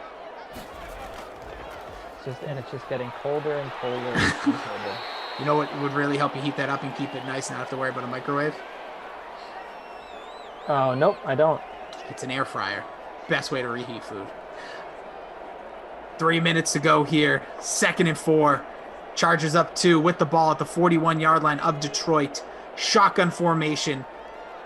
You got 3 wide. Hunter Henry in the slot. Keenan Allen, bottom of your screen. Mike Williams at the top. Eckler in the backfield. Gets the carry. Has room. Gets stopped. What a play there. Could be a game-saving tackle. Come on. One play, Detroit defense. One play right here. Here's the 2-minute warning again to bail out the Lions. How many times have you heard that? One play here, Detroit. One play, please. Detroit wearing their color rush unis that they got absolutely slaughtered by the Tampa Bay Buccaneers with on Thanksgiving this year. The LA Chargers wearing one of their many beautiful uniforms. Come on, let's go. And Detroit still has 3 timeouts, so they can still get the ball back. But ideally, you need to get the stop here. Yeah, here's this. Not going to happen. Nice run there, Eckler. So the timeouts will start to be burned here to see if they can stop. Fantasy Hawk is just going on an all-out surge on ridiculous take. Breeze is coming back. He says, Matt Ryan going to the Colts. Hey, I like it. What about Andrew Luck coming back too, right, Fantasy Hawk? Yeah, saw that report. Well, quote-unquote report, even though that ain't happening, I don't think. Jay Mills says, you like egg roll? That's a good question. Kenny, you like egg rolls? Absolutely. Okay, they're in the repertoire. Spring rolls, like them both? Like a veggie roll. Dustin Ford asked who you like for captain in the Clippers-Nets game. Oh. I like the Clippers in this game, and I don't see how you can't like a Clipper in your captain spot tonight. I would maybe say Kawhi. Yeah. The Nets defense has been laughable ever since they got James Harden. I think they are bottom 3 in defensive efficiency. And, you saw the other night to the Wizards, they allowed, 147 points. This is not a good defense. I want to say just quickly on that you're right. And people talk about how they scored those, the big win at the end. But, yeah, look at that. Look at the score in the bottom corner. That's the point. Right. 100% right on that. Their defense has been awful. And I know the Black Durant and all that. But I agree with what you're saying here. I think Kawhi, personally. This is going to be a very difficult – you're right about Kawhi. I think that's sort of where I'm going. This is going to be a very difficult or frankly, I might even look at let me look at this showdown. This is going to be a very difficult showdown because this is going to be a very high-scoring game because, the Nets obviously love to do a lot of points, but they also – obviously, their offense has been great. So while I do think the Clippers win this game, it's not like the Nets aren't going to put up a lot of points as well. Yeah, you could go Kyrie. The implied total is set super duper high, ridiculously high. But yeah, I'm gonna try to see what because I know Pat Bev is out. I might not hate. We got an incompletion there. I might not actually hate going with. Let me see if I can find. Well, you do that. I just want to make the mention. This is why you fire your coach. You're up by 2, a minute left, no timeouts for the other team, and you throw the ball? Run the ball! You goofballs. Charges stink. Badgley kicks it in. So 57 seconds remain while Kenny's giving you a little insight in that big old brain of his. Followed by Kenny Ducey, gives you the picks at I was supposed to say SB Nation. Jeez. DraftKings Nation. You can check out his write-ups about the NBA. So we're talking captain for the highly scoring contest of the Clippers and Nets. Daniel, our technical advisor, saying, the Nets traded away 2 of their better defenders for Harden, which is 1,000% true, even though one of those is hurt now. But yeah, that's what you do in the NBA. Make dumb calls sometimes. Showdown real quick. Let me see. Yeah, 50 seconds. I'll tell you right now, because I think this is a game you're probably going to want to get a lot of high-priced options in there. So let's see. So you mentioned Harden. I mean, Harden has come as advertised on defense. I think he's improved by like 1 point per 100 possessions, but for the most part, still been really awful on defense. Yep. So I think Eckler does not have the bonus, Ken. Here's Stafford in the gun, 3 wide. 57 seconds, no timeouts remaining. Blitz coming. It's picked up. Plenty of time. He's looking, throws it deep. Looking, has a man. Galladay broken up. Nice pass, though. 322 yards for Stafford. And they need a touchdown, shouldn't say only, to win this one. I think I like Nick Batum at captain, now that I look at it. Oh, Batum. You're going to save money. Yeah. He's probably going to end up being the 2 effectively. Like if there's going to be one guy guarded by actually no, what am I saying? Paul George, I think, is going to be facing James Harden. So I think that he's probably, I was thinking like they had 3 forwards, but I would say Paul George now because I think he's probably going to have a better matchup of the 2 guys against James Harden. So I kind of like him. And then, I mean, it's expensive, but I'm definitely getting Reggie Jackson in there. I mean, the guy just shoots the ball like he just loves to shoot it so much. And he's only $5,400 on that showdown slate. So, I think those are 2 guys I'm definitely looking to target. 3rd and 10 here. Kenny dropping knowledge on us about your NBA slate. Stafford after the incompletion has a receiver going down the seam. It is caught. Nice catch there. Looks like it's Marvin Jones with another catch. It's got to be right at the areas. Bonus for Marvin Jones. He's got 122 through the air, but time is ticking. 20 seconds. I don't know how many more plays they'll have left in him, Kenny. They might get one more. No huddle. 16, 15. Stafford in the gun from the 49-yard line. He's got to go deep. Got to get to the sideline. There's a flag in the play. Gonna stop it. It might be a hold though. If it's a hold, I don't think they do the runoffs in Madden. They do not. Not here.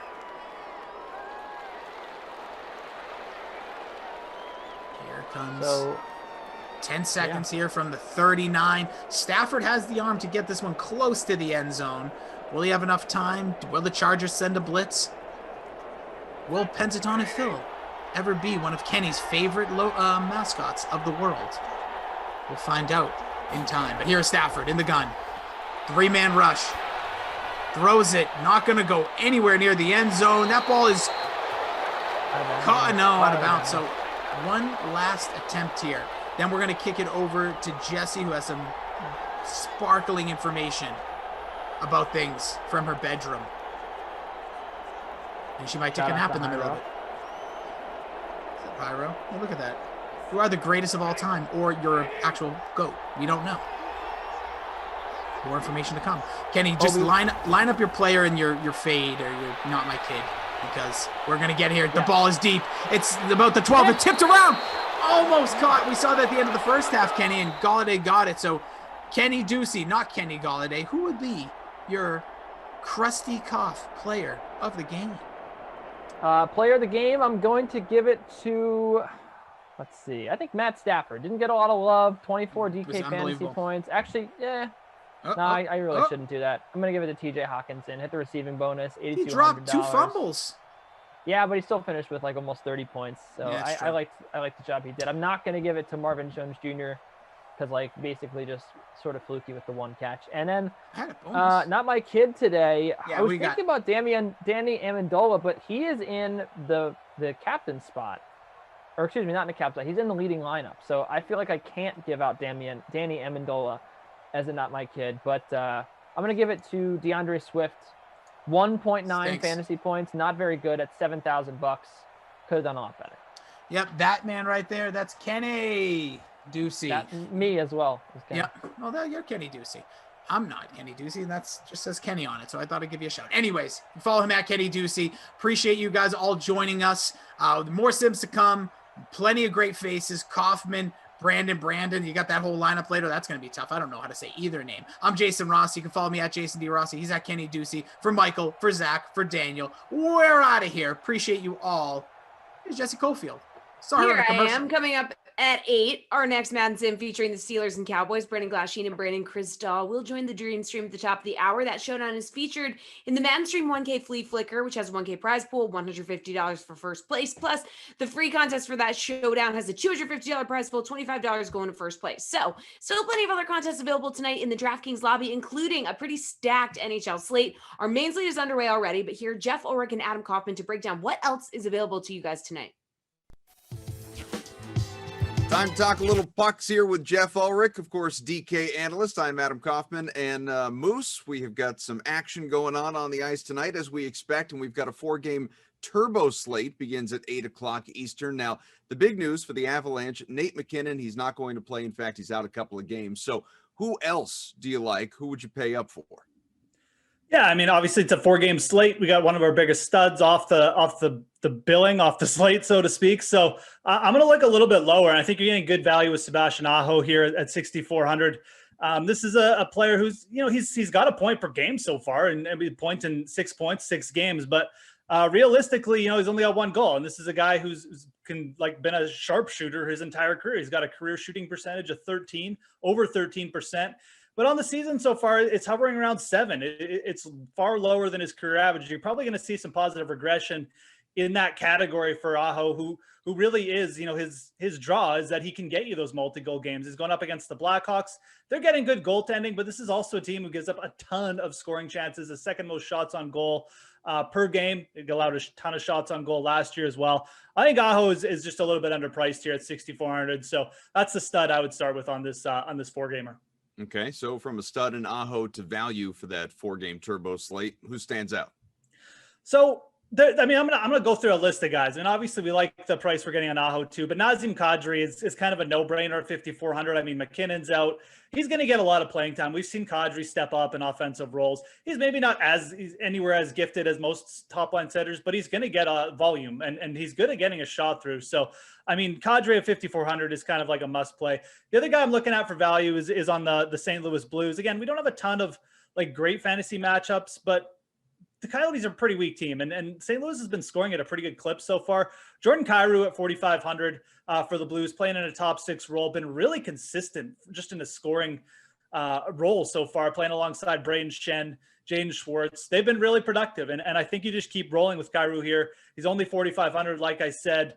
Going to just get a ton of offensive chances, probably a little power play time too. That's a good price on him. Who's the goalie du jour? Again, I'm not going to get fancy here with the goalies. It's good to target lower price goalies in NHL DFS. You get guys who get a lot of shots on goal here, but looking at this slate, I think you just got to go with Philip Grubauer at Philip Hans Grubauer at 8,100. So, going up against the Minnesota Wild, I know McKinnon's out, but Grubauer's been really good this year. He's just been really solid. His save percentage hovering near 0.930. He beat the Wild the last time out. And this is the end of a 3-gamer between Colorado and Minnesota. You got to figure Colorado is going to be up for this game. Try and grab a win for their captain while he's out. I think that you might see a little bit of a lower scoring game here, and you could see a few more shots on net than usual for Grubauer as well. So I like that price. I like just paying up there, taking a little bit of a chalky goalie, but he's been really consistent so far this year. And, the Minnesota Wild are a little bit short-handed as well. So I like Colorado to grab the W there. Obviously, people can jump into an overall classic slate for the NHL. It's not just the turbo slate, but it's not just those two options either. You got the late slate, and there are 2 games available there. Of course, the Senators and Oilers, the Ducks and the Kings. Now, always tough decisions to make when you have guys like McDavid and Draisaitl and trying to decide which of the 2 you want to pay up for. Could you make a justifiable case to play both tonight? Yeah, it's a pretty easy justifiable case here. I mean, we have two games that are at like the opposite ends of the spectrum here. I mean, you have Ottawa and Edmonton, which is really close to getting up to a 7 handle on the over under right now. These teams scored 13 goals 2 nights ago. They almost hit 10 goals in the first period. I mean, Ottawa is just a terrible team. And the Edmonton power play was ranked first overall in the NHL last season. They've really picked up their efficiency over the last 2 games. McDavid and Draisaitl are absolutely running and gunning out there right now. So I think the way you differentiate on this slate, you probably should take Draisaitl and McDavid if you're playing the 2-gamer. But the way you differentiate is think about the cheaper pieces on the Oilers. Kailer Yamamoto is out there for a ton of power play time. James Neal is back on the power play 1 for the Oilers. He looked really good in that last game too. He just sits in front of the net. He can pick up those multi-point games. If you really want to go deep, Alex Chiasson also sometimes gets some power play action if he's even in the lineup. And Jesse Pulpuyarvi is another guy. He plays alongside Connor McDavid at even strength, not getting a ton of power play time, but eventually this guy's going to break through for a big game. So I think you got to play McDavid and Draisaitl. They're not on the same line regular strength, but they're going to play a ton of power play together. And realistically, the way you differentiate, you look at those other Oilers pieces. Like I said, James Neal, probably the most attractive from an upside perspective because he's just out there on the power play a ton. Taking a look at the DK Sportsbook, which game you betting the over on? So I'm going to take a little bit of a turn here. I think realistically, looking at the slate, the only over I'm really interested in is in that Ottawa-Edmonton game. I mean, it's a 6.5. We're only getting around minus 130, though, to take the over there.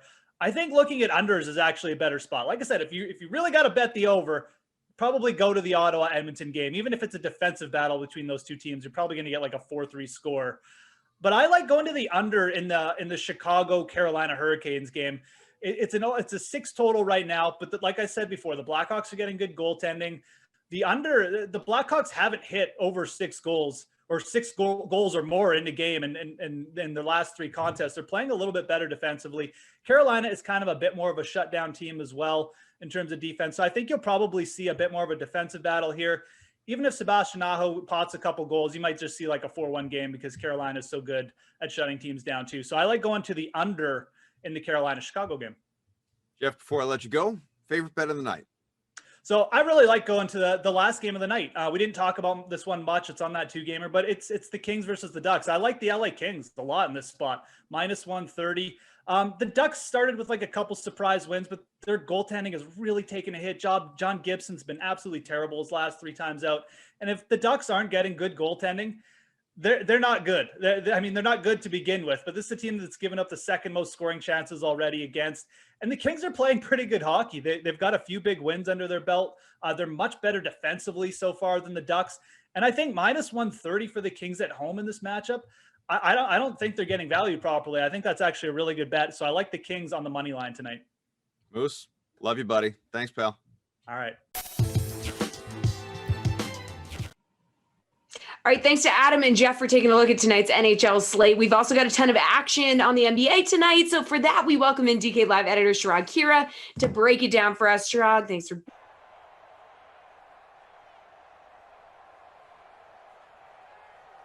Nasir Little and James Wiseman as the 2 injury keys to this slate. Little and Wiseman have both been ruled out. Wiseman is kind of, on that later one. But for the 8 o'clock one, with Little out, I expect Anthony Simons to start. Dame was kind of in that game last night. He didn't play the full minutes, and Little played a lot. Little was able to put up 47 fantasy points, and I expect Simons to come in and play, 27 minutes tonight with Portland just dealing with a bunch of injuries. All right, so let's talk about the slate, like the 2-game later slate for those 8 p.m. games, 10 p.m. games. Can you just give us your favorite DFS play for either of these slates? Well, it has to be Russell Westbrook coming off that monster performance. He's just slightly cheaper than Bradley Beal, and he's cheaper than obviously Damian Lillard, who's been playing out of his mind lately. Russell Westbrook has beef with Damian Lillard always. The game is in Washington, and this is the second night of back-to-back, like I mentioned, for Portland. I think Russell Westbrook just has enormous upside, and he's just a little bit, safer. All right, so how about your favorite value play for either the 8 p.m. or the 10 p.m. slate?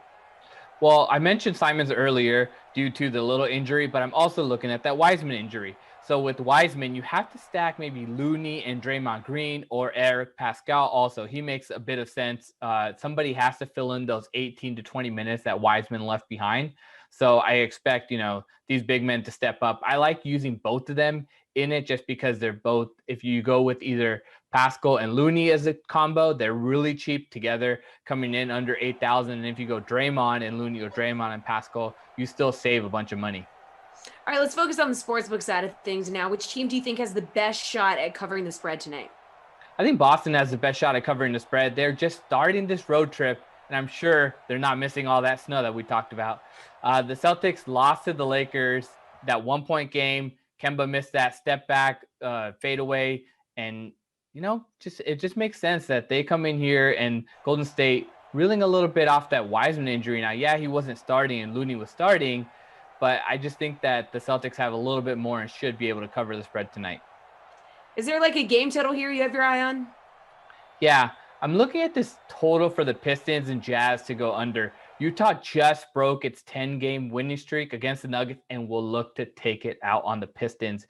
Detroit, they had their last game postponed. They had to fly out to Utah after contact tracing postponed their last game last night. So I don't think they have the legs. They're a bit tired, and Utah's looking for a little bit of revenge to take it on a team that's probably not going to make the playoffs even in the Eastern Conference. All right, so finally, before I let you go, what's your favorite player prop for tonight's games? I mentioned the Wiseman injury, and I'm looking to go to Draymond Green, 18.5 points, rebounds, and assists. Basically, you're hoping for 6 points, 6 rebounds, 6 assists from this guy. And if he goes over in one of those categories, then the bet is the one that you win. Sure, it's a little bit risky, but also at the same time, DK Sportsbook has it listed at -122. So the probability of it hitting is there. The assist shouldn't be a problem. He can pass it out to Steph. And I expect him to kind of have to pick up the rebounding because of Wiseman being out. The points, always a little iffy. Draymond doesn't like to shoot it a lot, but I just think that maybe in this game he'll have to with the high total. All right, thank you, Shrug. Good stuff as always. You guys can go to the DraftKings lobby or Sportsbook to use all that knowledge that Shrug just dropped on you. All right, now I'm going to tell you guys about our play of the day. This week leading up to the big game, we're getting you ready for the action in Tampa with 7 days of new bonuses. All you have to do to earn today's bonus is enter a lineup in the NFL 5.55 Super Bowl 55 Millionaire Contest. And if more than 50.5 points are scored in the big game, you win a $3 contest ticket. It's as simple as that. You can go check out the bonuses each day in the DraftKings lobby or by going to DraftKings.com/promos. All right, we've talked NHL and NBA, so how about a little golf now? This week, the PGA Tour heads to Phoenix for the Waste Management Phoenix Open, and what's usually the rowdiest tournament on tour will be fairly toned down this week, but that hasn't stopped some of the biggest names in golf from wanting to compete. Names like Rahm, Thomas, McIlroy highlight the stacked field, and to help us break down the odds for this week's tournament, Adam Kaufman caught up with Jason Sobel of the Action Network. Get into a little golf talk with our own Jason Sobel, our friend anyway from the Action Network. How are you, Jason? I'm doing great. Can't wait for the Waste Management Phoenix Open. There's only going to be about 5,000 fans on site this week instead of like 200,000 fans per day, but there's still fans there. It's still something we haven't seen much in the last 8 months.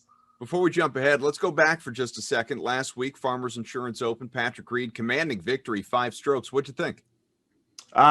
I think a lot of things about Patrick Reed's weekend at Torrey Pines. I'm not sure we have enough time to get into all of them, but I can say this much about Patrick Reed. Whether you think that he was completely right in the decision-making and he's getting an unfair shake here, whether you think he's a complete cheater, whatever you think of Patrick Reed, you have to admit that when his back is against the wall, he just puffs out his chest and he plays better golf than everybody else. And he's done it time and time again, and it's very impressive to see him compartmentalize like that.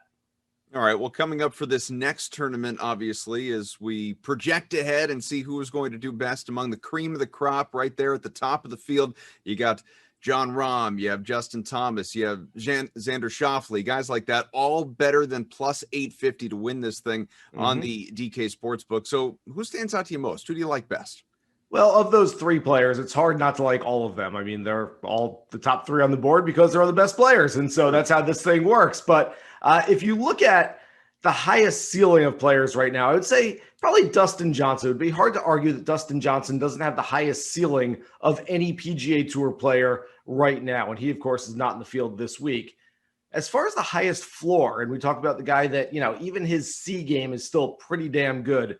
I think John Rahm has the highest floor of any golfer in the world right now. You go back and look at his results over the past year, and time again, he is, even if he's not in serious contention, he is not that far off. And so if you're looking for a guy, whether it's a top 10 prop, a very conservative top 10 prop, or maybe a DFS pick in your lineup, I think John Rahm probably has the least amount of risk attached to him as far as those three players right at the top.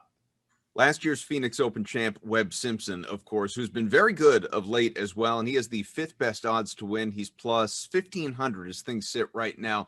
How do you feel about him? Can he keep it rolling?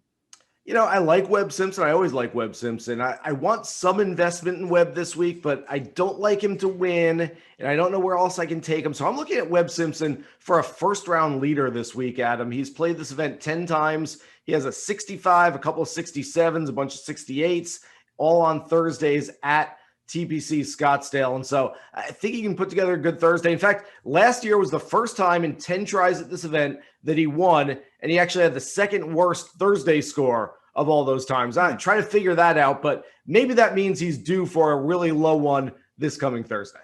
How about someone who's been a little bit better? He's not only won once, but twice. Hideki Matsuyama, who not high odds to win this thing. I mean, maybe compared to the field, but obviously compared to the guys that we've been discussing, not right there at the top. He is the 7th best at 2,300 plus 2,300. What do you think? Can course history and experience here make a difference for him? Great course history for Hideki Matsuyama. I like him even better for one other reason. That's because I picked him to win last week at Torrey Pines, and that didn't even come close to happening. So I have a pretty good track record, Adam, over the last couple of years of picking a guy, having it not come through, erasing him from my memory, and then the next week he shows up and plays really, really well. So if that trend is to continue, then hop on the Hideki bandwagon this week. But yes, he has played 6 times without the one withdrawal, of course, but 6 times where he's finished in the lead, finished with a win twice, and in the top 16 every single time. So yes, he is a certain course horse at this place. And coming off last week, I think that he should have a nice one this week. Brooks Koepka plus 5,500. He has missed the cut 3 straight tournaments. Does he right the ship here? Is it a major championship week? That's the question I always ask in reference to your question, Adam, about Brooks Koepka. It's not a major this week. So I know Brooks has won here before too, and Brooks can obviously turn it around on any given week, but 3 straight missed cuts for Brooks Koepka. Something's not quite right there. He split up with his longtime coach, Claude Harmon, after the Masters in November. We just found out about it last week. Things are not quite right in Camp Koepka right now, and so I'm going to continue to fade him until either he proves otherwise or we get to a major championship where he's just going to show up and win or close to win anyway. Who are the long shots that jump out at you? There's a lot of really good players who are, I don't know if I'd necessarily call them long shots, but there are 6 guys who finished in the top 32 last week who are also top 30 in strokes gained off the tee this year. And I think that hitting the ball off the tee is driving the ball is really important here at TPC Scottsdale. So I look at guys like Will Zalatoris, Sam Burns, Wyndham Clark, Sungjae Im, Henrik Norlander. There's just a bunch of guys who are in form and drive it really well. And so Luke List was the other one. I knew there were 6 of them. And so I'm looking at those players as guys who it's almost like a neon light is flashing at us like, take me, take me. So top 10s, top 20s for those kind of guys, I think should pay off this week by and large. Who's getting that flashing lights, take me, going to win the tournament this weekend? This sounds like a fool's errand because he hasn't won in 15 months. He's never played this golf tournament before. He's struggled on Sunday afternoons, including just this past Sunday at Torrey Pines. And yet I'm on Rory McIlroy this week. I just think, first of all, he's one of the best drivers of the golf ball in the world. He's second strokes gained off the tee this season. He was second strokes gained off the tee last week at Torrey Pines. And throw in the fact that he hasn't played this event, maybe a fresh perspective, kind of recharge the batteries a little bit. I think that's going to be good for him. Like I said, hasn't won in 15 months, going back to the 2019 WGC HSBC Champions event, hasn't won on U.S. soil since the Tour Championship earlier that summer. Still, at some point, Rory McIlroy is going to win a golf tournament. I want to be on the right side of it, and so I'm taking him this week. He's positive. He's got the ear-to-ear smile and the insights off the charts. Jason Sobel, thanks, buddy. Thanks.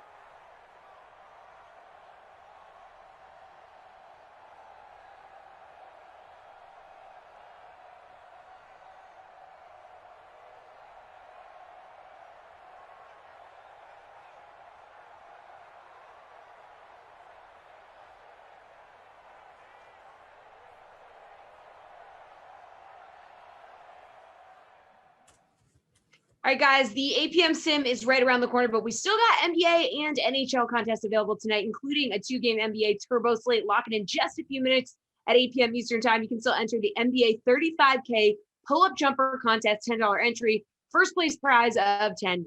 And there's a 4-game turbo slate for the 8 p.m. Eastern NHL games. Our featured contest is the 5K twine contest. It's at $1K to first place for just a $10 entry. Plus, you can wager on all these games over on the DraftKings Sportsbook, as well as PGA College Basketball, UFC, and more. All right, it's time to get back to the Madden. Brendan Glasheen and Brandon Cristal are standing by with the call of Steelers and Cowboys.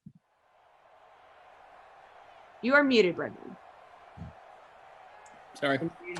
There we go. Got excited. Good open, too. I could tell. You were Jesse, thank you. You know why I was muted? Because Jerry Jones just waved to me down the hall. And when Jerry speaks to you, Jerry, there you go. It's been a while since I said hi to Jerry up here in the booth. So, Jerry, we got pregame. Yeah. You know the drill. All right. Cowboys hosting the Steelers. Jerry Jones down the hall. Brandon Cristal. What's up, man? Who do you like? Who are you captaining for this one? We have a minute until lineups lock. Well, so because I got burned by him last time and I captained Michael Gallup, who had an okay game, Amari Cooper had a huge game the last time I did a Cowboys sim. So I figure I'm going to ride that because in his last 4 games, he hasn't been in the end zone. So it's like, okay, it's circled back around, and this could be a big Amari Cooper game. So I'm going with the highest paid wide receiver in football, who certainly isn't worth that money, I don't think. I mean, you're worth whatever someone will pay you. Sure. But if I'm making a list of top wide receivers, I'm not sure Amari's in my top 10 right now. Yeah, I've got him in there too, because typically I don't play him when the Cowboys are in action in Simland. Same. And I'm like, every time I don't play him, I get burned. I feel like the DK Sim fam sometimes in that case. So I've got Cooper in there. Lineups have locked. I captained Deontay Johnson to create some room. Both quarterbacks, Cooper, Jalen Samuels, and Greg the Leg. Okay, so our lineups are similar in that I have both quarterbacks with Cooper as my captain, as I mentioned, Deontay Johnson as a flex play. CeeDee Lamb I was able to sneak in at $4,800. I think was the value I got. I still have $1,000 left, but I went with Greg Zuerlein because I feel like he's always good for a 40-plus yard field goal. It seems like, or a couple 30-yarders, because Cowboys offense does move the ball. It's their defense that allows other teams to obviously stick around. Yep. And they're indoors. I like their chances at home. So I like kickers indoors. Sure. So it just made sense to spend every dime. Yeah, I can't believe I didn't realize until I looked down that I have $1,000 left, but that's okay. I like my lineup. Sometimes that is the way to go. Sure. Yeah, absolutely. And full disclosure, before we do go off camera and go out to virtual Jerry World, we're here already. Jerry Jones down the hall. I did play Koff again head-to-head in NBA. I'm a sucker. So did I. All right. I don't know if you heard about last night's debacle, but well, I had 4 Nuggets in my lineup, so okay. I know how that went down. I got my money back. So just to clear the air here, played Koff in NBA, and I stayed away from the Pistons and the Jazz in case Nuggets. Oh, tonight. In case stuff hits the fan. Oh, I didn't. I played Rudy Gobert, but who cares? I'll get my money back again. Yeah, that's true. But I was getting worried. And it was a false positive, which means it was a flawed test, not someone's walking around sick.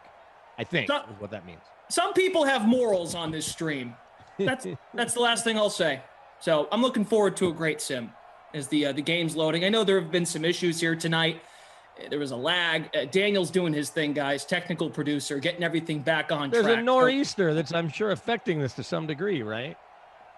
Feet and feet of snow up and down the eastern seaboard. Also, just the fact that technology can really stink sometimes. I mean, that's just the reality of it. You'd think in 2021 we wouldn't have these problems, but as it turns out, that's just how life works. We're a couple of years away from everyone's internet being really good, really pretty good. I think all you can do about 5 years away to where the bandwidth increases and it's fiber optic in as many places as possible. All you can do, everybody, is just get back on the horse and keep on trucking here. So I'm not sure you truck on the horse, but I get it. Yeah, whatever the verb is, Sure. You know what I meant. You're going to use these colloquial phrases from my neck of the woods as a proud Texan who you wouldn't know I was from there unless I told you. I do say y'all a lot. And if I'm around other people from the South, I might allow mispronunciations to slip. Like I'll say Friday instead of Friday, and then I'm like, what is wrong with me? Sean Preston, thank you. The hat is straight on, strapped on in that hat. Feels good. Jordan Lindenbaum, no. That is Cowboy hat. I have lots of Dallas Cowboys hats. I don't think I have any kind of cowboy hat of any kind. I've got some for my kiddos. They have some. This hat is just a little oversized. It is big. It's Sure. 7 3/8. Oh, that's the size hat I wear.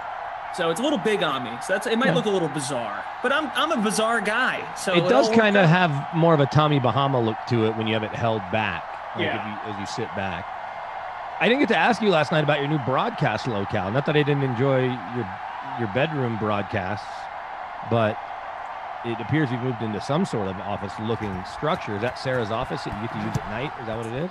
Or No, now? so Sarah's got the desk, actually. She's been very, very lucky that her roommate allows her to use the desk on a daily basis. And I moved to the bedroom for a while Sunday night.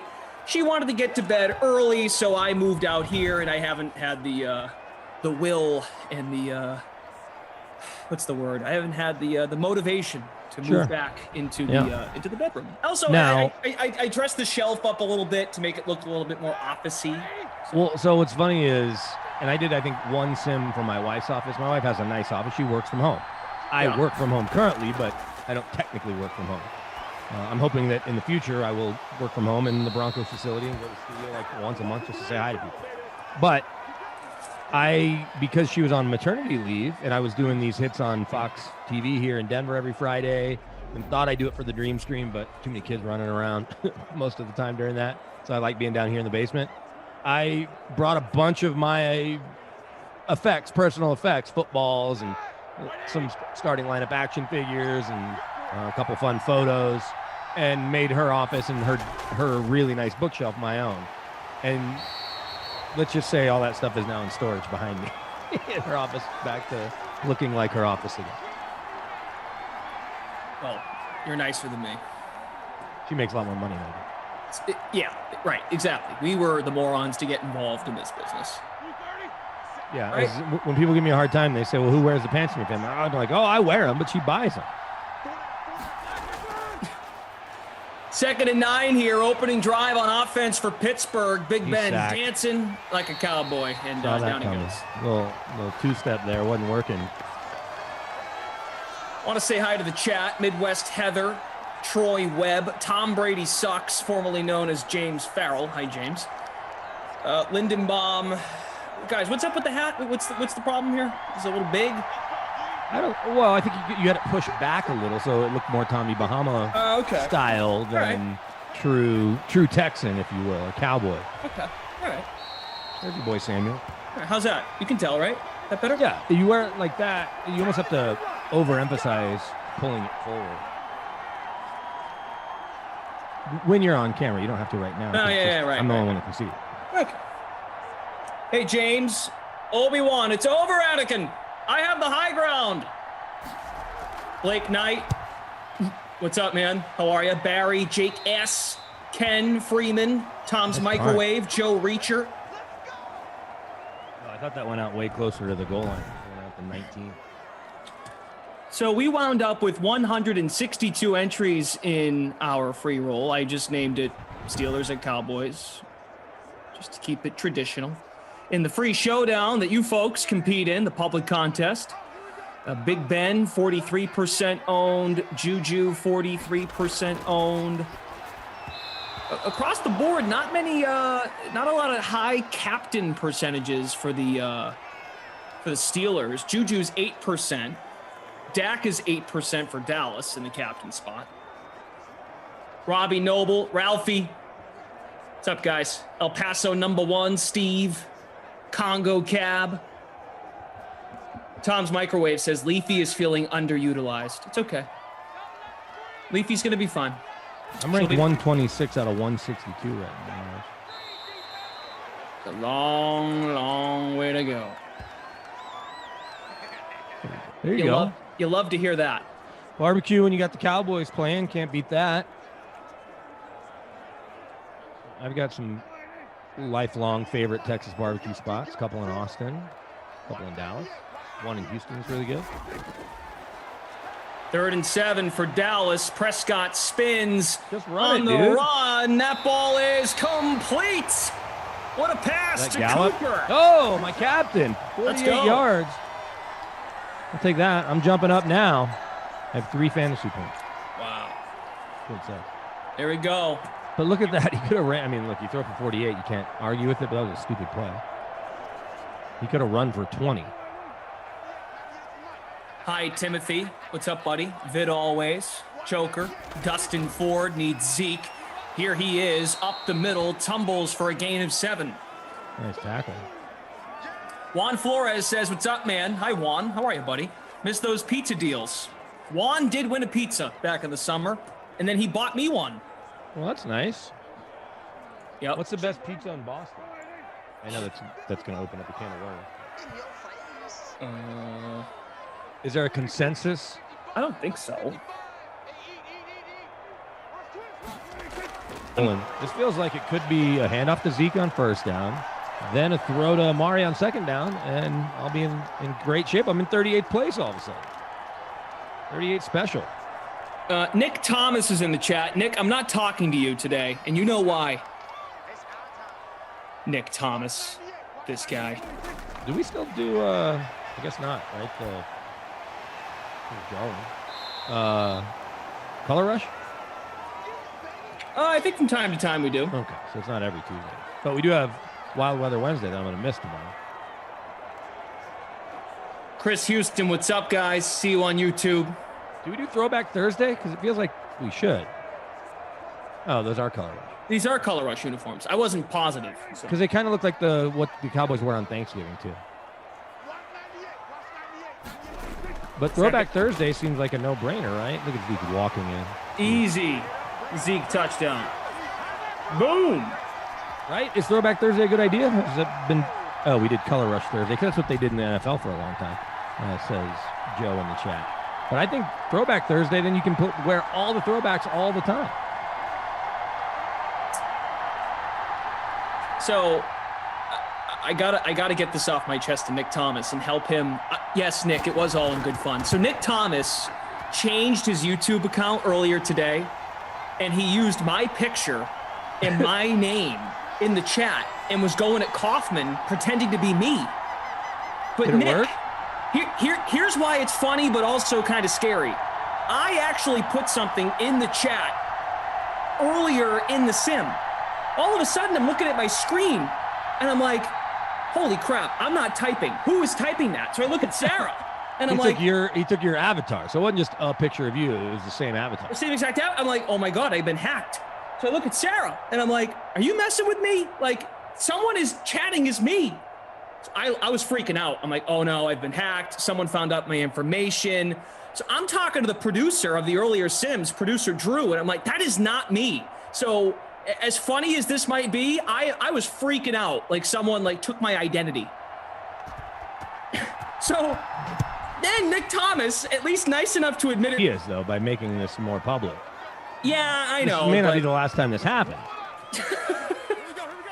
But Nick, you have no idea. So I was a little upset at Nick Thomas, and I'm like, you know what, this guy, if I saw him right now, I would trip him along the sidewalk. Like, what a jerk. But he's in the chat. At least he admitted it. And producer Drew's like, who would do something like that? And I'm like, I said to my producer, I'm like, this is like a Curb episode in action right now. Midwest Heather says, Glash, it's another Nigerian scam. You got rolled. Because the chat would be like, yeah, sure, Glash, that wasn't you. And rightfully so, the chat wouldn't believe me.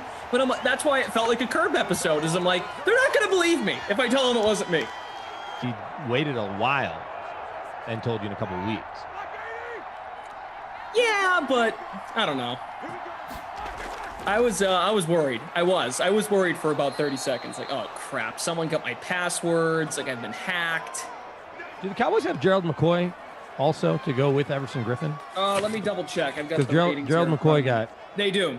Oh, yes. So you've got you guys with lots of Pro Bowls that did not play in real life there with DeMarcus Lawrence. Cowboys should be one of the best teams on these Sims then with those guys healthy on the game. And Dak and that whole line healthy. Bad defense there, though. Ooh, first down pickup there. Nice pass to Juju. Virtual Mike Nolan's defense is still too complicated for the computer players.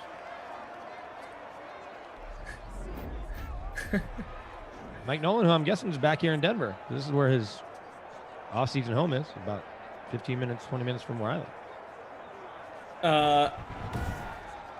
Not because it's the off-season, but because he doesn't have a job. KAG says, "What's up, Glash from Toronto? The weekend at the Super Bowl." Yeah, that's true. The weekend performing should be good. Is the weekend Canadian? I think so. Right? That would seem like a weird enthusiasm Sarah! unless they just really like that band Sarah, or that guy who gave himself a different name. is the weekend Canadian? Yeah. Okay. Source Okay. confirms. Do we like that when the weekend or Five for Fighting, where a single person gives himself a band name?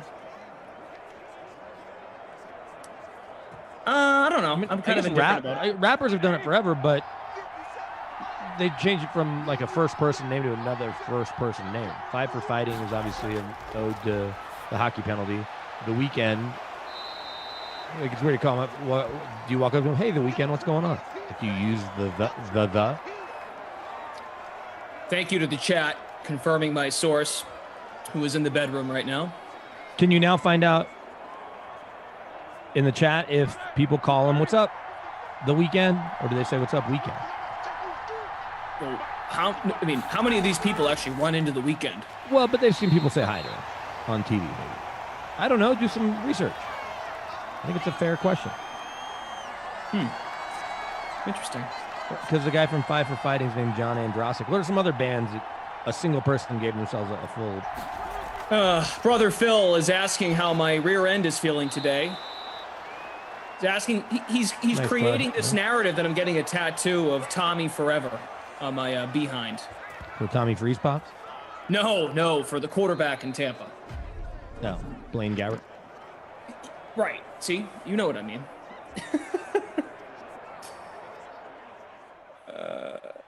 So the Broncos cut 5 people today, which no one should care about because they're not good players. But one of the players cut was Joel Heath, who forever was a Broncos defensive line star. Obviously, he was a starter on all these Sims. But Joel Heath, no longer a Bronco. They've cut him for a 3rd time now. Poor guy. Yeah. Do you talk to him or any of these cut players typically? No, the only one of even note is a kid out of Stanford named Elijah Holder, who they drafted as a corner, too slow, moved him to safety. He played a little bit this year, but again, too slow. The other 3 guys weren't coming anywhere near the field really ever. And so they cut him today so that they didn't have to be responsible if they were to get hurt, get their playbooks back, all that stuff. It's weird timing, but unlike, say, a guy whose contract's going to run out, and so they just wait until early March when the league year ends, they wanted to go ahead and nip this in the bud because these guys aren't part of their future plans. But Joel Heath, I haven't done a Broncos sim in forever. They still have him starting on the D-line? Probably not. I don't know. I'm not much positive. Guys, thanks for sticking with us. We know that the feed is not perfect, but our team is working hard behind the scenes to make it as pure as possible. Just technology gets in the way sometimes. 3rd and 10. We're at the 16-yard line. 7-0 Dallas. Zeke Elliott has a touchdown in this one so far. He is 69.5% owned in the flex, 27% in the captain spot. With these unhurt players and uncut players, the Cowboys have like 6 or 7 first-rounders on their defense. That's a terrible throw. Starfighter, I apologize you feel that way. Hopefully things get back on the rails here and you'll feel better. Mark Adams does not know who The Weeknd is. Oh, he's got, what's that song called? Blinded by the Light? Blinded by That's the not the name Light. of that song. The name of that song isn't Blinded What's by the the name Light. of the song? I can't feel my face when I'm with you. Yeah, but that song can't be called Blinded by the Right. Blinded by the Light is definitely a song from what's that classic rock? Manfred Mann is Blinded by the Light. Blinded by the Light, isn't it? Blinded by the Light, The Weeknd. Is that the name of the song? Yeah, Blinded by the Light. No, Blinding Lights. Oh. Okay. Blinding Lights. Cool song. I think The Weeknd would be good to see live. At this point, I want to see any artist in concert anywhere. Chat, we understand you can be a little frustrated with the events tonight in regards to the stream and the feed in and out. Our team is working on it, guys. And look, there's a snowstorm here in New England. Stuff happens with technology. So we understand. We hear you. Team's working on it. Keith said that Springsteen. No, it's Band for Men. But all the Weeknd stuff sounds like 80s music. It's solid, says the Bad Boys of Pop. That's the thing about artists these days. I heard Darius Rucker on that Jason Bateman, Will Arnett, Sean Hayes podcast, Smartless, and he was just talking about the difference in the record business now, or music business. Mm-hmm. Is if there's a song you like, you can just, it comes out, it's an artist you love, and you hit play on the new album. So, like, to go through an artist's entire catalog, it could take a while, but I applaud the people that'll do the deep dives. I know like the 3 Weeknd singles that we mentioned 2 of them, and I think there's 1 more. Troy Webb, it's a great point. Any concert would definitely be nice. 100 emoji. Come on, people, let's get those vaccines so we can go to concerts. Yeah, right. 3rd and 2. Prescott, quick drop to the other team. Yeah, CeeDee Lamb's just running wide open. Daniel M says, this stuff better keep going. I'm killing it in late classic. Come on, Gallup. Mark Adams offers Hootie, still good. Okay, those songs hold up. That's the thing about, like, songs have been covered a million times, and those Hootie songs necessarily haven't.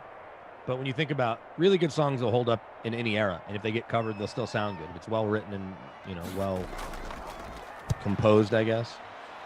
Arranged is the musical term. It'll work in every generation by lots of different artists. Do you remember our buddy Richard Comfort? Yes, he's the one that has a dog named after you and a goat named after me. Yes. Okay. Richard says, hey, Glash, I got a cat yesterday. Haven't thought of a name yet. I was thinking of naming him Glash Jr. in memory of my beloved dog Glash, who is no longer with us. What do you think? Feels like Richard may be pulling your leg. Yeah, Starfighter, no doubt. Prince in the Super Bowl 07 was excellent. The best. So I got to tell you about the best press conference I've ever been to since the window's been open at Super Bowl week. Go for it. As you've seen in the past, the press conference is typically for the musical artist. It'll have Entertainment Tonight there, all these people. So like Beyonce came out and sang the Star Spangled Banner a cappella because she had lip synced maybe on SNL or on somewhere. And so she wanted to prove, obviously, she had the chops. So that was weird because he stood up. Madonna did like a little salsa dance in honor of Victor Cruz. And so these people will take these questions. Almost none of us get to ask them because of the size of the press conference. But so the year Prince was playing, it's in Miami at the convention center. And it was way smaller then. They completely redone it for modern times now, but it was super old.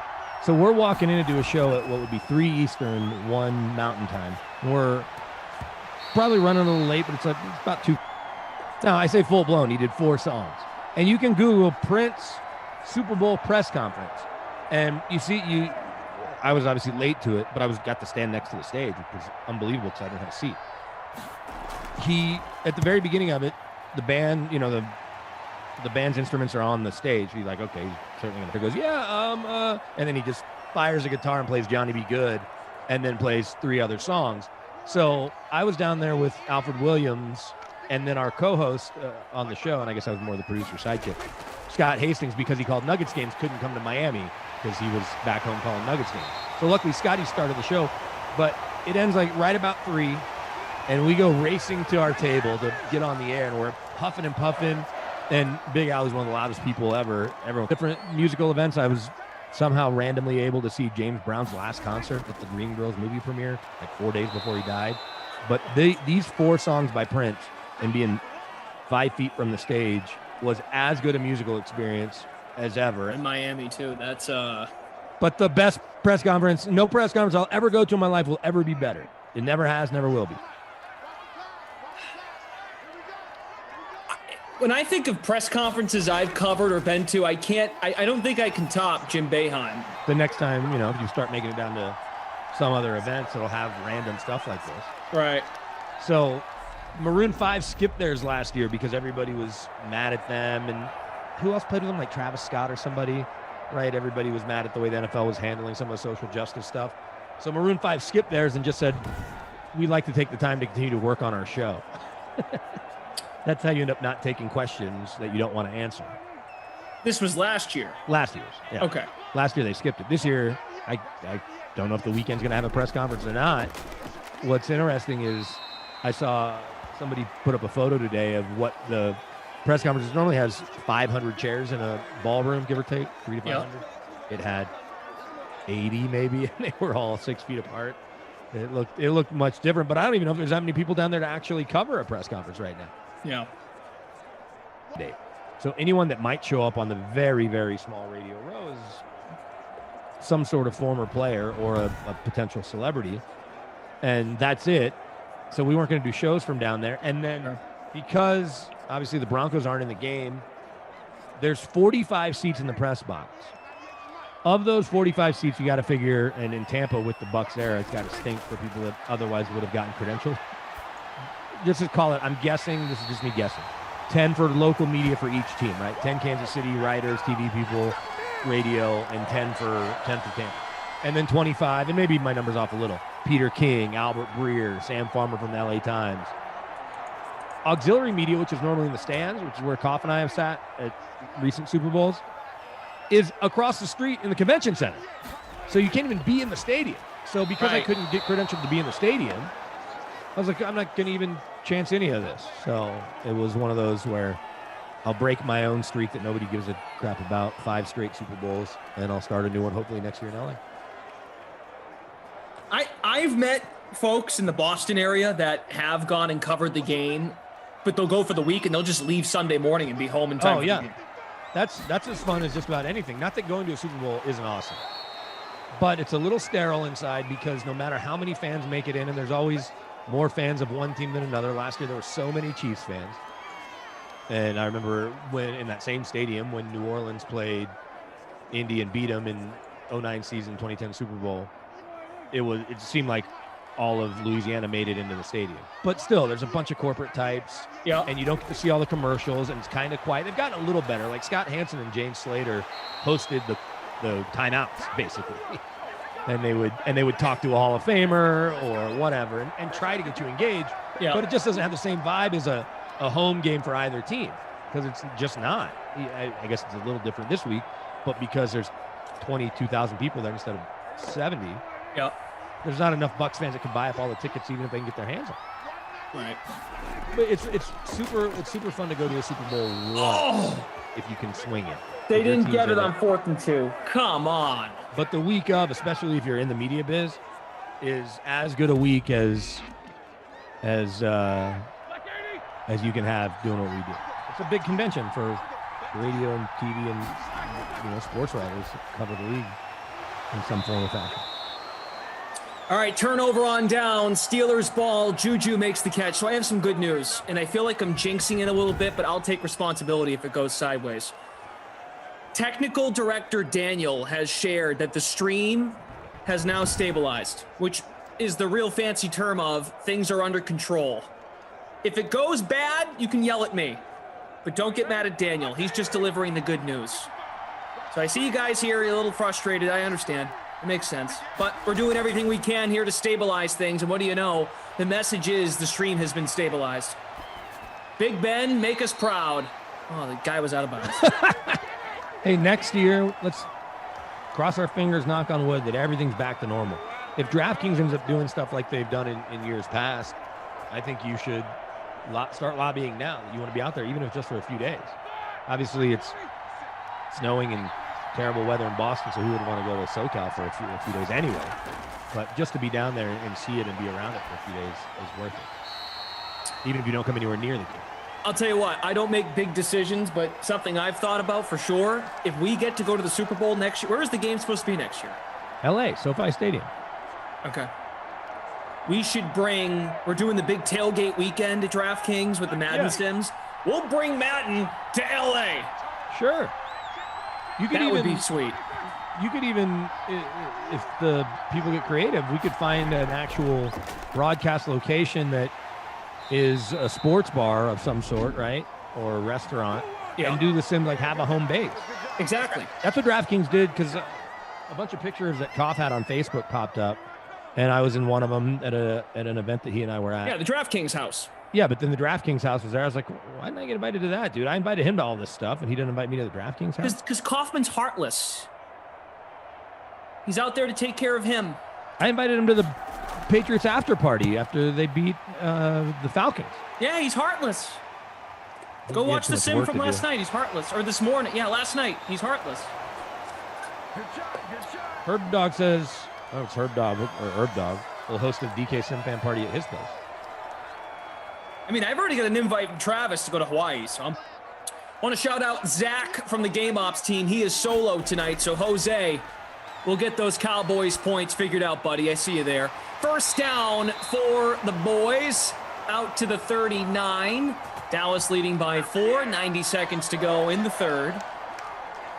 I think, yeah, it was Gallup. Nice pickup there. What's your basketball lineup look like tonight? I'm curious how similar ours are. So I'll go through it quick. I've got Lillard. Me too. Paul George. Nope. Let's watch Prescott. Paul George, Jaylen Brown. Okay. Sabonis. Kayvon Looney at center. Rodney Hood. Garrison Matthews. And then Ennis. James Ennis for Orlando.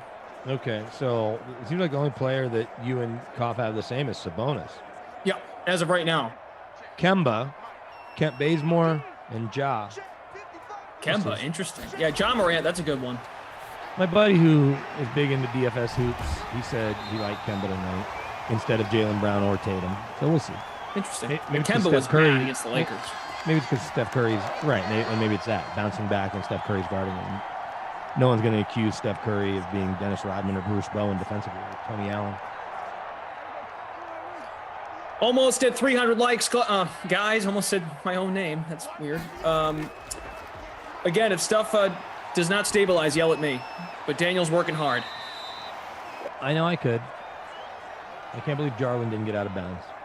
Michael, Franzis, I played Looney, so you should play Looney too, and we can cheer for him together. Oh, Dak got Amari! But And that's the it. timeout. Oh, that's terrible. Didn't Oh, use they the ran out timeout. of time. Man. Well, I'll take the Amari points since he's my captain. Yeah, Gallup was good on that drive too. Yeah, Koff is killing me right now, but mostly because some of my players haven't gotten in yet. I thought about playing Pascal. Sean Preston's going to call me a spider bite till the end of days.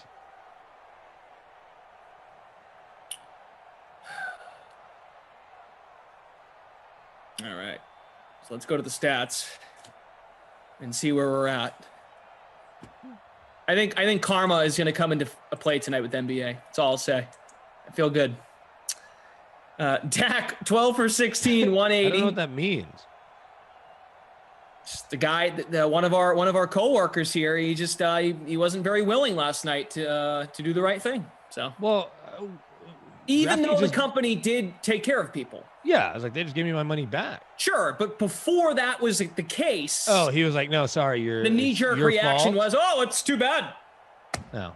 Game got called 6 minutes before tip-off. I know. I told him, I was like, I was going to kill you. I was going to win by 100.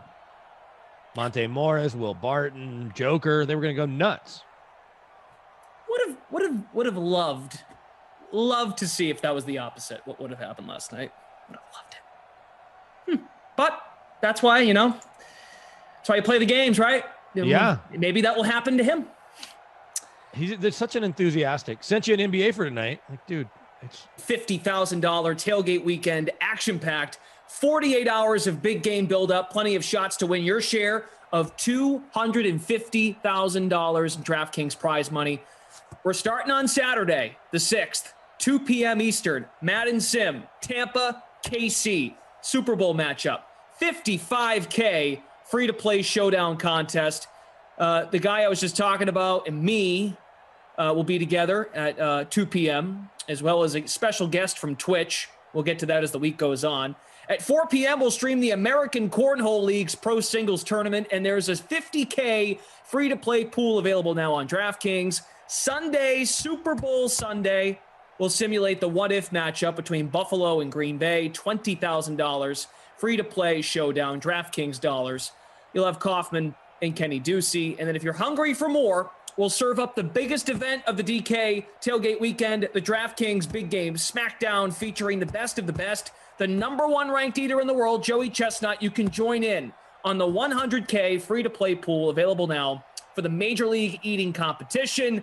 It will feature 8 different football watching classics, pepperoni pizza, boneless wings. It'll be fun to watch. And then after the Super Bowl, come right back here to the Dream Stream. I'll be with Matt LaMarca. We're going to start after the Super Bowl kind of comes to an end, so that time is very flexible.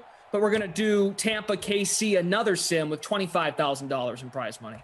First place wins $2,500 in DK dollars. So should be good. Should be fun. A lot of good stuff coming up this weekend at DraftKings. I'm excited. I'm not participating in any of it, but I'll keep an eye on it. Yeah, I mean, look, man, get involved, and of course, there are other promos available over on the DK site. Free to play. $55 million up for grabs in the free contest. Where you're picking, I got to remember exactly what it's called. I don't want to screw that up, but it pops up the second you go on the homepage. Yeah. Cornhole, Major League Eating, Madden Sims. The Fantasy Football Millionaire super payout for Super Bowl 45. Oh, no, that's the $10 one. No, the one I'm talking about is free. $55 million up for grabs. You got to pick all these crazy things like, will there be a 20-yard plus touchdown in the fourth quarter? Right. Who will score the last touchdown? Who will score last? Right. Who will score last? Team. Right. No, I think it's even what player. Okay. There's another good one, too, over on the sports book. Can't get too much into this, but it's called the Octopus. Whoever scores a touchdown and also scores on a 2-point conversion, it has to be the same player on the same scoring drive.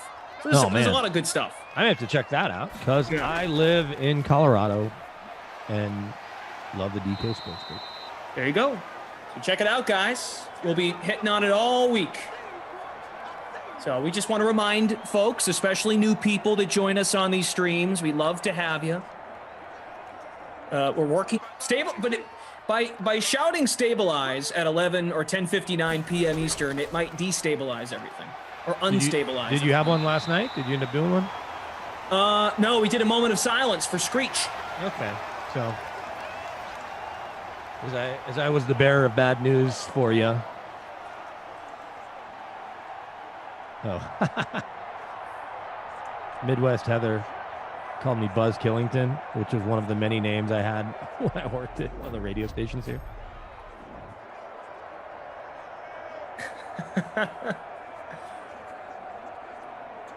Buzz Killington, also one of our loyal DK Sim fan members. Oh, maybe that's what that's from. Yeah, maybe. Oh, but yeah, one of my many nicknames over the years was Buzz Killington. It was more of a persona than the way I carried myself. It wasn't all the time, but I would lean into it. Someone in the chat with the name M says, Glash, what up, my dude? Looking like a happy donut. Interesting. Nets and Clippers looks exciting. 58-57 at halftime. The Nets just don't want to play defense. No matter who's playing. If Harden isn't playing, if he is playing, if Kyrie is happy, not happy, they just don't want to play defense. I guess probably on TNT, right? Because they started the Tuesday broadcast with Shaq and, yeah. I would think so. How about that debacle the other night when they played the Wizards? Tell me you saw that. Did you see it? Nets Wizards? No. Oh, my God.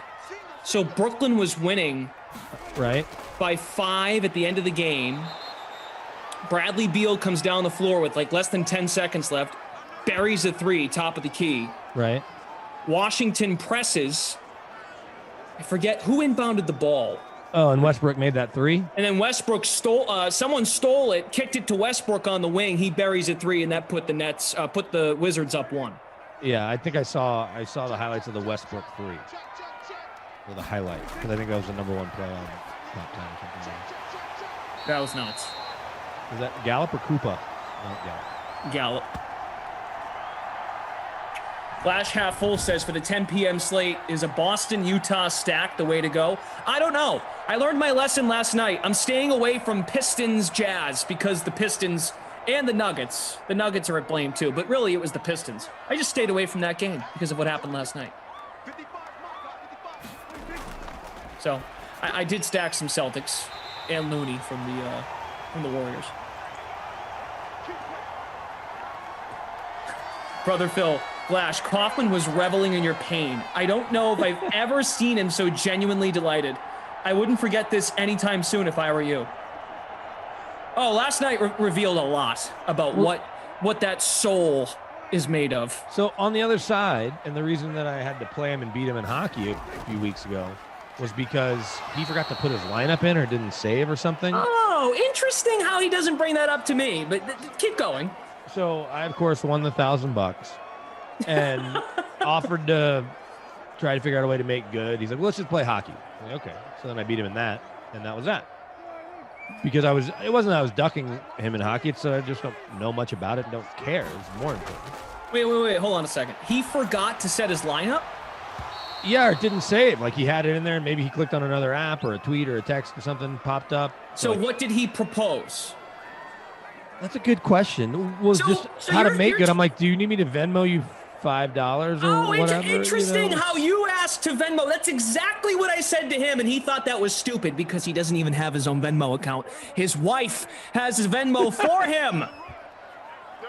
So hold on, this is interesting. This didn't get brought up last night. So you mean to tell me that Koff screwed up and he whined, which I don't blame him for, but his lineup didn't set. So and he had a great lineup that night because he got it in a bunch of other games. He told me that it would have won. I'm like, all right, I don't know what to tell you. Interesting. You know, someone once told me here on this stream that you just got to deal with it. Unreal. He leaves that part out when he tells his side of the story.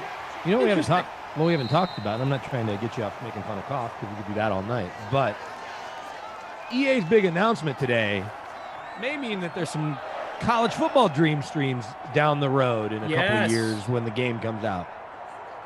I did see that announcement. That's great stuff. They're saying 2 to 3 years probably on the development of it. I didn't love college football as much as other people. I did like making a school and trying to win. I've always been a little more partial to Madden. Is that Koopa? I don't think Amari? so. Come on, Amari. I don't think so. Gallup. Of course. Because you and I have all the inside info. That's why we both have Cooper and Gallup scores.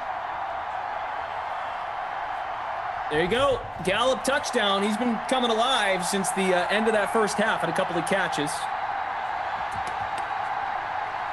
Wow. Yeah, it's exciting stuff. I hope, who knows? I'm not knocking on wood here. Who knows what that could turn into for us? I'm just, guessing. Look, if there's a way that those college kids are being compensated on the game and it's all above board, I'll do some college sims. Hopefully we're only doing Power 5 schools for the most part, though, because we start getting into Boise against the Citadel, it could get a little dicey. Hey, I don't mind FCS. I guess Boise technically is Division I or whatever it's called, FBA. Brandon, I really wish you didn't tell me what you just told me 2 minutes ago. That is just. Well, you can take care of it in between sims. So I promise. He messed something up. Yeah. I didn't do anything. There weren't any COVID cancellations. An inconvenience occurred, and you were the nice guy and said, and his idea was, let's play NHL to settle this. Yeah, because I think he thought he was going to wipe the floor with me being more of a hockey guy. Unreal. That was the night that I told you I was going to play. You agreed to it because you're a nice guy.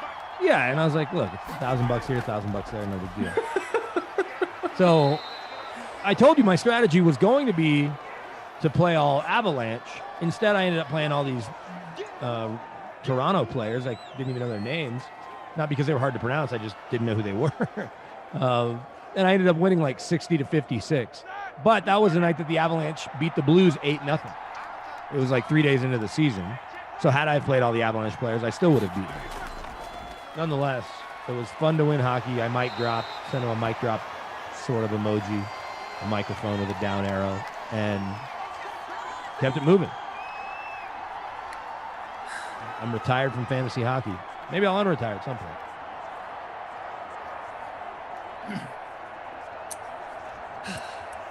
$14-3, 2:20 left. I'm gonna move on before I say something wrong. Here's the thing, though. If I somehow accepted it and didn't save my lineup, I don't think I'd come crying about it. I'd be like, oh, that stinks, dummy. Like, what did I do wrong? Yeah. Agreed. Unreal. Wow. He's got Cooper in the captain spot. I went 72nd with Cooper in the captain spot. He must have different players than me. That checks out your logic. There's Ebron. Prescott, Ebron, Gallup, Jarwin, and James Conner. James Conner, I played him a few weeks ago in a Steelers sim. He's a little more expensive now. He was like $2,600 before. Now he's at $3,200 in the flex. I don't know if I like the way that split works on Madden's usage rate. Because in real life, Connor played a lot more. To the 35, Samuels, just his second rush, 7 yards. Minute to go, third quarter. Brandon Christel, Brendan Glasheen, we will be with you for the next sim. One straight. I want to shout out Jason Calmer, who said hello on Instagram. Jason, what's good, man? Akeem, what's up, buddy? Steve, Old Money. Sean, Steven Boss. 2nd and 8, Big Ben sits in the pocket, delivers a strike, first down to the 24. A gain of 11 yards. Ebron again. That's helping producer Mike. He's now in second. We're up over 300 likes. Appreciate it, fellas. And ladies. Guys, gals, yeah, for sure. I want to say hi to DK Sim Fan, Winter Bold, Wes on Twitch. You're going to call out all of the loyal customers that you love. You might as well make sure to acknowledge the lovely. We dive into everything here, buddy. Or in game. Make it more exciting. We'll happily talk about it. We haven't missed any of the big plays. Yeah, I think what happens oftentimes is when someone's lineup doesn't go well, they complain about the commentary. Sure, they're looking for. You can blame us. It's all right. I blame Daniel. Yo, it's Derek. Producer Mike did not do such a thing, but I appreciate the LMAO at the end of your comment. Makes me feel better about what you say in the sarcastic tone. Zeke's only 51 yards away from the bonus. Big trust, woo woo, freak of nature.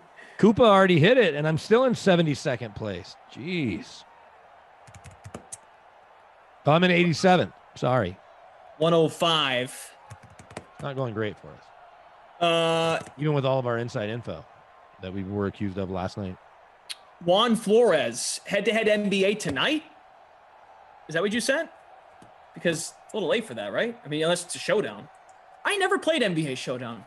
I did it one time because I didn't get my classic lineup in, and Koff really wanted to play me, and then I think I beat him in that. Huh. Have you had to call any games from home for basketball games yet? Nope. That's not true. I actually called a German basketball league game from here. Okay. Really, really tough to do off of a really bad feed through Skype. Who were you broadcasting it for? For the fans. Dirk? FTF. Dirk Nowitzki? No. Because Dirk could probably just watch a German feed with the German broadcasters and be fine. Oh. Juan Flores. So his what he sent me was a gorilla pepperoni, which is the name of the pizza I ordered when we did the pizza deal back in the summer. So it's a 2-game slate: Boston, Golden State, and Detroit, Utah. What the heck? I'll play in it. I'm in, Juan. Good luck. Now, Juan, what would your stance be if Detroit, Utah gets canceled 5 minutes before tip-off? Detroit is the worst defense in basketball, I believe, right? Yeah, they were not good against Golden State the other night. Nick, real quick, Nick Thomas. Nick, we play in just the private leagues. We can't play in the public contest. Very exclusive. Brandon Cristal can. I can't as an employee at DK. Yes, I am not a full-time DK employee. So Koff can't. I can't. Emerson can't. Yeah. Jesse can't. Jesse can't. But like our analysts, some of our analysts can. Yeah, I'm going to try to win $1 million on Rossi Sunday. can. Yeah, I'm going to try to question. win $1 million, and I'm going to put in a couple lineups. Maybe win $500,000 too. Yeah. Although odds are, if you're going to do that, your line is going to be pretty similar. Of course, there's only 6 spots. You're going to kind of have to be. Ooh. Nice Connor stick. gets. Look like Darren Woodson. Lewis with the stop. 3rd and goal from the 4. Certainly a manageable 3rd and goal. Pittsburgh trying to make this a 1-possession game. Stephen Boss saying, let's go Connor. 3rd and goal. Throw it to Johnson. Big Ben Ben sacked. Oh, he fumbles. And a fumble. Oh, recovered. Throw it to Johnson. Big Ben, what are you doing? He should retire off this game. And how he played in real life. Although he did throw it for 500 yards. We have Zach here from Game Ops. Guys, I see you in the chat talking about the Dallas defense. Zach will be sure to get everything straightened out when the game ends. So hang tight. Appreciate the patience. Scores are updated manually. Boswell puts it through. It's a 1-possession game. 8 points. You get a touchdown, 2-point conversion. Pittsburgh's still in this thing.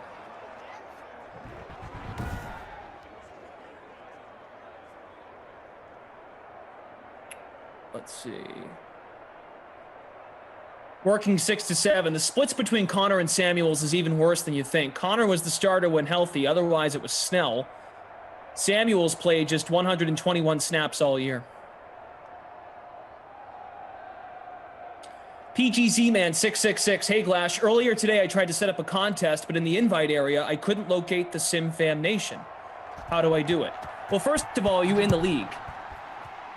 Because you have to click the league tab at the top of the site and then create the contest. You want to get into, you have to be in the league dormitory, if you will, and then create the contest. Which I'm assuming you are. I'm just trying to read your mind and what you're thinking.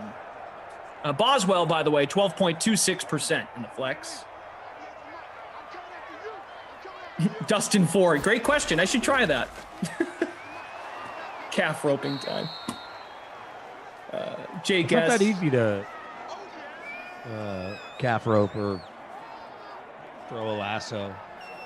Wonder Woman makes it look easy. It's not. But we only hear from people when it's bad. That's good. Gallup first down. Dak at 246 passing. Could get there.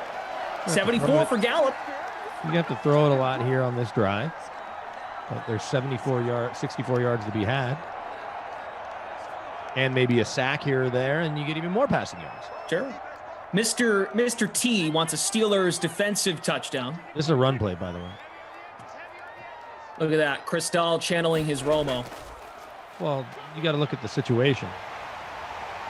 Hey, we got to think that Romo is going to be on site for the. Are they going to be on site? Yeah, for the absolutely.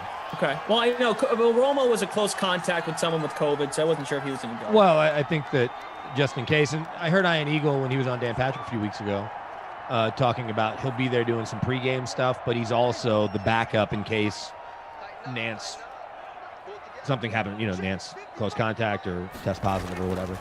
They need. You can't just wing it in the Super Bowl and find somebody local, grab someone out of the stand. Odds are not only is Ian going to be there, but Kevin Harlan's there for Westwood. Yep. So Kevin Harlan is probably third since he's a CBS employee. Sure. And Westwood probably has somebody there. They have Scott Graham, who's doing the pre and post on site. So Scott Graham would jump into the play-by-play, and then Jason Horowitz, I'm guessing, is back in New York, would handle the pre and post. Who is where's Ian calling the game? So Ian's not calling the game. He's doing like some CBS features, I think, pregame. I think he's really nice. just there as insurance. Oh, okay. He's calling the game right now in Brooklyn, where he calls Nets games most nights anyway. But he can do it. But he and Grant Hill are on TNT right now because I'm glancing down at it in front of my monitor. Gotcha. But I think it's smart. And odds are, so it's not just Romo. Their whole broadcast will be there. And if, let's say, Romo were to take over. Yeah. And so it'd be, and maybe it's even, or it's Nate Burleson, right? So they've got contingencies. But the reason I know the way the Westwood One thing operates is because having freelance for him a bunch out here, a couple years ago, 5 years ago to be exact, when the Broncos beat the Patriots on the road to Super Bowl 50, Jim Nance's wife was literally days away from giving birth. And so he had a drop dead time of because I think he has a private plane or access to one. It was 9 a.m. it was an early kick. So 1 o'clock Mountain Time. So it was 9 a.m. or 7 a.m. Sunday morning. And Harlan would slide over. And then they had Mark Johnson on call, and the voice of the Pistons was in town. So he was on call for Westwood One. Oh, wow. He'd done some stuff for him in case Kevin Harlan needed to jump over and call the game for TV because Nance had to go for the birth of his kiddo. Jim Nance is still having kids? Well, he has the second, I think, slightly younger wife, and I might be generous with slightly. I think there's okay-sized gap. So, yeah, he's got a 5-year-old, I guess. Juan Flores, I did get your contest. What the heck? I'll play it. Who cares? You're going down, Juan. Throw it to Koopa. I mean, they're just going to keep running it. Yeah. Yeah, they are. Pittsburgh only has one timeout left. Blake Knight once again admits that his kid's college fund is over. Must have not been that great if you're dabbling in the Sims here to try to bolster it. I've had to start a bunch of those here in recent years. 529. Zeke definitely did he hit the bonus on this drive? Seemed like he did. I was joking when I said he had 51 yards to go, but he's got to be pretty darn close until that run. 15, so he can walk into the end zone. They're right. If he scores right here, which would be pretty cool to help the people. Not me. Not me either. I didn't play. I'm in 125th, dude.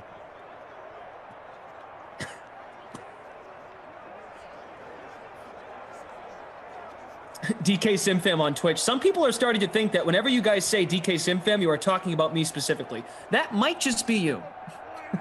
Yeah, no one else is thinking that. I'm joking, but not really, to be quite honest. When we say DK Simfam, we're talking about everybody. Yes, it's a collective. Glass is half full says, my wife still doesn't know I blew the rent. Again, not the best decision making, but I guess everyone has lessons to learn in life. Yes. You know something too? You know who could learn a lesson right now? Paul George. You could figure it out, please. I intentionally didn't play him because I was like, you know what? A little too much inconsistency there.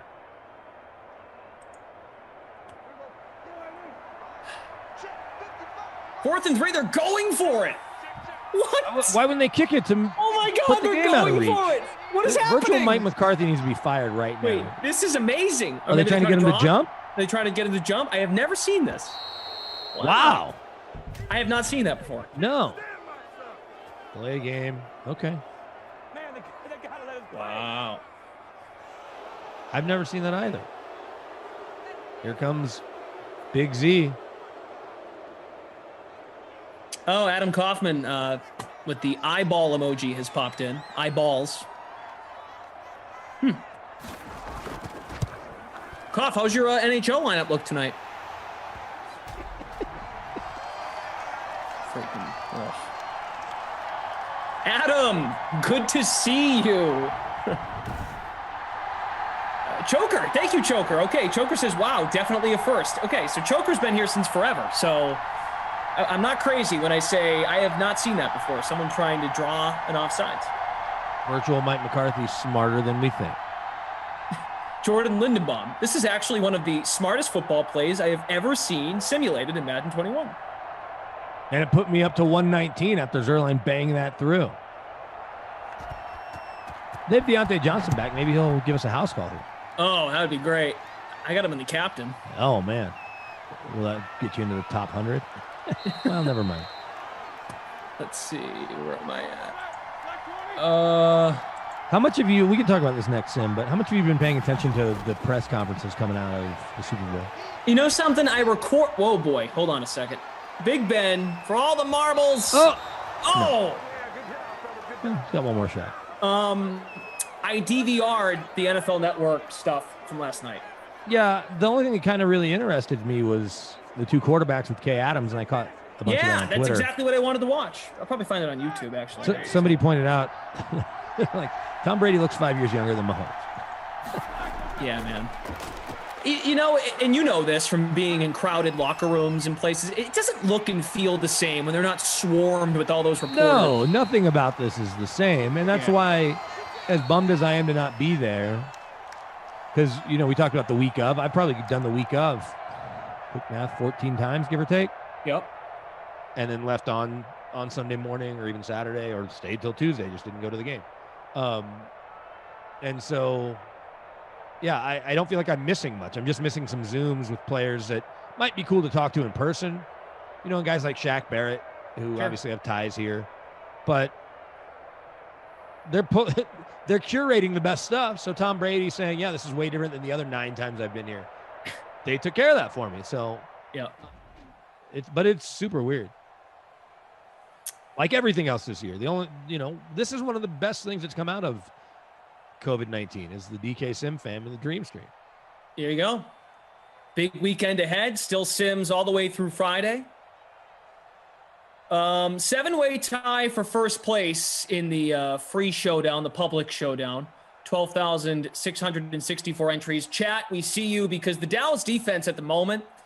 All right. You got a cameo. Let's talk about this right now. Hold on a second. Let's talk about this. Typical right you. You got to come in here now. and you had your time today. Nobody you cares. had your time today. Nobody you cares had your about the time stats. today. And look at. Go Listen, ahead. Fine. Go ahead.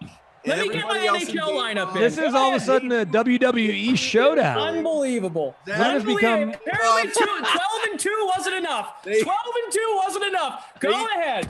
They Go do ahead. their thing. After you. I'm listening. Go ahead. No. I'm glad the two of you are here. Come sit down. Okay. No, go ahead. I'm going to sit back here.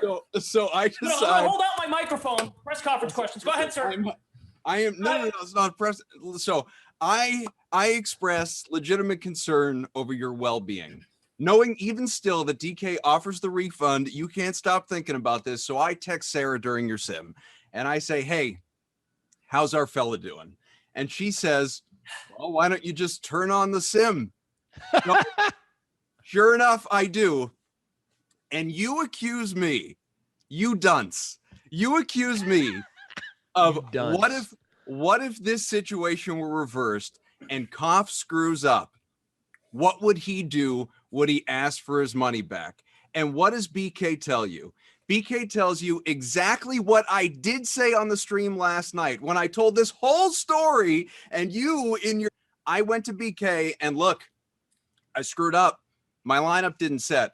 And he said, you want me to Venmo you the money? And I said, no, I don't. There's no pride in that. That's ridiculous. Just taking a freebie from you is ridiculous. How about we go head to head in hockey instead? Knowing full well that I know hockey better than he does. Let's go head to head in hockey. At least if I'm going to take your money back, we may as well enjoy a sweat in the process.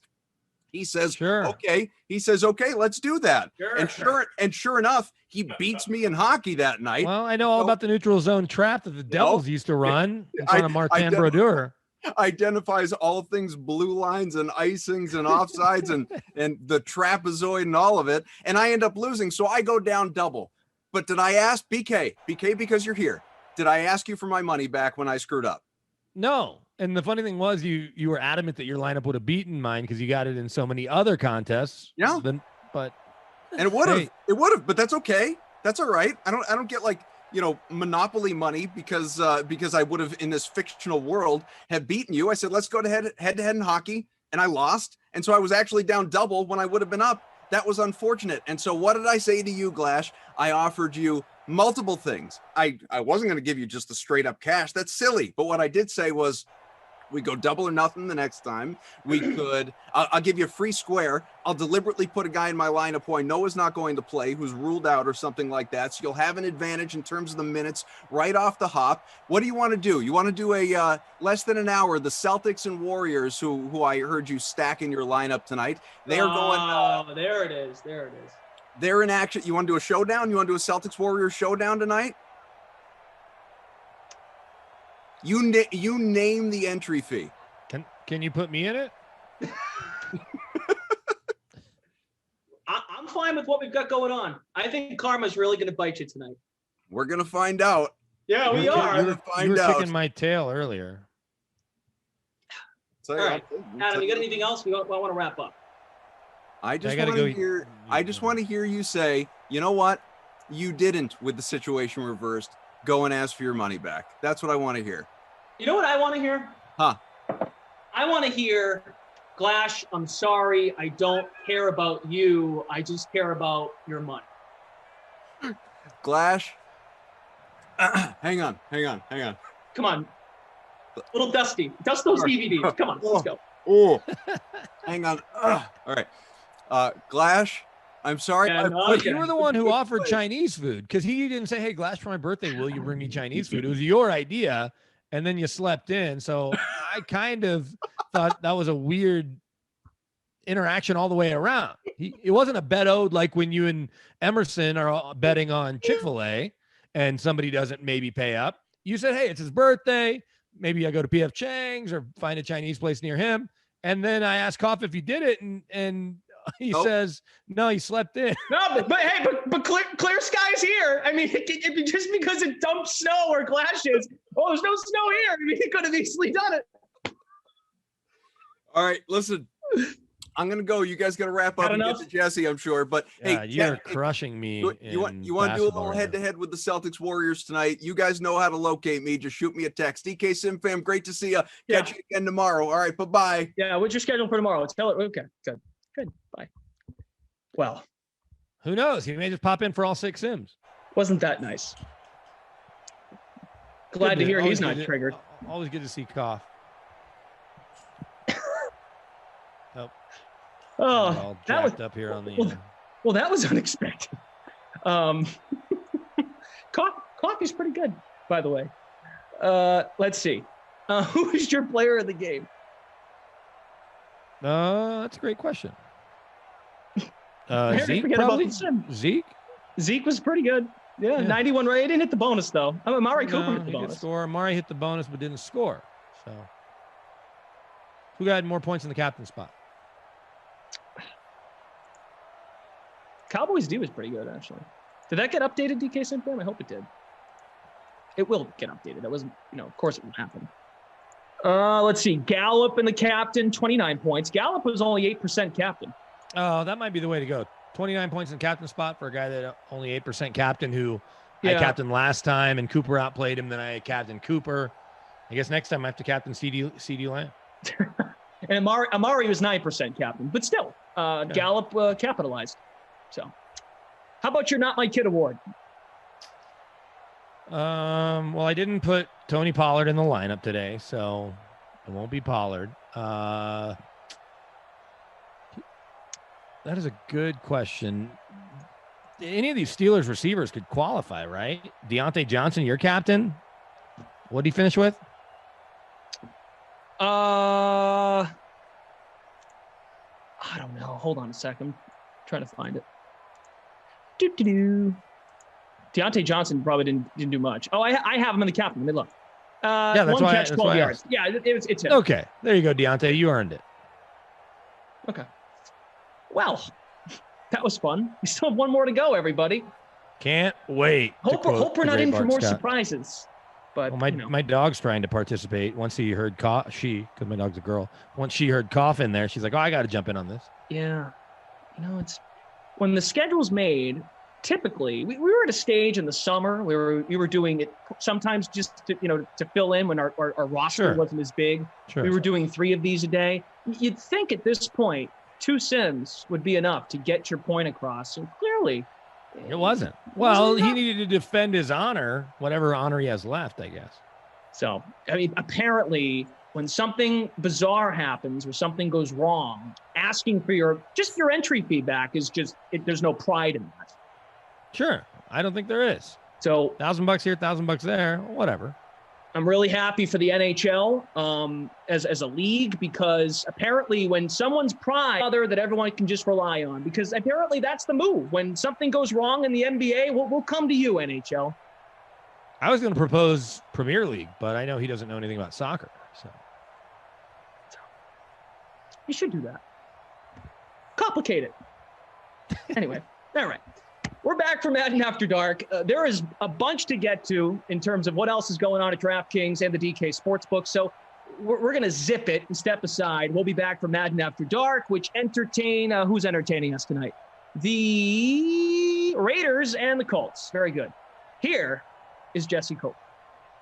I'm just super distracted by Brandon's gorgeous Bernese Mountain Dog puppy. She's gorgeous. Anyway, Matt After Dark is still on the way at 10 p.m. Eastern. We're going to have the Raiders Colts. Brendan Glassheet and Brandon will be back. Hopefully, the dog will be back too. That showdown is featured in the Madden Stream 3K Flea Flicker, 3K prize pool, 1K for first place, plus the free contest for that showdown has a $250 prize pool, $25 going to first place. Head over to the DraftKings lobby to get those lineups in right now. Now, in addition to tonight's Madden games in the DK lobby, you're also going to find our contest for DraftKings 250K tailgate weekend. We have a number of huge Madden contests, including Saturday's Madden Stream 55K free big game preview. That's a free contest with a $5,000 grand prize, and a special guest will be joining the Dream Stream for that, Sam, one of the most popular Madden streamers on YouTube and Twitch. You know him as J-Dub, and we caught up with him today ahead of the big weekend of Madden Sims.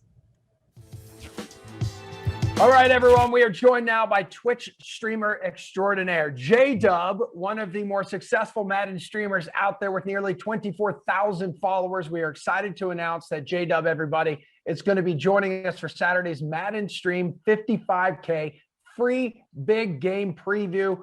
That's a free contest with a $5,000 grand prize. So first things first, dude, I want to know how you first discovered the DraftKings Dream Stream and our Madden Sims. Yeah, this was last year, right as COVID hit and we were all quarantined. I didn't have anything to do. I was looking for something to do, something different, because I play Madden. So I still wanted to be tied to football. As a Madden fan, or as a football fan, the ability to watch a football game through your guys' stream is what first drew me to that at the beginning of COVID. So I think I latched on as soon as you guys had started doing your football sims, because, man, what a great idea. Yeah, it's been awesome. We kind of turned into like a podcast too. It's not all about the game. We talk about, life and sports, and definitely cereal and food. And hopefully you enjoy those kind of things about life. Oh, absolutely. I mean, of course. I mean, you know the drill. Like, this isn't your first rodeo here, but what are you most excited about for Saturday's stream?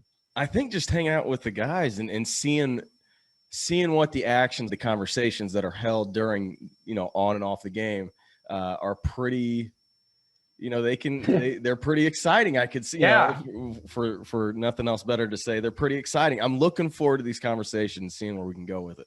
And also like Twitch. Yeah. And that's what separates Twitch and YouTube is the engagement, the piece that you actually have the availability to engage with the people that are entertaining you, which would be, like you or I, and then as an entertainer being able to engage with the people that are sure. doing it. It's just a unique dynamic. Yeah, so you'll get to see what it's like. That's kind of what my stream's known for. I'm a morning streamer. So I try to keep it as chill as possible. Nobody wants to come in at 6, 7, 8 a.m., 9 a.m. with me screaming. So we keep it as chill as possible. We listen to chill music, and we just kind of try to enjoy our time. All right. So take me back a little bit here. Take us through your journey and like what life was like for you before Twitch. Oh, man. Before Twitch, just a few years before Twitch. Well, we'll go back a little bit. Some of the defining moments, just real quick. I was a pole vaulter in college. I'm a shorter guy, so being able to be a successful pole vaulter in college was kind of what gave me that tenacity to not give up. Because whenever you're a streamer and you first start off, not too many people are watching you. But you have to continue. You have to have the perseverance, and just having the tenacity as being a short pole vaulter kind of kept me through it. But after that, I've worked for Body Glove. I've worked for the NHL Florida Panthers. I've worked for Fireball, Southern Comfort, and that's what I was doing the most recently before I started streaming. I got out of the corporate world, dipped my toes into streaming, and just loved it ever since. Yeah, man, that's sick. Like, how is your background? All of that you just spit off. It seems like you're all over the place. How did that help kind of prepare you for this? It gave me the tools, and that's one thing that you hear I'm kind of an older streamer per se, but some of these younger guys that are just coming out of college, they're saying that school can only teach you so much. It's not going to teach you how to edit a video, how to edit a photo, how to speak on camera, just seeing how well-rounded you kind of have to be. And fortunately through me, or for me, I've had the experience of kind of getting exposed to the creative side and the business side of the industry. Yeah, definitely. I feel that. My parents are extremely excited that I spent 5 years at UCF to study broadcast journalism, and now I am here calling Madden Sims on Twitch. It's awesome, man. That's the dream. It is actually like sick, man. I love it. I tell people how important it is, like for me every day, to interact with everyone. Why was Madden your go-to? Sports guy. I love football. I mean, I think that's what brings us all together is just the unspoken bond that we all have for football. And then, like, what do you think about, what is it about Madden that engages playing it? Yeah, I think it goes back to the same thing. Football is such an important piece of American culture that Madden has paved the way essentially by being one of the only, they've had competitions. They don't have competition right now, but they've pretty much paved the way for us to have a personal experience with the game without being able to actually play the game, if that makes sense. Yeah, and like one thing we get a lot from people like our fans, and we call them the DK Sim fam. Like we literally look at them as like family there on Twitch and YouTube. Yeah. Is kind of the role that these streams and really like Madden has played like in their lives, especially during the pandemic. And everyone's looking for new ways to stay engaged and entertained in the sports world. How do you think Madden's played a nice role in filling that void for people? Just like you said, it's provided a platform. I mean, you said it perfectly. People need human interaction, and there's who in the hell saw this coming? Nobody. Yeah. So no one did. Right. So the fact that we have this available to be able to interact with each other and still be safe, keep our 6 feet, just kind of a perfect storm for Twitch and for Madden and the game of football.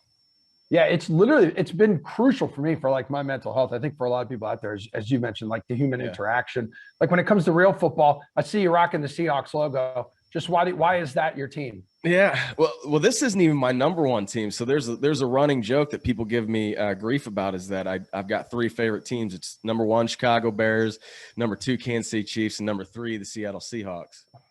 And the reason is because I'm from the St. Louis area. And the NFL and Kroenke did us no favors. I'll just leave it at that. They've done us no favors. We were left in a position where we had to become a fan of somebody. I was a fan of Chicago prior to St. Louis. So I just kind of chose NFC, the Chicago Bears, AFC, the Chiefs, and then the Seahawks come into play because I lived out in Seattle for a little while, and I hate the Rams. Well, how stoked are you for the Super Bowl this week then? I'm pumped. Kansas City and Tampa. Yeah, I'm pumped. I would like to see the Chicago Bears more so than Kansas City, but I wish Kansas City all the best of luck. I hope Kansas City wins. I'm rooting for Kansas City, even though it'd be nice to see what Tom Brady in the stage. Doesn't matter that he's 43 anymore. Yeah, I can't say I'm very nervous because you look at Kansas City and you look at the level of elite talent that they have on both sides of the ball and at the coaching staff. It's going to be difficult to beat, but the Bucs are looking really nice too. They've got a young defense. It's going to be a really good game, I believe. Yeah, and Tampa Bay getting to play at home. I saw a quote from Tom Brady yesterday that he has never been alone for this long. Like his family's on vacation, so he's basically has 2 weeks inside his house just to study film and practice. Like that to me would be frightening if I'm like Andy Reid wolfing down a cheeseburger and I read that quote. Right. The guy's a maniac. Just the level of intensity and the level of dedication. The guy's just a maniac. There's no telling what he's doing. There's really no telling what he's doing. We're guessing though, most people already know, but for people maybe interested in learning, like you can. Yeah, go ahead. People know. So it's Jordan. Correct. Yep, it's Jordan. Yep. Cool. Yeah. I just see J-Dub, like we were talking before we got on here. I'm like, Yeah, I feel like and I you know- have to call him by that. Yeah, you can call me Jay. You can call me Jordan. You can call me whatever you like. Whatever's easiest. But Okay. you can find me at twitch.com/JDub, and it's spelled JAYDUHBB. It's spelled a little differently, so DUHBB. Dude, you're like the Tom Brady of Twitch streamers, man. That's why we Right? love you. We won't go And down. we're no, you are here to stay. And for all of us here at DraftKings, we're really looking forward to Saturday, Jordan, and we'll see you then. Thanks, Emerson. Join us this weekend as we get ready for the big game in style. The DraftKings 250K tailgate weekend, an action-packed 48 hours, a big game build-up, plenty of shots to win your share of 250K in total prizes. Kicks off on Saturday. As we just talked about, at 2 p.m., we'll have a Madden Sim of the Tampa-Kansas City matchup with J-Dub. That is a 55K free-to-play showdown contest. Then at 4, we're going to live stream the American Cornhole League's Pro Silo in Green Bay with a 20K free-to-play showdown contest. And if you're hungry for more, we're going to serve up the biggest event of the DraftKings $250,000 tailgate weekend, the DraftKings Big Game Snackdown, featuring the best of the best, the #1 ranked eater in the world, Joey Chestnut. You can join in the 100K free-to-play pool available now for this Major League Eating competition. All right, guys, it's time to dive back into the big game and hear from Pat Mayo and company. Mayo, Jeff Feinberg, and Tim Anderson broke down some of their favorite player props that they have their eye on early in the week. I like Jersey, a first touchdown score, under 24.5. That brings both quarterbacks into play. All it brings the receivers on Tampa. It brings Evans into play. It brings Hill. Godwin into play. It brings Hill into play. It brings Watkins into play. It brings so anyway, I think that's the play. You lose Kelsey and brings Gronk. defensive touch, like a safety, or well, maybe not actually. No, you could get like a 24. What's Honey Badger's number?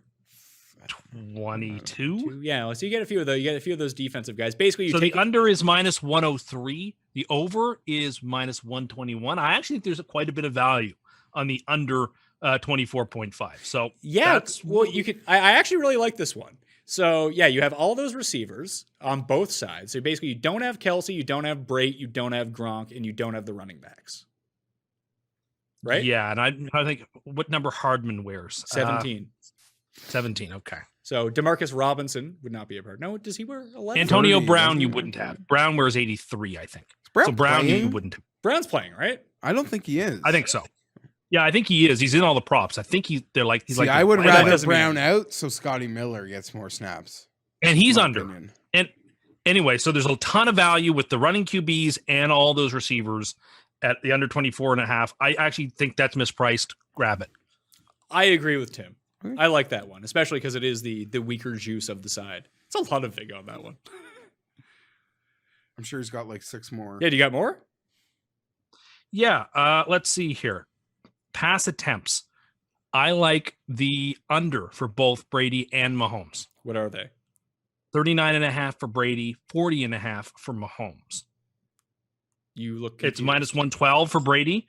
That's even over or under is minus 112 either way. It's plus 101 for Mahomes. So I kind of like that play. Oh, what were you just looking at, Jeff? I thought someone knocked on the door. I got tripped out. Did someone knock on the door, Paul? Yeah. Is there someone outside of our door? No, you go figure that out. So what other props do you like, Tim? Number of receptions. I like the under on Travis Kelce, which is under 8.5. Now you're laying the juice on this one. It's minus 135. Well, 137, sorry. But I think it's the play. And I also am dubious. If he's a go. Yeah. That's just a stay away for me.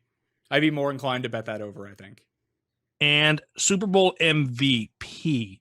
If the Chiefs win, I think it's going to be Mahomes. But if the Bucks win, I kind of think it won't be Brady. I got And an MVP long shot, and it's on the box. Therefore, I am going to grab Mike Evans at plus at 30 to 1.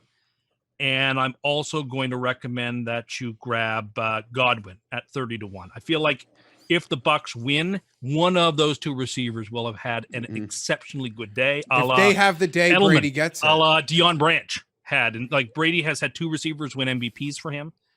So that seems quite reasonable. And if if he has a game like in the NFC title game where he has 3 or 4 picks, he ain't winning the MVP. So somebody else has got to win it. So they're not winning the game. Yeah, if he has 3 or 4 picks, I they don't think won they're last gonna week win. with 3 picks. They're not. Oh yeah, They won last then week you're with gonna 3 win every interceptions. time. Yeah, don't worry. Yeah. Don't worry. I'm sure Mahomes will click the No, but I'm ball just like saying, the if Packers he had- did. Okay, if I he's in a got. slot- Can I give my MVP pick? Yeah, and I haven't even thought about it from the Chiefs. But if the Bucks win this game, Leonard Fournette. it's the same thing I said about who I thought deserved credit for when they won the other day in Green Bay. What is the number on JPP? Yeah, you know me. 70-1. I think it's just havoc because havoc gets caused.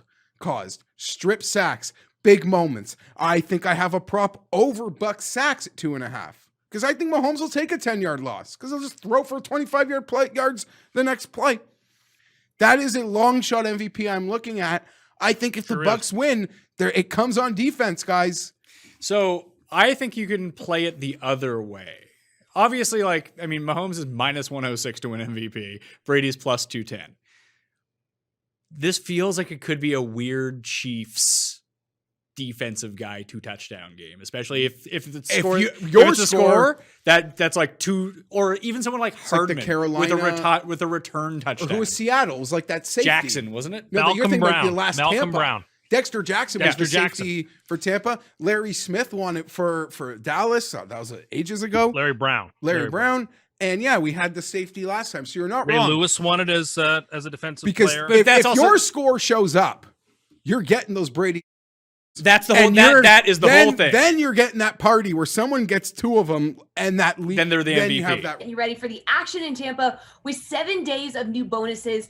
All you have to do to earn today's bonus is enter a lineup in the NFL 5.55 Super Bowl 55 Millionaire Contest. And if more than 50.5 points are scored in the big game, you win a $3 contest ticket. It's as simple as that. You can check out the bonuses each day in the DraftKings lobby or by going to DraftKings.com/promos.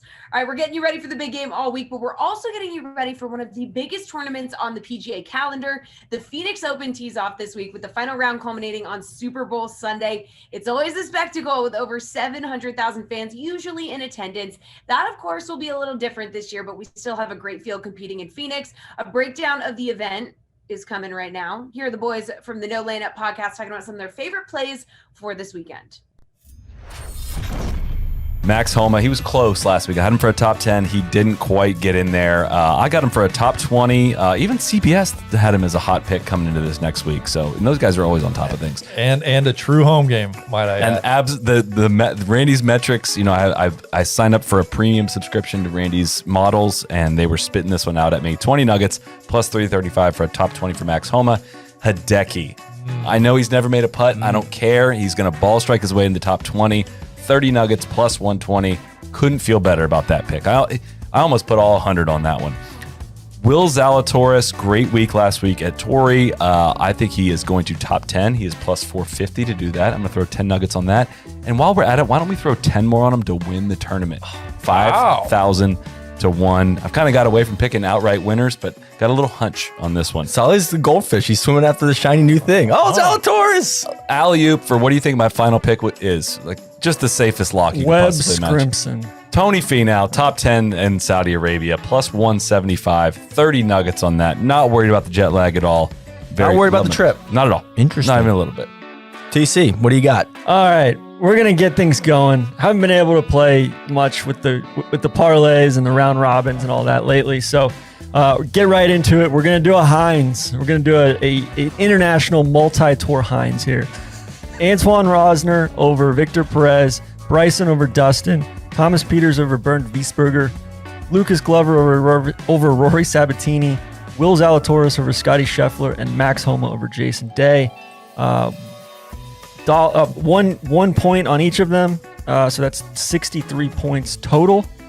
And of course, we knew that. Yeah, sure, that makes sense. So makes a ton of sense. We're going with that, and then we're going some singles plays. Joel Damon, home game factor off the charts. Of course, didn't play well last week.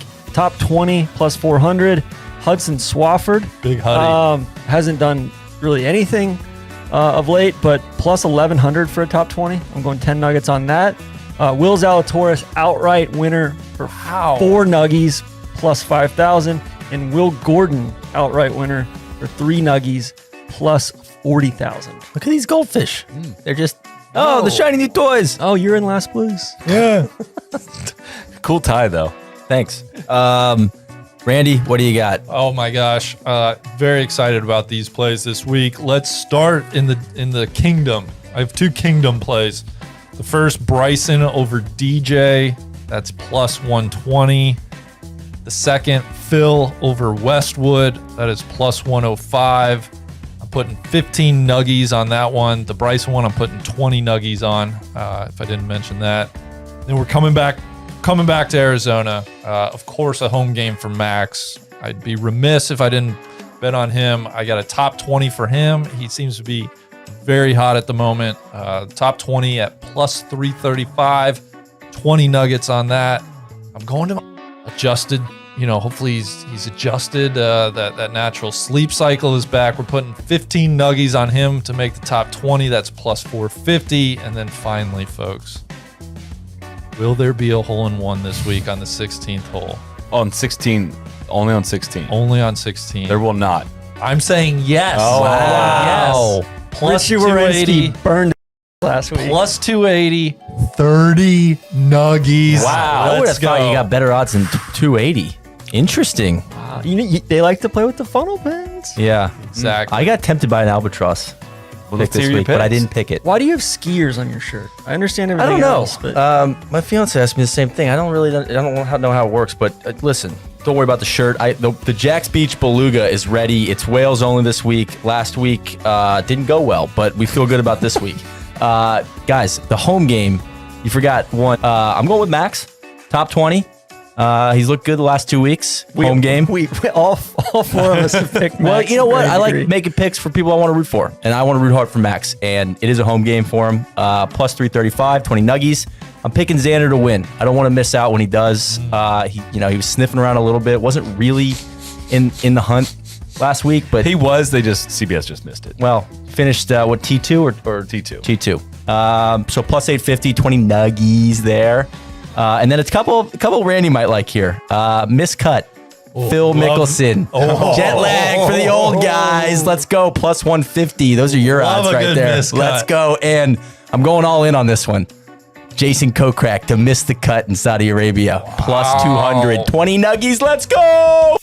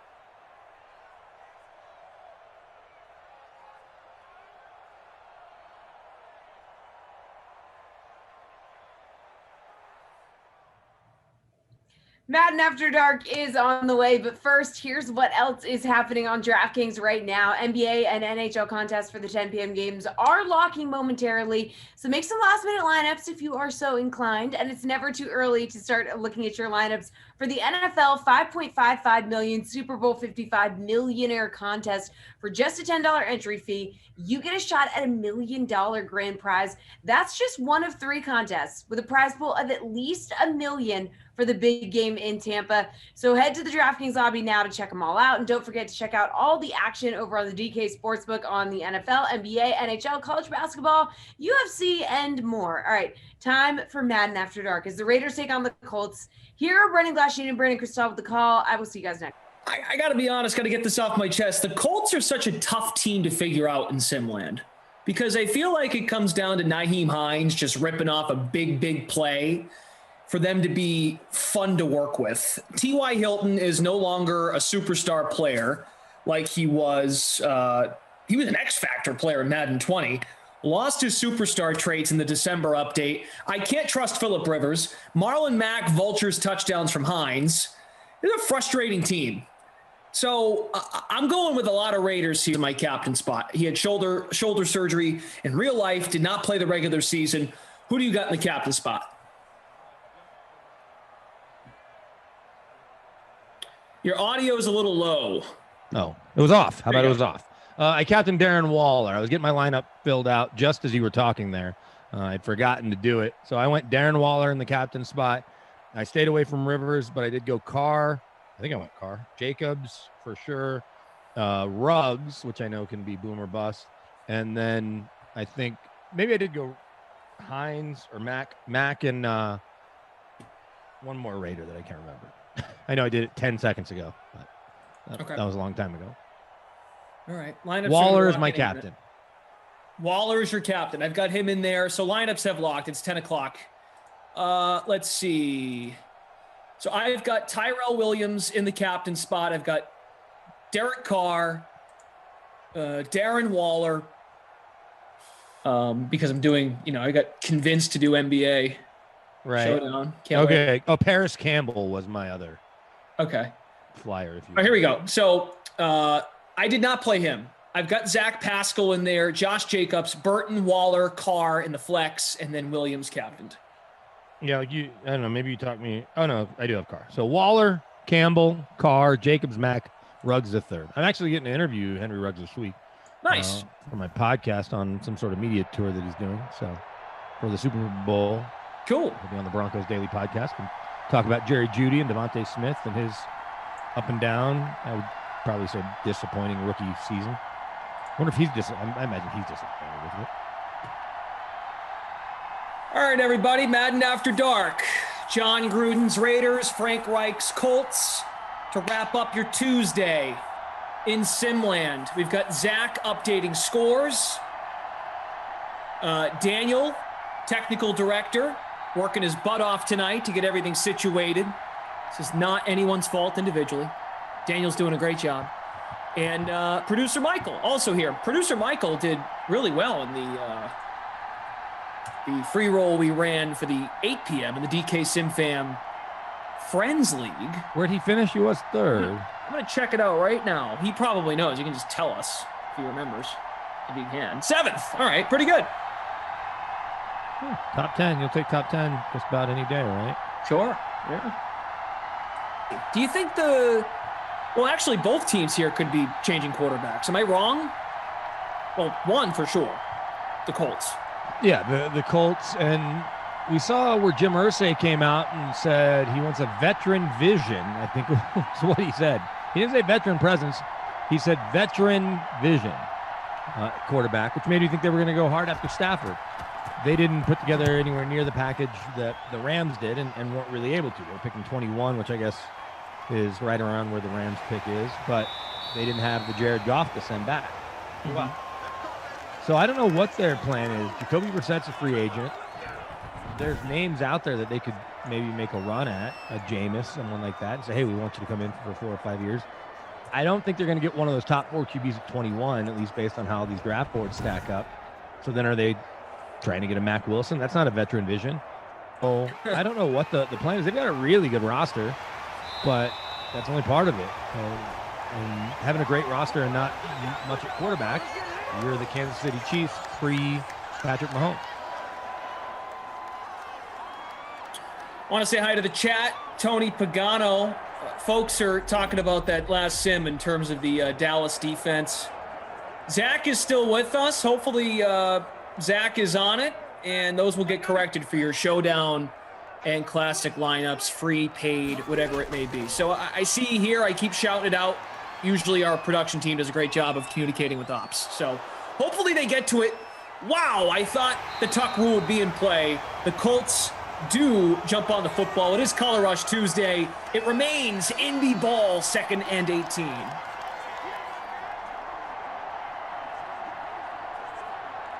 Sean, what's up, buddy? Good to see you. Mars Bright Burn, Blake Knight.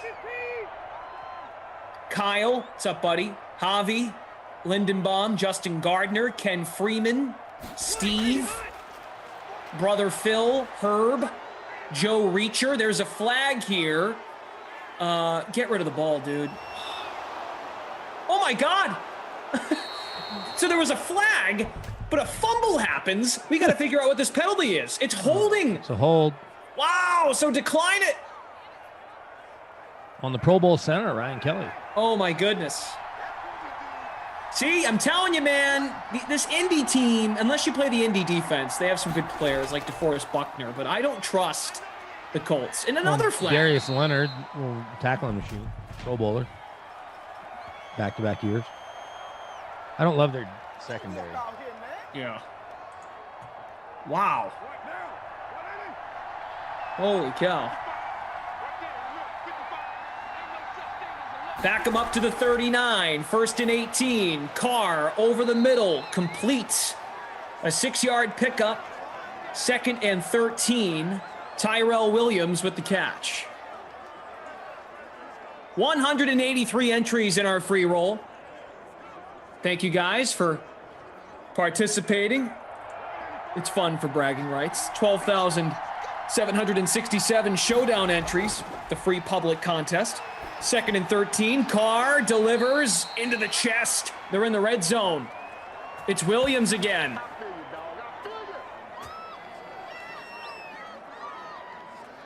All right.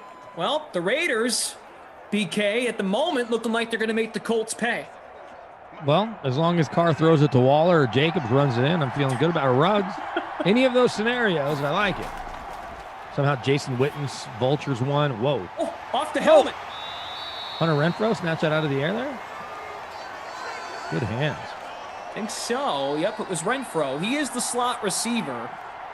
He's the wideout 5, but oftentimes, even receivers that are down the depth chart, as long as they're the slot guy or a third or power back, third down back, power back, they do get involved. Herb Dog, great question. We'll hit you with the weather for Wild Weather Wednesday at the end of the first. Jacob's first carry. So we're 3 minutes in, 3rd and 9. Final sim on this Tuesday. Fooligan, Yogi Dead, Reed Tees, Did You Know, Dougie 30, CJ 71. What's up, buddy? How you guys doing? Doing your thing over there on Twitch. Simon Slay, what's up? 3rd and 9. Carr over the middle, first down Ruggs? to the 3. And it's Henry Ruggs. First rounder, playing like a first rounder. So you're talking to Ruggs, what day this week? Thursday. So I lined all this stuff up to have a big Super Bowl week like I would normally if I were down there. Yeah. And 2-3 guests a day. All my stuff, though, like a couple things were supposed to happen today didn't. A couple national writers. So they're going to make it up to me, but now I almost have too much stuff for my podcast. I may push some of them back to next week to do a review. Touchdown, Waller. Darren Waller. There you go. That's my captain. I'm probably in first place. Unlike my basketball game with Koff, where I'm getting my teeth kicked in. Mostly the Damian Lillard captain spot. Or not captain, but Damian Lillard paying up for that. Yeah, I played him too. Vucevic, huge game. Sabonis, huge game. Westbrook, huge game. Yeah, looks like Koff's going to get me 2 nights in a row. I think I still have a chance.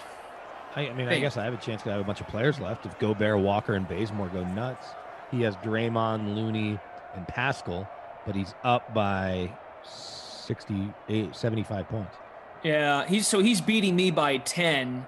We both have Looney, but I have Jaylen Brown. So if Jaylen Brown, and I'm playing Koff head-to-head showdown, Celtics Warriors, I captain Jaylen Brown. He captained Tatum. Close, and a Jaylen Brown 3 is the difference in you beating him, and he has to cheer against it to not happen, which will kind of mess with his head. Man, that was a nice surprise. Koff popping in. A Koff cameo. Yeah, had so much to say. By the way, I'm feeling like a new man. So we got the 14-year-old a video game chair for his bedroom. Yeah, that's good. Transition from one 14-year-old to the other. Go Exactly. So sitting in it, because I've just been sitting on this little stool forever, and it makes me sit up straight, but it hurts my back. This thing, I want to, well, in between quarters, take my mic out of the little mic stand and just hang back and enjoy the comforts of this cool video game chair we got on. You look like LeBron at the NBA Finals press conferences. LeBron was, I think, the guy who established holding the microphone. Here's where I'll say I'll challenge that, and while I don't know how we can find the empirical data, Dirk Nowitzki did it a lot also. So if you go look at old Dirk press conferences from the playoffs, Dirk would grab it because he's savvy vet, didn't feel like sitting forward, his back probably hurt. And then there's a bunch of videos of Nikola Jokic down. Those are fun too. But yeah, I'm just relaxed. I'm enjoying this nice video game chair. You know, that 2011 Mavs team that beat the Miami Heat. Yeah. Shouldn't have, but it was cool. I was glad I got to go to a couple games. That was excellent. Excellent series. That was a fun Mavs team to root for with all those veterans. J Kidd coming back, and sure, Tyson Chandler, and obviously Dirk getting his one ring. If we have a lot of NBA fans watching, you know, it's a good find. I discovered this about a month ago. On Amazon Video, they have all of, or at least most of the championship NBA movies, like those 1 hour and 20-minute season reviews. Yeah, I like watching those on NFL. I watched a couple. It was awesome. I like watching those on NFL Network when they come on, and they always come on right around now. The basically America's game. Yeah. And so I watched a little bit of the Chiefs one the other night. They focus on 5 or 6 players and talk to them about kind of the build up to the game and then through the game. Definitely. Darren Waller's loving life right now. Back to those yearbooks or whatever they're called. Yeah. I'd rather watch those than rewatch the game, because you know how NFL Network a lot of time give you both in the build up to the Super Bowl. I think I'd rather watch the story than watch every single play. I could go find out online if I really wanted to. This pass is complete inside the 35. Nice ball to Campbell. Rivers now 4 for 5. They're at the Raiders 33. Blake Knight says, I live in Dallas. I'm a Mavs fan. That championship was special. We took that and no one saw it coming. Especially the Heat. Especially the Heat. That was that finished in 6 games, right? Yeah, they won the 6th game in Miami. Right, and game 2 was insane. The comeback, they were down 15 with like 7.5 minutes left in that 4th quarter. Yeah, right. It was 2-3-2, and they lost game 1, and then I guess they lost. I'm trying to remember one of the games I went to in Dallas, because I just flew from Denver to Dallas. Got a media standing room only. I missed that. Go to Red Sox game, standing room only. It was kind of, I don't know if it was officially standing room only. It was kind of just up by a bunch of media folks, like cameramen, but they weren't that on camera. So I had plenty of room to just kind of hang out. There were a couple chairs to chill on. Nice. Yeah, it was great. That is the beauty of standing room only. You can just move around constantly. Just before you get caught, or you go sit in empty seats. Yeah, and then they move you around, and especially if you have a media pass. And I'm like, I was just trying to get the perspective down here. So that happened a couple years ago. 2 years ago, Saints That's what you Rams. would say? Hey, I'm just looking for the perspective, man. Yeah, I'm just trying to kind of check it out from a bunch of different vantage points like a fan would. And they can't really say much because they're just ushers. Like, I'm not trying to minimize ushers, but they don't really care. You have a pass, so you are not a ticket holder that came from super high up to sit down low. A couple years ago in New Orleans, I was flying to New Orleans for the Senior Bowl, and I emailed the league and I'm able, because we're a radio partner, to get credentials for the NFC title game. Yeah. And it's Rams Saints, which we know that controversial call. Well, so I get there like right at kickoff. I change my flight. I get there right at kickoff. Cab driver drops me off. I'm walking with my suitcase from like 3 blocks away and have to go through all the security checkpoints. And I get there and I'm in auxiliary media, which is just a room downstairs with a bunch of TVs and food. It's actually where the food is, but I don't have a seat in the press box. So after sitting there and eating and kind of getting my bearings, I'm like, I'm not spending the second half down here. So I just start walking around the concourse. And the way the Superdome's set up, some places will have like open concourses. They have walls behind each section. So you kind of have to stand almost in the aisle. And it took me about 8 or 10 sections.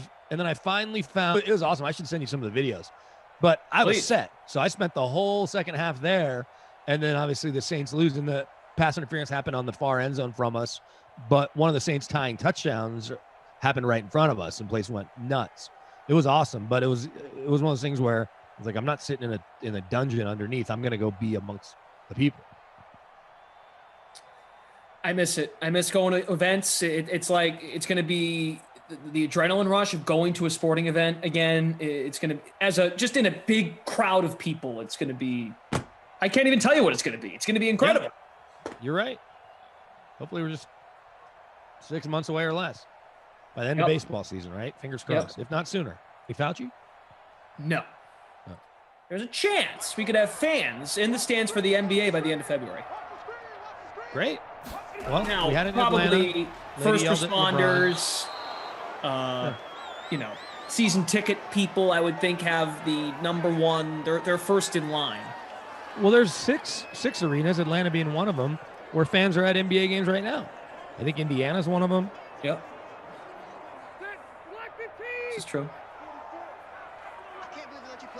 So that was 2019. Let's see what oh, here we go. Video. Smash that like button, guys. Almost at 330 likes. I forgot. I needed to clear out space, so all the videos are backed up. On this computer, so I'll do it after the game. Darren Waller, guys, 62% flex, 14% captain. He has the lone touchdown, but Indy threatening 3rd and goal from the 1. Handoff here, and Hines is stuffed. Michael Franzesi says he needed Hines, or he just put Hines in all capital letters. Based on some of your comments, it looks like that Dallas defense was corrected.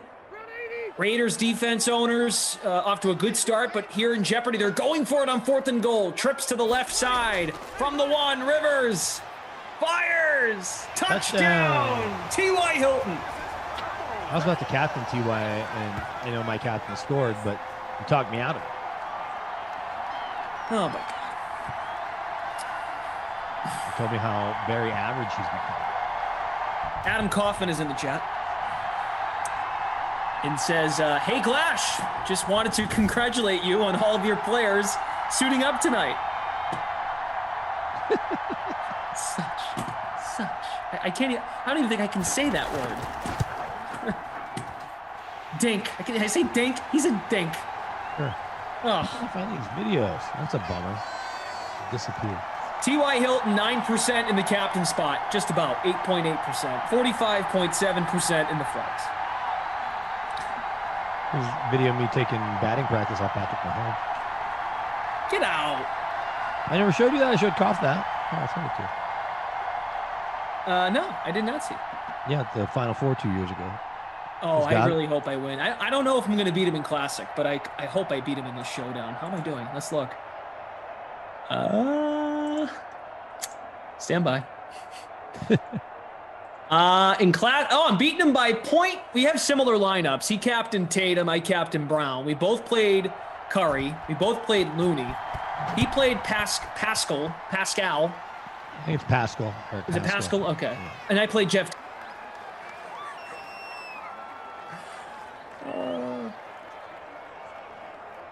I really hope if Adam is sitting at his pool table desk with the DVD, I just hope that shelf just falls by it. It just falls down. There was a little creak in the wall and boom, it falls. I just hope it falls everywhere. Breaks his computer. And then he'll make a reason to play, and then it gives him a reason to play NHL lineups. Oh, man. Travis says, I love it when my captain scores. I move 10,000 places. 2nd and 10. Is this Richard? I think so. Derek Carr, 6 of 7, 50 yards. Oh, man. Come on, tell us who it was. I think it was Richard. It was. 10-yard pickup. Nice. Adam Kaufman, it's not fastened. It's strapped on into the wall. Safety first.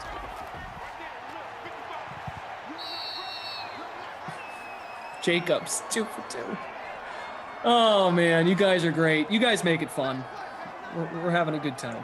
Thank you. Murphy, 8515. Is that Luke Murphy?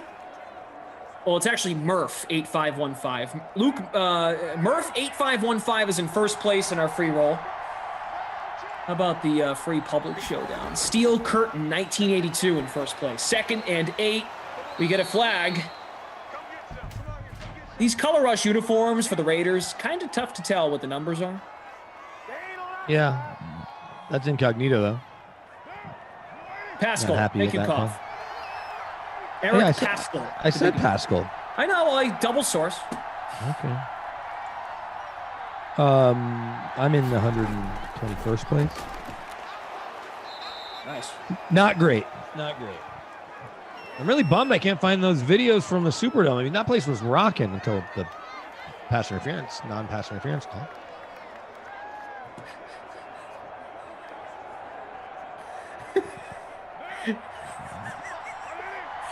Yarrow in the chat says, Glash. Sarah, is Glash your boyfriend or your man? Can't say your man. We can't, we can't even get into that. You're a man, you're a woman. Oh boy. Now we're going down a dark path. I got Darren Waller again. He's 87 yards away from the bonus, I think. Oh man.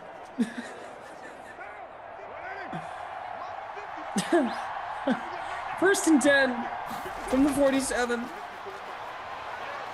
Carr. First down inside the 30.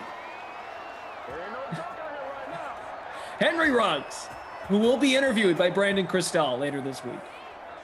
Anything you want me to ask him? I don't know. You know, you used to ask me that. Hey, you have any questions for so-and-so?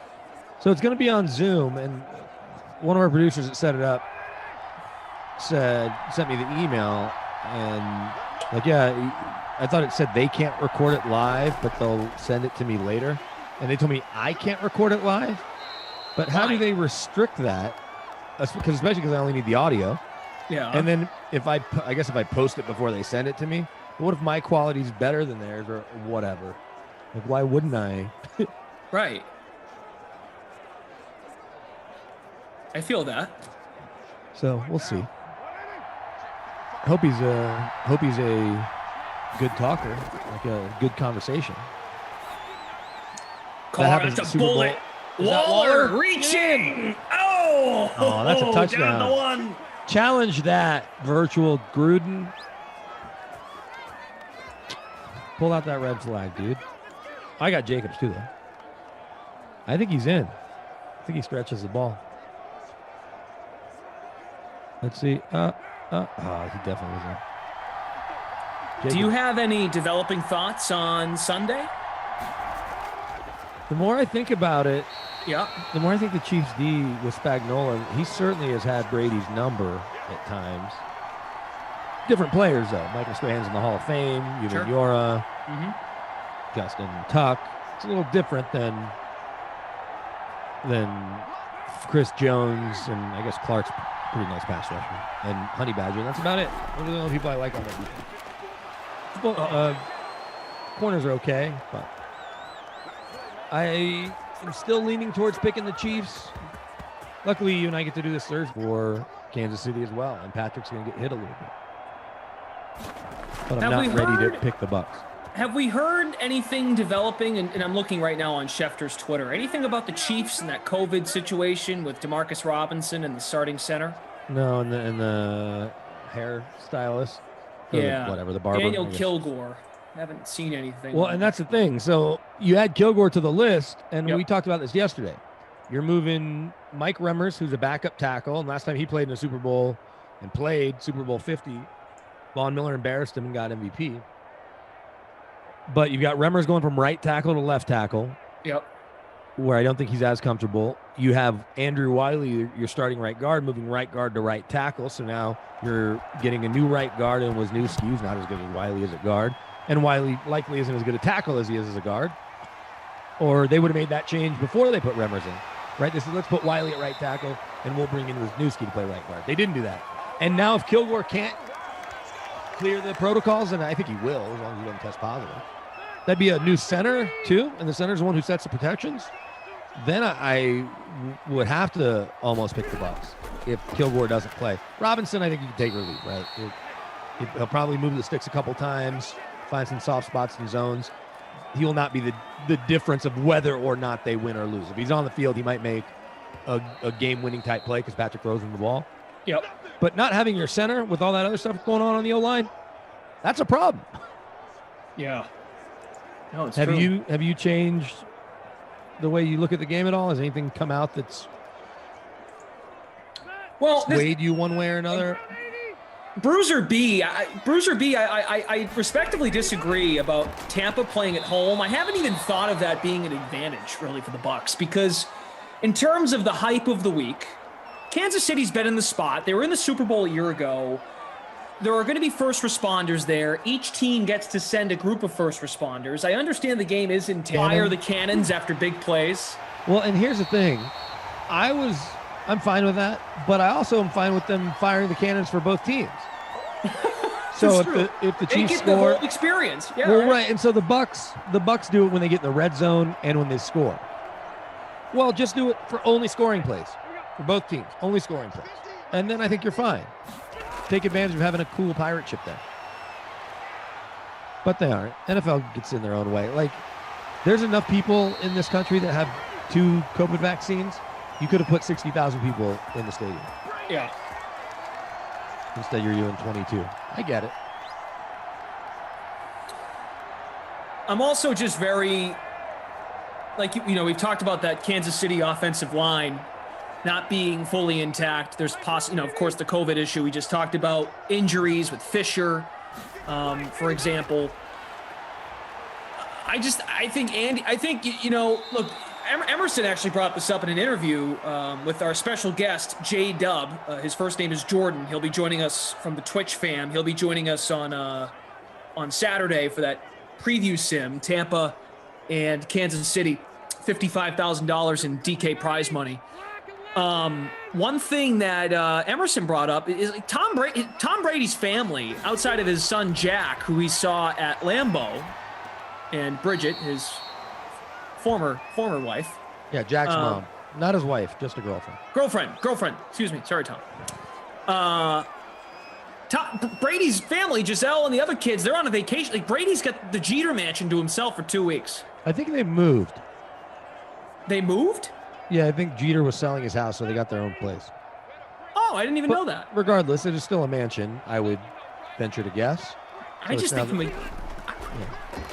a game planning standpoint, like, giving Andy Reid 2 weeks to get ready for these guys, the Chiefs have just, I don't know, man. I think all the hype of the Super Bowl for both teams. So the Bucs do have the friendly confines of being to practice at home all week.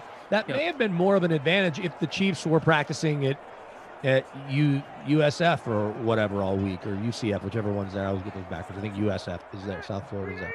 So had they been practicing at USF all week and had family coming to town and this and that, all the Super Bowl hype and getting pulled in all these directions and going to dinner with your agent and all of that, they don't have any of it. So they talked about that being a luxury. But the Bucs also likely don't have any more distractions than they would for just a normal home game. And odds are if family's coming to town, the spouse or significant other's dealing with that, and the team's going to move to a hotel Friday or Saturday anyway. They may go as early as Friday when the Chiefs get to town.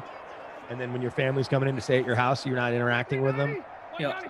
It's maybe neutral. It might help the visiting team a little more than it would have if the Chiefs were down there all week staying in a hotel and having to get on a bus to go to practice versus staying in their normal routine until they get on the plane Friday. Sure. No, I feel like it'll cancel out. The Bucks have the luxury of being at home and then knowing the routine on a game day and getting to be in their home locker room. Chiefs went to Tampa and beat the Bucks from the visiting locker room, so it wasn't that uncomfortable. Yeah, exactly. And there were fans there. Tampa's had fans pretty much all season.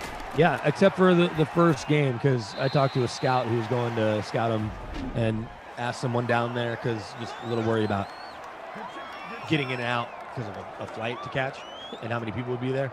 Week one or game one, which was maybe week 2, because I feel like they opened in New Orleans, they didn't have fans, and then since then they did. Oh, my bad, guys. I promised Herb Dog, if he's still watching, the weather for tomorrow. We'll watch this Colts drive down 13 seconds. No timeouts. Got to score right here. Oh, no. Oh, no. Here's the field goal. Did he get out of bounds? A shot. Yeah, he fell out of bounds. All right, he fell out of bounds. You asked me about these quarterbacks. I didn't touch on Derek Carr. There's some Derek Carr buzz out there. Let's do that in the second half as well. Definitely.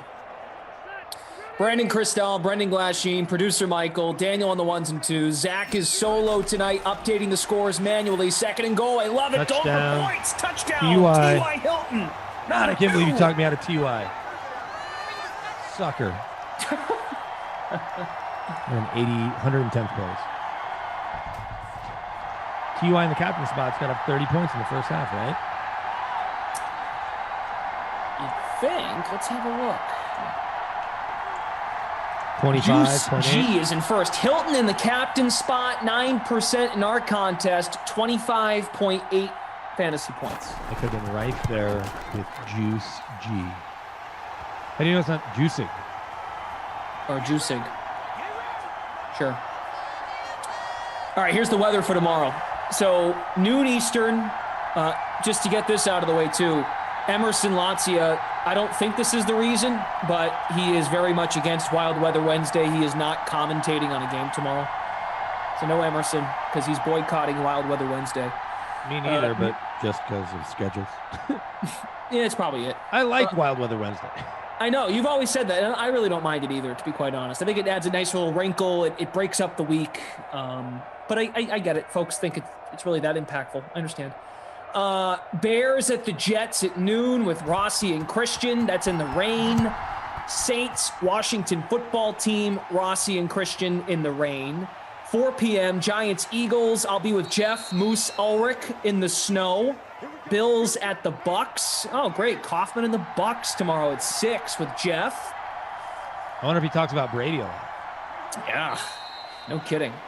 8 Eastern tomorrow night. Bengals at the Browns in the snow. Freeze Pops and Cough in the snow. Bengals, Browns. Falcons, Titans. I'll be with Freeze Pops. That's a wind sim. So rain, snow, wind. Rain, snow, wind. I always think it's silly every now and then because I feel like it may have happened last week where one of the wild weather games will be in a dome. And it's like, come on. Embrace the wild weather. Oh, Jordan Lindenbaum makes a great point. It's awful, Glash, especially since we have real wild weather now in the Northeast. Yeah, well, who cares? I think it's thematic. I'll never forget when we first started doing these and we did our first weather sim. We were all jacked up. I think the chat thought it was cool. Like I think it was Jets Broncos in New York. Just seeing the snow, like just a different look. Yeah. And then very quickly, people were like, get rid of this. I've had enough of Wild Weather Wednesday. Oh, man. It is a cool visual. And then as the game unfolds, we had a game in Madden 20. I was with Jeff. It was Packers-Rams. The final score was like 45-41. It was excellent. So you do get a few Wild Weather Wednesday sims where it is nuts, but it rarely happens. I just want to see if we can get Throwback Thursday going. Not that they don't put throwbacks on when we ask nicely, but let's embrace it. Problem Kid Gaming. Emerson reminds me of that show Recess. I don't even know. Like, that's so random. That's great, though. All right, so you had a developing thought. Derek Carr, John Gruden. I mean, that was the name of the free roll tonight. The name of the free roll was, what's John Gruden thinking about right now? What do you think John Gruden's doing this week? What do you think he's thinking with all this quarterback movement? The QB guru. What do you think? You think he's happy with Derek Carr? No, I think he is thinking, what will it cost and how much can I give up to go get Deshaun Watson? And so there's a story from Vinny Bonsignor, who covers the team. I want to say he's their ESPN report, the Las Vegas Review Journal. This is his tweet, and then there's a story that accompanies it. Multiple NFL sources indicate to me that Derek Carr is a hot commodity, and it's expected that multiple teams will pursue him via trade. That could lead the way to the Raiders pursuing Deshaun Watson in a blockbuster trade. I need to double check where the Raiders draft pick is. But again, let's go with the parameters that you're either looking at 3 number 1s and or 2 number 1s, 2 number 2s, and 2 young defensive starters. The Raiders have drafted a lot of defensive starters here in recent years, defensive players. I think Jonathan Abram, the safety out of Mississippi State, who's been good, he's just been hurt, would definitely be in there. And then I don't think they'd want Cleveland Farrell because he stinks. Maybe he doesn't stink. He's just not as good as the guy that's picked 4th. Yep. So maybe it's Max Crosby off the edge, who's been a nice pass rusher, who was, I think, 2nd or 3rd round pick. Maybe it's one of those young corners. But they have the young defensive players to fit that part of the request. And if you could move Derek Carr for anything, then you can throw that into the trade back to Houston. Question is, who wants Derek Carr? Maybe the team that we're looking at right here. The Colts want a veteran vision. Maybe Derek Carr qualifies, and Indy throws in a couple mid-round picks. They're certainly not going to flip their 21st pick for Derek Carr. But maybe a 2nd and a 4th gets you Derek Carr. 2nd and a 3rd next year. Yeah. 2nd this year, 2nd next year. I don't know what the market is for Derek Carr. He's been good. He hasn't been great, especially after hurting himself going into the playoffs a couple years ago. I agree. Jordan K's backing up Derek Carr. I don't think Derek Carr's that bad either. I've heard this a lot, these propositions. Like, if the Jets go get Deshaun Watson, I understand, like, Darnold goes back. We just saw Stafford and Goff trade places. If you're Houston, do you have to take a trade that has a quarterback coming back? Like, should that be your priority, or do you just worry about the draft picks? And then if it's a young quarterback coming back to you, because Derek Carr's not a young quarterback. I just feel like we've heard a lot of these proposals. Like, if the Texans make a move, it's got to be a quarterback coming in while the quarterback goes out. Well, and so the Raiders pick at 17 also. So that's a more enticing pick than some of the other later rounds or later picks. Washington, if they were going to be in, or some of these other teams that might try to sneak in on the Deshaun Watson sweepstakes. I don't think it has to be a quarterback. I think if it is a quarterback, they'll take him in addition to all those other things, right? Because Derek Carr wouldn't be part of the Watson trade. They want 2 1s, 2 2s, and 2 defensive starters. Yep.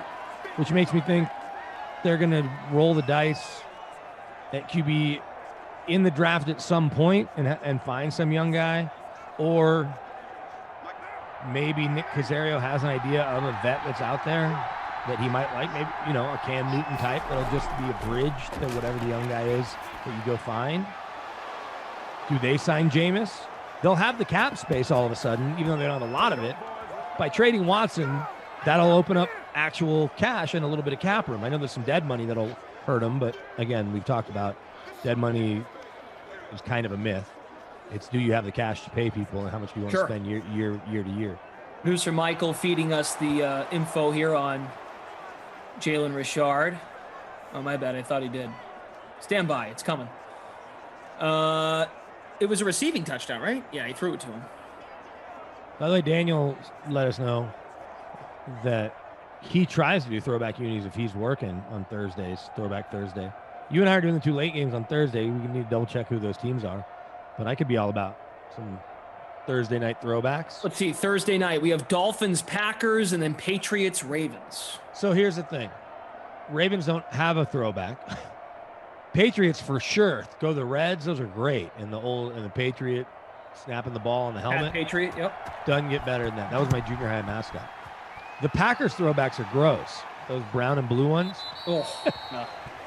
So it's not that I'm reluctant, but I'd almost rather do the color rush or green on green. And what was the fourth team who are the Packers? Miami. Dolphins have them. Yeah. It doesn't change that much. The shape of the dolphin changes and the color of the teal or whatever that color, aquamarine. Yep. So I could do that. Some Bob Greasy, Mercury Morris style throwbacks. You know, it'd be cool to have the Bucks or the Broncos or a team that got rid of a classic looking uniform that maybe run its course, but in throwback form. The nostalgia has helped boost the creamsicles for Tampa, for example. Yep. But those weren't good-looking uniforms, but they're fun to see now. Looking in the chat here, Paul Butler asking, are the Eagles a super dark horse for Deshaun Watson? What? No. How do you even make that work? It's just a question. They're getting crushed on the Carson Wentz deal. I guess because Houston is also going to lose money. You could flip Wentz for... Oh, right. Well, the Bill O'Brien type. Hey, you know what? We'll give you DeAndre Hopkins. We'll take back David Johnson in a second. Here's Deshaun Watson. Just give us a fifth and Carson Wentz. Philly's like, do you want Hurts? No, we don't want Hurts. We want Wentz. Yeah. Okay. All right. Lucci Rivera official music page. I'm recording a song for DraftKings right now. You guys can use as an intro. How can I get it to you? Probably tomorrow night sometime when I finish mixing it at Glash. Lucci, I'm on Twitter at BJ_Glash. I'd be honored to receive it and listen to it. BJ_Glash on Twitter. And even if you want to get Brandon involved too, Brandon Cristal it's just your name, right? Brandon Cristal? No, it's BK Denver Sports. BK Denver Sports, that's right. Even easier. BK, yeah, probably, because I even spelled Cristal wrong, I think, in one of these free balls. And if it's good, you know, Glash will make sure to forward it along to the proper... Yeah, if it's good, we'll get you a record deal. Maybe not a record deal. But some music, they could license it, right? Make it work. Music, his intros is part of the sim, would be fun. The transition from Jesse, if there's a little bit of intro music as we come on. Or from old schools are way better, talking about uniforms. Let me throw this at you. Somebody, again, who covers the Broncos for a day job. And they're not sure what they're doing with Von Miller. Let's say that Watson does end up in Vegas. Uh-huh. Then the Broncos will get to deal with Patrick Mahomes twice a year, Justin Herbert twice a year, and Deshaun Watson twice a year. So it would make me think Von Miller's option not only be picked up, they'd look to extend him and hope that Chubb and Vaughn can at least make those guys' days a little tougher as they try to groom Drew Lock or figure out what's next. But that feels like a bit of a drop-off with where Drew Lock finished the year statistically and all the turnovers. If you had the highest-rated passer in the history of football in Mahomes, who's assaulting the record books, the second highest-rated passer in Deshaun Watson, and the guy who just set the rookie touchdown mark with 30, who was great in Herbert. Mockingjay is asking, so Lucci Rivera says, I got you, bro. I'm going to send you guys both a request right now. So I put Twitter handles in the chat. I just want to get to this one quick before we go to that. They're about the Broncos. Glash is half full says, car is like that Dodge Charger that looks good, but once you start driving, it's a tune-up. Fuel injector, and you have to roll the window down to open the door, but it looks good. Wait, I'm confused now, and I'm not trying to step on that. It's Zach Pascal. I'm fairly certain. I'm definitely certain about the Warriors, Pascal. I think this is Zach Pascal. Pascal. Think. Anyway. Joe Reacher, good point. Zach will make sure we update that in the game center. Zach's working his butt off, guys. He's solo tonight on the ops side. There was a fumble to open up the game.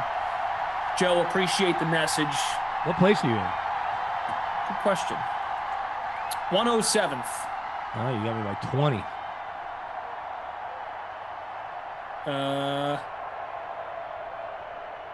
What was I going to say? Oh,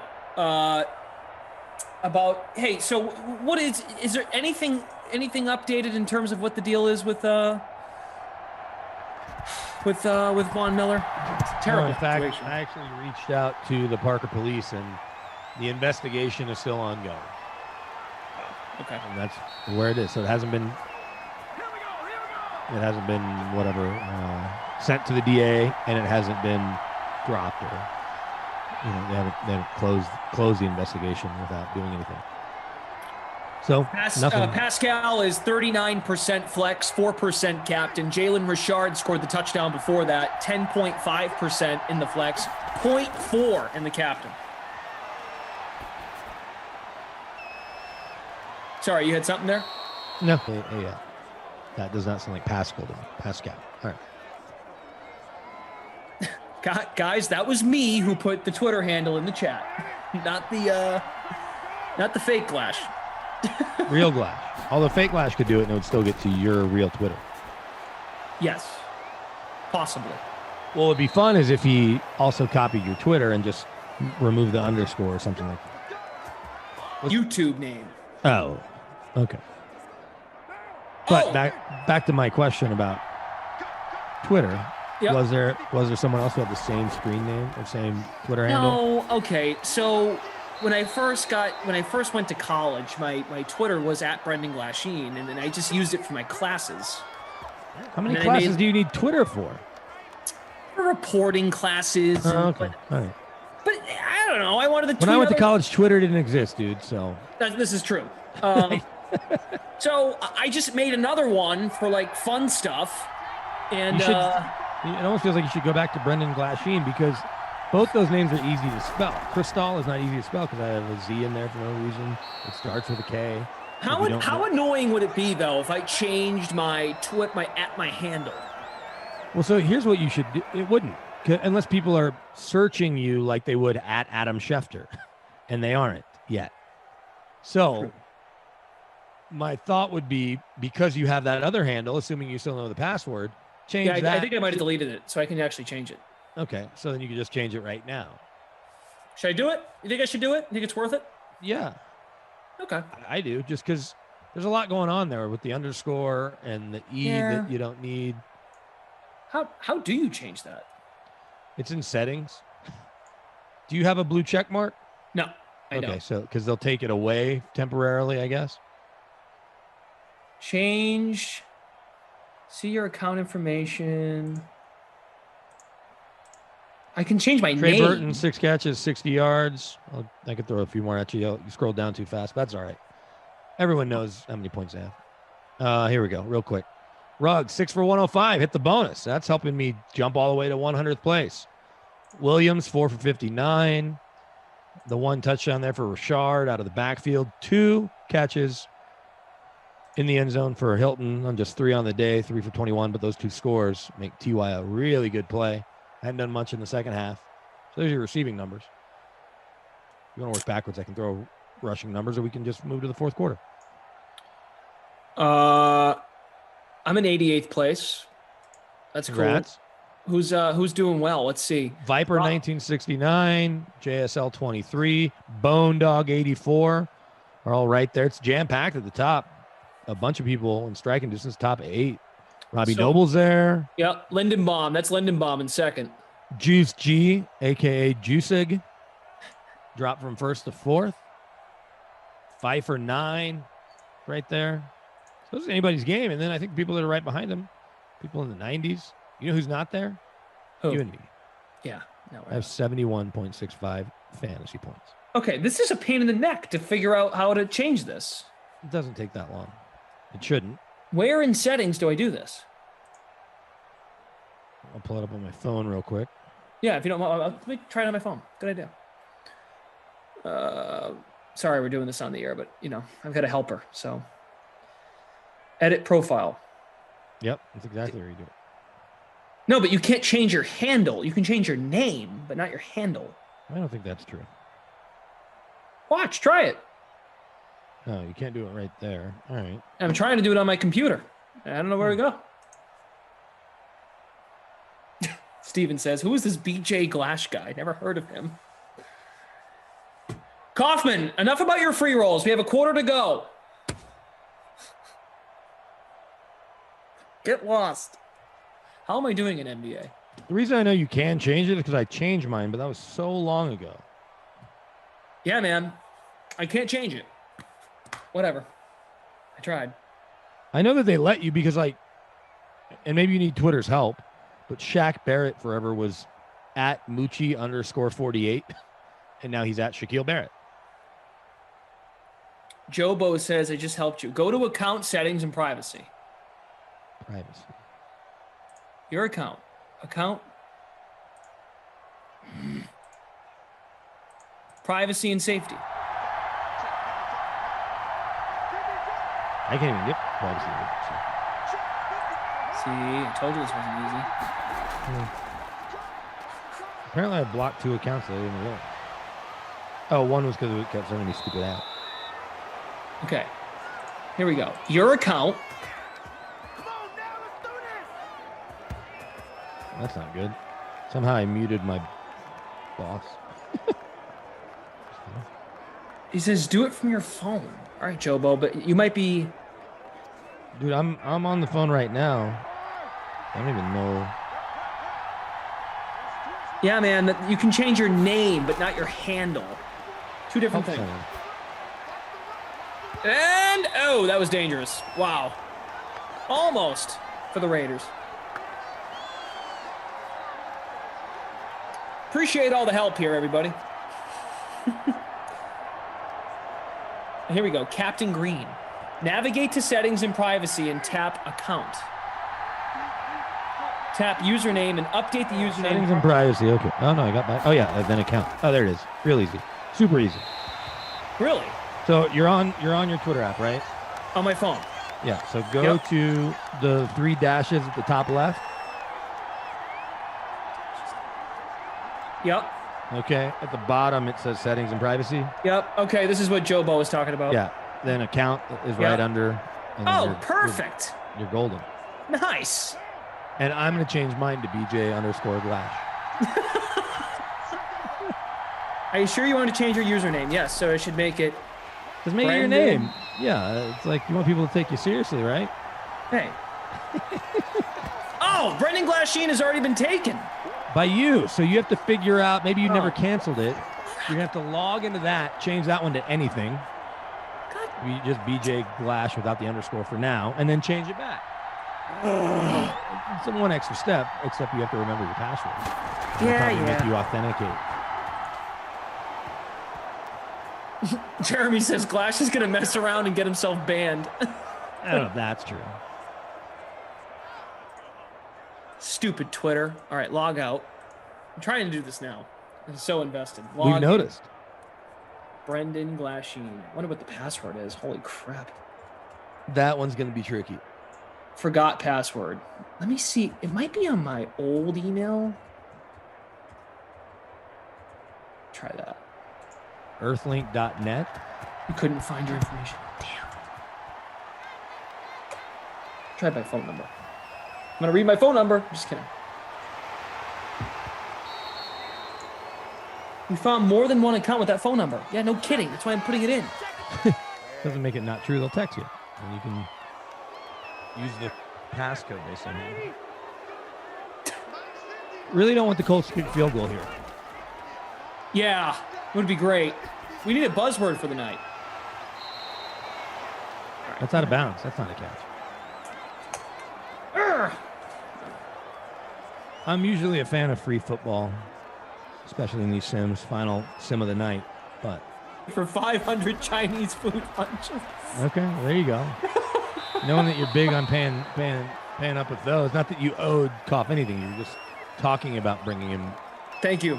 Chinese food for his birthday. You're just talking about being a good friend. You didn't Thank you. commit to it. I appreciate the clarity. All right, guys, fine. I'll do it after. You're right. I'm working. Chris B says back to work. But thank you for your help. Appreciate that. You and the chat. Jobo, too. If my name was easier to spell, I would just use my name. Or had I had the wherewithal to just be at BK, which Burger King actually took from this kid that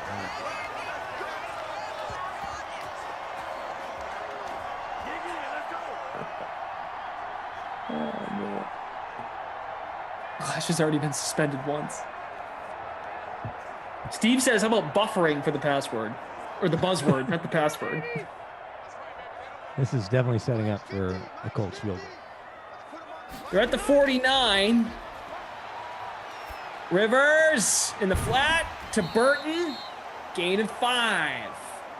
I'm sitting solid in 100 place. Things at the top are changing. Fox Likes Football is now in first place in our DK SimFam Friends contest.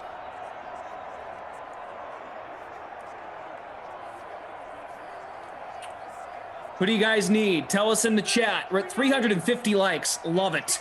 Can we get to 400? Can we do it? Burt Macklin says these used to be fun. Well, come on, Burt. You're still here. There's T.Y. Hilton. Nice catch. Let me log in. I'm still doing this. Sorry, guys. BK's got me invested. I'll call any big plays that you may miss. Maybe the way the Colts are going with this much time left, they'll score a touchdown, and then we won't have overtime. They're already close to field goal range for Rodrigo Blankenship. First down. Easy money there. Oh, nice move. Is that T.Y. again? Hard to tell. Not blurry for me. Nope. Go. If you look at my picture, look at the picture of me at Brendan Glasheen on Twitter. That's my old Twitter. Was that Campbell? I got Campbell in my lineup. Nice throw by Phil Rivers. He's clutch right now. Hey, someone hacked my Twitter like in May of 2020. I have a bunch of Ray-Ban ads on here. What the hell is this? Buy a pair. All right. Mark Mantelli says these are great. Day 1 here. Thanks, First buddy. and 10 just outside the red zone. Rivers, plenty of time. Oh, and another first down to Campbell. Right, Campbell's 15? I'm just making that up. Nope, you're not making it up. Okay, good. He's on my lineup, which is why I'm sitting in 101st place. Frank Reich's loving it. Rivers has all day to throw. So we are now in goal to go situation, right? First and goal from the 6. Inside handoff coming right here. Here we go. Hines. Oh, down at the 7. Lost a yard. If I could see that, so could the Raiders, even though they're on their second virtual defensive coordinator. Rod Marinelli taking over after Paul Gunther let go. So virtual Rod Marinelli knows what's up.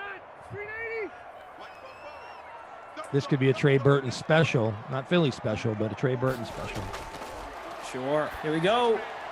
Oh, my goodness. Reynolds picked off. Trying to get T.Y. for his 3rd. God, this is setting up for a field goal now. Darn it. Come on, Colts. Nope. Oh. Terrible throw. Paris Campbell. Go for it. I say you go for it, but they won't. Virtual Frank Reich's kicking ass. Who's got Rodrigo Blankenship? Going to pick up some points.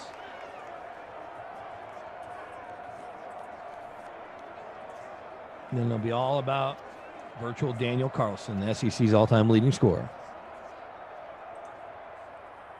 You're 2 minutes away, 1 minute away from needing a buzzword. All right, we need a buzzword. What should we do? How about Venmo? Okay. You know, some people that might be watching but not chatting could get a Venmo. That would be good for them. All right, here we go. Venmo in 3, 2, 1. Venmo. Venmo. Venmo. Venmo. Venmo. You hear that? Venmo. Venmo. Make an account. Venmo. Venmo. Venmo. Venmo. Venmo. Venmo. Venmo. Venmo. Venmo. Venmo. Venmo. Venmo. Venmo. Venmo. Venmo. VENMO. Venmo. Venmo. Venmo. Venmo. Venmo. Venmo. Venmo.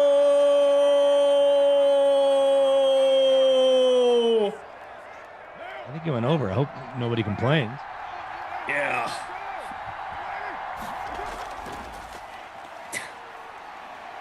Well, that was fun, I think. Carr to Waller again. Well, he had the first down and ran backwards. They give him the first down? Nope. Because he wasn't forced that way. I'd really like my man Daniel Carlson to win this game and send us on our way. See if Carr can earn that buzz that's out there about him. If he did go to Houston, which I don't know if he would, if he went to Houston, he could redeem his brother's failed career for the Texans. I'm not saying he would, because their roster would be terrible, but. And it's J.J. Watt next out the door.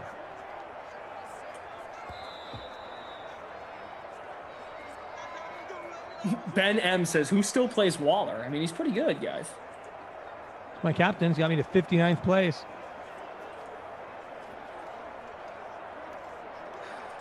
He's only 77 yards away from the bonus. But he does have a touchdown.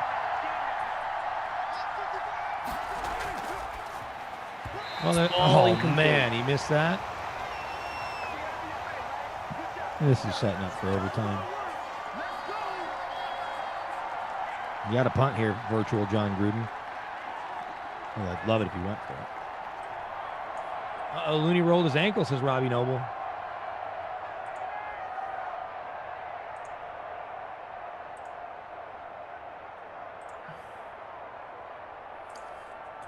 This is such a process. Didn't have to be. All right. Excellent. The Colts have 3 timeouts and are going to have to go 91 yards. Perfect. This is going to be fun. Is Rivers built for this? Sure. Will it happen? No. Maybe Rivers will throw a pick. He's been known to throw a pick in this spot in real life. Well, it didn't start great for him, right? I mean, at the beginning stages of the sim. He's getting slammed, but there you go. That's how you pick up some big yards. Look at that. Trey Burton all the way close to midfield, and Rivers is just 3 yards away from the bonus.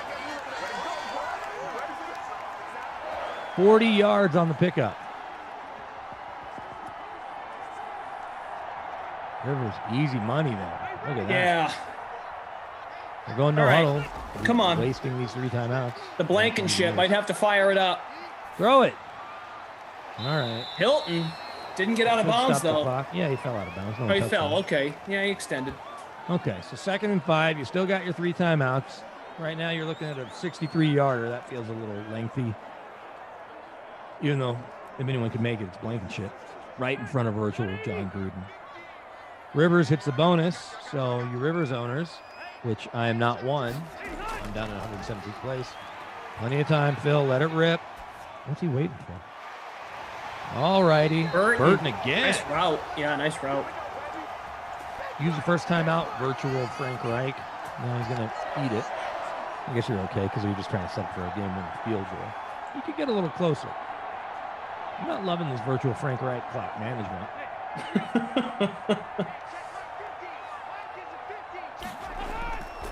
50 seconds from the you got one on coverage 38. up top. Rivers. Oh, over easy. the middle. Oh! Marlon Mack. He's on my roster. He hasn't done anything. By the way, Burton hit the bonus, too, with that last completion. Bone Dog 84. First place in our free roll. Robbie Noble tied for 5th. All right. A little sweat going here.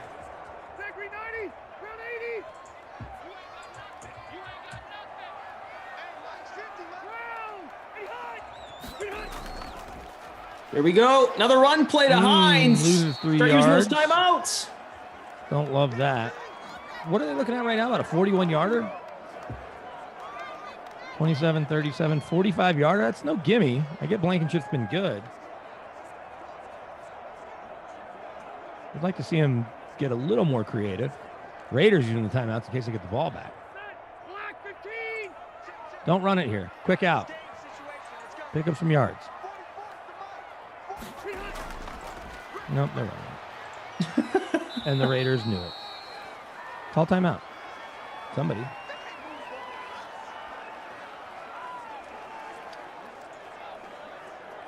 Raiders use their last timeout.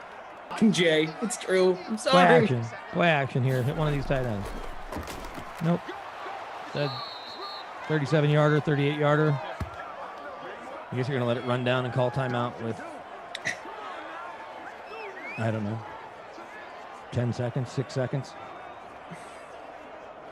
Can Rodrigo Blankenship, the rookie out of Georgia, be a hero? I thought he was a manager when I saw him at the Senior Bowl. No timeout. They get it off. Rodrigo. Easy money. Yeah. Nice. Well done. Way to go. All right. So this is great timing because I think your guy here has got this figured out. Great. What a pain in the butt because I had to go find out my privacy from everything else. And jeez. If scores hold, and no reason to think they won't, Bone Dog 84 is up by 12 before that Rodrigo field goal or even with it. He's got Burton in the captain spot. This isn't our contest. DK SimFam friends, what's John? 34.95. Almost 35 points there. So your quarterbacks, you want to do the stats or you still finishing your Twitter? I'm finishing it up. All right. Rivers and Derek Carr, both good days. But Rivers hits the bonus, the 3 touchdowns. Derek Carr, 257. Good completion percentage, better completion percentage, just 2 scores, though. And that's going to kind of be the difference in the game. Marlon Mack, 8 carries, 33 yards. Hines, 7 for 42. Nothing on the ground for Josh Jacobs. That did not help me at all. But he did score, so that helped a little. And then Trey Burton hits the bonus, as does Paris Campbell, who I had in my lineup, which is why I finished 111th. 101 yards, and then Henry Ruggs, 6 for 105. Tyrell Williams, 5 for 79. Darren Waller, my captain, 4 for 38. Jalen Richard, 3 for 27. And that score, T.Y. Hilton, 5 for 31, but scored twice. All right, thank you. I mean, look, it was a project that I felt like I had to finish to show you guys that I can be a little technology savvy. So now you can find me on Twitter at Brendan Glasheen. I did it. Great. I can't wait to read your awesome tweets. Yeah, guys. So there you go. At Brendan Glasheen. Very easy. It's my whole first and last name. Excellent. All right. As much as I want to make Trey Burton the player of the game, and I'm double checking his ownership, Paris Campbell only 2.4% in the captain spot, 29% owned though in the flex. Do we know Burton's ownership? Sorry, it didn't make it across my. I don't know. It's a coin toss probably between Burton. Well, Burton 34.95. Campbell would have been right there too, I guess. So Bone Dog 84 holds on. How about the free showdown? I think I'm going to make it Trey. Trey Burton was captain 6% of the time, 44% owned. I'm going to make it Trey Burton, your player of the game. Oh, wow. That is a great point by Steven. That means I now have to tell my coworkers that they have to change my lower third on the stream because now I'm not BJ_Glash. Well, sorry you made their job harder. That was an unforeseen turn of events. I apologize. That was not the intention. Now I'm making more work for people. No, sorry, Daniel. That was not our intent. We're trying to help build Glash's brand. Damn, I didn't even think of that. Or in this case, your brand. See what I did there? It's a terrible joke. All right. Who's the Babysitter Billy Not My Kid award? I can't believe I didn't even think about that aspect of it. Naheem Hines, maybe? Well, because wasn't his ownership pretty high? He has become like I'm all set playing that guy. Where did he finish? I didn't play him, but Hines, 26% captain, 68% owned. Yeah. Yeah, I think it's Hines. Trying to find him here in the free roll. Oh yeah, he was in the captain spot. 26% of lineups in the free roll. And he scores 9 points. 9 points in the flex. No, it's Naheem Hines. Yeah. 26% captain, 69% flex. Yeah. And he scored 13.9 points. So there you go. All right, guys. Cool. We'll do this again Thursday. Sweet. Yeah. We're together Thursday night. So please join us. Thank you guys for hitting me on the Twitter machine. This is cool. So yeah, now I have my actual full name. Joshua is my middle name. That's why I just went with BJ_Glash. I was a student account. I got rid of it just now. Or I changed it, whatever, to make it become a thing. So, Steven, thank you for that note. I'm gonna have to let all of our team know and ruin their lives. Kinda. So, good stuff. All right, guys, sweet. Thanks to our team, producer Michael. BK's got to roll. You got to do stuff. So, Daniel, my bad, man. All right, guys. Here's the schedule for tomorrow. Then we're out. Then when we get out of here. So here is the deal for Wild Weather Wednesday. Tomorrow, noon Eastern. You get the Bears at the Jets in the rain. Rossi and Christian, that duo back. Saints at Washington Football Team in the rain. 4 p.m. Giants at Eagles. I will be with Moose, Jeff Ulrich. Giants, Eagles, snow. Bills, Bucks in the rain at 6 with Koff and Jeff. 8 p.m. Eastern, Bengals at Browns, Koff and Tommy Freeze Pops in the snow. And then I'll be back for Madden After Dark. Falcons at Titans in the wind with Freeze Pops. Rain, snow, wind. 2 rains, a snow, a rain, a snow, and a wind. BK, good stuff. See you Thursday. DK Sim Fam, we're back just a few minutes before noon right here on the Dream Stream. Good night.